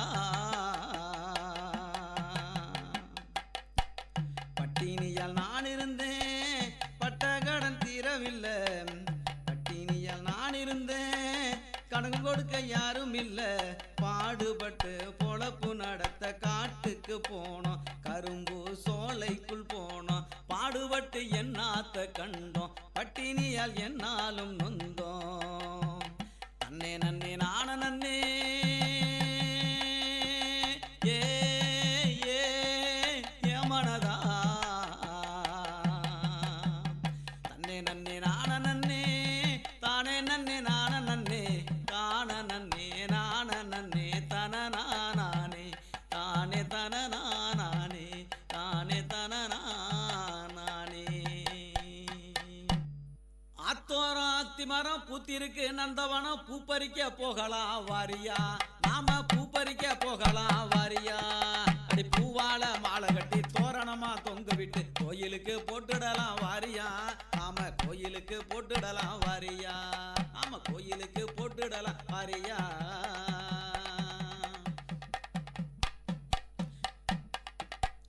ஒத்த கல்லு மூக்குத்திய கண்ணுக்குள்ள நிக்குது கொஞ்ச நேரம் பார்க்கலன்னா என் மனசு நோகுது ஒத்த கல்லு மூக்குத்திய கண்ணுக்குள்ள நிக்குது கொஞ்ச நேரம் பார்க்கலன்னா என் மனசு நோகுது நித்தம் வந்து ஓன் நினப்பு என் உசுர வாட்டுது நித்தம் வந்து ஓன் உசுறு என் உசுர வாட்டுது ஊருக்குள்ள ரொம்ப நாளா நம்ம பேச்சு நடக்குது ஊருக்குள்ள ரொம்ப நாளா நம்ம பேச்சு நடக்குது ஆத்தோரம் அடியாத்தோரம் அத்திமரம் பூத்திருக்கு நந்தவனம் பூப்பறிக்க போகலாம் வாரியா நாம பூப்பறிக்க போகலாம் வாரியா அடி பூவால மாலை கட்டி தோரணமா தொங்க விட்டு கோயிலுக்கு போட்டுடலாம் வாரியா நாம கோயிலுக்கு போட்டுடலாம் வாரியா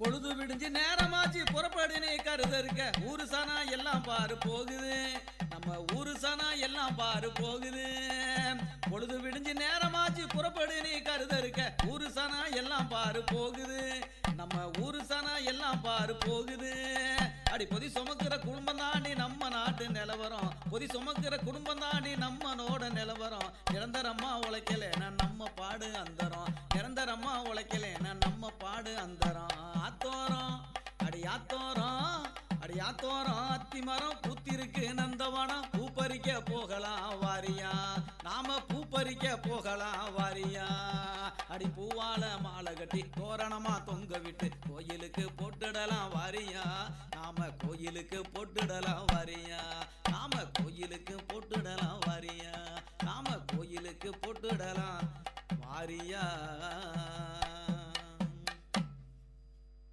பெத்தாலும் பெத்தேனே 4 புள்ள பெத்தேனே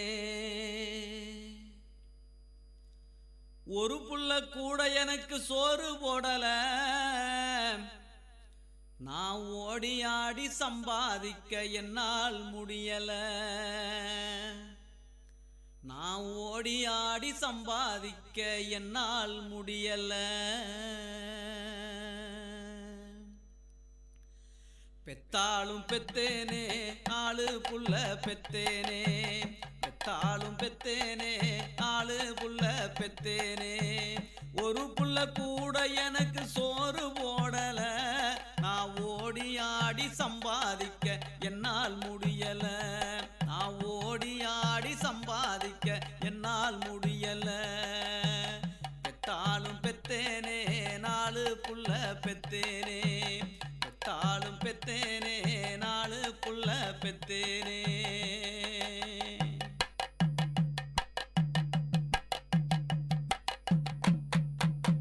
வாக்கப்பட்டு 8 வருஷமா புள்ள இல்லாம தவிச்சேன் மலடின்னு சொன்னதெல்லாம் நெஞ்சில் வச்சு சுமந்தேன் வாக்கப்பட்டு 8 வருஷமா புள்ள இல்லாம தவிச்சேன் மலடின்னு சொன்னதெல்லாம் நெஞ்சில் வச்சு சுமந்தேன் புள்ள வர வேணும்னு போகாத கோயில் இல்ல ஆனா பொறக்கணுன்னு வேண்டாத சாமி இல்ல புள்ள வர வேணும்னு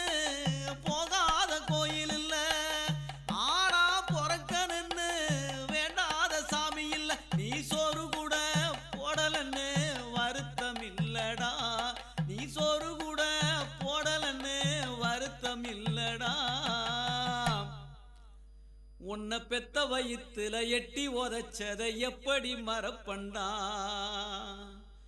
உன்னை பெத்த வயித்துல எட்டி உதைச்சதை எப்படி மறப்பண்டா பெத்தாலும் பெத்தேனே 4 புள்ள பெத்தேனே பெத்தாலும் பெத்தேனே 4 புள்ள பெத்தேனே ஒரு புள்ள கூட எனக்கு சோறு போடல நான் ஓடி ஆடி சம்பாதிக்க என்னால் முடியல நான் ஓடி ஆடி சம்பாதிக்க என்னால் முடியல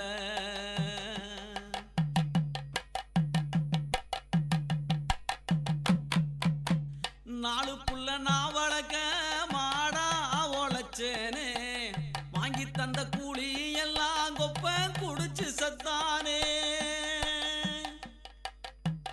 4 புள்ள நான் வளர்க்க மாடா உழைச்சேனே வாங்கி தந்த கூலி எல்லாம் கொப்ப குடிச்சு சத்தானே மேல் படிப்பு படிச்சு வந்தா வேலை கிடைக்கு முன்னு மேல் படிப்பு படிக்க வைக்க சொமந்தண்ட தட்டு மண்ணு மேல் படிப்பு படிச்சு வந்தா வேலை கிடைக்கு முன்னு மேல் படிப்பு படிக்க வைக்க சொமந்தண்ட தட்டு மண்ணு நானாளில் ஒரு பொண்ணு ஒண்ணு பெத்து இருந்தேனா நானாளில் ஒரு பொண்ணு ஒண்ணு பெத்து இருந்தேனா இப்ப கண்ட இடத்துல கையேந்தி பிச்சை எடுப்பேனா இப்ப கண்ட இடத்துல கையேந்தி பிச்சை எடுப்பேனா பெத்தாலும் பெத்தேனே 4 புள்ள பெத்தேனே பெத்தாலும் பெத்தேனே 4 புள்ள பெத்தேனே ஒரு புள்ள கூட எனக்கு சோறு போடல நான் ஓடி ஆடி சம்பாதிக்க என்னால் முடியல நான் ஓடி ஆடி சம்பாதிக்க என்னால் முடியல நான் ஓடி ஆடி சம்பாதிக்க என்னால் முடியல முத்து முத்தாத்த மக சிரிச்சா மனச பட்டா போட்டு தான் புடிச்சா தரிசு விளைஞ்சது போல மனசு நிறைஞ்சிருக்குமானே அடி பொண்ணே எங்க பாதிரக்குடி ஊர் மண்ணே அடி பொண்ணே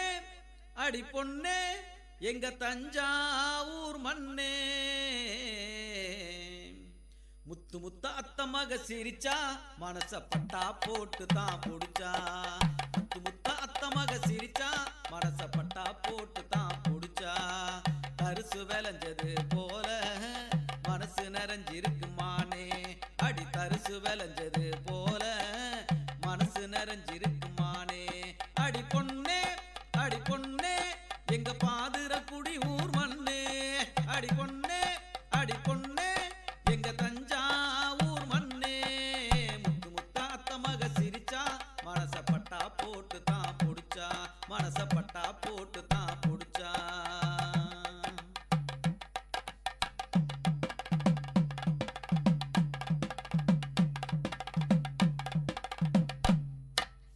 வேப்பங்காத்தடிக்க அடி வெள்ளரி பூ வெடிக்க ஆத்து மணலில் பேர அடி எழுதி பாப்பவாவா வேப்பங்காத்தடிக்க அடி வெள்ளரி பூ வெடிக்க ஆத்து மணலில் பேர அடி எழுதி பாப்பவாவா பஞ்ச பூமியிலே ஏன் நெஞ்ச உழுதமுள்ள கெஞ்சி பேசும் காற்ற நீ குற்றம் சொல்லலாமா செவக்காட்டு மண்ணுல சேர்ந்து நடந்தா பாதம் பூசுமே மகாராணி தலனி சாய மாமன் மடிதான் இலவம் பஞ்சு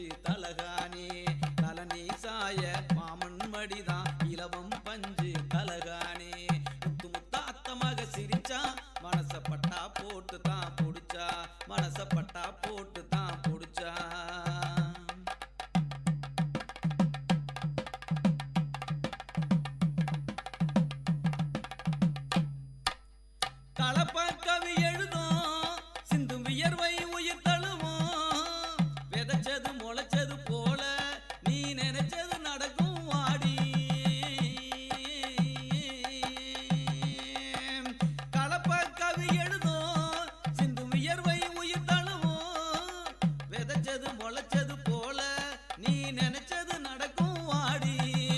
அடுத்தது மாசம் மாசி அடி அழகே அத நீ யோசி. தோளுல விழுமே மாலை சொந்தமாக போற கால. உழைச்ச கூலிய உன் கையில் கொடுப்பேன் மிச்சம் வைக்கணும் மகராணி. தவிச்ச வாய்க்கு தண்ணிய போல கிடைச்சவள் நீதானம் மாடி. முத்து முத்தாத்த மக சிரிச்சா மனச பட்டா போட்டு தான் புடிச்சா. முத்து முத்தாத்த மக சிரிச்சா மனச பட்டா போட்டு தான் புடிச்சா. பரிசு விளைஞ்சது போல மனசு நிறைஞ்சிருக்குமானே. அடி பொண்ணே அடி பொண்ணே எங்க தஞ்சாவூர் மண்ணே. முத்து முத்தாத்த மக சிரிச்சா மனச பட்டா போட்டு தான் புடிச்சா. மனச பட்டா போட்டு தான் புடிச்சா. மனச பட்டா போட்டு தான் புடிச்சா. நீயே என் தாய் நீயே தெய்வம் உன்னை விட யாரும் இல்லை. உலகில் உயர்ந்தவர் எவரும் இல்லை. நீயே என் தாய் நீயே தெய்வம் உன்னை விட யாரும் இல்லை. உலகில் உயர்ந்தவர் எவரும் இல்லை. நீயே என் தாய் நீயே தெய்வம் உன்னை விட யாரும் இல்லை. உலகில் உயர்ந்தவர் எவரும் இல்லை.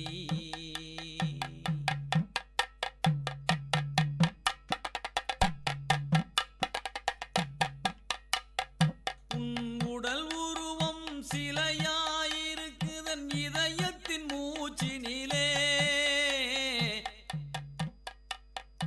உன் உடல் உருவம் சிலையாயிருக்குதன் இதயத்தின் மூச்சினிலே. உன் நினைவின்னும் மாறலையே. முத்து முத்து சிரிப்பும் உன்முக அழகும் மறக்கவும் மனசில்லையே. மறக்கவும் மனசில்லையே. நீயே என் தாய் நீயே தெய்வம் உன்னை விட யாரும் இல்லை. உலகில் உயர்ந்தவர் எவரும் இல்லை.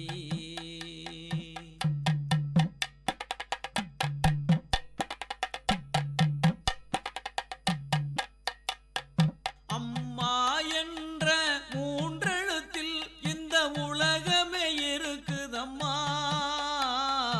அது உந்தன் கருணையம்மா. அம்மா என்ற மூன்றெழுத்தில் இந்த உலகமே இருக்குதம்மா. அது உந்தன் கருணையம்மா. கருவினில் வளரும் மழலையை சுமந்து காப்பதும் நீதானம்மா. இந்த உலகமே சாட்சியம்மா. இந்த உலகமே சாட்சியம்மா. நீயே என் தாய் நீயே தெய்வம் உன்னை விட யாரும் இல்லை. உலகில் உயர்ந்தவர் எவரும் இல்லை.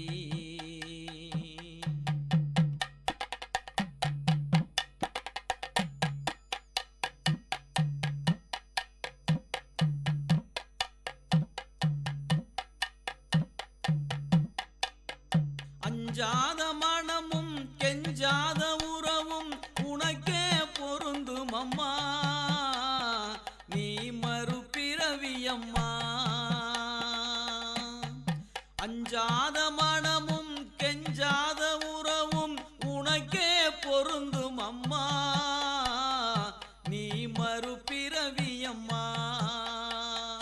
பிறந்ததும் குழந்தையை மார்பிலே சுமந்து மாங்கல்யம் தந்தாயம்மா.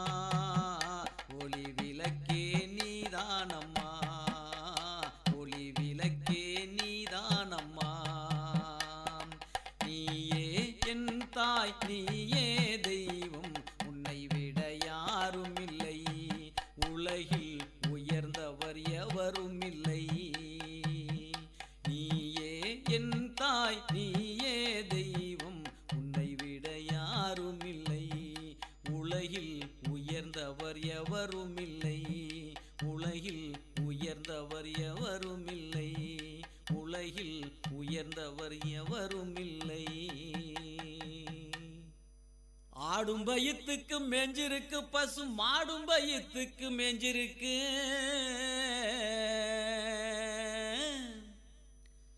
ஆட்டையும் மேய்ச்சவன் வயிறு ஆளையல போல காஞ்சிருக்கு. அன்னை ஆளையல போல காஞ்சிருக்கு. ஆடும் பயத்துக்கு மேஞ்சிருக்கு பசு மாடும் பயத்துக்கு மேஞ்சிருக்கு. ஆட்டையும் மேய்ச்சவன் வயிறு ஆளையல போல காஞ்சிருக்கு. அன்னை ஆளையல போல காஞ்சிருக்கு. ஆடும் பயத்துக்கு மேஞ்சிருக்கு பசு மாடும் பயத்துக்கு மேஞ்சிருக்கு. ஆட்டையும் மேய்ச்சவன் வயிறு ஆளையல போல காஞ்சிருக்கு. அன்னை ஆளையல போல காஞ்சிருக்கு.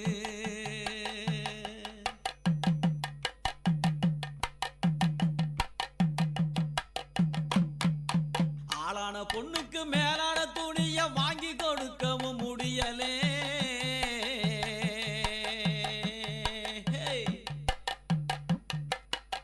ஆளான பொண்ணுக்கு மேலான துணிய வாங்கி கொடுக்கவும் முடியலே. நாங்க வாங்கி கொடுக்கவும் முடியலே. எங்க அண்டா சட்டியும் குண்டா சட்டியும் அபகரிப்பதில் நியாயமில்லை. அன்னை அடகு வைப்பதில் நியாயமில்ல. தந்தனத்தானே ஏலேலோ தந்தனத்தானே ஏலேலோ தந்தனத்தானே ஏலேலோ தந்தனத்தானே ஏலேலோ.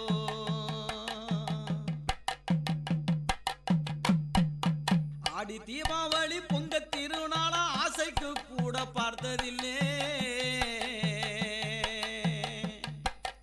ஆடி தீபாவளி பொங்க திருநாள ஆசைக்கு கூட பார்த்ததில்லை.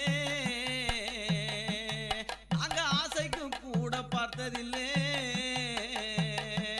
நாங்க அடுத்த ஊருக்கு பொழைக்க போக அரை காசும் கையில் இல்லை. அன்னை அரை காசும் கையில் இல்லை.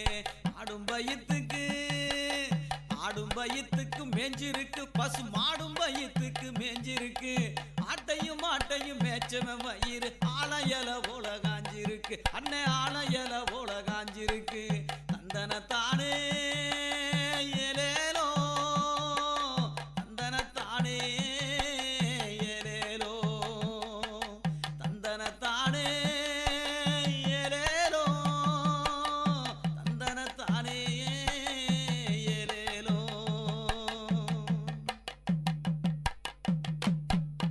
மானத்தில் மழையும் பெய்யவில்லை. எங்க மனக்கவலையும் தீரவில்லை.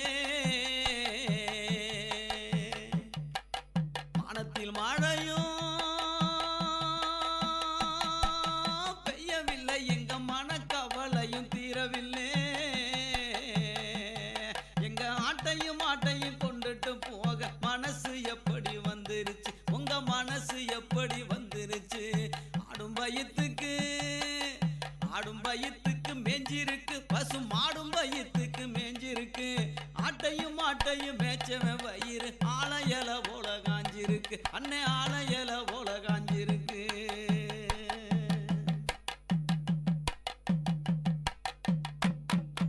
குத்தும் போரலுக்கு ஒரு பக்கம் ஈடி. கொட்டும் தவிலுக்கு இரு பக்கம் ஈடி.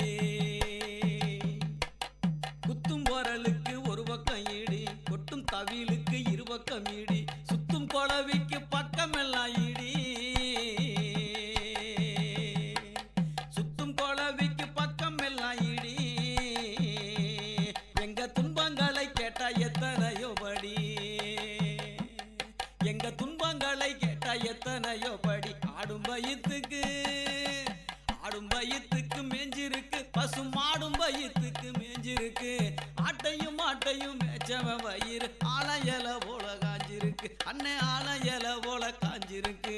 தந்தனத்தானே ஏலேலோ தந்தனத்தானே ஏலேலோ தந்தனத்தானே ஏலேலோ தந்தனத்தானே ஏலேலோ.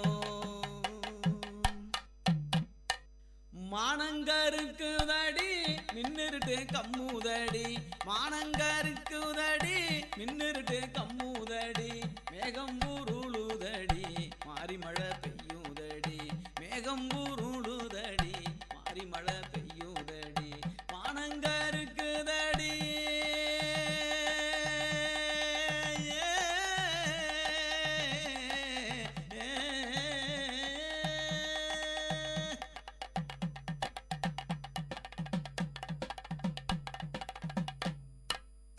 காடு காலனி எங்கும் களையெடுக்க போற புள்ள காடு காலனி எங்கும் களையெடுக்க போற புள்ள என் மனச பறி கொடுத்து உனக்காக காத்திருந்தேன் என் மனச பறி கொடுத்து உனக்காக காத்திருந்தேன் காலங்கடத்தாதடி காலங்கடத்தாதடி என் கண்ணே என் கண்மணியே நான் உனக்காக காத்திருக்கேன் பொண்ணே என் பூங்கொடியே காலங்கடத்தாதடி என் கண்ணே என் கண்மணியே நான் உனக்காக காத்திருப்பேன் பொண்ணே என் பூங்கொடியே மானங்கருக்குதடி மானங்கருக்குதடி மின்னிருட்டு கம்முதடி மானங்கருக்குதடி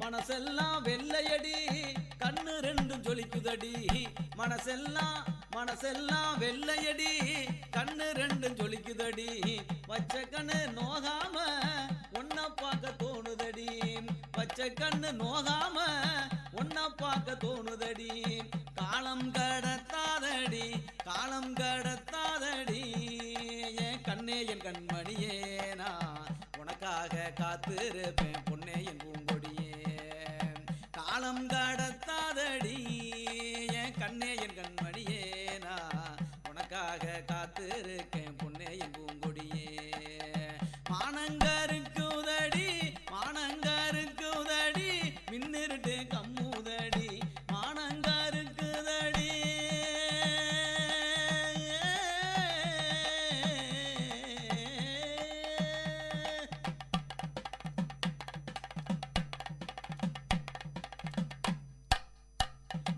மானாமதுரச்சந்த மறிக்கொழுந்து வாங்கி வாரேன் மானாமதுரச்சந்த மறிக்கொழுந்து வாங்கி வாரேன் தஞ்சாவூர் மேளம் வச்சு கல்யாணம் பண்ணிக்கிறேன் தஞ்சாவூர் மேளம் வச்சு கல்யாணம் பண்ணிக்கிறேன் மானாமதுரச்சந்த மறிக்கொழுந்து வாங்கி வாரேன் தஞ்சாவூர் மேளம் வச்சு கல்யாணம் பண்ணிக்கிறேன் காலம் கடத்தாதடி காலம் கடத்தாதடி என் கண்ணே என் கண்மணியே நான் உனக்காக காத்திருக்கேன் பொண்ணே என் பூங்கொடியே காலம் கடத்தாதடி என் கண்ணே என் கண்மணியே நான் உனக்காக காத்திருப்பேன் பொண்ணே என் பூங்கொடியே மானங்கருக்குதடி மானங்கருக்குதடி மின்னிருட்டு கம்முதடி மேகம் உருளுதடி மாறி மழை பெய்யுதடி மாறி மழை பெய்யுதடி மாறி மழை பெய்யுதடி பாகைய புடிச்சு நடந்தா தெரு அழகாக மாறும் அவர் ஆசைப்பட்டு கொஞ்சும் போது மீச முடிக்கீரும் பார்க்கத்தான் ஆளு கொஞ்சம் அழுக்காயிருப்பாரு பிச்சு பூவ போலத்தான் எங்களப்பா சிரிப்பாரு பிச்சு பூவ போலத்தான் எங்களப்பா சிரிப்பாரு பாகைய புடிச்சு நடந்தா தெருவழகாக மாறும் அவர் ஆசைப்பட்டு கொஞ்சும் போது மீச முடிக்கிறோம் பார்க்கத்தான் ஆளு கொஞ்சம் அழுக்காயிருப்பாரு பிச்சு பூவ போலத்தான் எங்களப்பா சிரிப்பாரு பிச்சு பூவ போலத்தான் எங்களப்பா சிரிப்பாரு பாகைய புடிச்சு நடந்தா தெருவழகாக மாறும்.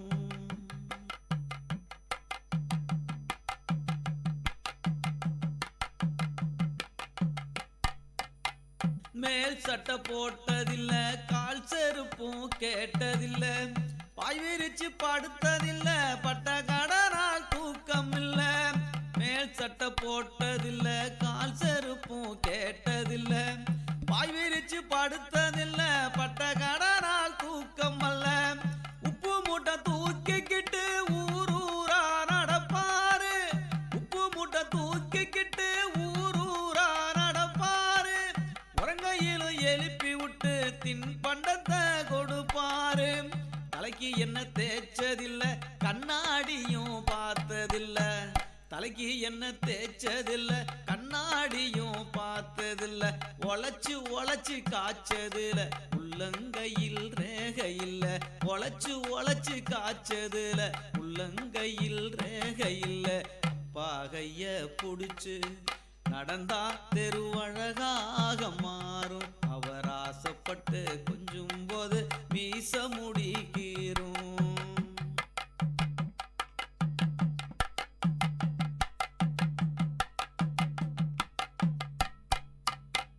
மூளைக்காட்டு கிணத்துலதான் நீந்த கத்து தந்தாரு, மூச்சரைக்க ஓடி வந்து சைக்கிள் கத்து தந்தாரு.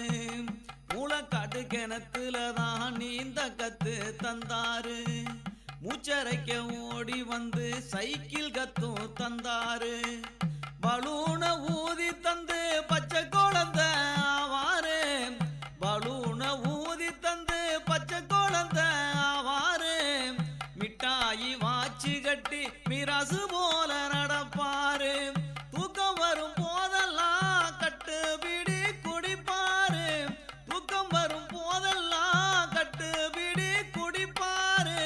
காசு துட்ட தேடி தேடி கருப்படைஞ்சு போனாரு, காசு துட்ட தேடி தேடி கருப்படைஞ்சு போனாரு.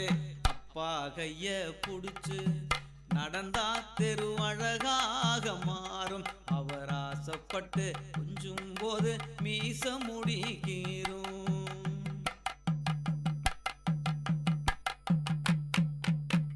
சித்திரம் போல் அம்மாவ பத்திரமா பார்த்தாரு, மக வாக்கப்பட்டு போகும்போது தேம்பி தேம்பி அழுதாரு.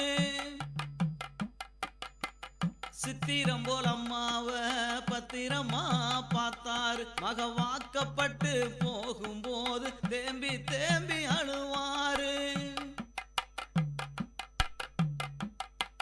சித்திரம் போல் அம்மாவ பத்திரமா பார்த்தாரு, மக வாக்கப்பட்டு போகும்போது தேம்பி தேம்பி அழுதாரு. கை நீட்டி கேட்டாக்க கடவுளையும் வாங்கி தருவார், கை நீட்டி கேட்டாக்க கடவுளையும் வாங்கி தருவார். செத்து 4 வருஷமாச்சு, இனி எப்போ வீடு வருவார். செத்து 4 வருஷமாச்சு, இனி எப்போ வீடு வருவார்.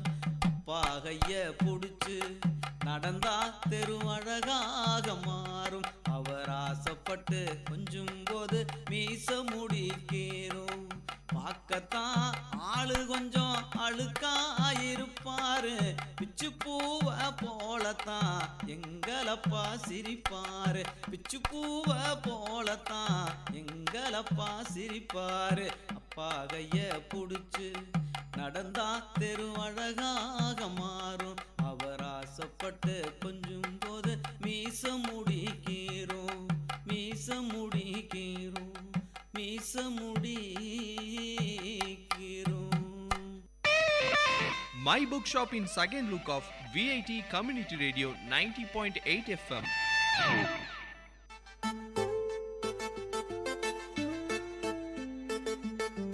Hello VIT, you are listening to VIT Community Radio 90.8.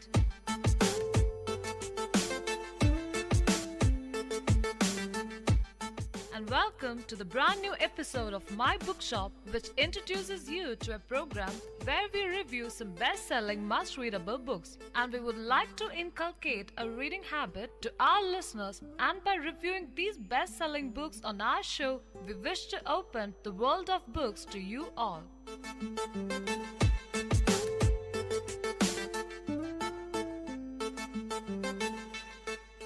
This is Anne. And this is Sanjana. Today we have picked up the book War of the Worlds by H.G. Wells and The Hitchhiker's Guide to the Galaxy by Douglas Noel Adams. So, talking more about War of the Worlds, the book starts with the narrator mentioning that the people of Earth never expected Martians to attack, that Martian cylinders come crashing down into the English countryside. The cylinders open, revealing Martians that don't move so well, that is, until they build their tank-like tripods and go striding around the countryside on those, burning everything in sight with their heat rays. The narrator runs and hides. He gets his wife away from the Martians, but then goes back towards the Martians. Why would he do that? Well, because he has to return the cart and horse he used to get out of town. He wants to see the British army crush the Martians, also possibly because he's not so smart.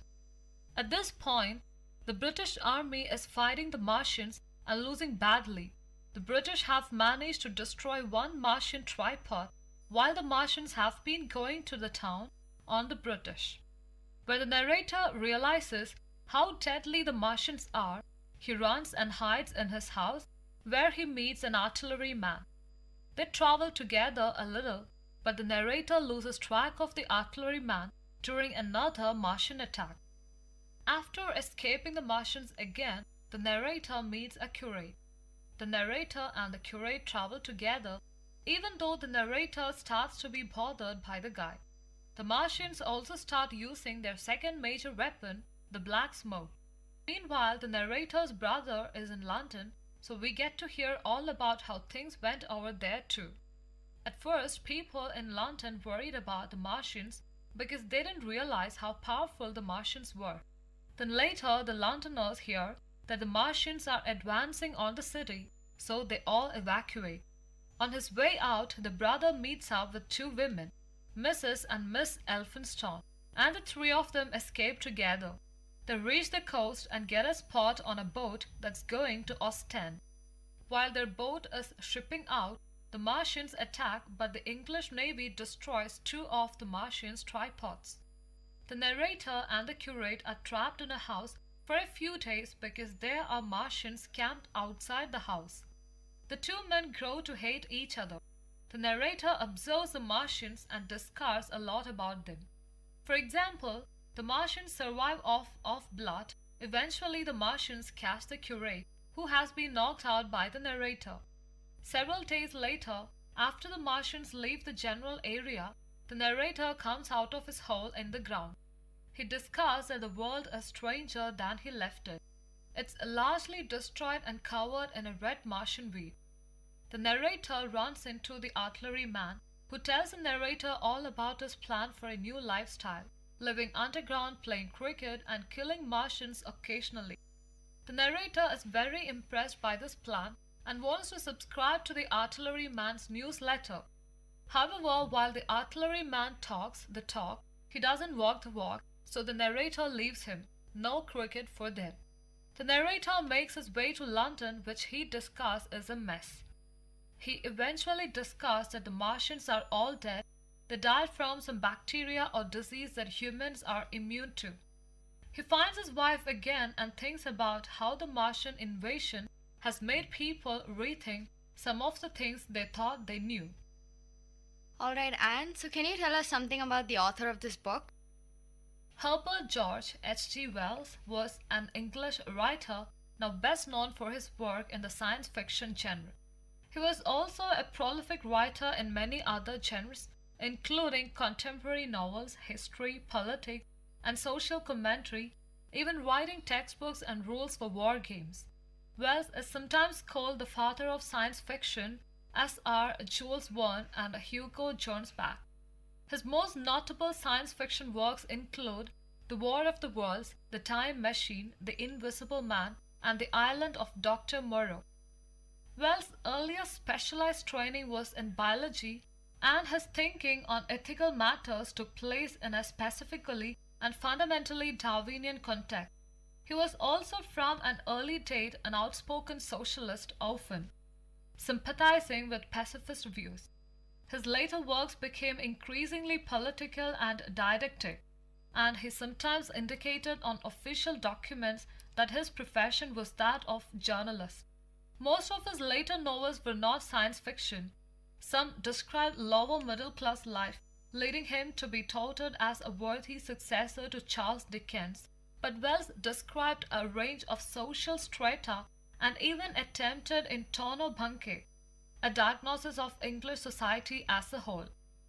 So, what do you think about the writing style of this book? The narrator is more of an essayist than a reporter, but he does strike a somewhat journalistic tone and style. That is, he doesn't get carried away by his feelings and he's very observant. Because a narrator is a big observer, the life he gives us tends to be very detailed and very realistic. That's one reason why the book is original readers found it so scary. It was so believably detailed. In a later essay on his work, Wells would say that it was important to domesticate the fantastic, that is, to make the impossible seem possible, as if he were talking about a real thing. Hence the journalistic style of The War of the Worlds. So, what do you think is the theme of this book? The major theme is one of the possible submission of men.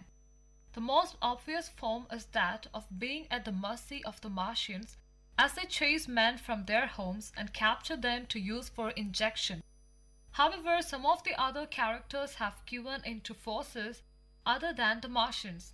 The curate has become a victim of himself and his religion. The artilleryman turns to a life of drinking and playing cards. However, the narrator remains strong, and though he has his moments of weakness, he does not let the devastating situation get the better of him for long, and eventually stands on top of a hill looking at the dead Martians and then at London, knowing men have won. The minor theme, the inhumanity of imperialism, is mentioned from the first chapter. Throughout, Wells makes subtle remarks about other social problems, particularly the plight of the working class. Another minor theme is the horrors of war, a lesson that emphasized by telling that study of the heat ray was discouraged. Finally, as might be expected from Wells' background, issues such as the conflict between science and religion, the idea of natural selection, and question of life on other planets are brought up. So, has this book been adapted in the movie as well? The War of the World has spawned several feature films as well as various radio dramas, comic book adaptations, video games, a television series, and sequels or parallel stories by other authors. Among the most famous or infamous adaptation is the 1938 radio broadcast that was narrated and directed by Orson Welles. The first 2/3 of the 60-minute broadcast were presented as a news bulletin and led to widespread outrage and panic by certain listeners who had believed the events described in the program were real.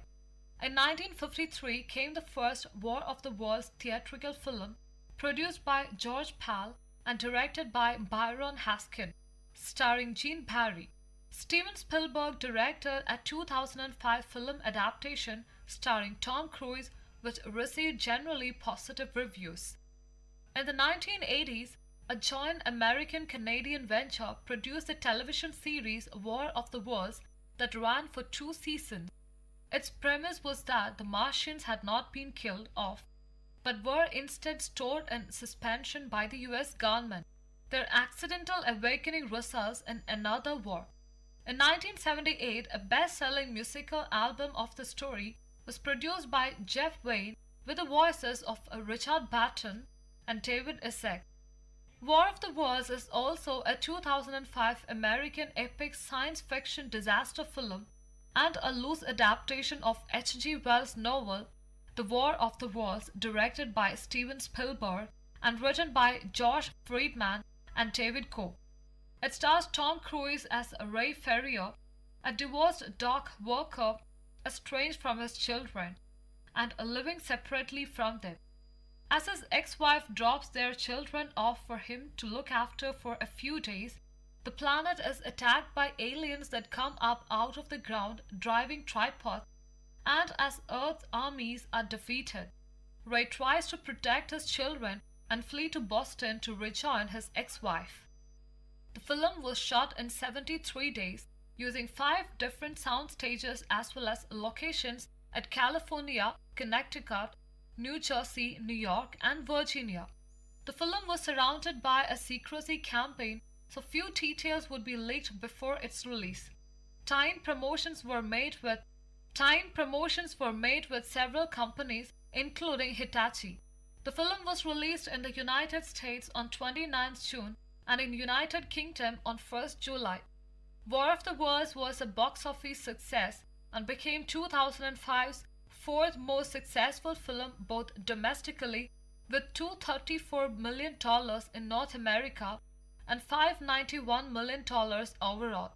At the time of its release, it was the highest grossing film starring Tom Cruise. So how would you compare the movie and the book versions of The War of the Worlds? Steven Spielberg knows his aliens. That's why it was probably only a matter of time before he got around to adapting H.G. Wells' God King of a Little Green Men stories, The War of the Worlds. He made some significant changes to the novel, mostly by updating the time and setting, but in the end, they all prove how durable Wells' story can be. It works just as well in the go-go 21st century as it did in Among the Frilly Shirts and Tollies set of the 19th century. Wells was a genius, but Spielberg is not too shabby himself. If anyone can update this story for us, it's this guy. Spielberg added a more personal touch too, that brought a lot of Wells' themes home. In the book, the narrator was all by himself. Here, Cruise's Joe Normal has a couple of kids with him, one of whom he loses for most of the film, and one of whom he has to keep safe.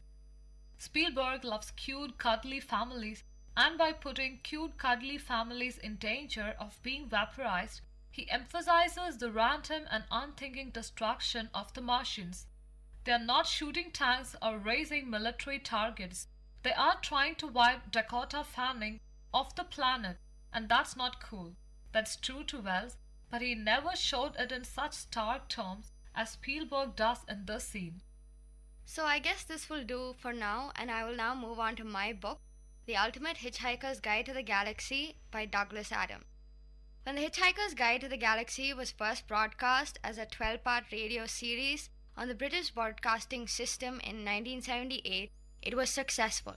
No one could have guessed, though, that it would mushroom into a multimedia phenomenon that would encompass 5 novels, a television series, a stage production, and more than 20 years later, dozens of websites created by devotees who could not get enough of its bizarre universe.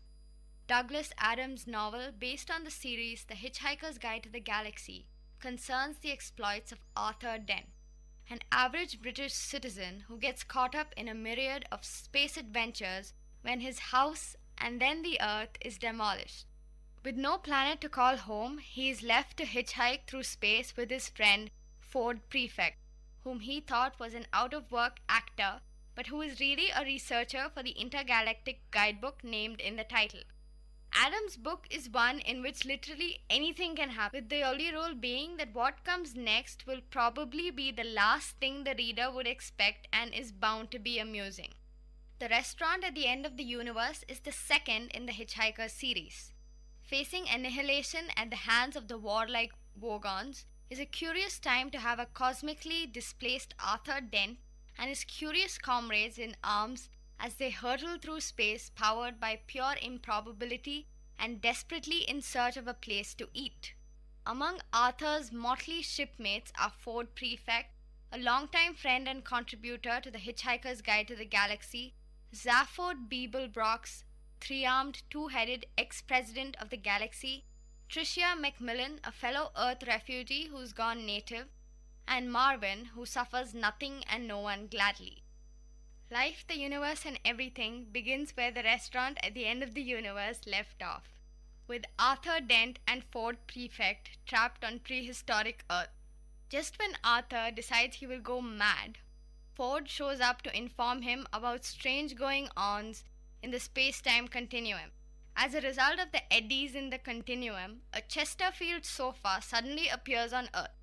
Ford and Arthur ride the sofa through space-time and appear in modern-day England in the middle of Lord's cricket ground. There they find Slartibartfast, whose spaceship is concealed by an SCP, somebody else's problem field. Ford and Arthur leave Earth on Slartibartfast's starship, Bistromathwich, which is powered by Bistromathics. In so long and thanks for all the fish, Arthur Dent is back on Earth with nothing more to show for his long, strange trip through time and space than a ratty towel and a plastic shopping bag. He is ready to believe that the past 8 years were all just a figment of his stressed-out imagination. But a gift-wrapped fishbowl with a cryptic inscription, the mysterious disappearance of Earth's dolphins, and the discovery of his battered copy of The Hitchhiker's Guide to the Galaxy all conspire to give Arthur the sneaking suspicion that something otherworldly is indeed going on. And unfortunately, he left behind a final message of explanation. But since it's light years away from Earth on a star surrounded by souvenir booths, finding out what it is will mean hitching a ride to the far reaches of space aboard a UFO with a giant robot. Mostly Harmless by Douglas Adams centers around the potential breakdown of the galaxy. The three main characters go on individual missions ruled by chaos and disorder. Arthur Dent searches for a new life, Ford Prefect fights the bad guys, and Tricia McMillan boards an alien spaceship. The experiences of all three characters seal the fate of the galaxy. It is described on the cover of the first editions as the fifth book in the increasingly inaccurately named Hitchhiker's Trilogy. It was the last Hitchhiker's book written by Douglas Adams. He frequently expressed his disdain for this ending in retrospect, claiming that it was too depressing and came about as the result of him having a bad year. People have said quite rightly that Mostly Harmless is a very bleak book, and it was a bleak book. I would love to finish Hitchhiker on a slightly more upbeat note. So 5 seems to be a wrong kind of number. 6 is a better kind of number. He had planned to write a 6th book to undo this mistake, but never got around to it before his death. Young Zafford Plays It Safe is a novella by Douglas Adams set in the Hitchhiker's Guide to the Galaxy universe. It doesn't appear as a standalone work, but is included with several collections. The story is a prequel to the events in The Hitchhiker's Guide to the Galaxy and has the young Zafford Beeblebrox working as a salvage ship operator. He guides some bureaucrats to a crashed spaceship which may be leaking some hazardous materials. The bureaucrats are determined to make it safe. The comic asides in the story include some of the time travel paradoxes which are of a common running theme in Adams' science fiction work, and plenty of material about lobsters. So, Sanjana, what did you like about this trilogy of 5? To put it in a nutshell, they are the funniest books ever written. I adore these books. They're the type I can read over and over again without the jokes seeming old. It's not just any humor, it's Douglas Adams humor, which is intelligent, nerdy, geeky, random, quotable, and just generally perfect humor I adore. Although it seems light and fluffy, if you can read between the lines, it does raise some serious philosophical questions. Can you tell us something about the author of this book? Douglas Noel Adams was born in Cambridge on 11th March 1952. I was the only kid who anybody I knew has ever seen actually walk into a lamppost with his eyes wide open. Everybody assumed that there must be something going on inside because there sure as hell wasn't anything going on the outside. He was educated at Brentwood School, Essex, and St. John's College, Cambridge, where in 1974 he gained a BA and later an MA in English literature. His first published work was a short story in Eagle Comics, age 11. He started writing and performing seriously at Cambridge, and his early work led on from material written for Footlights Smokers. Some of his early work featured on Weekending and The Burkiss Way. He also collaborated with Graham Chapman from Monty Python and produced a Radio 4 Christmas pantomime. He moved from radio to become script editor of Doctor Who, also writing several stories for the Tom Baker incarnation of the Doctor. He would work with Tom again in 1990 for the documentary Hyperland. While writing for Doctor Who, The Hitchhiker's Guide to the Galaxy was commissioned, originally appearing as a Radio 4 series in March 1978. Since then, it has been transformed into a series of best-selling novels, a television series, records, cassettes and CDs, a computer game and several stage adaptations. Have you watched the movie or the television series? No, unfortunately I haven't. I am yet to experience watching this ridiculously funny book unfold on the screen. So I can just imagine it will be quite a treat with my insides spilling out from all the laughter. Would you suggest this book to other readers as well? Yes, anyone is sure to love this book.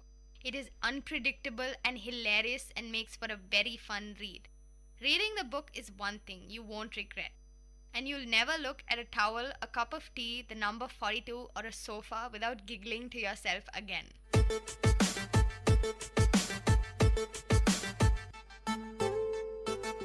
So I guess this is enough for today's episode. Next week again we'll catch you up with another 2 interesting lovely books picked up from my bookshop.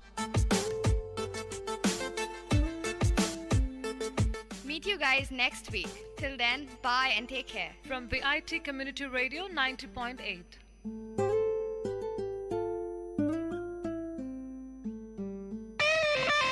My Bookshop in second look of VIT Community Radio 90.8 FM.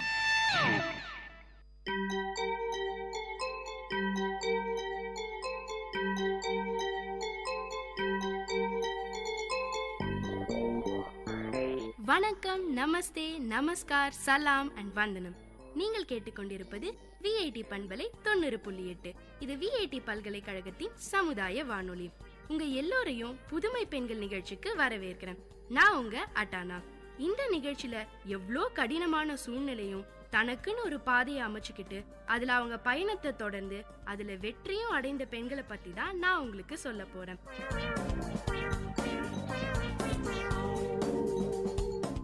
பெண்களுக்கு பொதுவாவே போராடுற குணம் அதிகம்ங்க. அதுலயும் தான் குடும்பத்துக்குன்னு ஏதாவது கஷ்டம் வந்துட்டா போதும், அவங்களுக்குள்ள இருக்க தைரியமும் ஆற்றலும் சுனாமி மாதிரி சீறிக்கிட்டு வருங்க. இன்னைக்கு நான் சொல்ல போற பெண்மணியும் அப்படிதாங்க. தனக்குன்னு ஒரு அடையாளத்தை அமைச்சுக்க அவங்க போராடாத நாளே இல்லையாம். ஒவ்வொரு பெண்ணுக்குள்ளேயும் ஒரு சாதனையாளர் இருக்காங்கன்னு நம்புறவங்க தான் நம்ம தீபா ஆத்ரேயா. தீபா ஆத்ரேயா உரிமையாளர், ஸ்கூல் ஆஃப் சக்சஸ்னு அடையாளம் சொல்லுது இவங்க விசிட்டிங் கார்டு. அந்த அடையாளத்தை பிடிக்க தீபா ஆத்ரேயா கடந்து வந்த கரடு முரடான பாதையை பத்தி தான் நான் இன்னைக்கு உங்களுக்கு சொல்ல போறேன். இவங்க கடந்து வந்த பாதையை கேட்டீங்கன்னா ஏதோ ஒரு முழு நீள குடும்ப படம் கேட்ட மாதிரி உணர்வீங்க.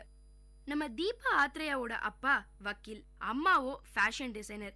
இவங்க கூட பிறந்தவங்க 2 அண்ணன்களாம். இவங்க ரொம்ப ஆச்சாரமான குடும்பமாம். அண்ணங்க 2 பேரும் அப்படி படிப்பாங்களாம், சரியான படிப்பாளிங்களாம். ஆனா நம்ம தீபாவோ ஏதோ சுமாரா தான் படிப்பாங்களாம். சொல்லிக்கிற அளவுக்கு பெருசா மார்க்ஸும் வாங்க மாட்டாங்களாம். அண்ணங்க 2 பேரை கம்பேர் பண்ணா நம்ம தீபாவை ஸ்கூல்ல யாருக்குமே தெரியாதாம். பிறந்ததுல இருந்தே தீபா பயங்கர குண்டாம். அதனால இவங்களை எல்லாரும் குட்டியானன்னு தான் கிண்டலா கூப்பிடுவாங்களாம். இதனாலேயே கொஞ்சம் கொஞ்சமா தாழ்வு மனப்பான்மை அதிகமாச்சாம் நம்ம தீபாவுக்கு. பள்ளி பருவம் எல்லாருடைய வாழ்க்கையிலும் பெரிய மாற்றங்களை உருவாக்கும். இந்த உலகத்துடைய கொடூரத்தையும் கூடவே அழகையும் காட்டுங்க. அழகான தருணங்கள் நினைவுகளாகவும் கொடுமையான தருணங்கள் படிக்கல்லாவும் எடுத்துக்கிட்டோம்னா பள்ளி பருவத்தை விட ஆசான் வேற எதுவுமே இருக்க முடியாதுங்க.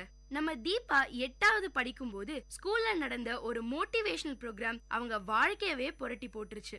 அது வரைக்கும் எல்லாரோட கிண்டலுக்கும் கேலிக்கும் ஆளாகிக்கிட்டு இருந்த நம்ம தீபா அதுக்கப்புறம் எல்லாத்துலயும் முன்னிலை வகிக்க ஆரம்பிச்சாங்க. தன்னுடைய சொந்த முயற்சியில தன்னம்பிக்கையும் தைரியத்தையும் லீடர்ஷிப் குவாலிட்டிஸையும் வளர்த்துக்கிட்டாங்க. அதுக்கப்புறம் ஸ்கூல்ல மட்டும் இல்லைங்க, காலேஜ்லயும் லீடராவும் பிரசிடென்டாவும் இருந்திருக்காங்க நம்ம தீபா ஆத்ரேயா. BA எக்கனாமிக்ஸ் முடிச்சுட்டு MBA சேர்ந்தப்பதான் அரவிந்தர் சந்திச்சிருக்காங்க. நல்ல நண்பர்களா தொடங்கின இவங்க நட்பு நாளடைவுல காதலா மாறிச்சு. கல்யாணம் பண்ணிக்கலாம்னு முடிவு பண்ணினாங்க. ஆனா தீபா வீட்டுல ஒத்துக்கல. 10 நாள் தீபாவை பூட்டியே வச்சுட்டாங்களாம். ஆனா 11வது நாள் MBAவுக்கான ஃபைனல் சப்மிஷனுக்காக தீபா வெளியில வர வேண்டிய சூழ்நிலை. அதுக்கு முந்த நாள் ராத்திரி தூக்கம் வரலேன்னு 3 தூக்க மாத்திரை போட்டுக்கிட்டாங்களாம். அந்த மயக்கம் அடுத்த நாள் காலையில வரைக்கும் இருந்திருக்கு. ஆனா அத அலட்சியப்படுத்திட்டு மவுண்ட் ரோட்ல உள்ள காலேஜ்க்கு 2 வீலர் எடுத்துக்கிட்டு போயிருக்காங்க. தூக்க கலக்கத்துல வண்டி ஓட்டுனதுல பயங்கரமான ஆக்சிடென்ட். மூக்குல ஒரு நரம்பு கூட கட்டாயிடுச்சு. பிழைக்கிறதே கஷ்டம்ங்கிற நிலையில 13 நாள் ஐசியூல வச்சிருந்தாங்களாம். கண் விழிச்சதும் அவங்க சொன்ன முதல் வார்த்தை அரவிந்த். அதை கேட்டதும் தீபாவோட அம்மாவும் அப்பாவும் உடனே அவங்க கல்யாணத்துக்கு சம்மதிச்சிட்டாங்க. தீபா நல்லாகி எழுந்து வந்ததுக்கு அப்புறம் என்னங்க டும் டும் டும் டும் தான். கல்யாணம் ஆகிய 9 மாசத்துல 28 நாள்ல முதல் குழந்தை பிறந்தது. MBA படிக்கும் போதே தீபா ஒரு பெரிய கம்பெனில நல்ல வேலையில இருந்தாங்க. குழந்தை பிறந்ததும் வேலையை விட வேண்டிய கட்டாயம். 2 பேர் வீட்ல இருந்தும் குழந்தைய பாத்துக்க எந்த உதவியுமே எதிர்பார்க்கல. அவங்க வேலையை விட்டதுனால வருமானம் போச்சு.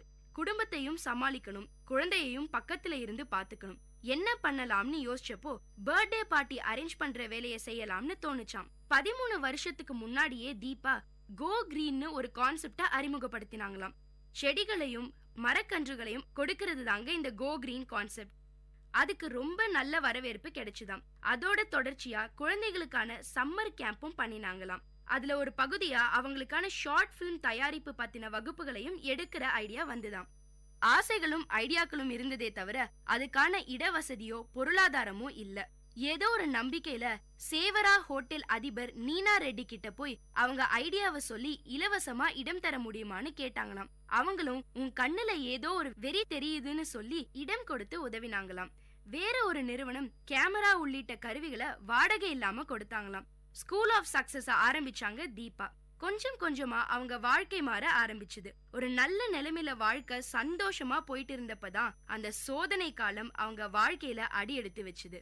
உயிருக்கும் மேலா நம்பின அவங்க கணவர் அரவிந்தோட நண்பர் பிசினஸ்ல அவரை ஏமாத்திட்டாராம். கிட்டத்தட்ட 25 லட்சம் ரூபாய் நஷ்டம். அத்தனை நாள் பார்த்து பார்த்து கட்டின அவங்க சாம்ராஜ்யமே சரிஞ்ச மாதிரி இருந்துதான். நினைச்சு பார்க்க முடியாத அளவுல நஷ்டம் ஏற்பட்ட அதிர்ச்சியில தீபாவாலையும் அவங்க பிசினஸ்ல கவனம் செலுத்த முடியல. வேற ஏதாவது வேலை பார்க்கலாம்னா எல்லாமே நைட் ஷிஃப்ட் வேலையாதான் கிடைச்சுதாம். ஆனா அரவிந்துக்கு விருப்பம் இல்லையாம். இந்த நிலைமையில 2வதா பெண் குழந்தை பிறந்தது நம்ம தீபாவுக்கு.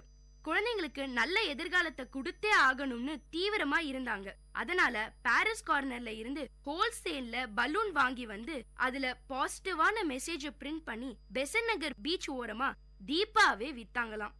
ஒரு பலூன் 10 ரூபாய்னு வித்ததுல ஒரு நாளைக்கு 800 ரூபாய் சம்பாதிக்க முடிஞ்சுது. கடகடன்னு மறுபடியும் பிசினஸ்ல எழுந்து நின்னாங்க நம்ம தீபா. கையில கொஞ்சம் காசு சேர்ந்ததும் பழைய பிசினஸையே திரும்ப தொடர ஆரம்பிச்சாங்க. 2011ஆம் ஆண்டு ஜூன் மாசம் அவங்களோட எல்லா கடனையும் முழுக்க அடைச்சிட்டு நிம்மதியான வாழ்க்கைக்கு திரும்பினாங்க. இனி எந்த கஷ்டமும் இல்லைன்னு நிம்மதியா மூச்சு விட்ட டைம்ங்க அது. மறுபடியும் ஒரே வாரத்துல நடந்த அந்த பயங்கரம் அவங்க வாழ்க்கையவே கசக்கி போட்டுருச்சு. குழந்தைங்க 2 பேரையும் வீட்டுல விட்டுட்டு தீபாவும் கணவர் அரவிந்தும் ஒரு பிசினஸ் ட்ரிப்புக்காக வெளியூர் போயிட்டு சென்னை திரும்பிட்டு இருந்தாங்க. அதிகாலை ஒரு 5 மணி இருக்குமாம். வேலூர் பக்கம் நாட்ராம்பள்ளியில கிராஸ் பண்றப்போ எதிர்ல வந்த லாரி மோதினதுல பயங்கரமான ஆக்சிடென்ட். லாரியோட டீசல் டேங்க்ல இருந்து டீசல் வழிஞ்சு தீபா மேல ஊத்த ஆரம்பிச்சிருச்சாம். கடவுளே தயவு செஞ்சு வீட்டுக்கு போகிற வரைக்கும் என்ன உயிரோட வை, என் குழந்தைங்களை பார்க்கணும்னு வேண்டிக்கிட்டாங்களாம். கேட்டீங்களா நேர்களே, தனக்கு என்னதான் கஷ்டம் வந்தாலும் தாய் தன் பிள்ளைங்களை பத்தி மட்டும்தான் யோசிப்பான்னு சொல்லுவோமே, அது உண்மைதாங்க. நல்ல வேளை அவங்க கணவர் அரவிந்துக்கு எந்த அடியும் படல. அவர் தான் நம்ம தீபாவை CMC மருத்துவமனையில சேர்த்து சிகிச்சைக்கு அப்புறம் ஸ்ட்ரக்சர்ல வச்சு வீட்டுக்கு கூட்டிட்டு போனாங்களாம். அப்போ அவங்க பையன் ஆர்யூனுக்கு 9 வயசாம். படுத்த படுக்கையில இருந்தபடியே அவங்க பையனை கிச்சனுக்கு அனுப்பி சமைக்க கத்து கொடுத்தாங்களாம். அவங்க வேலைகளை அவங்களாவே பண்ணிக்கிற மாதிரி பழக்கி விட்டுட்டாங்களாம்.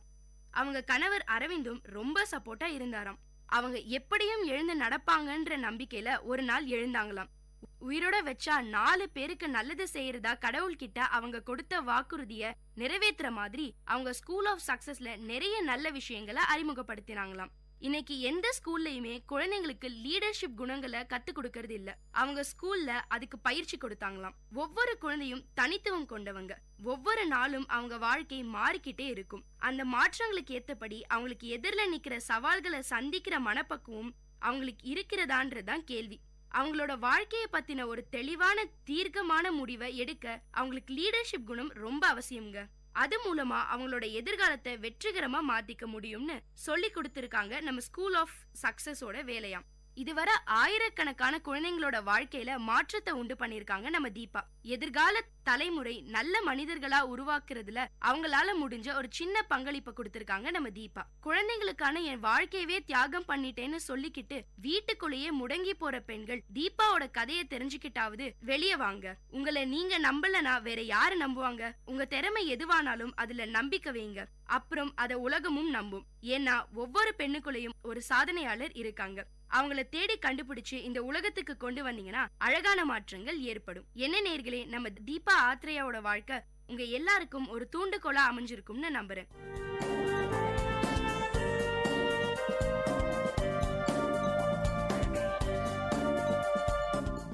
இந்த நிகழ்ச்சி உங்க எல்லாருக்கும் ஒரு பெரிய உற்சாகத்தை தந்திருக்கும்னு நம்புறேன். இதே மாதிரி பல விஷயங்களை தெரிஞ்சுக்கணுமா? அப்போ விஐடி பண்பலை 90.8 கேட்டுக்கிட்டே இருங்க.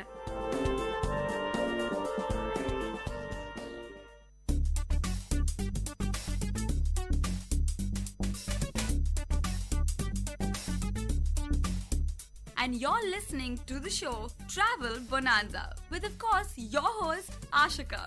This show will allow you to explore and travel around the globe and, of course, through the radio. But guys, this is your guide. Where to go, what to do, how to go, what to eat, and where to stay.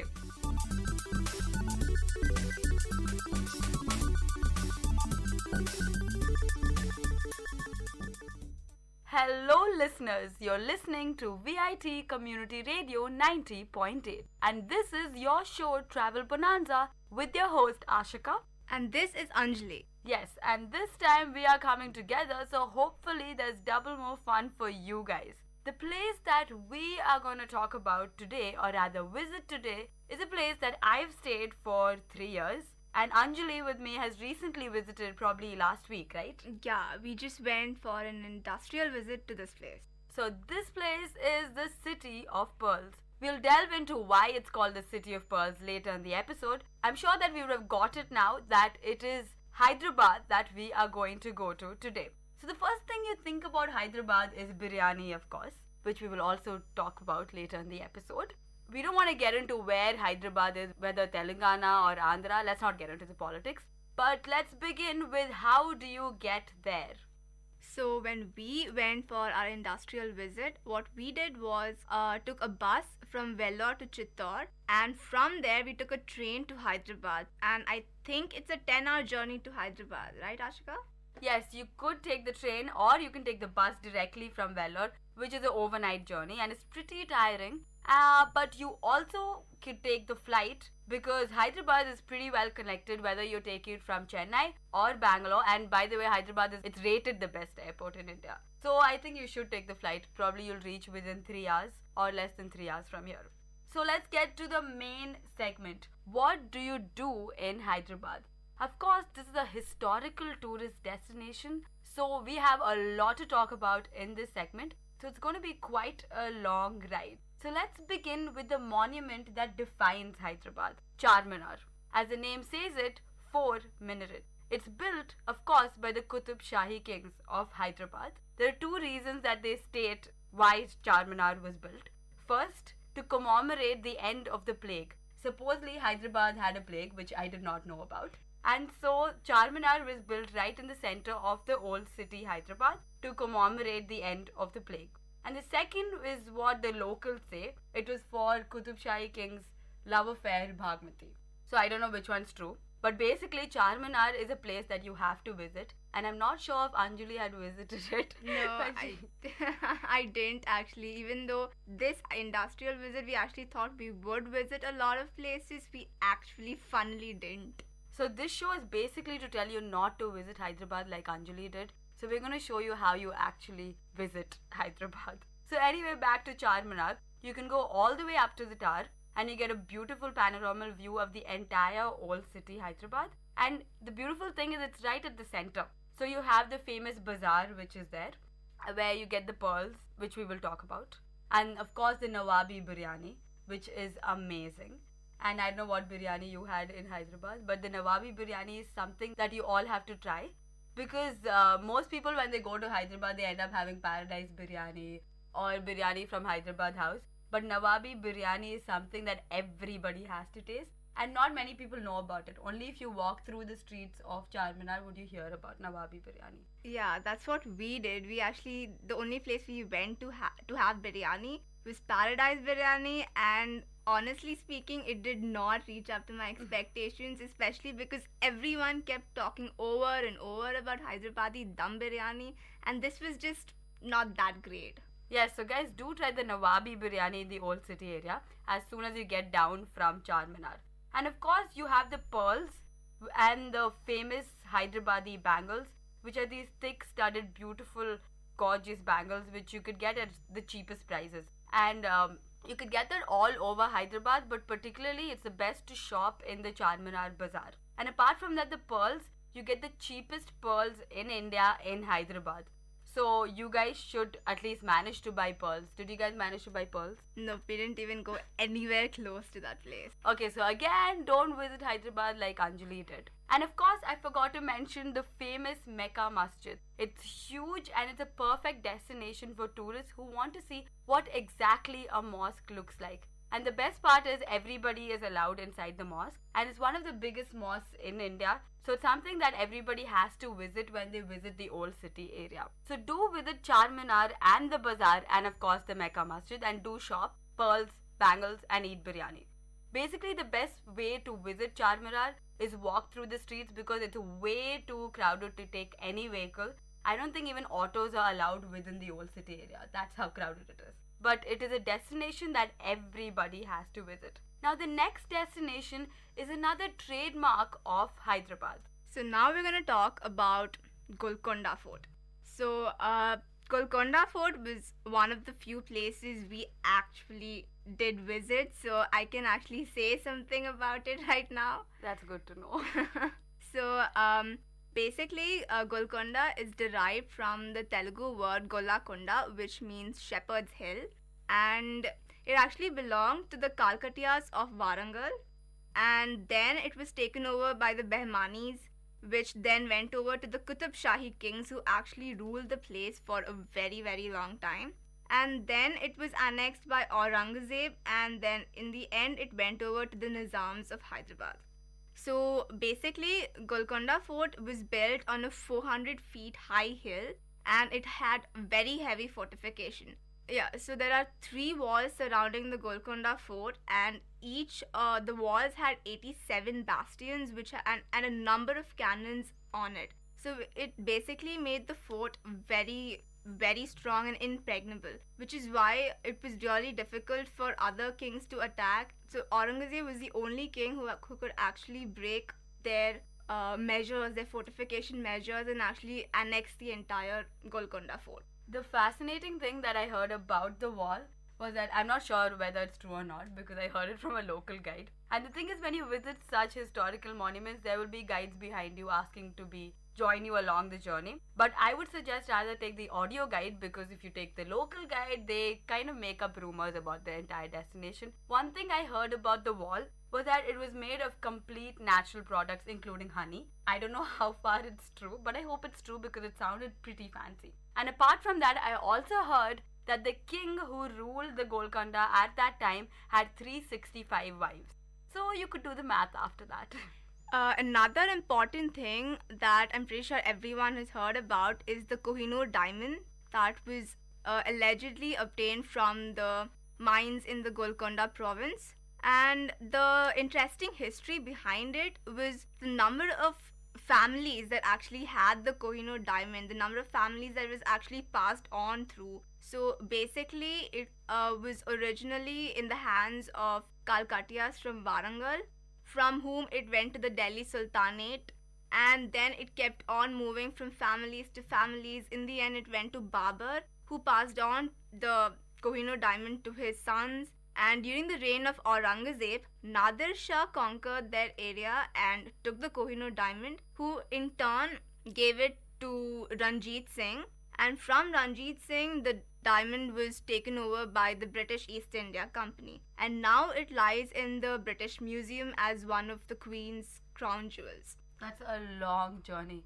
And talking about diamonds, diamonds are specially associated with the Golconda Fort because during those times there were no lights or they didn't even use lamps. They used the diamonds as reflectors to supply light to the entire fort. So there was a diamond on top of each minaret which they constructed, or the top of the fort. So that's really interesting. That means there were diamonds in every room basically, right? Exactly. So it was a pretty rich fort and a rich area that they lived in. Okay, and the Golconda Fort was basically divided into two areas. The higher area had armories, granaries, reservoirs, stuff like that. And the lower areas were the dwellings of the queens, the princesses, their servants. And talking about queens, I forgot to mention about the queen's chambers. These chambers are very interesting. It's actually to spy on the queens. So basically these are called talking corridors or whispering walls. I'm not sure what exactly it's called. One person stands at the corner of the room, and if you stand diagonally to the person and you keep your ear to the wall, you could listen to whatever the person is whispering or talking on the other end. So it's pretty fascinating, and I think this was used as a tactic to spy on the queens. So that's what the local guide again told me. But it was a pretty fascinating chamber that you must have come across, right, when you visited? Yeah, when we visited, the guide actually told us to stand at the two corners and we whispered, and it was so clear, it was mind-blowing, the technology that they used, I guess. At those times, Yeah. exactly, including the light reflectors with the diamonds and these queen chambers. It was pretty incredible. And another interesting thing that I found was the signaling from the bottom to the top. If it was actually used as a defense mechanism, where one person at the entrance of the fort can clap, and that would be heard all the way above of the Golconda Fort, which is quite a steep elevation, right? So it could be heard all the way up. It was used as a defense mechanism when any enemies approach to the king directly. So that was a very interesting feature that we saw in Golconda. Another thing that I saw was the water system that they used over there. It was ingeniously evolved. What they had was there were 4 levels of water system, and the water was passed on through Persian wheels, and they were stored at each of these 4 levels, and they were transferred to the chambers of the kings and the queens through earthen pipes. Also, another thing that I forgot to mention, at the entrance, there's only one gateway, there's only one entrance to the entire Golconda Fort. The east way entrance is the only way anyone can actually enter the Golconda Fort. And one more thing that I noticed that the guide actually pointed out to us was that there were 2 walls in front of the entrance, and he told us that this was because when enemies came to attack them, they wouldn't be able to directly attack them because of the 2 walls protecting them and the heavy gateway as their entrance. It was a huge fort, so it required quite a efficient defense system, right? Yeah. And yeah, they had this there was a huge garden in front of the fort, which right now is called the Nagina Bagh. But the history behind it is that during the wars that took place, there were a lot of casualties, a lot of death in that area. That was actually the area where trades used to occur, mainly the diamond trades and everything like that used to occur in that area. But during the wars, there were a number of deaths, a number of casualties, and because of that, it became known as Nagina Bagh, the uncountable garden. But now, for aesthetic purposes, it's called Nagina Bagh right now. That's an interesting, fascinating fact, which I really didn't know, even when I visited like Golconda Fort like thrice or like 4 times in my entire Hyderabad stay. And another famous thing that you must have heard of is the Ramdas jail. So the history behind the Ramdas jail is that Ramdas was apparently a minister to the king, a favored minister to the king. But because of this, all the other ministers were really jealous of their relationship. So once Ramdas took money from the king's treasury, and he told the ministers that he was going to use it as a charity to build another Hindu temple. But the ministers refused. They did not tell the king this. And when the king found out in the end, he felt that Ramdas had actually betrayed his trust and just use the money by himself. So he put Ramdas in a jail. It was a completely closed jail with there were openings only on the ceiling from which food and water would be passed on, and he was there for a very long time. Yeah, I heard about the story, and another interesting thing I heard about the Ramdas jail was that he was released after the king had got a dream that had intrigued him to release Ramdas from the jail. So he got a dream that told him to release Ramdas, and that is why he had released Ramdas after years of imprisonment. Okay, that's something the guide did not tell us. Yes, he went on about it, so I am guessing that is true. Anyway, the next thing is the sound and light show. That is something that you definitely cannot miss. Did you guys? We went there in the morning, so we couldn't. Basically, Golconda is huge. So you go there in the morning, you probably finish visiting it by the end of the day, and by late evening you have something which is called the Sound and Light Show. This is a very interesting show because this is done by Amitabh Bachchan. Of course, Amitabh Bachchan is not physically present there, but his audio is used as a guide. This is truly an amazing experience because it brings alive the entire fort. It is a truly vivid experience, so you should witness the Sound and Light Show. It's a mixture of an audio guide of Amitabh Bachchan, and the lights will be used to follow the story of how the fort was going through the dynasties that had passed on. Now, that was Golconda Fort for you guys that you have to go, and it should be visited, and of course, and don't forget the Sound and Light Show. Now, just 1 kilometer away is the Qutub Shahi tombs, where there are 7 tombs of the lineage of the Qutub Shahi kings. Another interesting fact about the Qutub Shahi tombs is that they were planning on building a tomb for Bhagmati, who was the wife of Muhammad Quli, one of the kings. But history says that the prime minister at that time did not like the close relationship between Bhagmati and the king. So what he did, once the king and Bhagmati died, in order to remove her presence from the contemporary history, he refused to build a tomb for her. So basically, because of that, there are only 7 tombs and there's no tomb for Bhagmati. That I did not know. But yeah, I heard about the 7 tombs of the Qutub Shahi kings. And each one, some of them are large and some of them are small. That's what I heard. But basically, they're the bulbous structures, the typical bulbous structures which you would see in Islamic and Arabic architecture. Another historically rich place is the Salar Jung Museum. It is a museum that one has to definitely visit. It's one of the largest museums in India. And the collections are by Nawab Salar Jung from generation to generation. So that's how the name comes into place.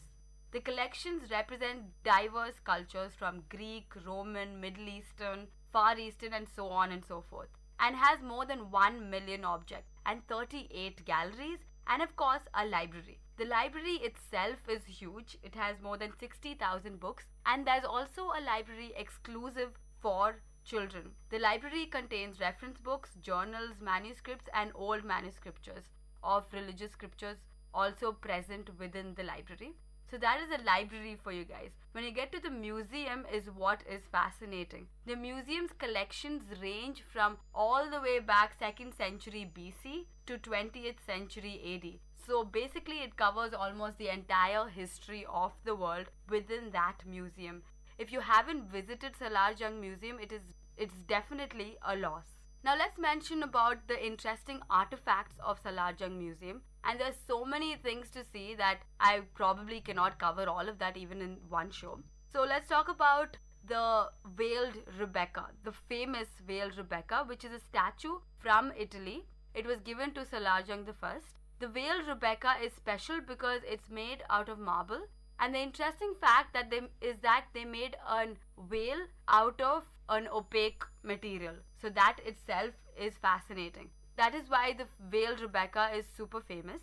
And apart from that, they have the ivory chairs from Louis XVI of France.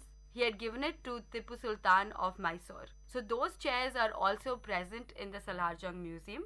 And of course, you have the Mughal showpieces from the jade daggers of Jahangir to Shah Jahan. Of course, you have other artifacts of Shah Jahan. And you have Aurangzeb's sword. present in Salarjung Museum. So it's very rich in history and culture. And apart from that, you have various sculptures, paintings, and how can I forget the clock? The clocks range from all the way back in history to the clocks right now. And they have the famous cuckoo clock, which is very well known all around the world. They have it only in the Salarjung Museum. So that is something that you definitely do not want to miss. And for all those people who love history, this is your ultimate destination. You know what? Even those who don't love history, this is your destination because the collection is one of the largest in Asia. It's too rich to even miss.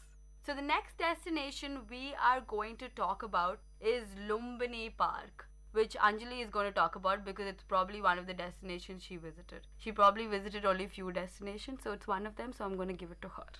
Yeah, at this larger museum, we did not go there at all, and I feel so bad for that. So now Lumbini Park, yeah, like Ashika said, one of the very few places we did actually go to. Lumbini Park is a major attraction. It's present on the Tank Bund Road. It was basically built in the year 1994 and it covers up to 7.5 acres. So you can actually imagine how big the park is. The history behind it is that it was actually named after the garden, which was the birthplace of Prince Siddharth, who later on came to be known as Lord Buddha. And right now, it's been renamed to T. Anjaya Lumbini Park in honor of the late Chief Minister of Andhra Pradesh. Now, the Lumbini Park has a lot of interesting things that you can actually see. There's the laser show, there's boating, and of course, there's the Hussain Sagar Lake. And right in the middle of the lake is an island which has a huge structure of Lord Buddha in it. And so, but when we did go there, the laser show was apparently really good, but I didn't get to see it, but Ashika did. So. Yes, I went to the laser show quite a few times. I went there as a tourist actually when I was in 5th grade or something. And then that time I had got to visit the laser show. And soon after that, there was a bomb blast the next year and all. That's a whole new story. Then I shifted and I lived in Hyderabad. So I visited the laser show a couple of times after that. So it's spectacular actually. It highlights the entire history of Hyderabad, whether it's the Golconda or the Charminar or the Qutub Shahi Kings. It highlights the entire history and the modern history of Hyderabad. And apart from that, it has a mix of like a musical fountain, and it's something like a sound and light show that happens in Golconda with a mix of fountains. So it's truly spectacular and it's a delight to the eye. So if you visit Lumbini Park, you do not miss the Lumbini laser show, and it's something that Anjali missed, but as I said again, do not visit Hyderabad like she did. Now back to Hussain Sagar Lake. It's one of the biggest lakes in Hyderabad. Of course, you have the Osman Sagar Lake also, but Hussain Sagar Lake is one of the biggest artificial lakes and it's dedicated to Lord Buddha. So the Hussain Sagar Lake was built by Hazrat Hussain Shah Wali in around the 1560s, and it's spread across an area of 5.7 square kilometer. It's huge. And right in the middle is the huge Buddha statue, which was made out of white granite. The interesting fact being that more than 200 sculptors were needed to actually build that huge statue. And also, it was supposed to be erected in the year 1988, but due to a small mishap that happened in that year, it was later on erected in the year 1992. Also, there are a lot of things surrounding Hussain Sagar Lake, one of the few being Birla Mandir, which is situated towards the south of Hussain Sagar Lake. Yeah, so if you visit Hussain Sagar Lake, you get to go to the Lumbini Park, Birla Mandir and Hussain Sagar at the same time. And to reach the Buddha statue, of course, there's boating facilities that are present. So you could visit the Hussain Sagar, then visit Lumbini Park, and from there, south of Hussain Sagar is Birla Mandir, like Anjali said. And the interesting thing about Birla Mandir is that it's built on a hillock right in the middle of Hyderabad. And of course, it's built by the Birla Foundation. The interesting thing about the mandir is the architecture. It's a blend of Dravidian Rajasthani architecture all in one, and it's made of pure white marble. And the fascinating thing about this temple is that there are no bells. Unlike other temples, there are no bells in this temple because it's more for meditation. The purpose of Birla Mandir, as stated, is more for meditation. Another interesting fact about the Birla Mandir, it has more than one shrine for various Hindu gods all at one place. So Birla Mandir is not only a place of worship or for meditation, but it's a beauty in itself. And it's right in the middle of Hyderabad, so you cannot miss it when you visit Hyderabad.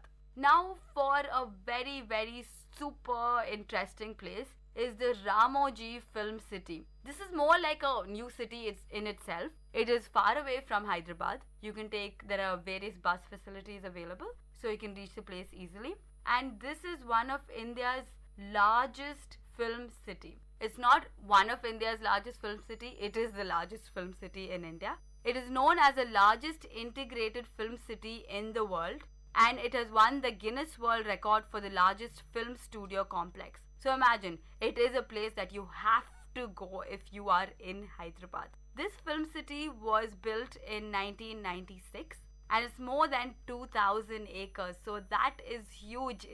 It is a city in itself. And the thing about Ramoji Film City is people might say it's expensive. It's based on packages, whether it's a regular package, silver, bronze, gold. They range in thousands. But I am telling you, this is worth every penny. This is a huge place, so one day is definitely not enough to visit Ramoji Film City. But don't worry guys, there are two hotels. One is super luxurious and expensive. The other one is reasonable for everyone to stay. So you could definitely stay in the Sitara Hotel or the Tara Hotel. And another interesting fact that I heard about Ramoji Film City is that one of the hotels is haunted. Supposedly, it rates top 10 most haunted places in the world. And thank God I didn't know about it when I visited Ramoji Film City. I came to know about this fact only after I came back from it. So I was happy. So that is about Ramoji Film City and how to stay there. Now the facts about Ramoji Film City. Basically, it has artificial and natural attractions. They have created the Hawa Mahal. They have created Vrindavan Gardens of Mysore. They have created the Mughal Gardens of Delhi. And they have other artificial film sets. Yeah, whether it's for burning down or making a song. Now, there are various shootings that took place in Ramoji Film City. Of course, Shah Rukh Khan has been there in Ramoji Film City and shot quite a few films. There's Main Hoon Na, which was shot there, few scenes. There was Rajnikant Shivaji, which was shot there, and various other movies. These were two movies that I had to mention. So you can imagine what a humongous and magnificent place it is. And apart from that, it has the amusement park, which is huge. And you have various leisure activities and entertainment centers. You have the demo of the fight scene, which they do in films. You have a demo of the dupe scenes, which they do, where they do double action. And then, of course, when I visited there, they had replicated the Sholay scene. So anybody could volunteer from the audience, and then you would sit in the chariot, and they would run the background score as if you are riding the horse. So it was very interesting. I was Hema Malini for like 10 minutes. But it was super, super, super fun.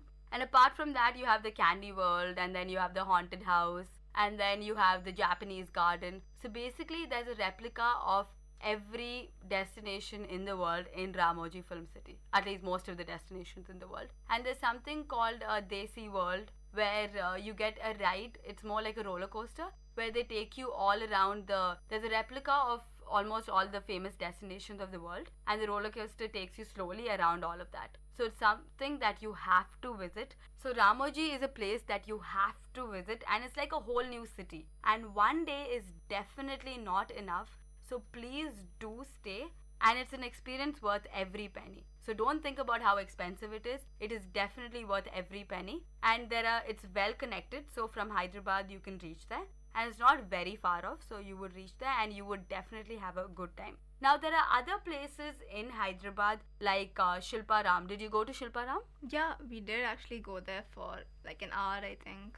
And it was amazing.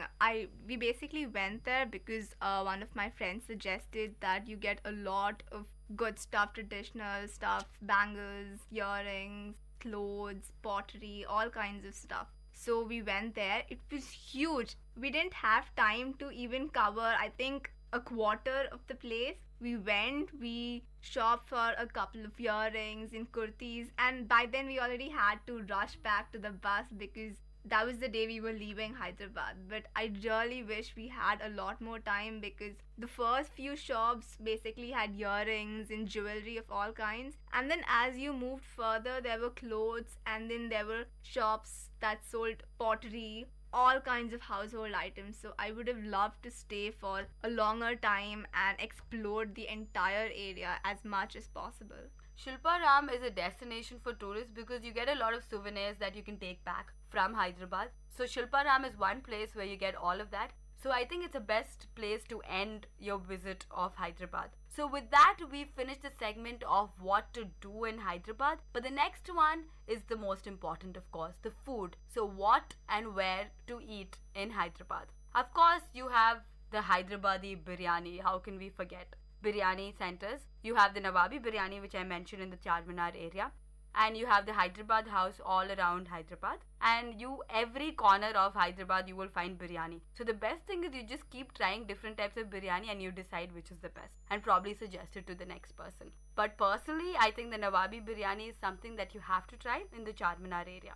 Now the second thing is Halim. Halim is a minced meat dish. It's like a khichdi. And it is so huge that it's exported every year from Hyderabad. Mainly there's mutton Halim. But for the taste of India and vegetarians, etc., there's vegetarian Halim and there's chicken Halim too. And this product is available during the Ramadan times.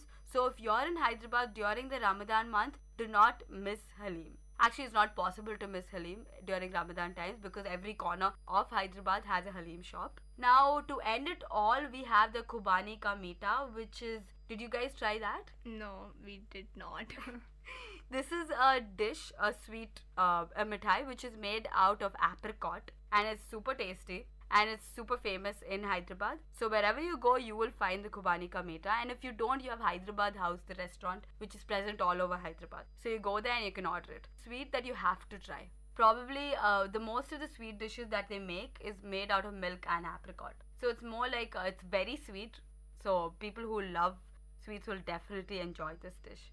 So with that, we come to the end of the show. By the way, Hyderabad was rated the top tourist destination in India. So you could imagine, it is a must to go there. And it's pretty well connected and the food is amazing and there's so many places to visit that we can't cover it even in one episode. So you know it's a must visit. So hopefully after our show, you would be more intrigued to visit the city of pearls and do go buy pearls and souvenirs from Shilpa Ram.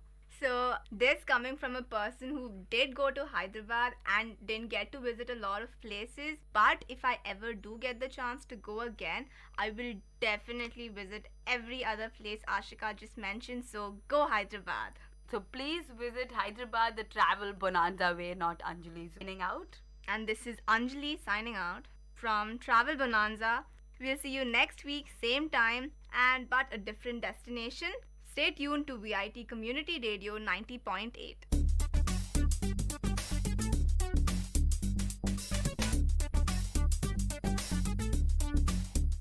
This was Travel Bonanza with your host Ashika. So stay tuned to Vit Community Radio 90.8.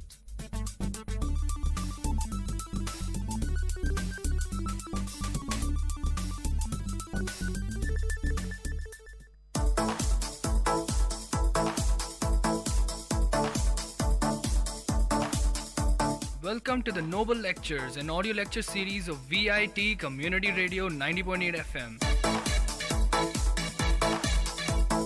Interesting innovations, technological inventions, technical presentations, inspiring impressions, philosophical thoughts, lingual leaps, artistic amusements, and lecture formats delivered by eminent professors, researchers, and innovators from various fields. Let the talks touch your thoughts with our noble notions. Dear listeners, in today's Noble Lecture, we are going to listen to the lecture on Time and Space delivered by Dr. S. Balakrishnan, postdoctoral fellow in VIT University.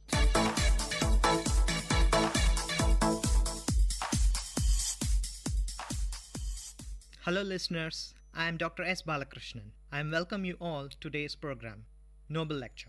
Today I am going to talk about space-time continuum. The inspiration got from this talk comes from my visit to my friend's home.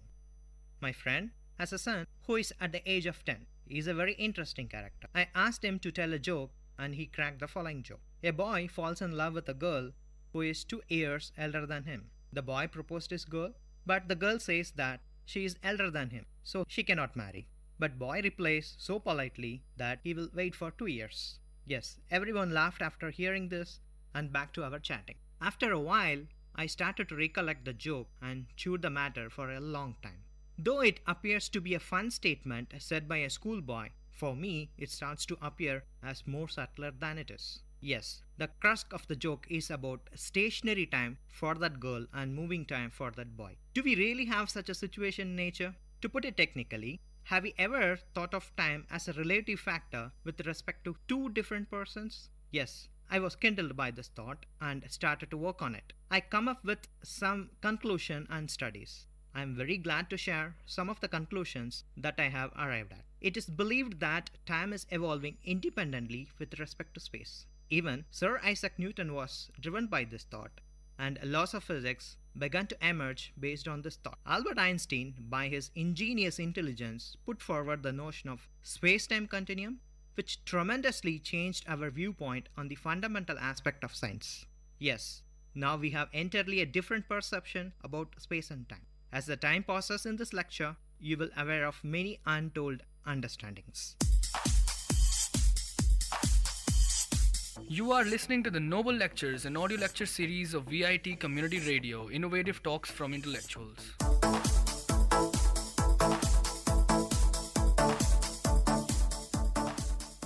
Let you know the meaning of space and time by illustrating the following situation. You must have seen a common lizard on the walls, and sometimes you must have witnessed how efficiently the lizard catches its prey, say, small insects. How to fix the position of a small insect on the wall? You just need a point. Yes, the point on the wall is 0-dimensional. The lizard, which moves in a straight line, is 1-dimensional. In other words, if you draw a straight line along x-axis or a y-axis, then it is 1-dimensional. On the other hand, lizard, which has definite length and breadth, you require two straight lines, one along x-axis and one along y-axis, to fix its position. Then such things are known as two-dimensional. Not only that, circle, triangle, square, rectangle, and so on are all famous examples for two-dimensional.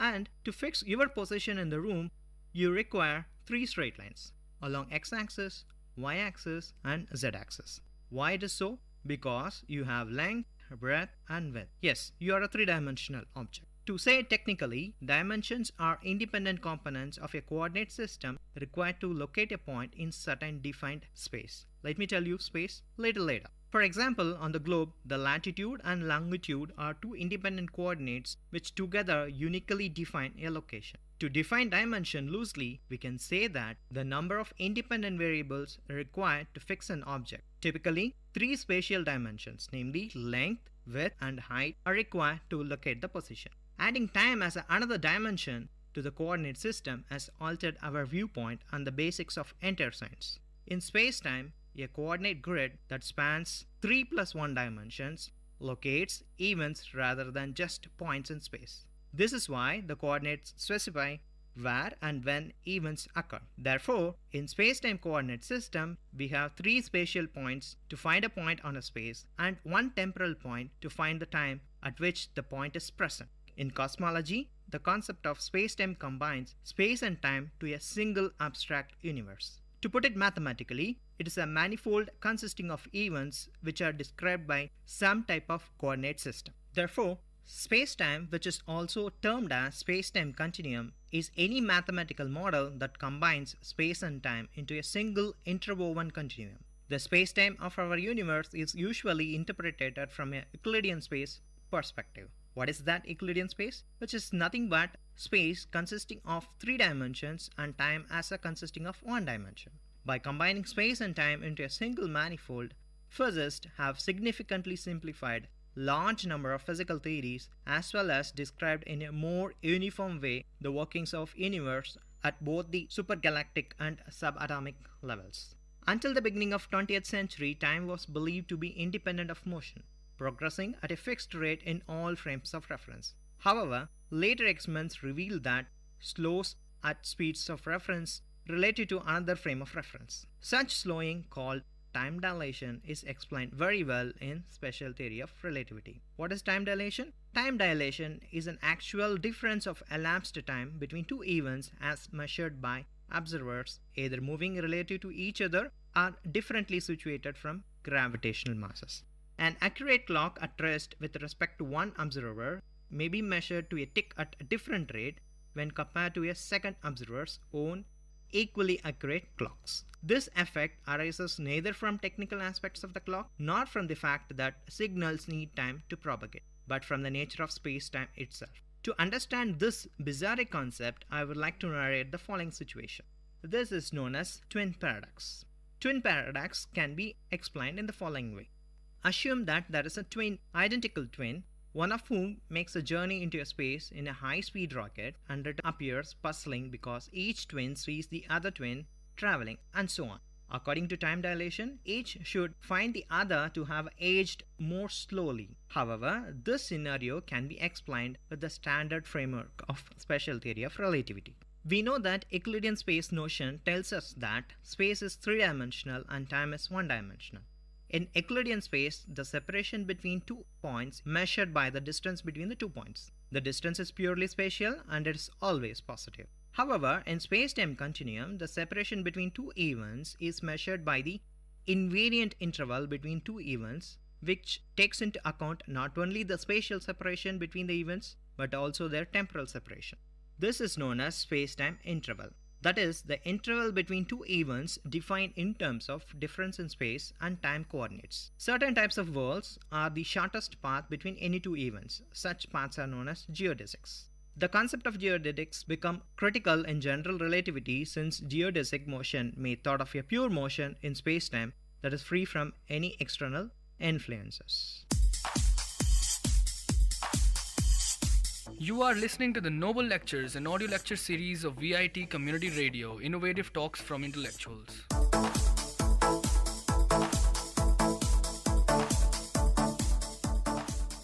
Now, we are going to see three types of interval, namely time-like interval, space-like interval, and light-like interval. For two events separated by a time-like interval, enough time passes between them that could be a cause-effect relationship between the events. For a particle traveling through a space at less than the speed of light, any two events which occur to or by the particle must be separated by a time-like interval. Event pairs with time-like separation define a negative square space-time interval and may be said to occur in each other's future or past. There exists a frame of reference such that two events are observed to occur in the same spatial location, but there is no reference frame in which two events can occur at the same time.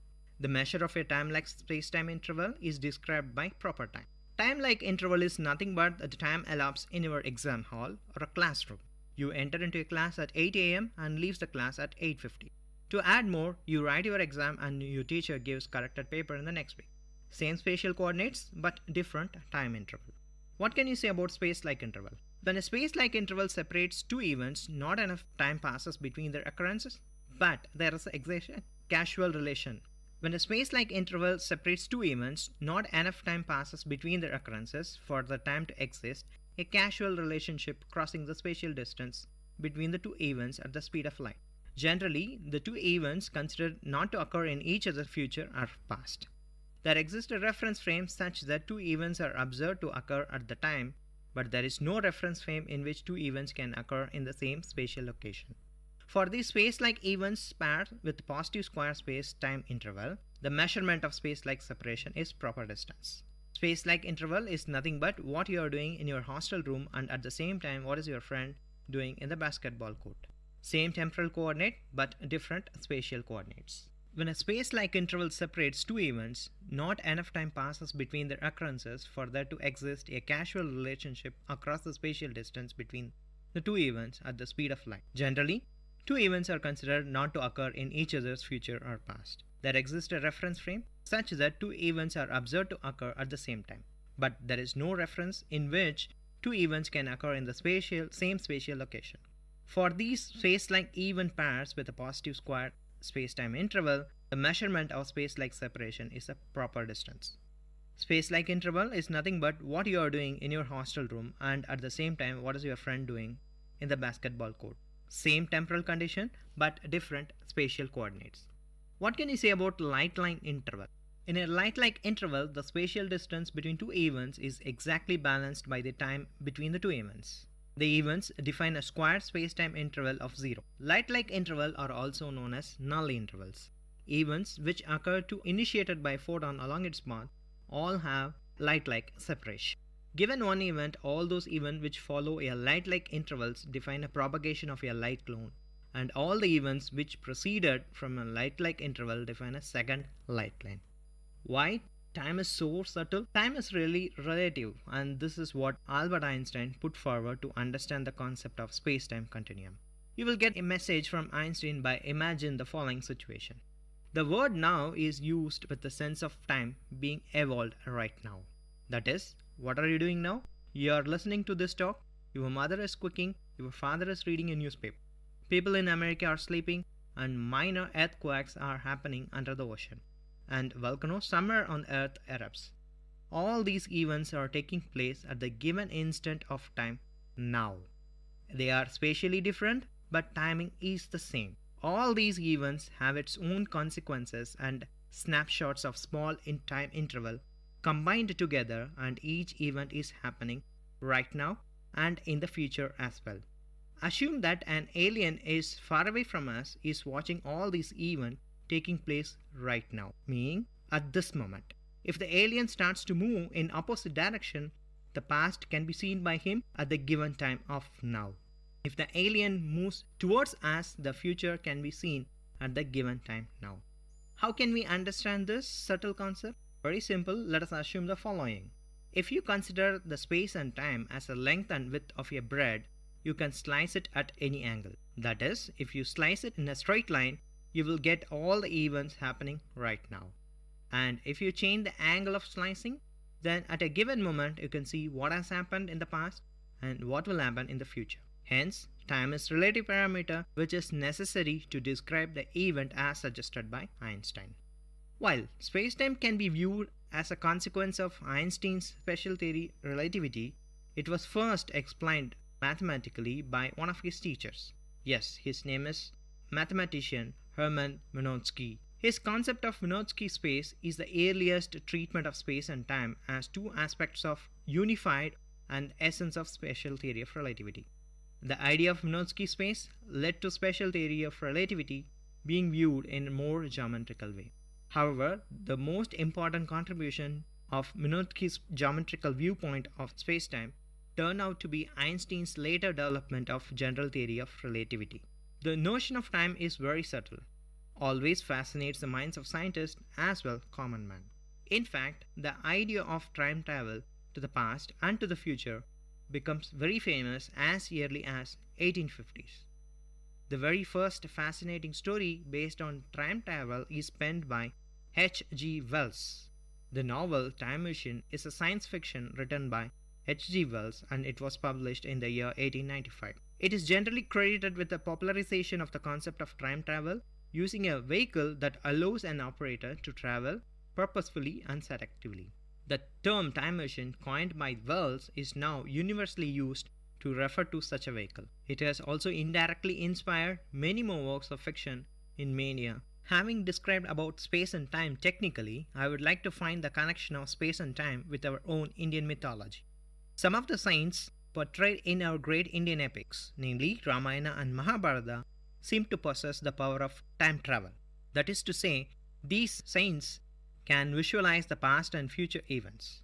Even the ancient Indian Vedas have also mentioned about the passage of time before and after the present event. Unless we are told the truth by these holy personalities described in our mythology, we cannot say anything. Let us construct a time machine and travel to the past to meet them, or travel to the future to see the semester results.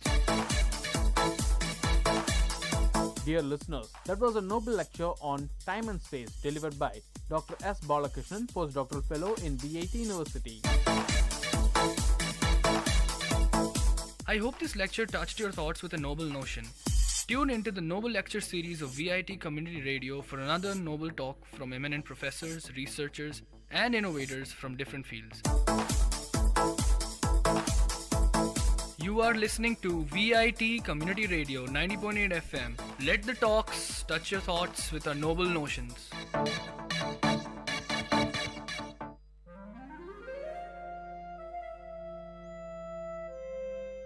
It's story time. In VIT Community Radio 90.8, you're going to listen to a short story written and narrated by Professor Pranesh Kumar, VIT University. Title of the story: Padma. A land traditionally endued with myths and spirituality, India still pertains to its belief and notions, which sometimes are ridiculed as superstitious. Fortune tellers, tantris and sannyasis are welcomed, and their service is sought by an ordinary man, irrespective of whether he is an urban or rural dweller. The beginning of 1980s was a period in South India, especially in South Tamil Nadu, when most of the homes in villages were electrified, and God said, "Let there be light," and there was light. While some claim that light enlightened people, there are also notions that it wiped away the innocence of the ordinary. The hero of the story, Raghav, was employed in the electricity board. He was looked upon with great wonder and respect. People spoke to him rarely. It must be the fear factor or respect that made the villagers shy away from Raghav. Raghav was in his 40s. He had a fearful appearance with a huge imperialistic mustache, reddish eyes, and a gigantic figure which would scare away children. It was 6:30 p.m. Raghav rushed to the tea shop close to the Panchayat office. Mohan and Aji were waiting there for his arrival. In the dim light, Raghav could rightly locate them from a few meters away with the illuminated cigarettes on their lips. The silence of the eve was beautiful, with a movie song from the Tamil movie Padinaru Vaidinile that was ascending from the tea shop radio. The atmosphere was disturbed in intervals by a scratch noise. Probably it's the tea shop owner cleaning his vessels. Raghav, Mohan and Aji were friends right from their childhood days. Mohan and Aji were unemployed but survived on the income from their ancestral property. Among them, Mohan was the youngest. He differed from his friends, wearing a bell-bottomed pant and with a peculiar hairstyle that was trendy among youths of the time. Coming close to his friends, Raghav stopped, got on from the cycle and flipped down the stand, leaving it to rest. Aji offered a cigarette to Raghav. Before placing it between his lips, Mohan lighted it for Raghav with his own. The conversation began immediately after Raghav had 2 strong puffs of the dry tobacco roll. Aji, shall we proceed with it? Raghav, with what? Removing the cigarettes from his mouth. Mohan, should we narrate it again? Don't you remember the plan that we told you yesterday?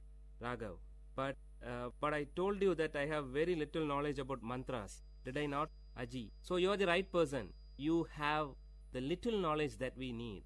After giving a deep thought, Raghav replied. Raghav, okay then, let's give it a try. But only if you support me. Both the friends cheered as they were waiting for this word from Raghav. As it used to be, a wealthy landlord of the nearby village had a beautiful daughter. The fairy girl was possessed by the evil spirit Raktarashas, a bloodthirsty evil spirit. The landlord was much worried since it was the time when he was almost successful in fixing a bridegroom for his daughter Padma. Padma was then alienated. She sat at the corner of a dark room, staring at the window with wet eyes. She expressed a peculiar symptom. No one in the house went close to her. If that happened, she bit her own flesh to suck blood, thus scaring away others. Prayers and special pujas with offerings to the local deities were made. Kalam puja during midnight and all other means were tried but in vain. The distressed landlord promised a lump sum of 5,000 rupees for any tantri who would ward off the Raktarashas from his daughter. 5,000 rupees was a lump sum then. The secret news of Padma spread throughout the village. Everyone knew of this, but none dared to discuss about it in public. Aji's father Natraj, the prominent matchmaker of the village, brought home the story of Padma. Natraj was the matchmaker for Padma. When the story of the Raktarashas reached the 3 friends through Aji, they discussed the issue. The bone of content of the discussion was not Padma, but the 5,000 rupees. 3 friends were in dire need of money. Mohan needed money to buy a new tape recorder. Raghav was aiming for a motorbike, and Aji wanted to buy a costly gift to impress his lady love. Aji said, merely dreaming about the lump sum will give us absolutely no result. How do we grab it? Mohan, Raghav's grandfather was a well-known Vaidya and a Tantri. He was also an expert in warding off evil spirits. Raghav, oh, that old man. It's all gone with him. Aji, gone? No, it still exists in you. Raghav, me? Aji, yes, you. My dad often recalls your grandfather and concludes that Raghav resembles his grandfather in every minute detail. Raghav, but that's not all. Mohan, I have several experiences of witnessing tantris warding off evil spirits from people. It's an easy task. They chant and murmur mantras, and the major part would be beating the victim till he obeys his orders. If that's easy for you, why don't you? Before Raghav could complete, Aji interrupted. Aji, the appearance, that's your ancestral gift. Raghav, okay, even if I accept it, imagine what would happen if the evil spirit pounces on me. Mohan, Raghav na? Wasn't it you who preached us Periyar thoughts and rational thinking? And now it's time to prove your dedication to Tandai Periyar. The conversation came to a halt. All the three lighted their cigarettes, which they shared from the same pack. Before departing, Raghav promised his friends that he would give a reply the next day evening. That night, Raghav could continuously listen to the hooting sound of an owl, for he with the owl had a sleepless night. The search for his grandfather's personal records in the old granary began early in the morning before his wife woke up. A few worn-out, hardly readable palm leaf inscriptions were the only record, but he could find a little solace in it. He decided not to back off the challenge. Soon, the news about the arrival of an expert tantri was sent to the landlord with a detailed list of the puja materials. Aji acted as a messenger between the tantri and the landlord. A Paurnami, full moon day Friday, was fixed for the puja. Raghav dressed himself in such a manner that his true identity will not be revealed. The three boarded a bus to a particular destination in the village, from where they were fetched by the landlord's car. The driver of the car bowed before Raghav as a sign of respect. This made Mohan and Aji breathe a sigh of relief, but Raghav's heart was pounding heavily. Before descending from the car, Raghav closed his eyes for a few seconds and pretended as if he is drawing energy. In reality, he prayed to his long-dead grandfather seeking guidance. The landlord and his wife warmly welcomed Raghav to their home. Seated majestically, Raghav uttered, "I could feel the presence of an evil as soon as I stepped into your home. She has posed a challenge to me. Don't worry, I'll take her away with me." Meanwhile, Mohan and Aji were busy in the backyard creating the ambience for the puja, which was scheduled to begin soon. Raghav was taken to the isolated room where Padma was held captive. As soon as he stepped in, the light was switched on by the landlord. Raghav's red eyes opened widely and he fixed his gaze on Padma, who was seated on the floor in a corner. Padma did not react immediately at the presence of Raghav, probably because she had had enough experience with tantris quite often by then. Raghav's eyes were still set strong on Padma. Actually, he was stunned by the unblemished beauty of Padma, a beauty that makes one speechless. When Raghav moved close to her, she screamed violently, and in the peak of her fits, she bit her arm close to the elbow along with her garment. Immediately, blood gushed from her mouth and arm. Seeing this, Raghav was taken aback, but did not react. Padma now fainted and threw herself on the floor. She wore a half sari. The visible portions of her body showed red scars, which must have been the result of the beatings she received from the earlier tantris. She lay down like a white hibiscus with red marks. Coming back, Raghav sat before the holy fire and started chanting few mantras as tantris do. He wore a red-colored dhoti and tied a red-colored scarf around his forehead. Flowers and herbs were dropped into the sacred fire with closed eyes and lip chanting mantras. It was midnight. The landlord and his wife witnessed the scene with utmost dedication. After a few minutes, Raghav ordered Aji and Mohan to bring Padma. They both disappeared into the house. Soon a scream was heard. The noise increased as Padma was brought to the backyard. She was screaming violently, trying to free herself from the clutches of the two. The highest form of compassion and concern was expressive on the face of Padma's mother. Padma sat helplessly staring at the fire. The blood stains on her face were now clearly visible through the flames. After a few moments, Raghav stretched his arm towards Aji to get a stick from him. Standing up, Raghav started beating Padma violently. Padma did not react. She sat still. No one would ever dare to harm such an innocent beauty. It was as if beating a tender baby for no reason. Probably this feeling must have stopped Raghav from proceeding further. With his reddish burning eyes, he looked ferociously at Aji and handed the stick to him, cueing him to continue with beating. While Aji continued, Raghav shouted, "Will you leave this body?"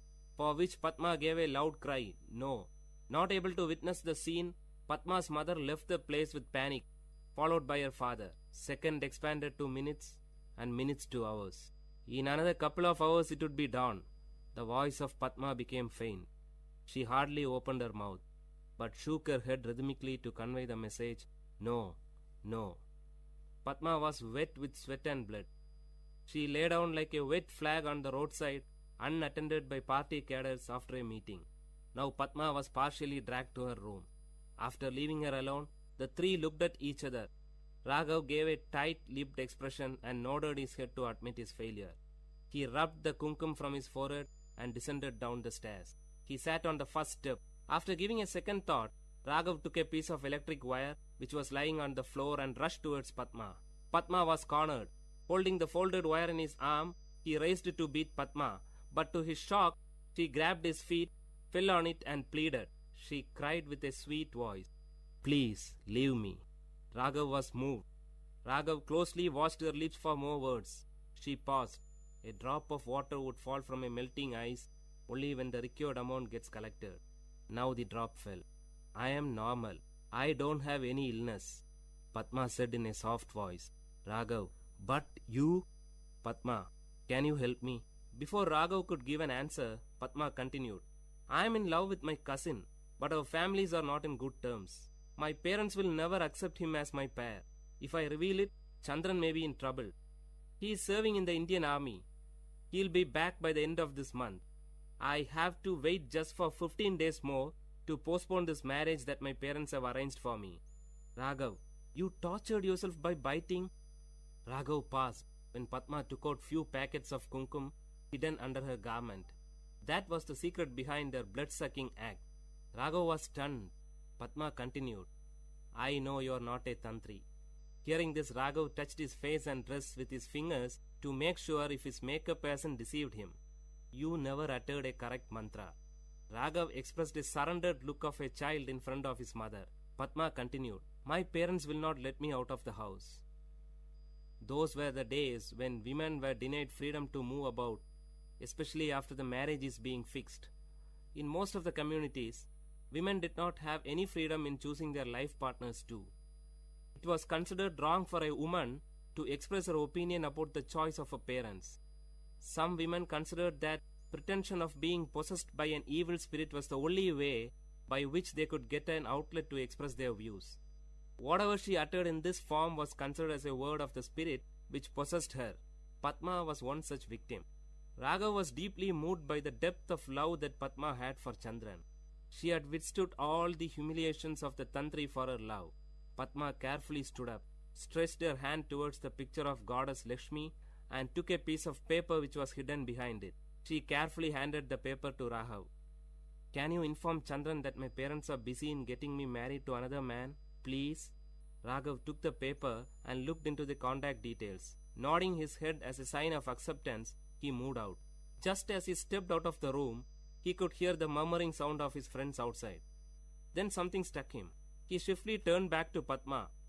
Holding the paper in one arm and the other arm holding the door, Raghav uttered to Padma in a feeble sound, "Can you do us a favor?" Padma looked at Raghav with an expression that signaled proceed.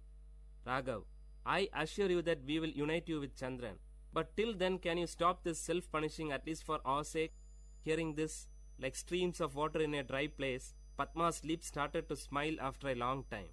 "Padma, don't worry, you will get your reward." The word was kept. Years passed, and today Padma and Chandran are happy with their children and grandchildren. Today, as the opinion of women is being sought by their parents for all the factors that concern their life, the cases of women possessed by evil spirit in the society has declined.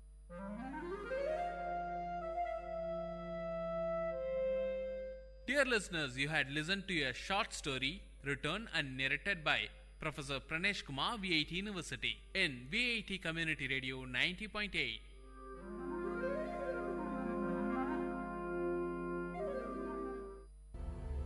Exchange of ideas.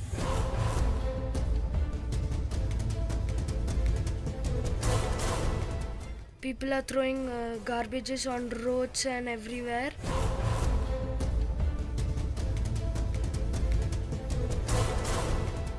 Even if we give two different bins, biodegradable and non-biodegradable, why don't they do it correctly?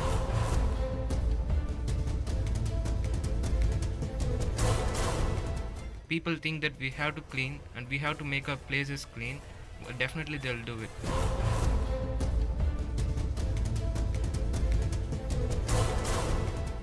Have you thrown any plastic bottles all around the way?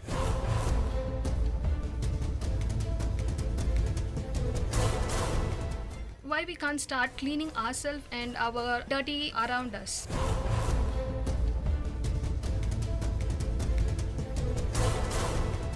Once the company starts reducing the production of plastic bags and plastic materials, the people will buy less plastics.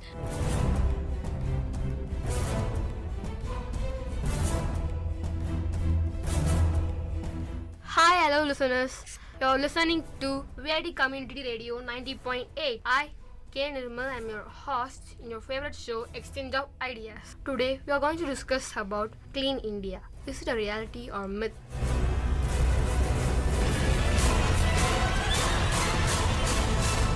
Here I have with me 6 members to discuss about this topic. First, we have Deepika, Suresh, Alice, Aburvan, Akhilesh, and Arunachalam. In the first segment, we are going to know about what is cleanliness and why we need it. All we know is cleanliness is something we need in a daily life, and if we are clean only, we can stop our diseases. So what do you think about it, Akhilesh? Cleanliness, it's the only way for everyone to be healthy. So we must also be clean. Each and everyone must follow that. And we must also be clean.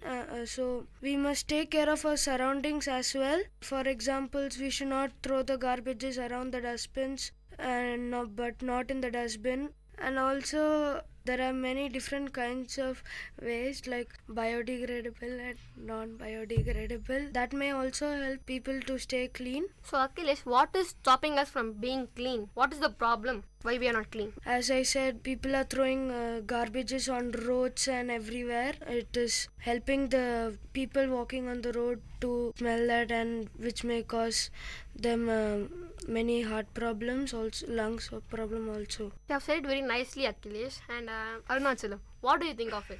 Why do we need cleanliness? We need to be cleanliness because if we be clean, we can be disease free. In India, because many diseases have been come due to unhygienic, so we should be clean. And nearly many people have died due to this. And some of the reasons why we get diseases are like pollution, and from the industries, the waste that we put in the seas, and from that we get many diseases. And the waste that we put in the water, and the water that we drink, we also get diseases. So we should keep our surroundings clean. Yes, you're absolutely right. Could you quote an example for this? Why we get more diseases and place where they get more disease because of unhygienity? If you take the Ganga River, near to Ganga River, many industries were there. The industries used to put the waste in the Ganga River, and many people used to drink those water or used to bath, and from there many diseases come. So the industry should take a separate place to put the waste, and they should also try some methods to stop putting those waste in the water. You have given a good example, Arunachalam. So why and what restricts those company people and industry people? Why are they so careless? They are so careless because if they throw those waste near their industries, they may get a bad impression from the people, because the people may feel that this industry is bad and it may be unhygienic, so they throw it in the rivers, and they do not find any places to where to dump it, so they just throw it in the rivers.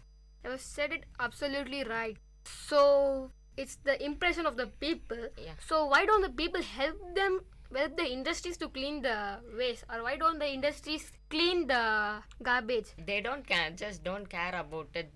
They just want to do their work and get escape. Aburvan, why and what are restricting us from cleanliness? I go with Akhilesh and Arunachalam. As they said, the industries don't care about the water they leave in the river. The water they leave must be saturated, and as Akhilesh said, there are many different kinds of garbages, non-biodegradable, biodegradable, so that we must have an attitude that we should throw our garbage and waste in the dustbins, but we are not doing this. This is not the environmental mistake, that is our mistake. Why? Because we are not having an attitude to do that. And even the municipal garbage collectors, even they come, but they don't have two bins separately, biodegradable and non-biodegradable. When they assign the work, and even if you give two different bins, biodegradable and non-biodegradable, why don't they do it correctly? Why don't they do their job correctly? I accept your thought, but there are no sufficient municipal workers here. So, Alice, you know that India is a populous country and more than the required number of people in a square meter. So, why is it that there are not more than two people in a street? Yeah, even I agree with you. Because our daily life, routine life, in sense, it is very busy for everyone because they are going for their jobs. So they are very busy. They don't have any time to take care of themselves or our streets. Because after the one step they are taking out of their home, they can see their streets with full of the garbages. Because the problem arises from the beginning, from your house till our country, because every street are filled with the garbages in the corner of your street. You can notice that. And the garbages are not taken care also, because every week now they should be having some people responsible or some organization who used to have put some in charge of the people to clean our street. So the problem comes from your house and from the street, then it goes to the country. Why can't the central part of the Delhi, it is clean? No other dust we can see in the central part of a country. But why it is in Mumbai, the garbage place? So some of the rushed or populated countries are being dumped, and more populations leads to the dirty places. So some measures our government has taken recently, the Narendra Modi, we have heard about that. And sir has taken some steps, but what is our main fact is that we have to follow them. So it is responsible for every citizens to do that. So Sirish, we have seen in the news that people taking oath that they are going to keep the country clean or like that. But what they do after going off the camera, they again start littering. Why do they do like that? It's simple, because of the people's carelessness. Once if people think that we have to clean and we have to make our places clean, definitely they'll do it. And do you think before 100 years we were having diseases like malaria, dengue, all those things?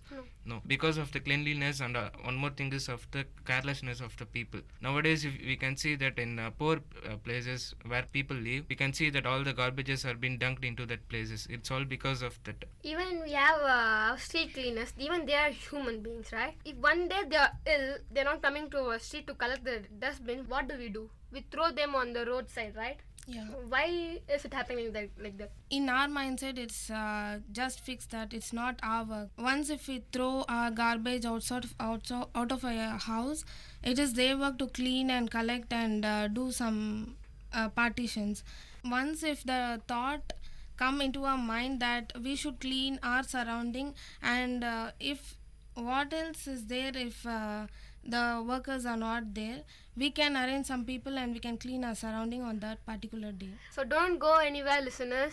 We'll be right back in the second segment of the show. You're listening to VIT Community Radio 90.8 in your favorite show, Exchange of Ideas. Exchange of Ideas.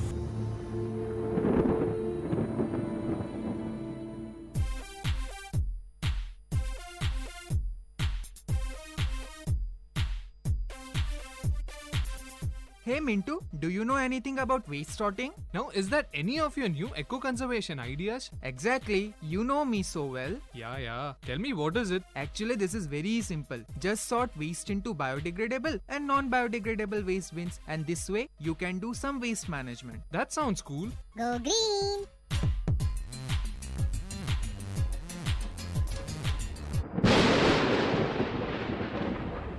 Exchange of Ideas.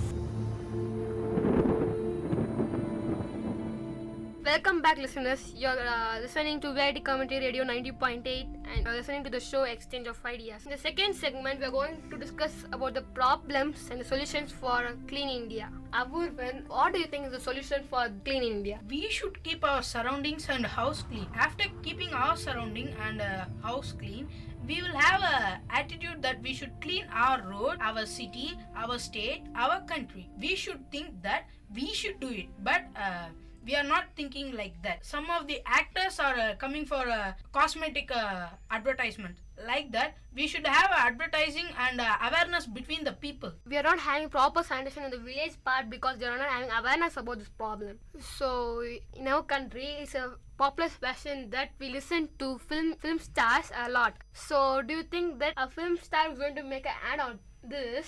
Would it make a difference in the people? Yeah, absolutely. How? Because people in village will not have awareness, but they have a work that they will not always, but sometimes they will watch advertisements in the TV so that they could get awareness. And if you see here, the popular cities alone is clean. The villages are not popular, so that nobody is there to clean, or no municipal is there. Low facilities and hospital facilities also low. If they get a disease because of not being clean, so that they could not be cured also. So that facilities must be higher in the village side also. But we are thinking, who is going to be there? All will be in the cities only. No, not like that. Some of the peoples also there in villages.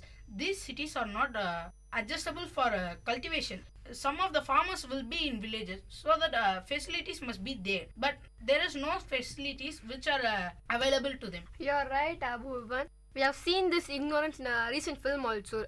Ignorance of the city people on village side and why do you think that we are not able to make our country clean, Anachalam? I would like to oppose Apurvan. He told that it's the people, if we keep our homes clean and we can keep our roads and our country clean. But in some countries, they keep their houses dirty, but they keep their public places clean. And in our country, it's just opposite. We keep our home clean, but in our public places, we just throw our waste and we don't care about the public places. You're right. Even it's banned in few countries that we should not spit on the roadside and not urinate the public areas. But whereas we all watch IPL, right? We see that cricket stars spitting on the ground. Isn't that an offense? It is an offense, but some rules should be made that we should not spit, and punishment should be given for spitting. Severe punishment should be given so that next time the players or the people doesn't do that again. So you're saying that we should give a fine for this people. I go with you, but they say that we can clean a country with the whole population is working on cleaning our country. Isn't it possible to clean our country within a short span of time, less than 5 years? No, that's not possible because only few people do. It is not possible. The whole country should unite and all the people should clean our country. Then only we can make it possible. You're right. But what's the problem behind that all people are not going for cleaning the country, Akhilesh? Many people do their own job and don't consider this as their own private work. But even then, village people are there who take a private interest in it and clean the garbages. But if you come across the city areas, they do their own job and just litter here and there, and they do not give interest much in cleaning. That might be the problem. You're saying that because of we are littering the plastic materials around the places, that's also a point for consideration, right? Yeah, especially in cities, just like bottle cans, they just after drinking they throw it away from cars, and municipality also don't care about that, and there are especially in city main roads nobody's there for cleaning areas. But there are dustbins, right? Yeah, so at least people can throw in the garbages, dustbins. Why don't they throw in the dustbin? What's the thought in the people's mind that is stopping them from throwing the bottles or the waste in dustbins disposal? Because people think that is not our right job to do, and we have a proper job, and they don't think that is our nation work and keep our nation clean. I was saying that people think that high-born people let the low-class people do that. You're saying like that? Some people have that in their mind, and also if some people have like it is some others' work to do, whoever drank, and it's their job to do those stuff of throwing it in the dustbin after drinking plastic, and even many people drink plastic soda juice, and that may. So Deepika, what's the right solution for this? I say that my brother just spoke before and he told it's not possible in India. I say it's Singapore, which I read recently, where they started a mission called Please Clean Singapore, and that was a successful project, and they cleaned the Singapore city. The whole place was clean in just 2.5 years. And how come it was possible? They didn't think that high class people and low class people should clean their own waste. They just saw the dust and the waste garbages on the road, and in spite of their caste or religion, they just did what they thought. So Deepika, you are saying that Singapore is just a small country, right? If they were able to clean the country in 2.5 years, how much time will it take for our country, India? It's a vast country, right? How much time will it take for our country to be clean? I say that this 5 years, that Clean India mission, this project is enough to clean our country in just 5 years if each and every person from their home start cleaning their own waste and start preparing to clean their own surroundings, and it will be successful in 5 years. So Sirisha, what's the problem? How to stop the throwing of plastic bottles and plastic covers here and there? What can we do? What's the solution? Before you answer, I want to ask you a question. Have you thrown any plastic bottles all around the way? I mostly reuse the plastic bottles. I will just dispose it in the garbage dustbins. So, well, I'm not able to believe it, but most of the people, after their drinks, they throw it out all the way in the roadside. An individual must get to know that we must not do that. If each and everyone thinks about that, then definitely we can control the garbage waste. If they're reusing or correctly disposing it, we'll be able to clean our country easily. We can't clean it, but we can reduce the wastages. The first and foremost thing that we must do is to throw out the garbages in the dustbins or else in the recycle bins. And the other work must be taken by the corporation, because they recycle the things, all those plastics, or that the two things that they say it as biodegradable and non-biodegradable. But in Ranipet, where we live, I have seen that the people take all the garbages in dumps and throw it in a particular area where it is stinking, and when the load gets more and more, they burn it. Isn't it an offense to the nature what we do? There's no other way, because do you think non-biodegradable thing can be varnished? Because we don't have any other option except burning that. But due to burning plastics, they emit a toxic gas in the atmosphere, right? Yes, of course they do it, but there are a few technologies which have been invented in order to recycle it, and a few chemicals are also been invented in order to decompose the plastics. You're right, and I agree with your point, but I think that there's a problem because there are a few types of bottles which cannot be reused or recycled. So what do you think about the Alice? Yeah, I would be very much happy to the person who's listening here, who's using the plastic. He should have certain thing that he should put that all those plastics into a dustbin, not throwing into out, wasting it or some other thing. So for every individual, he should have certain responsibility to do all the cleanliness habits of our everyday life. As Sirish said, the person who is listening over here, he should have think whatever we have discussed here, he should have think that why we can't do certain actions, why we can't start cleaning ourselves and our dirty around us. So it is our responsibility first that we should have to take measures, not only listening, but we should do it in action. So what are the major source for plastic? Plastic, in sense, we are taking the plastics out, and it is being recycled and used by many industries we have, who's having only the plastics input to it, and all plastics gets recycled and a new product has been forming. The industries are there in India, but I think it is in small amount of industries are there. But shouldn't we stop buying those plastic covers? Even big retail shops nowadays, to stop these things, first of all, plastic bags were free. Now in big retail stores, if we need a plastic bag, we need to give a specific charge. Is Do you think that it is a way to stop plastic, or they are just thinking that it's profit made? No, it is the solution. I will go with you, because once a product is payable, people will think whether we have to buy it or why we should waste the money over a plastic bag. Because we can take it now. This VIT University have changed all the plastic bags into a paper bags. We are providing all the bags as a paper bags. So it is a little kind of a change over the first step over avoiding all the plastics. You are absolutely right, Alice. So, Aburvan, what do you think the solution for this problem? You are saying that burning of garbages is pollutable, but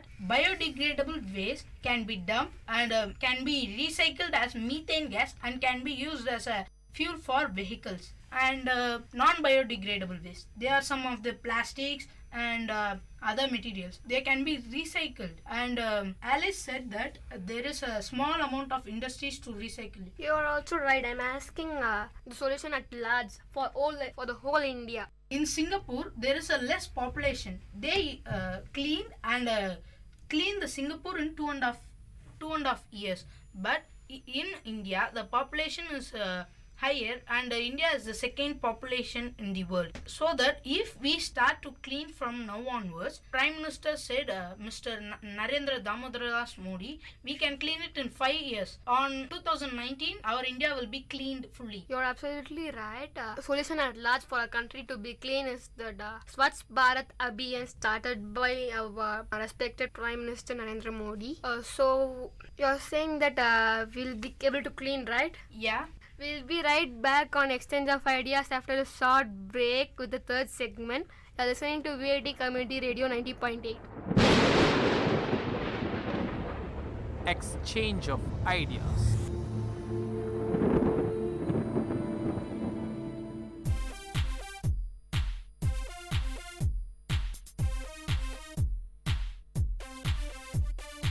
Mintu, I'm going to the market today. I have to get some vegetables. Are you coming? Wait, Chintu, I am coming. Hey, where is the carry bag?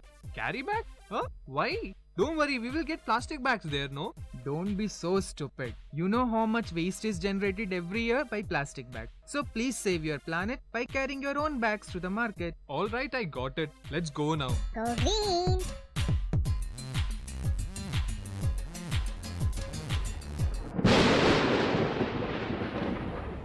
Exchange of ideas.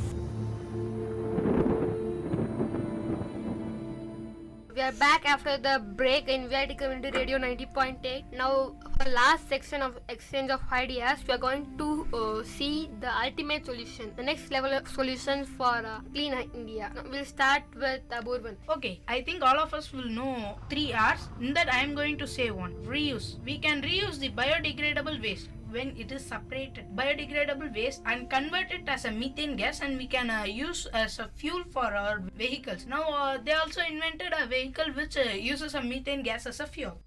Next we will listen to Akhilesh. Okay, I am also going to say about that one of the 3 R's is reuse. We can reuse plastic bottles and empty water cans and Coca-Cola tin cans also, which are thrown in the garbages.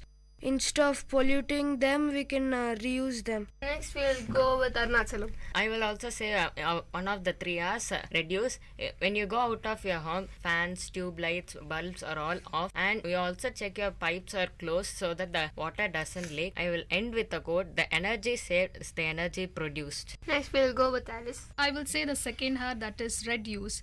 Reduce the production of plastics, because once the company starts reducing the production of plastic bags and plastic materials, the people will buy less plastics. So once they reduce the production, all things will get set right. It's the major point, so that there will be no toxic in our nature, and all can lead a healthy life. Next we'll go with Sirish. So the solution I prefer is recycle. I think so you guys have heard about the dress showroom about Levi's. So Levi's has created a pants that we wear, men's pant made out of plastic bottles. So using that plastic waste, we can recycle and then we can create new things, so which is completely harmless. So people can prefer it. We can also recycle the plastic bottles to create home decorations. Yeah, of course. Many of the industries use these plastic bottles to create those decorative articles which is present in our homes. So people must encourage it so that the industries of this recycling industries will grow in our India. Finally, we'll ask Deepika's suggestion for this problem. Yeah, and I was thinking about Sirish's idea, and it's that recycling the plastics, and they make a very beautiful flower petals and they are selling it, and many craft items are also even being sold in China, and it's a very popular kind of art, and this can be followed in any ways, and they can earn money using that. We got the suggestions from the 6 members here, which are the 3 R's: reduce, reuse and recycle. If we all start reducing the usage of plastics, reusing the paper waste and plastic waste, and start recycling the banana peels and other things, even save a lot of energy, and we can also make our country clean. If all of us put our hearts and minds cleaning our country, even it is possible to clean our country with 2 years, because we have a lot of population in our country, but we need all members to cooperate. So don't say you're going to clean the country, all start acting upon it, and we'll have a clean India in the next generation to come.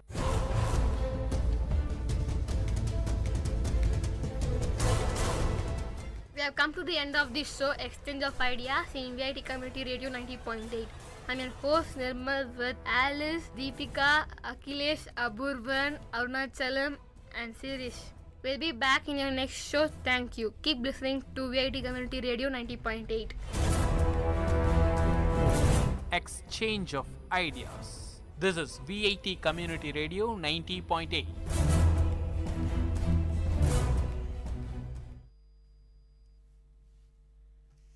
Hello everyone. This is Silena from VIT Community Radio. I'm going to recite a poem written by me, A Piece of Me. A thoughtless rejection, an incomprehensible pain, a marred laughter, a disguised hope, an unforgettable reminiscence, a faded nostalgia, a shattered dream, 1,000,001 pieces of broken trust, a cosmic longing, a hopeless expectation, an unanswered beacon, an unwrapped attachment, a futile investment, a boastful mistake, an embellished scar, an addictive torture, an unfathomable deep altogether, a piece of me that still breathes in you. Give that back, and down my path I shall walk. Thank you.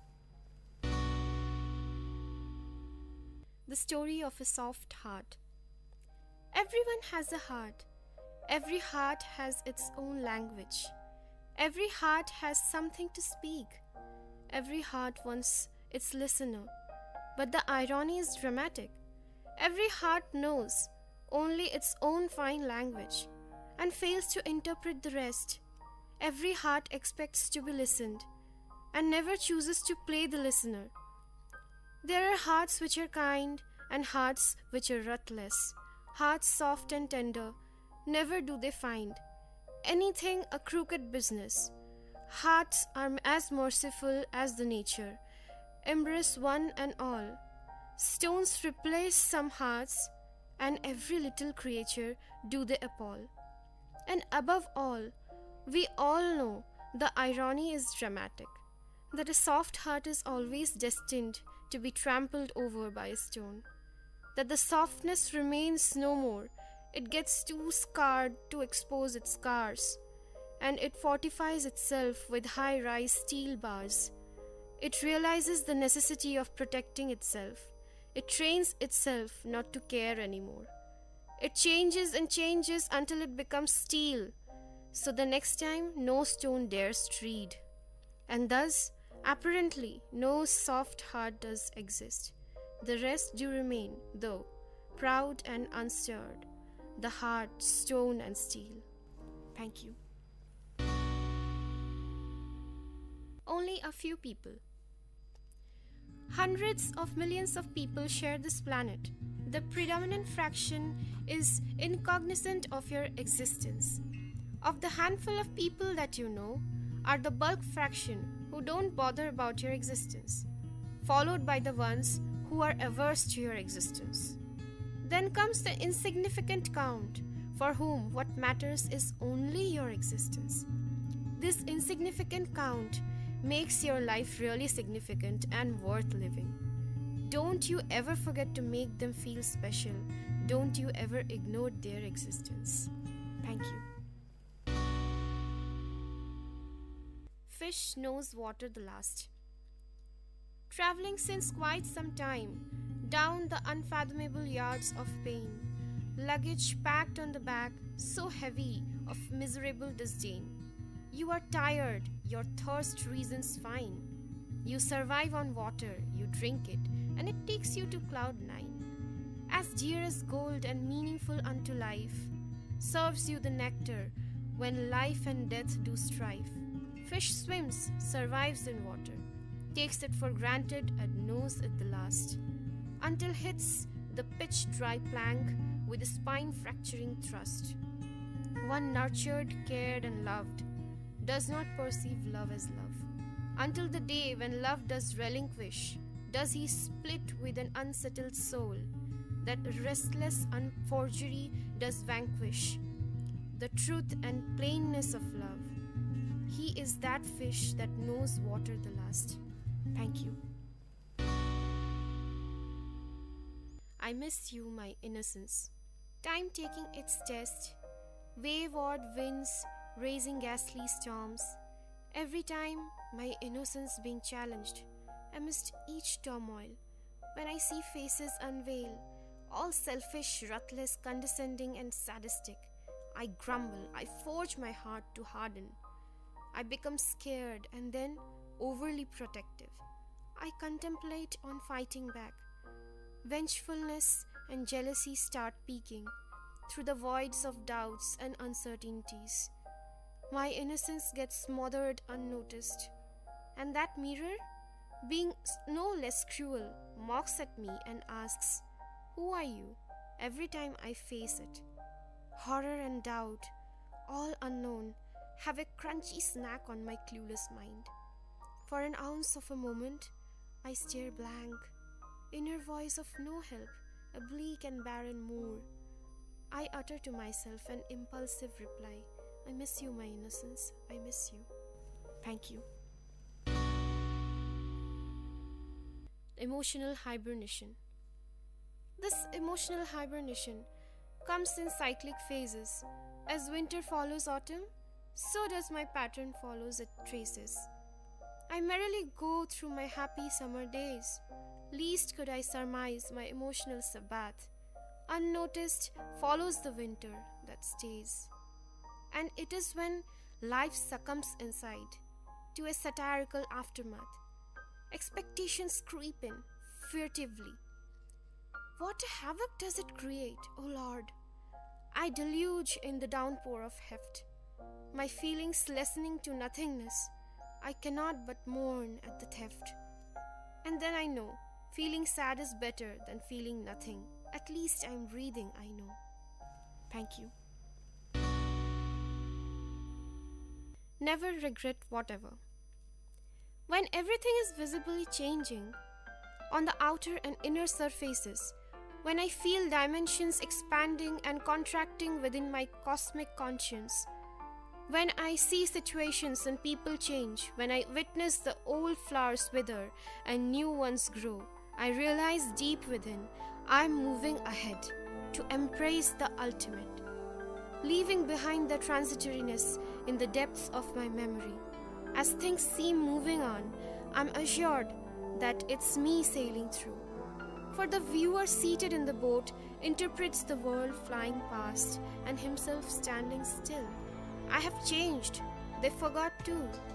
They missed keeping their pace with me and are left behind. I emerge out the victor. Those pinpricks were vaccines. They immuned me against the bigger bitter. Thanking each and never regretting one, I move on. Never do I turn back. Thank you.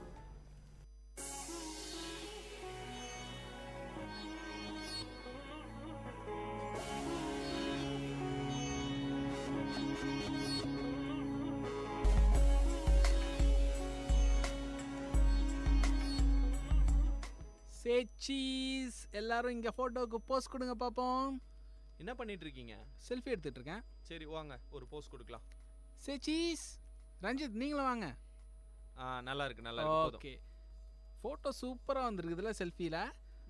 இந்த செல்ஃபிலாம் இப்போ தான் புதுசாக வந்துருக்குது, ரொம்ப நல்லா இருக்குது. ஆனால் சரி வாங்க ஆனந்த் சொல்ல மறந்துட்ட பாருங்க, டைம் ஆகுது. நம்ம வந்து ஒரு மூவிக்கு போகிறோம், அதுவும் 3D மூவிக்கு போகிறோம்.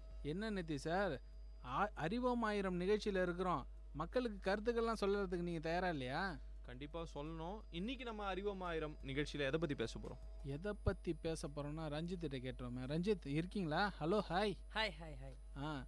இன்னைக்கு எதை பற்றி பேச போகிறோம் அறிவோம் ஆயிரத்தில்? இன்னைக்கு நம்ம விர்ச்சுவல் ரியாலிட்டி பற்றி பேச போகிறோம். அறிவோம் ஆயிரம் நிகழ்ச்சியில் இன்னைக்கு விர்ச்சுவல் ரியாலிட்டி பற்றி பேசுறதுக்கு நான் கேபி ஆனந்த் வந்திருக்கேன். நான் நித்திராஜ். நான் ரஞ்சித் குமார். ஓகே படத்துக்கு அப்புறமா போகலாம், ஆஃப்டர் த ஷோ.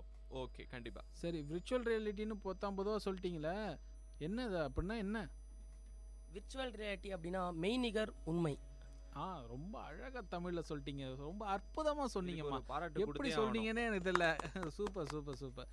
மெய்நிகர் உண்மை தமிழில் புரியுது, ஆனால் அதுக்கு என்ன அர்த்தம்? 3D படம் போகலான்னு சொன்னீங்க இல்லையா? ஆமாம். 3D படத்தில் நம்மளால் வந்து எல்லா காட்சிகளும் கிட்ட வர மாதிரி தெரியும். ஆமாம், அப்படியே அப்படின்ட்டு கண்ணுக்கு முன்னாடிலாம் வருமா? படத்தில் நெருப்பு வருது, நம்மளால் அதை உணர முடியாதுல்ல? முடியாது. நம்ம தண்ணியில் குதிக்கிறோம் படத்தில், அதை உணர முடியாது. முடியாதுதான். 3D படத்தில் வேற யாரோ வந்து நடிப்பாங்க, ஆனால் விர்ச்சுவல் ரியாலிட்டியில் நாம தான் ஹீரோ. என்ன சொல்கிறீங்க? நம்ம தான் அந்த ஆப்ஜெக்ட். எப்படி? நாம தான் அந்த இடத்துக்கு போவோம். எங்கே போகிறோம்?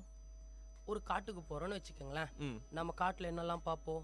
அடர்ந்த காடுகள், மலைகள் இதெல்லாம் இருக்கும் இல்லையா? பறவைகள் சத்தம் கேட்குமா? ஆமாம், அந்த காட்டில் போகிறது ரொம்ப ஆபத்தானது கூட. அந்த காட்டில் இறங்குறோன்னா அங்கே இருக்கிற அந்த சில்னஸை நம்மளால் உணர முடியணும்னா அதில் அந்த விர்ச்சுவல் ரியாலிட்டியில் சாத்தியம்.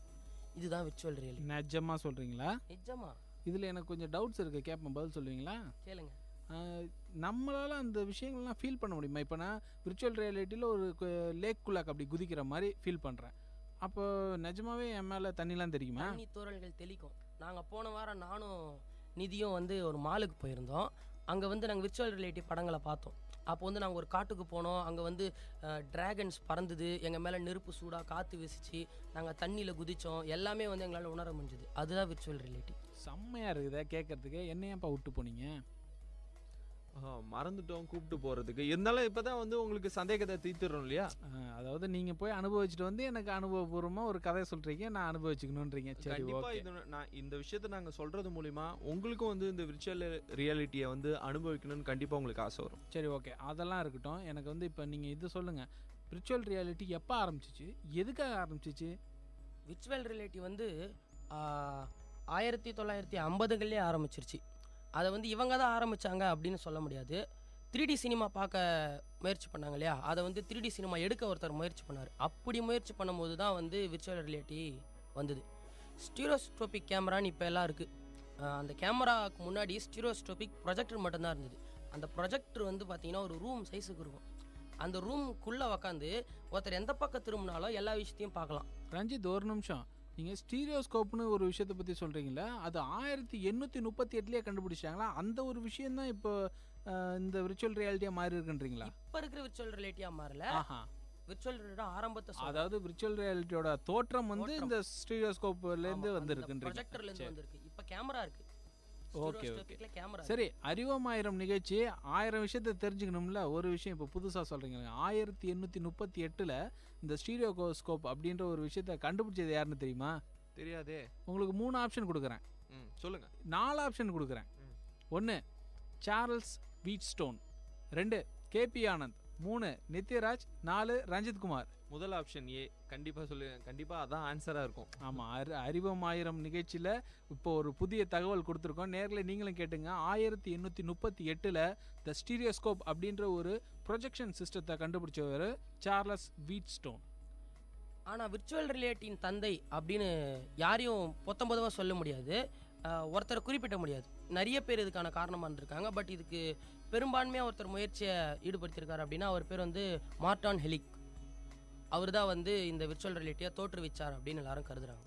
ஓகே சரி. இப்போ வந்து பொதுவாக பார்த்தீங்கன்னா இந்த விர்ச்சுவல் ரியாலிட்டி பற்றி நிறைய டவுட்ஸ் இருக்கும். இப்போ பொதுவாக வந்து நம்ம மனிதர்கள் வந்து மேக்ஸிமம் பார்த்தீங்கன்னா 180 டிகிரி வரைக்கும் ஒரு விஷுவலை பார்க்கலாம்.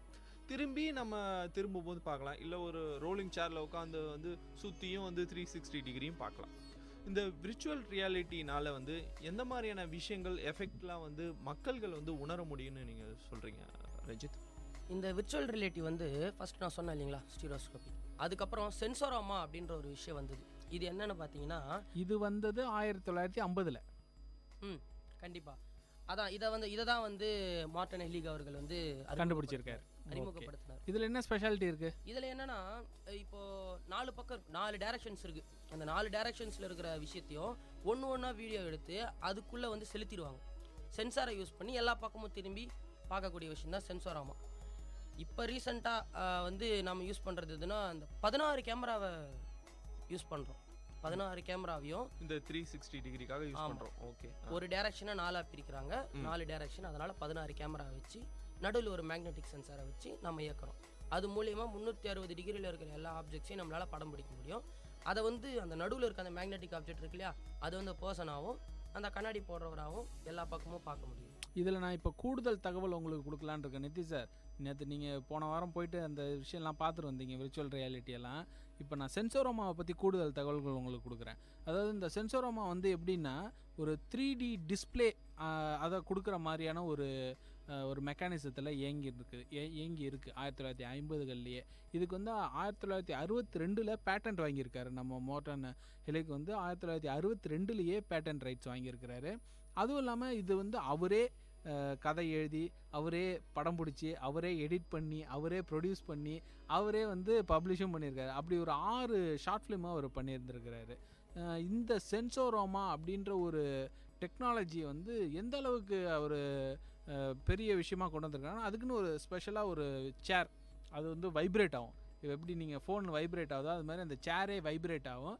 அது வைப்ரேஷன், அது கூட ஒரு ஃபேன் இருக்கும், அது கூட வந்து ஒரு சின்ன ஸ்மெல் ஜென்ரேட்டர் அப்படின்ற ஒரு விஷயம் இருக்குது. அதாவது அதுலேருந்து வந்து வாசனையெல்லாம் வரும். அந்த படத்தில் வந்து இப்போ மோட்டர் சைக்கிள் ஸ்டார்ட் பண்ணுறாங்க அப்படின்னா, மோட்டர் சைக்கிள்லேருந்து வரக்கூடிய அந்த மாதிரியான ஒரு கரியமில வாயு கலந்த ஒரு ஸ்மெல்லு வந்து நீங்கள் சுவாசிக்க முடியும். இந்த மாதிரியான பெரிய பெரிய விஷயங்கள் எல்லாம் ஒரு 1962லேயே பேட்டன்ட் வாங்கி ஒரு சென்சோராமான்ற ஒரு விஷயத்தை கொண்டு வந்துருக்காங்க. இதை விடவா நீங்கள் போன வாரம் பார்த்தது பெருசாக இருந்துச்சு? இல்லை, நீங்கள் சொல்கிறது கேட்கும் போதே வந்து அந்த காலத்தில் இப்போயாவது டெக்னாலஜி நிறையா வளர்ந்துருக்கு. அந்த காலத்தில் பார்த்தீங்கன்னா பல விஷயங்களை வந்து அவர் ட்ரை பண்ணி மக்களுக்கு கொடுத்துருக்காருன்னு சொல்லலாம். பொதுவாகவே வந்து பார்த்தீங்கன்னா கேமரான்னும் போதே வந்து சினிமா தான் நம்ம யோசிக்க தோன்ற ஒரு விஷயம். இப்போ இருக்கிற இந்த விர்ச்சுவல் ரியாலிட்டி வந்து இப்போ இருக்கிற சினிமாவில் பயன்படுத்துகிறாங்களா? எப்படி இதனோட முன்னேற்றம் எப்படி இருக்குன்னு நீங்கள் நினைக்கிறீங்க ரஞ்சித்? சினிமாவில் பயன்படுத்துகிறாங்க, ஆனால் வந்து ரொம்ப குறைந்த அளவில் தான் பயன்படுத்துகிறாங்க.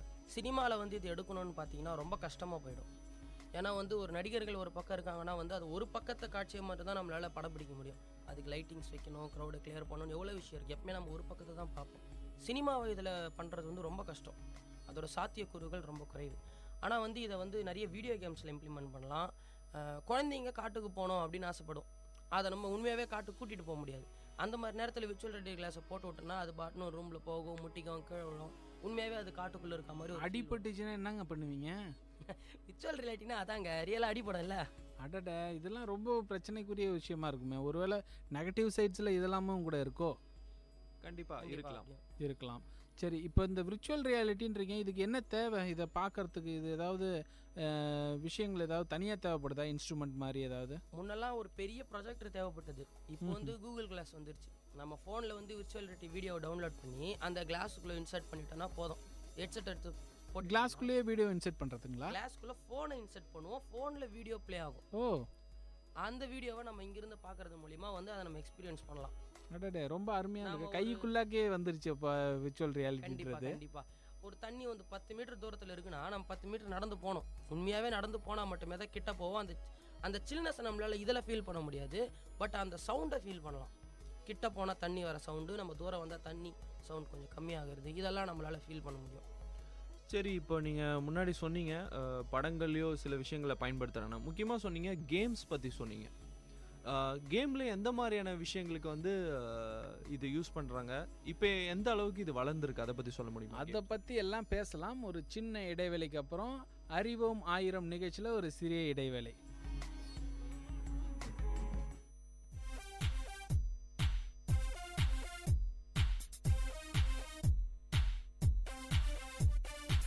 Chintu, did you close all the windows and door properly before coming out? Yeah, I did. And did you switch off all the lights and all the electricals? Oh god, I totally forgot. Chintu, how can you be so irresponsible? Using energy wisely in the home saves money and the environment. So let's start doing our own share. Sorry, I'll go and switch off all the lights and come back. Go green!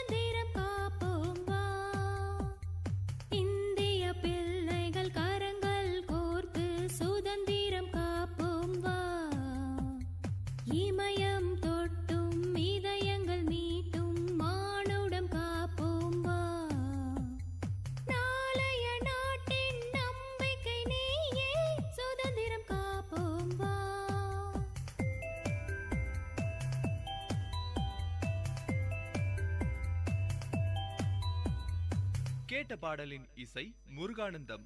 பாடலை பாடியவர் உமா மகேஸ்வரி. வானொலி ஒலித்திடுதே, மனிதத்தை வளர்த்திடுதே, சமுதாயத்தை நலமாய் மாற்றிடுதே, செவிகளை வருடிடுதே, கவிதைகள் வார்த்திடுதே, பண்பலைகளின் பயன்களை பரவிடுதே.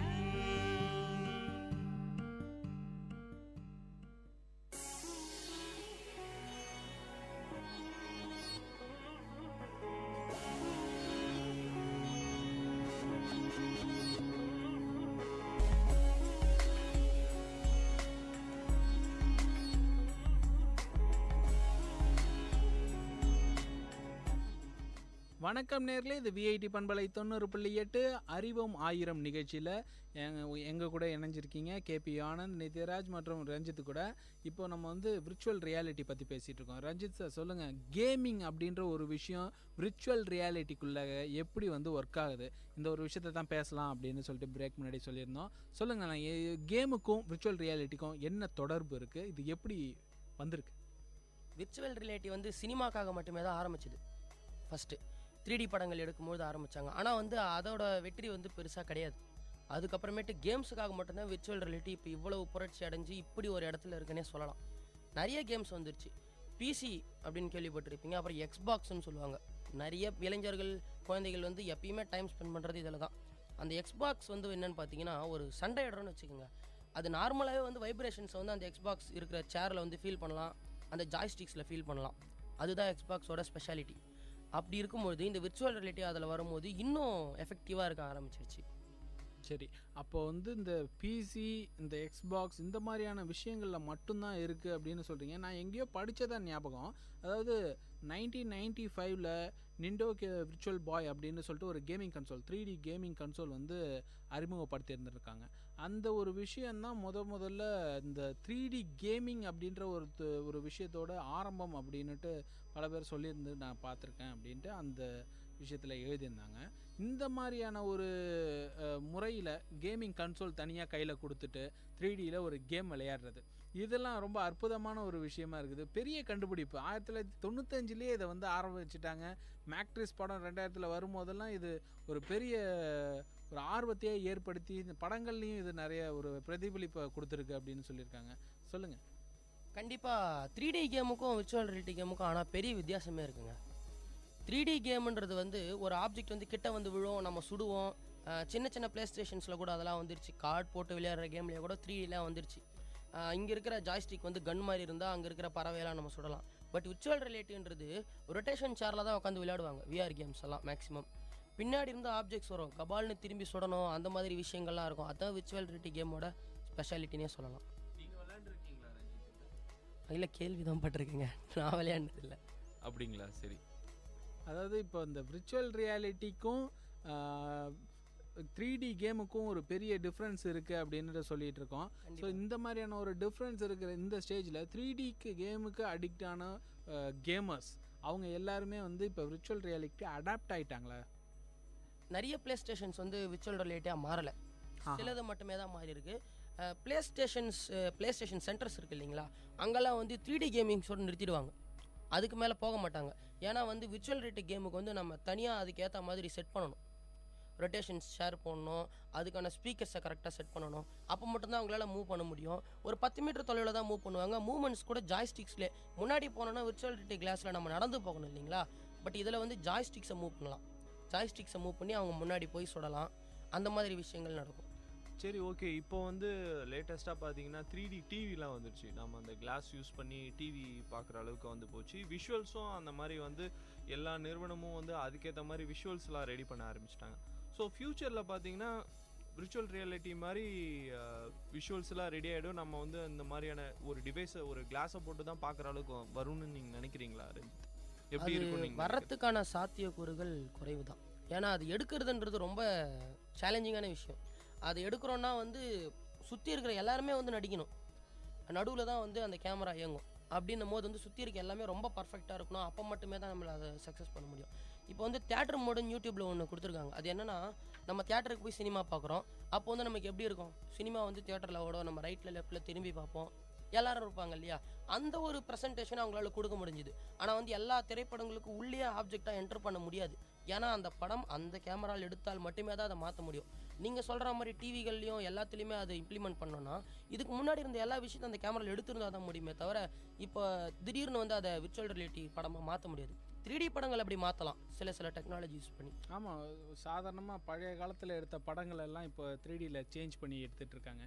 அது வந்து ஒரு சில சின்ன மாற்றங்கள் மட்டுமே தான் தேவைப்படுது. ஏன்னா இப்போ அந்த 2 கலர்ஸ் இருக்கும், அந்த 2 கலர்ஸையும் வந்து முன்னாடியும் பின்னாடியும் வைக்கிறது மூலமாகவே 3D கொண்டு வந்துடலாம் அப்படின்ற ஒரு விஷயம் இருக்குது. ஆனால் விர்ச்சுவல் ரியாலிட்டியில் இன்னும் பெரிய மாற்றங்கள்லாம் தேவைப்படுறதுனால அது கொஞ்சம் கஷ்டமான ஒரு விஷயமா இருக்கலாம். கண்டிப்பாக சிவாஜி திரைப்படம் நம்மலாம் பார்த்துருப்போம், சூப்பர் ஸ்டார் நடிச்சிருப்பார்.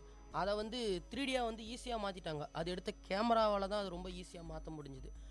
பழைய படங்களையும் வந்து சிலதெல்லாம் இருக்குது, நம்ம சின்ன வயசுலலாம் பார்த்துருப்போம் நிறைய 3D திரைப்படங்கள்லாம். அதெல்லாம் வந்து இப்போ மாடர்ன் 3Dயாக மாற்ற முடியுமே தவிர 3D படங்களுக்கு யூஸ் பண்ணாத கேமராவில் எடுத்தால் அதையே 3Dயாக மாற்றுறது ரொம்ப காம்ப்ளிகேட்டடான விஷயம். நீங்கள் சின்ன வயசில் சொன்ன உடனே தான் நீங்கள் ஆனந்த் உங்களுக்கு நினைவு இருக்குமா தெரியல, மை டியர் குட்டிச்சாத்தான்னு ஒரு மூவிஸ். ஸோ அந்த மூவியை பார்த்தீங்கன்னா நார்மலாக அந்த மூவி வந்துருச்சு. அதுக்கப்புறமா பார்த்தீங்கன்னா வந்து அதை வந்து 3Dயாக மேக் பண்ணி விட்டுருப்பாங்க. நீங்கள் பார்த்துருப்பீங்கன்னு நினைக்கிறேன் ரஞ்சித். கண்டிப்பாக. ஸோ இப்போ யங்ஸ்டர்கிட்ட இது எந்தளவு இந்த டிவைஸ் இருக்கு இல்லையா, இந்த டிவைஸ் மூலிமா இப்போ வந்து அந்த விர்ச்சுவல் ரியாலிட்டி டிவைஸை வாங்கிறாங்க, யூஸ் பண்ணி இதற்கு ஸ்பெசிஃபிக்கான அந்த விர்ச்சுவல் ரியாலிட்டி வீடியோஸை வந்து பார்த்துட்டு இருக்காங்க. ஸோ அடுத்த கட்ட லெவல் எப்படி? விர்ச்சுவல் ரியாலிட்டி வீடியோஸ்க்கு வியூவர்ஸ் வந்து கம்மி தான். விர்ச்சுவல் ரியாலிட்டி கேம்ஸுக்கும் ரைட்ஸுக்கும் எக்ஸ்பீரியன்ஸுக்கும் வந்து வியூவர்ஸ் ரொம்ப ஜாஸ்தினே சொல்லலாம்.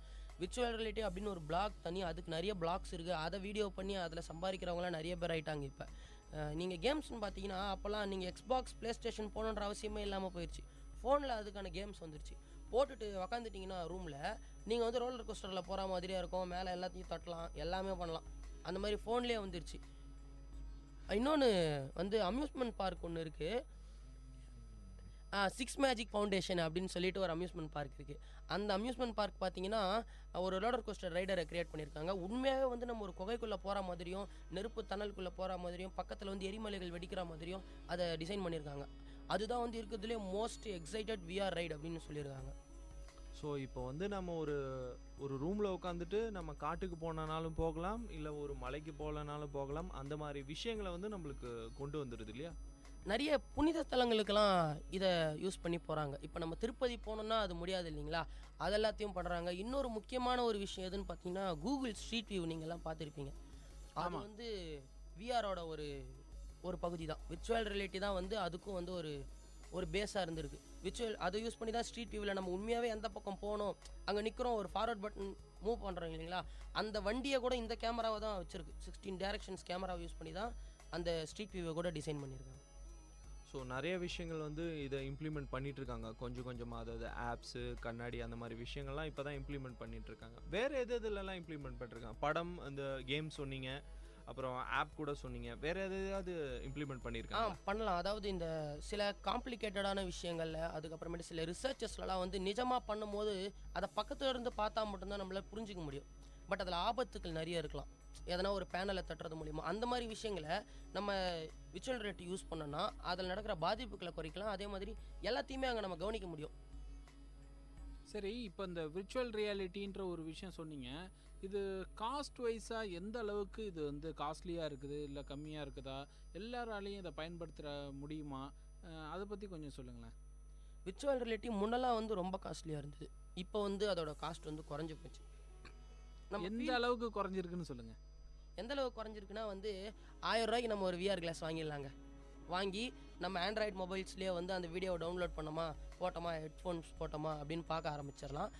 ஆனால் வந்து எல்லா விஷயத்தையும் நம்மளால் ஃபீல் பண்ண முடியாது. சவுண்ட்ஸை மட்டும்தான் ஃபீல் பண்ண முடியும். நம்ம உண்மையாகவே விர்ச்சுவல் ரியாலிட்டினா என்னென்னா அந்த உணர்வுகளை ஃபீல் பண்ணணும். குளிர், அது எல்லாத்தையும் அதை ஃபீல் பண்ணணும்னா வந்து நம்ம அதுக்கு தியேட்டருக்கு தான் போயோம். சரி, இப்போ இந்த விர்ச்சுவல் ரியாலிட்டி அப்படின்ற ஒரு விஷயம் சொல்கிறோம். அதை வந்து ரொம்ப கணிசமான அளவு காசு இருந்தாலே போதும், அதை வந்து பயன்படுத்தலாம். ஒரு 1000 ரூபா இருந்தால் கூட போதும். ஒரு விர்ச்சுவல் ரியாலிட்டி கிளாஸ் வாங்கிட்டு நம்மளோட கையில் இருக்கக்கூடிய கைபேசியிலேயே அதை வந்து பார்க்கலாம் அப்படின்ற ஒரு விஷயம் சொல்கிறீங்க. எனக்கு ஒரு சின்ன டவுட். இந்த டிஐஒய் அப்படின்னு சொல்லுவாங்க, அதாவது டூ இட் யோர் செல்ஃப் அப்படின்ட்டு சொல்கிற ஒரு விஷயம். எந்த ஒரு கேட்கெட் வந்தாலும் சரி, எந்த ஒரு டெக்னாலஜி புதுசாக வந்தாலும் சரி, அதை வந்து இப்போ இருக்கக்கூடிய ஜென்ரேஷனில் இருக்க மக்கள் எல்லாம் என்ன பண்ணுறாங்கன்னா தாங்க செஞ்சு பார்க்கணும் அப்படின்ற ஒரு விஷயம் வந்து அவங்க ரொம்ப முனைப்பாக இருக்காங்க. அப்படி அவங்க செஞ்சு பார்க்கக்கூடிய அந்த விஷயங்கள் வந்து நிறைய இருக்குது. அப்படி செய்கிற விஷயம் இந்த மாதிரியான கூகுள் கிளாஸில் இருக்கா? கூகுள் கார்ட்போர்டுன்னு ஒரு விஷயம் கேள்விப்பட்டேன். அந்த கூகுள் கார்ட்போர்டுக்கும் விர்ச்சுவல் ரியாலிட்டிக்கும் என்ன விதமான தொடர்பு இருக்குன்னுட்டு ஏதாவது தெரியுங்களா?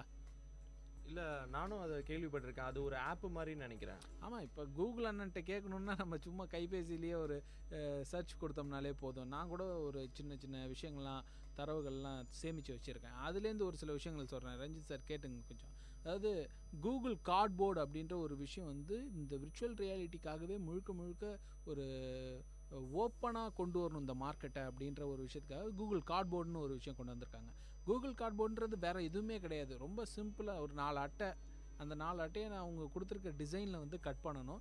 அப்படி அந்த டிசைனில் கட் பண்ணி அவங்க சொன்ன ஒரு ஃபார்மேட்டில் அந்த க்ளூ போட்டு ஒட்டிட்டோம் அப்படின்னா நீங்கள் சொல்கிற இந்த விர்ச்சுவல் ரியாலிட்டி கிளாஸுன்றதை வந்து ஒரு சாதாரண கார்ட்போர்ட்லேயே நம்ம உருவாக்கிடலாம். அதுக்கு தேவை வந்து ரொம்ப கம்மியான ஒரு 4 கார்ட்போர்ட் தேவைப்படுது, ஒரு மேக்னெட்டிக் தேவைப்படுது, ஒரு மேக்னெட் சின்னதாக தேவைப்படுது, இன்னும் அப்புறம் ஒரு லென்ஸ் தேவைப்படுது, 2 லென்ஸ். இது வந்து ஒரு 350 ரூபா, 200 ரூபா இந்த ரேட்டில் கூட இந்த கூகுள் கார்ட்போர்டை வந்து நம்மளே செய்யலாம். ஆனால் என்ன, அதுக்கு நமக்கு தேவைன்னா அவங்களோட இன்ஸ்ட்ரக்ஷன்ஸ் தேவை.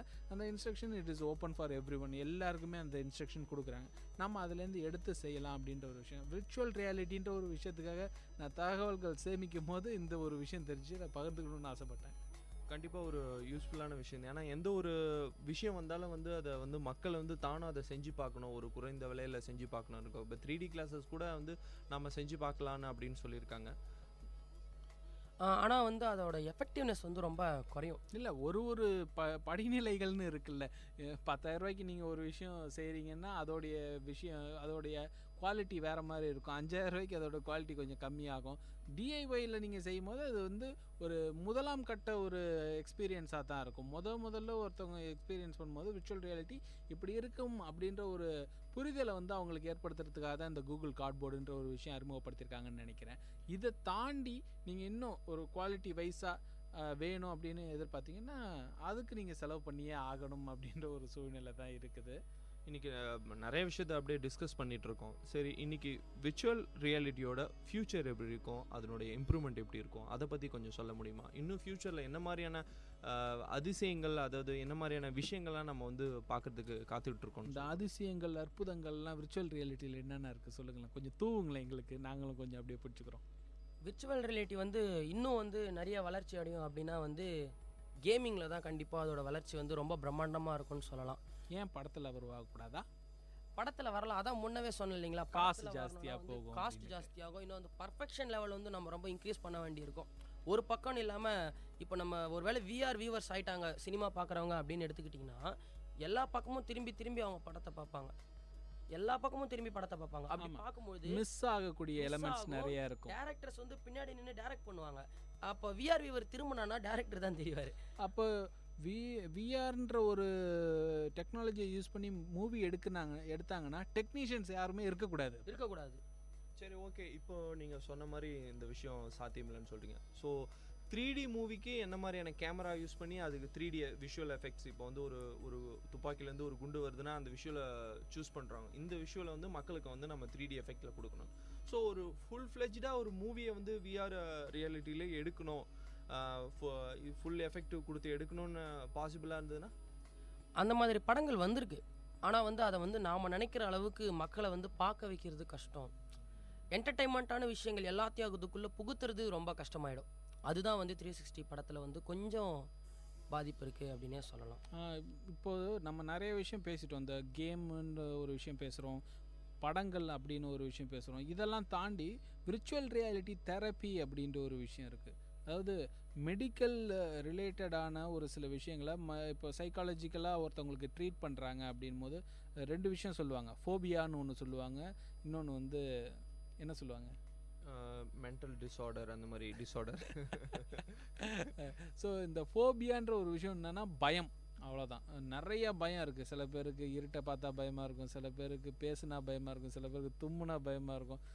நிறைய பயங்கள் இருக்குது. அந்த மாதிரியான பயங்களை வந்து போக்குறதுக்காக இந்த விர்ச்சுவல் ரியாலிட்டின்ற ஒரு விஷயத்தை கொண்டு வராங்க. அதாவது அவங்களுக்கு வந்து பழக்கிறாங்க. இந்த விர்ச்சுவல் ரியாலிட்டியில் இருட்டை பார்த்தா ஒருத்தருக்கு பயமாக இருக்குது அப்படின்னா இருட்டில் இருக்கக்கூடிய உருவங்கள் தான் அவருக்கு பயம், இருட்டு பயம் இல்லை அப்படின்ற ஒரு சுச்சுவேஷனில் இருட்டில் இருக்கக்கூடிய உருவங்களை நிறையா வச்சு இந்த விர்ச்சுவல் ரியாலிட்டி கிளாஸை போட்டு விட்டுறாங்க. அவங்க அந்த ஒரு விஷயத்துக்குள்ளாக இறங்கி அனுபவிக்கும் போது அந்த ஃபோபியாலேருந்து வெளியில் வரக்கூடிய ஒரு சில நிகழ்வுகளும் நடக்குது. இது வந்து மெடிக்கல் ரிலேட்டடாகவும் சைக்காலஜி ரிலேட்டடாகவும் அவங்க வந்து யூஸ் பண்ணிகிட்டு இருக்கிறாங்க. ஒரு வரவேற்கக்கூடிய ஒரு விஷயம் இல்லை. ஃப்யூச்சரில் விர்ச்சுவல் ரியாலிட்டி அப்படின்னு பார்க்கும்போது கேம்ஸ்ன்றது இல்லாமல் நேனோ டெக்னாலஜியில் அவங்க வந்து ரொம்ப ஆர்வம் செலுத்திக்கிட்டு இருக்காங்க. நேனோ டெக்னாலஜியில் விர்ச்சுவல் ரியாலிட்டியா எப்படி? அது நேனோ டெக்னாலஜினா அதாவது நம்மளோட பிரெயின்ஸ் இருக்குது இல்லைங்களா, அந்த பிரெயினை வந்து அது மூலியமாக அவங்க ஆக்சஸ் பண்ண முயற்சி பண்ணுறாங்க. நீங்களாம் பிக் ஹீரோ 6ன்னு ஒரு அனிமேஷன் படம் பார்த்துருப்பீங்கன்னு நினைக்கிறேன்.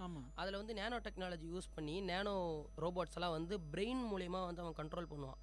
அந்த மாதிரி விஆர் கிளாஸை யூஸ் பண்ணி நம்மளோட பிரெயினை டச் பண்ணி அதில் இருக்கிற உணர்வுகளை தூண்டி விடுவாங்க.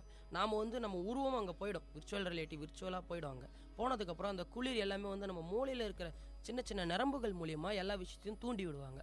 இப்போ வந்து எனக்கு குளிர்துன்னா வந்து எனக்கு ஆட்டோமேட்டிக்காக வந்து இந்த தண்ணியை தொடும்போது, குளிர்ந்த தண்ணியை தொடும்போது எனக்கு குளிரை நான் உணர்வேன். நம்ம உடம்பில் இருக்க எல்லா விஷயமுமே வந்து மூளைக்கு போனால் மட்டுமே தான் உணர முடியும் இல்லைங்களா. ஸோ வந்து அந்த மூளையை பாதித்து நமக்கு அந்த உணர்வுகளை தொடாமலே உணர வைக்க முயற்சி பண்ணுவாங்க. அதுதான் சென்சார், சென்ஸ் பண்ணுவோம். அதை யூஸ் பண்ணி தான் நேனோ டெக்னாலஜிகள். கிட்டத்தட்ட இதுவும் அந்த தெரப்பி மாதிரியான ஒரு விஷயந்தான். ஆனால் அந்த தெரப்பியை வந்து மெடிக்கலில் மட்டுமே யூஸ் பண்ணாமல் நேனோ டெக்னாலஜி ரிலேட்டடாகவும் யூஸ் பண்ணுறாங்கன்னு சொல்கிறேன். அறிவியல் வளர்ச்சி மேலும் வளர்ந்துக்கிட்டே தான் இருக்குது. இந்த மாதிரி பல விஷயங்கள் வளர்ந்துட்டுருக்கு. இன்னும் எவ்வளோ பெஸ்ட்டாக கொடுக்கலாம், இதெல்லாம் ரிசர்ச் போயிட்டுருக்கு இல்லையா? ஆமாம், கேவ் விஆர் அப்படின்னு ஒரு மகிழ்ச்சி நிறைந்த அறிவு சார்ந்த நிகழ்ச்சிகளால் உங்கள் மனங்களை கவர்ந்த இன்றைய ஒளிபரப்பு இனிதே நிறைவு பெறுகிறது. மீண்டும் எமது அடுத்த ஒளிபரப்பு நாளை காலை 9 மணிக்கு 90.8 பண்பலை அலைவரிசையில் ஆரம்பமாகும். VIT பண்பலை 90.8 நேயர்கள் அனைவருக்கும் நன்றி, வணக்கம்.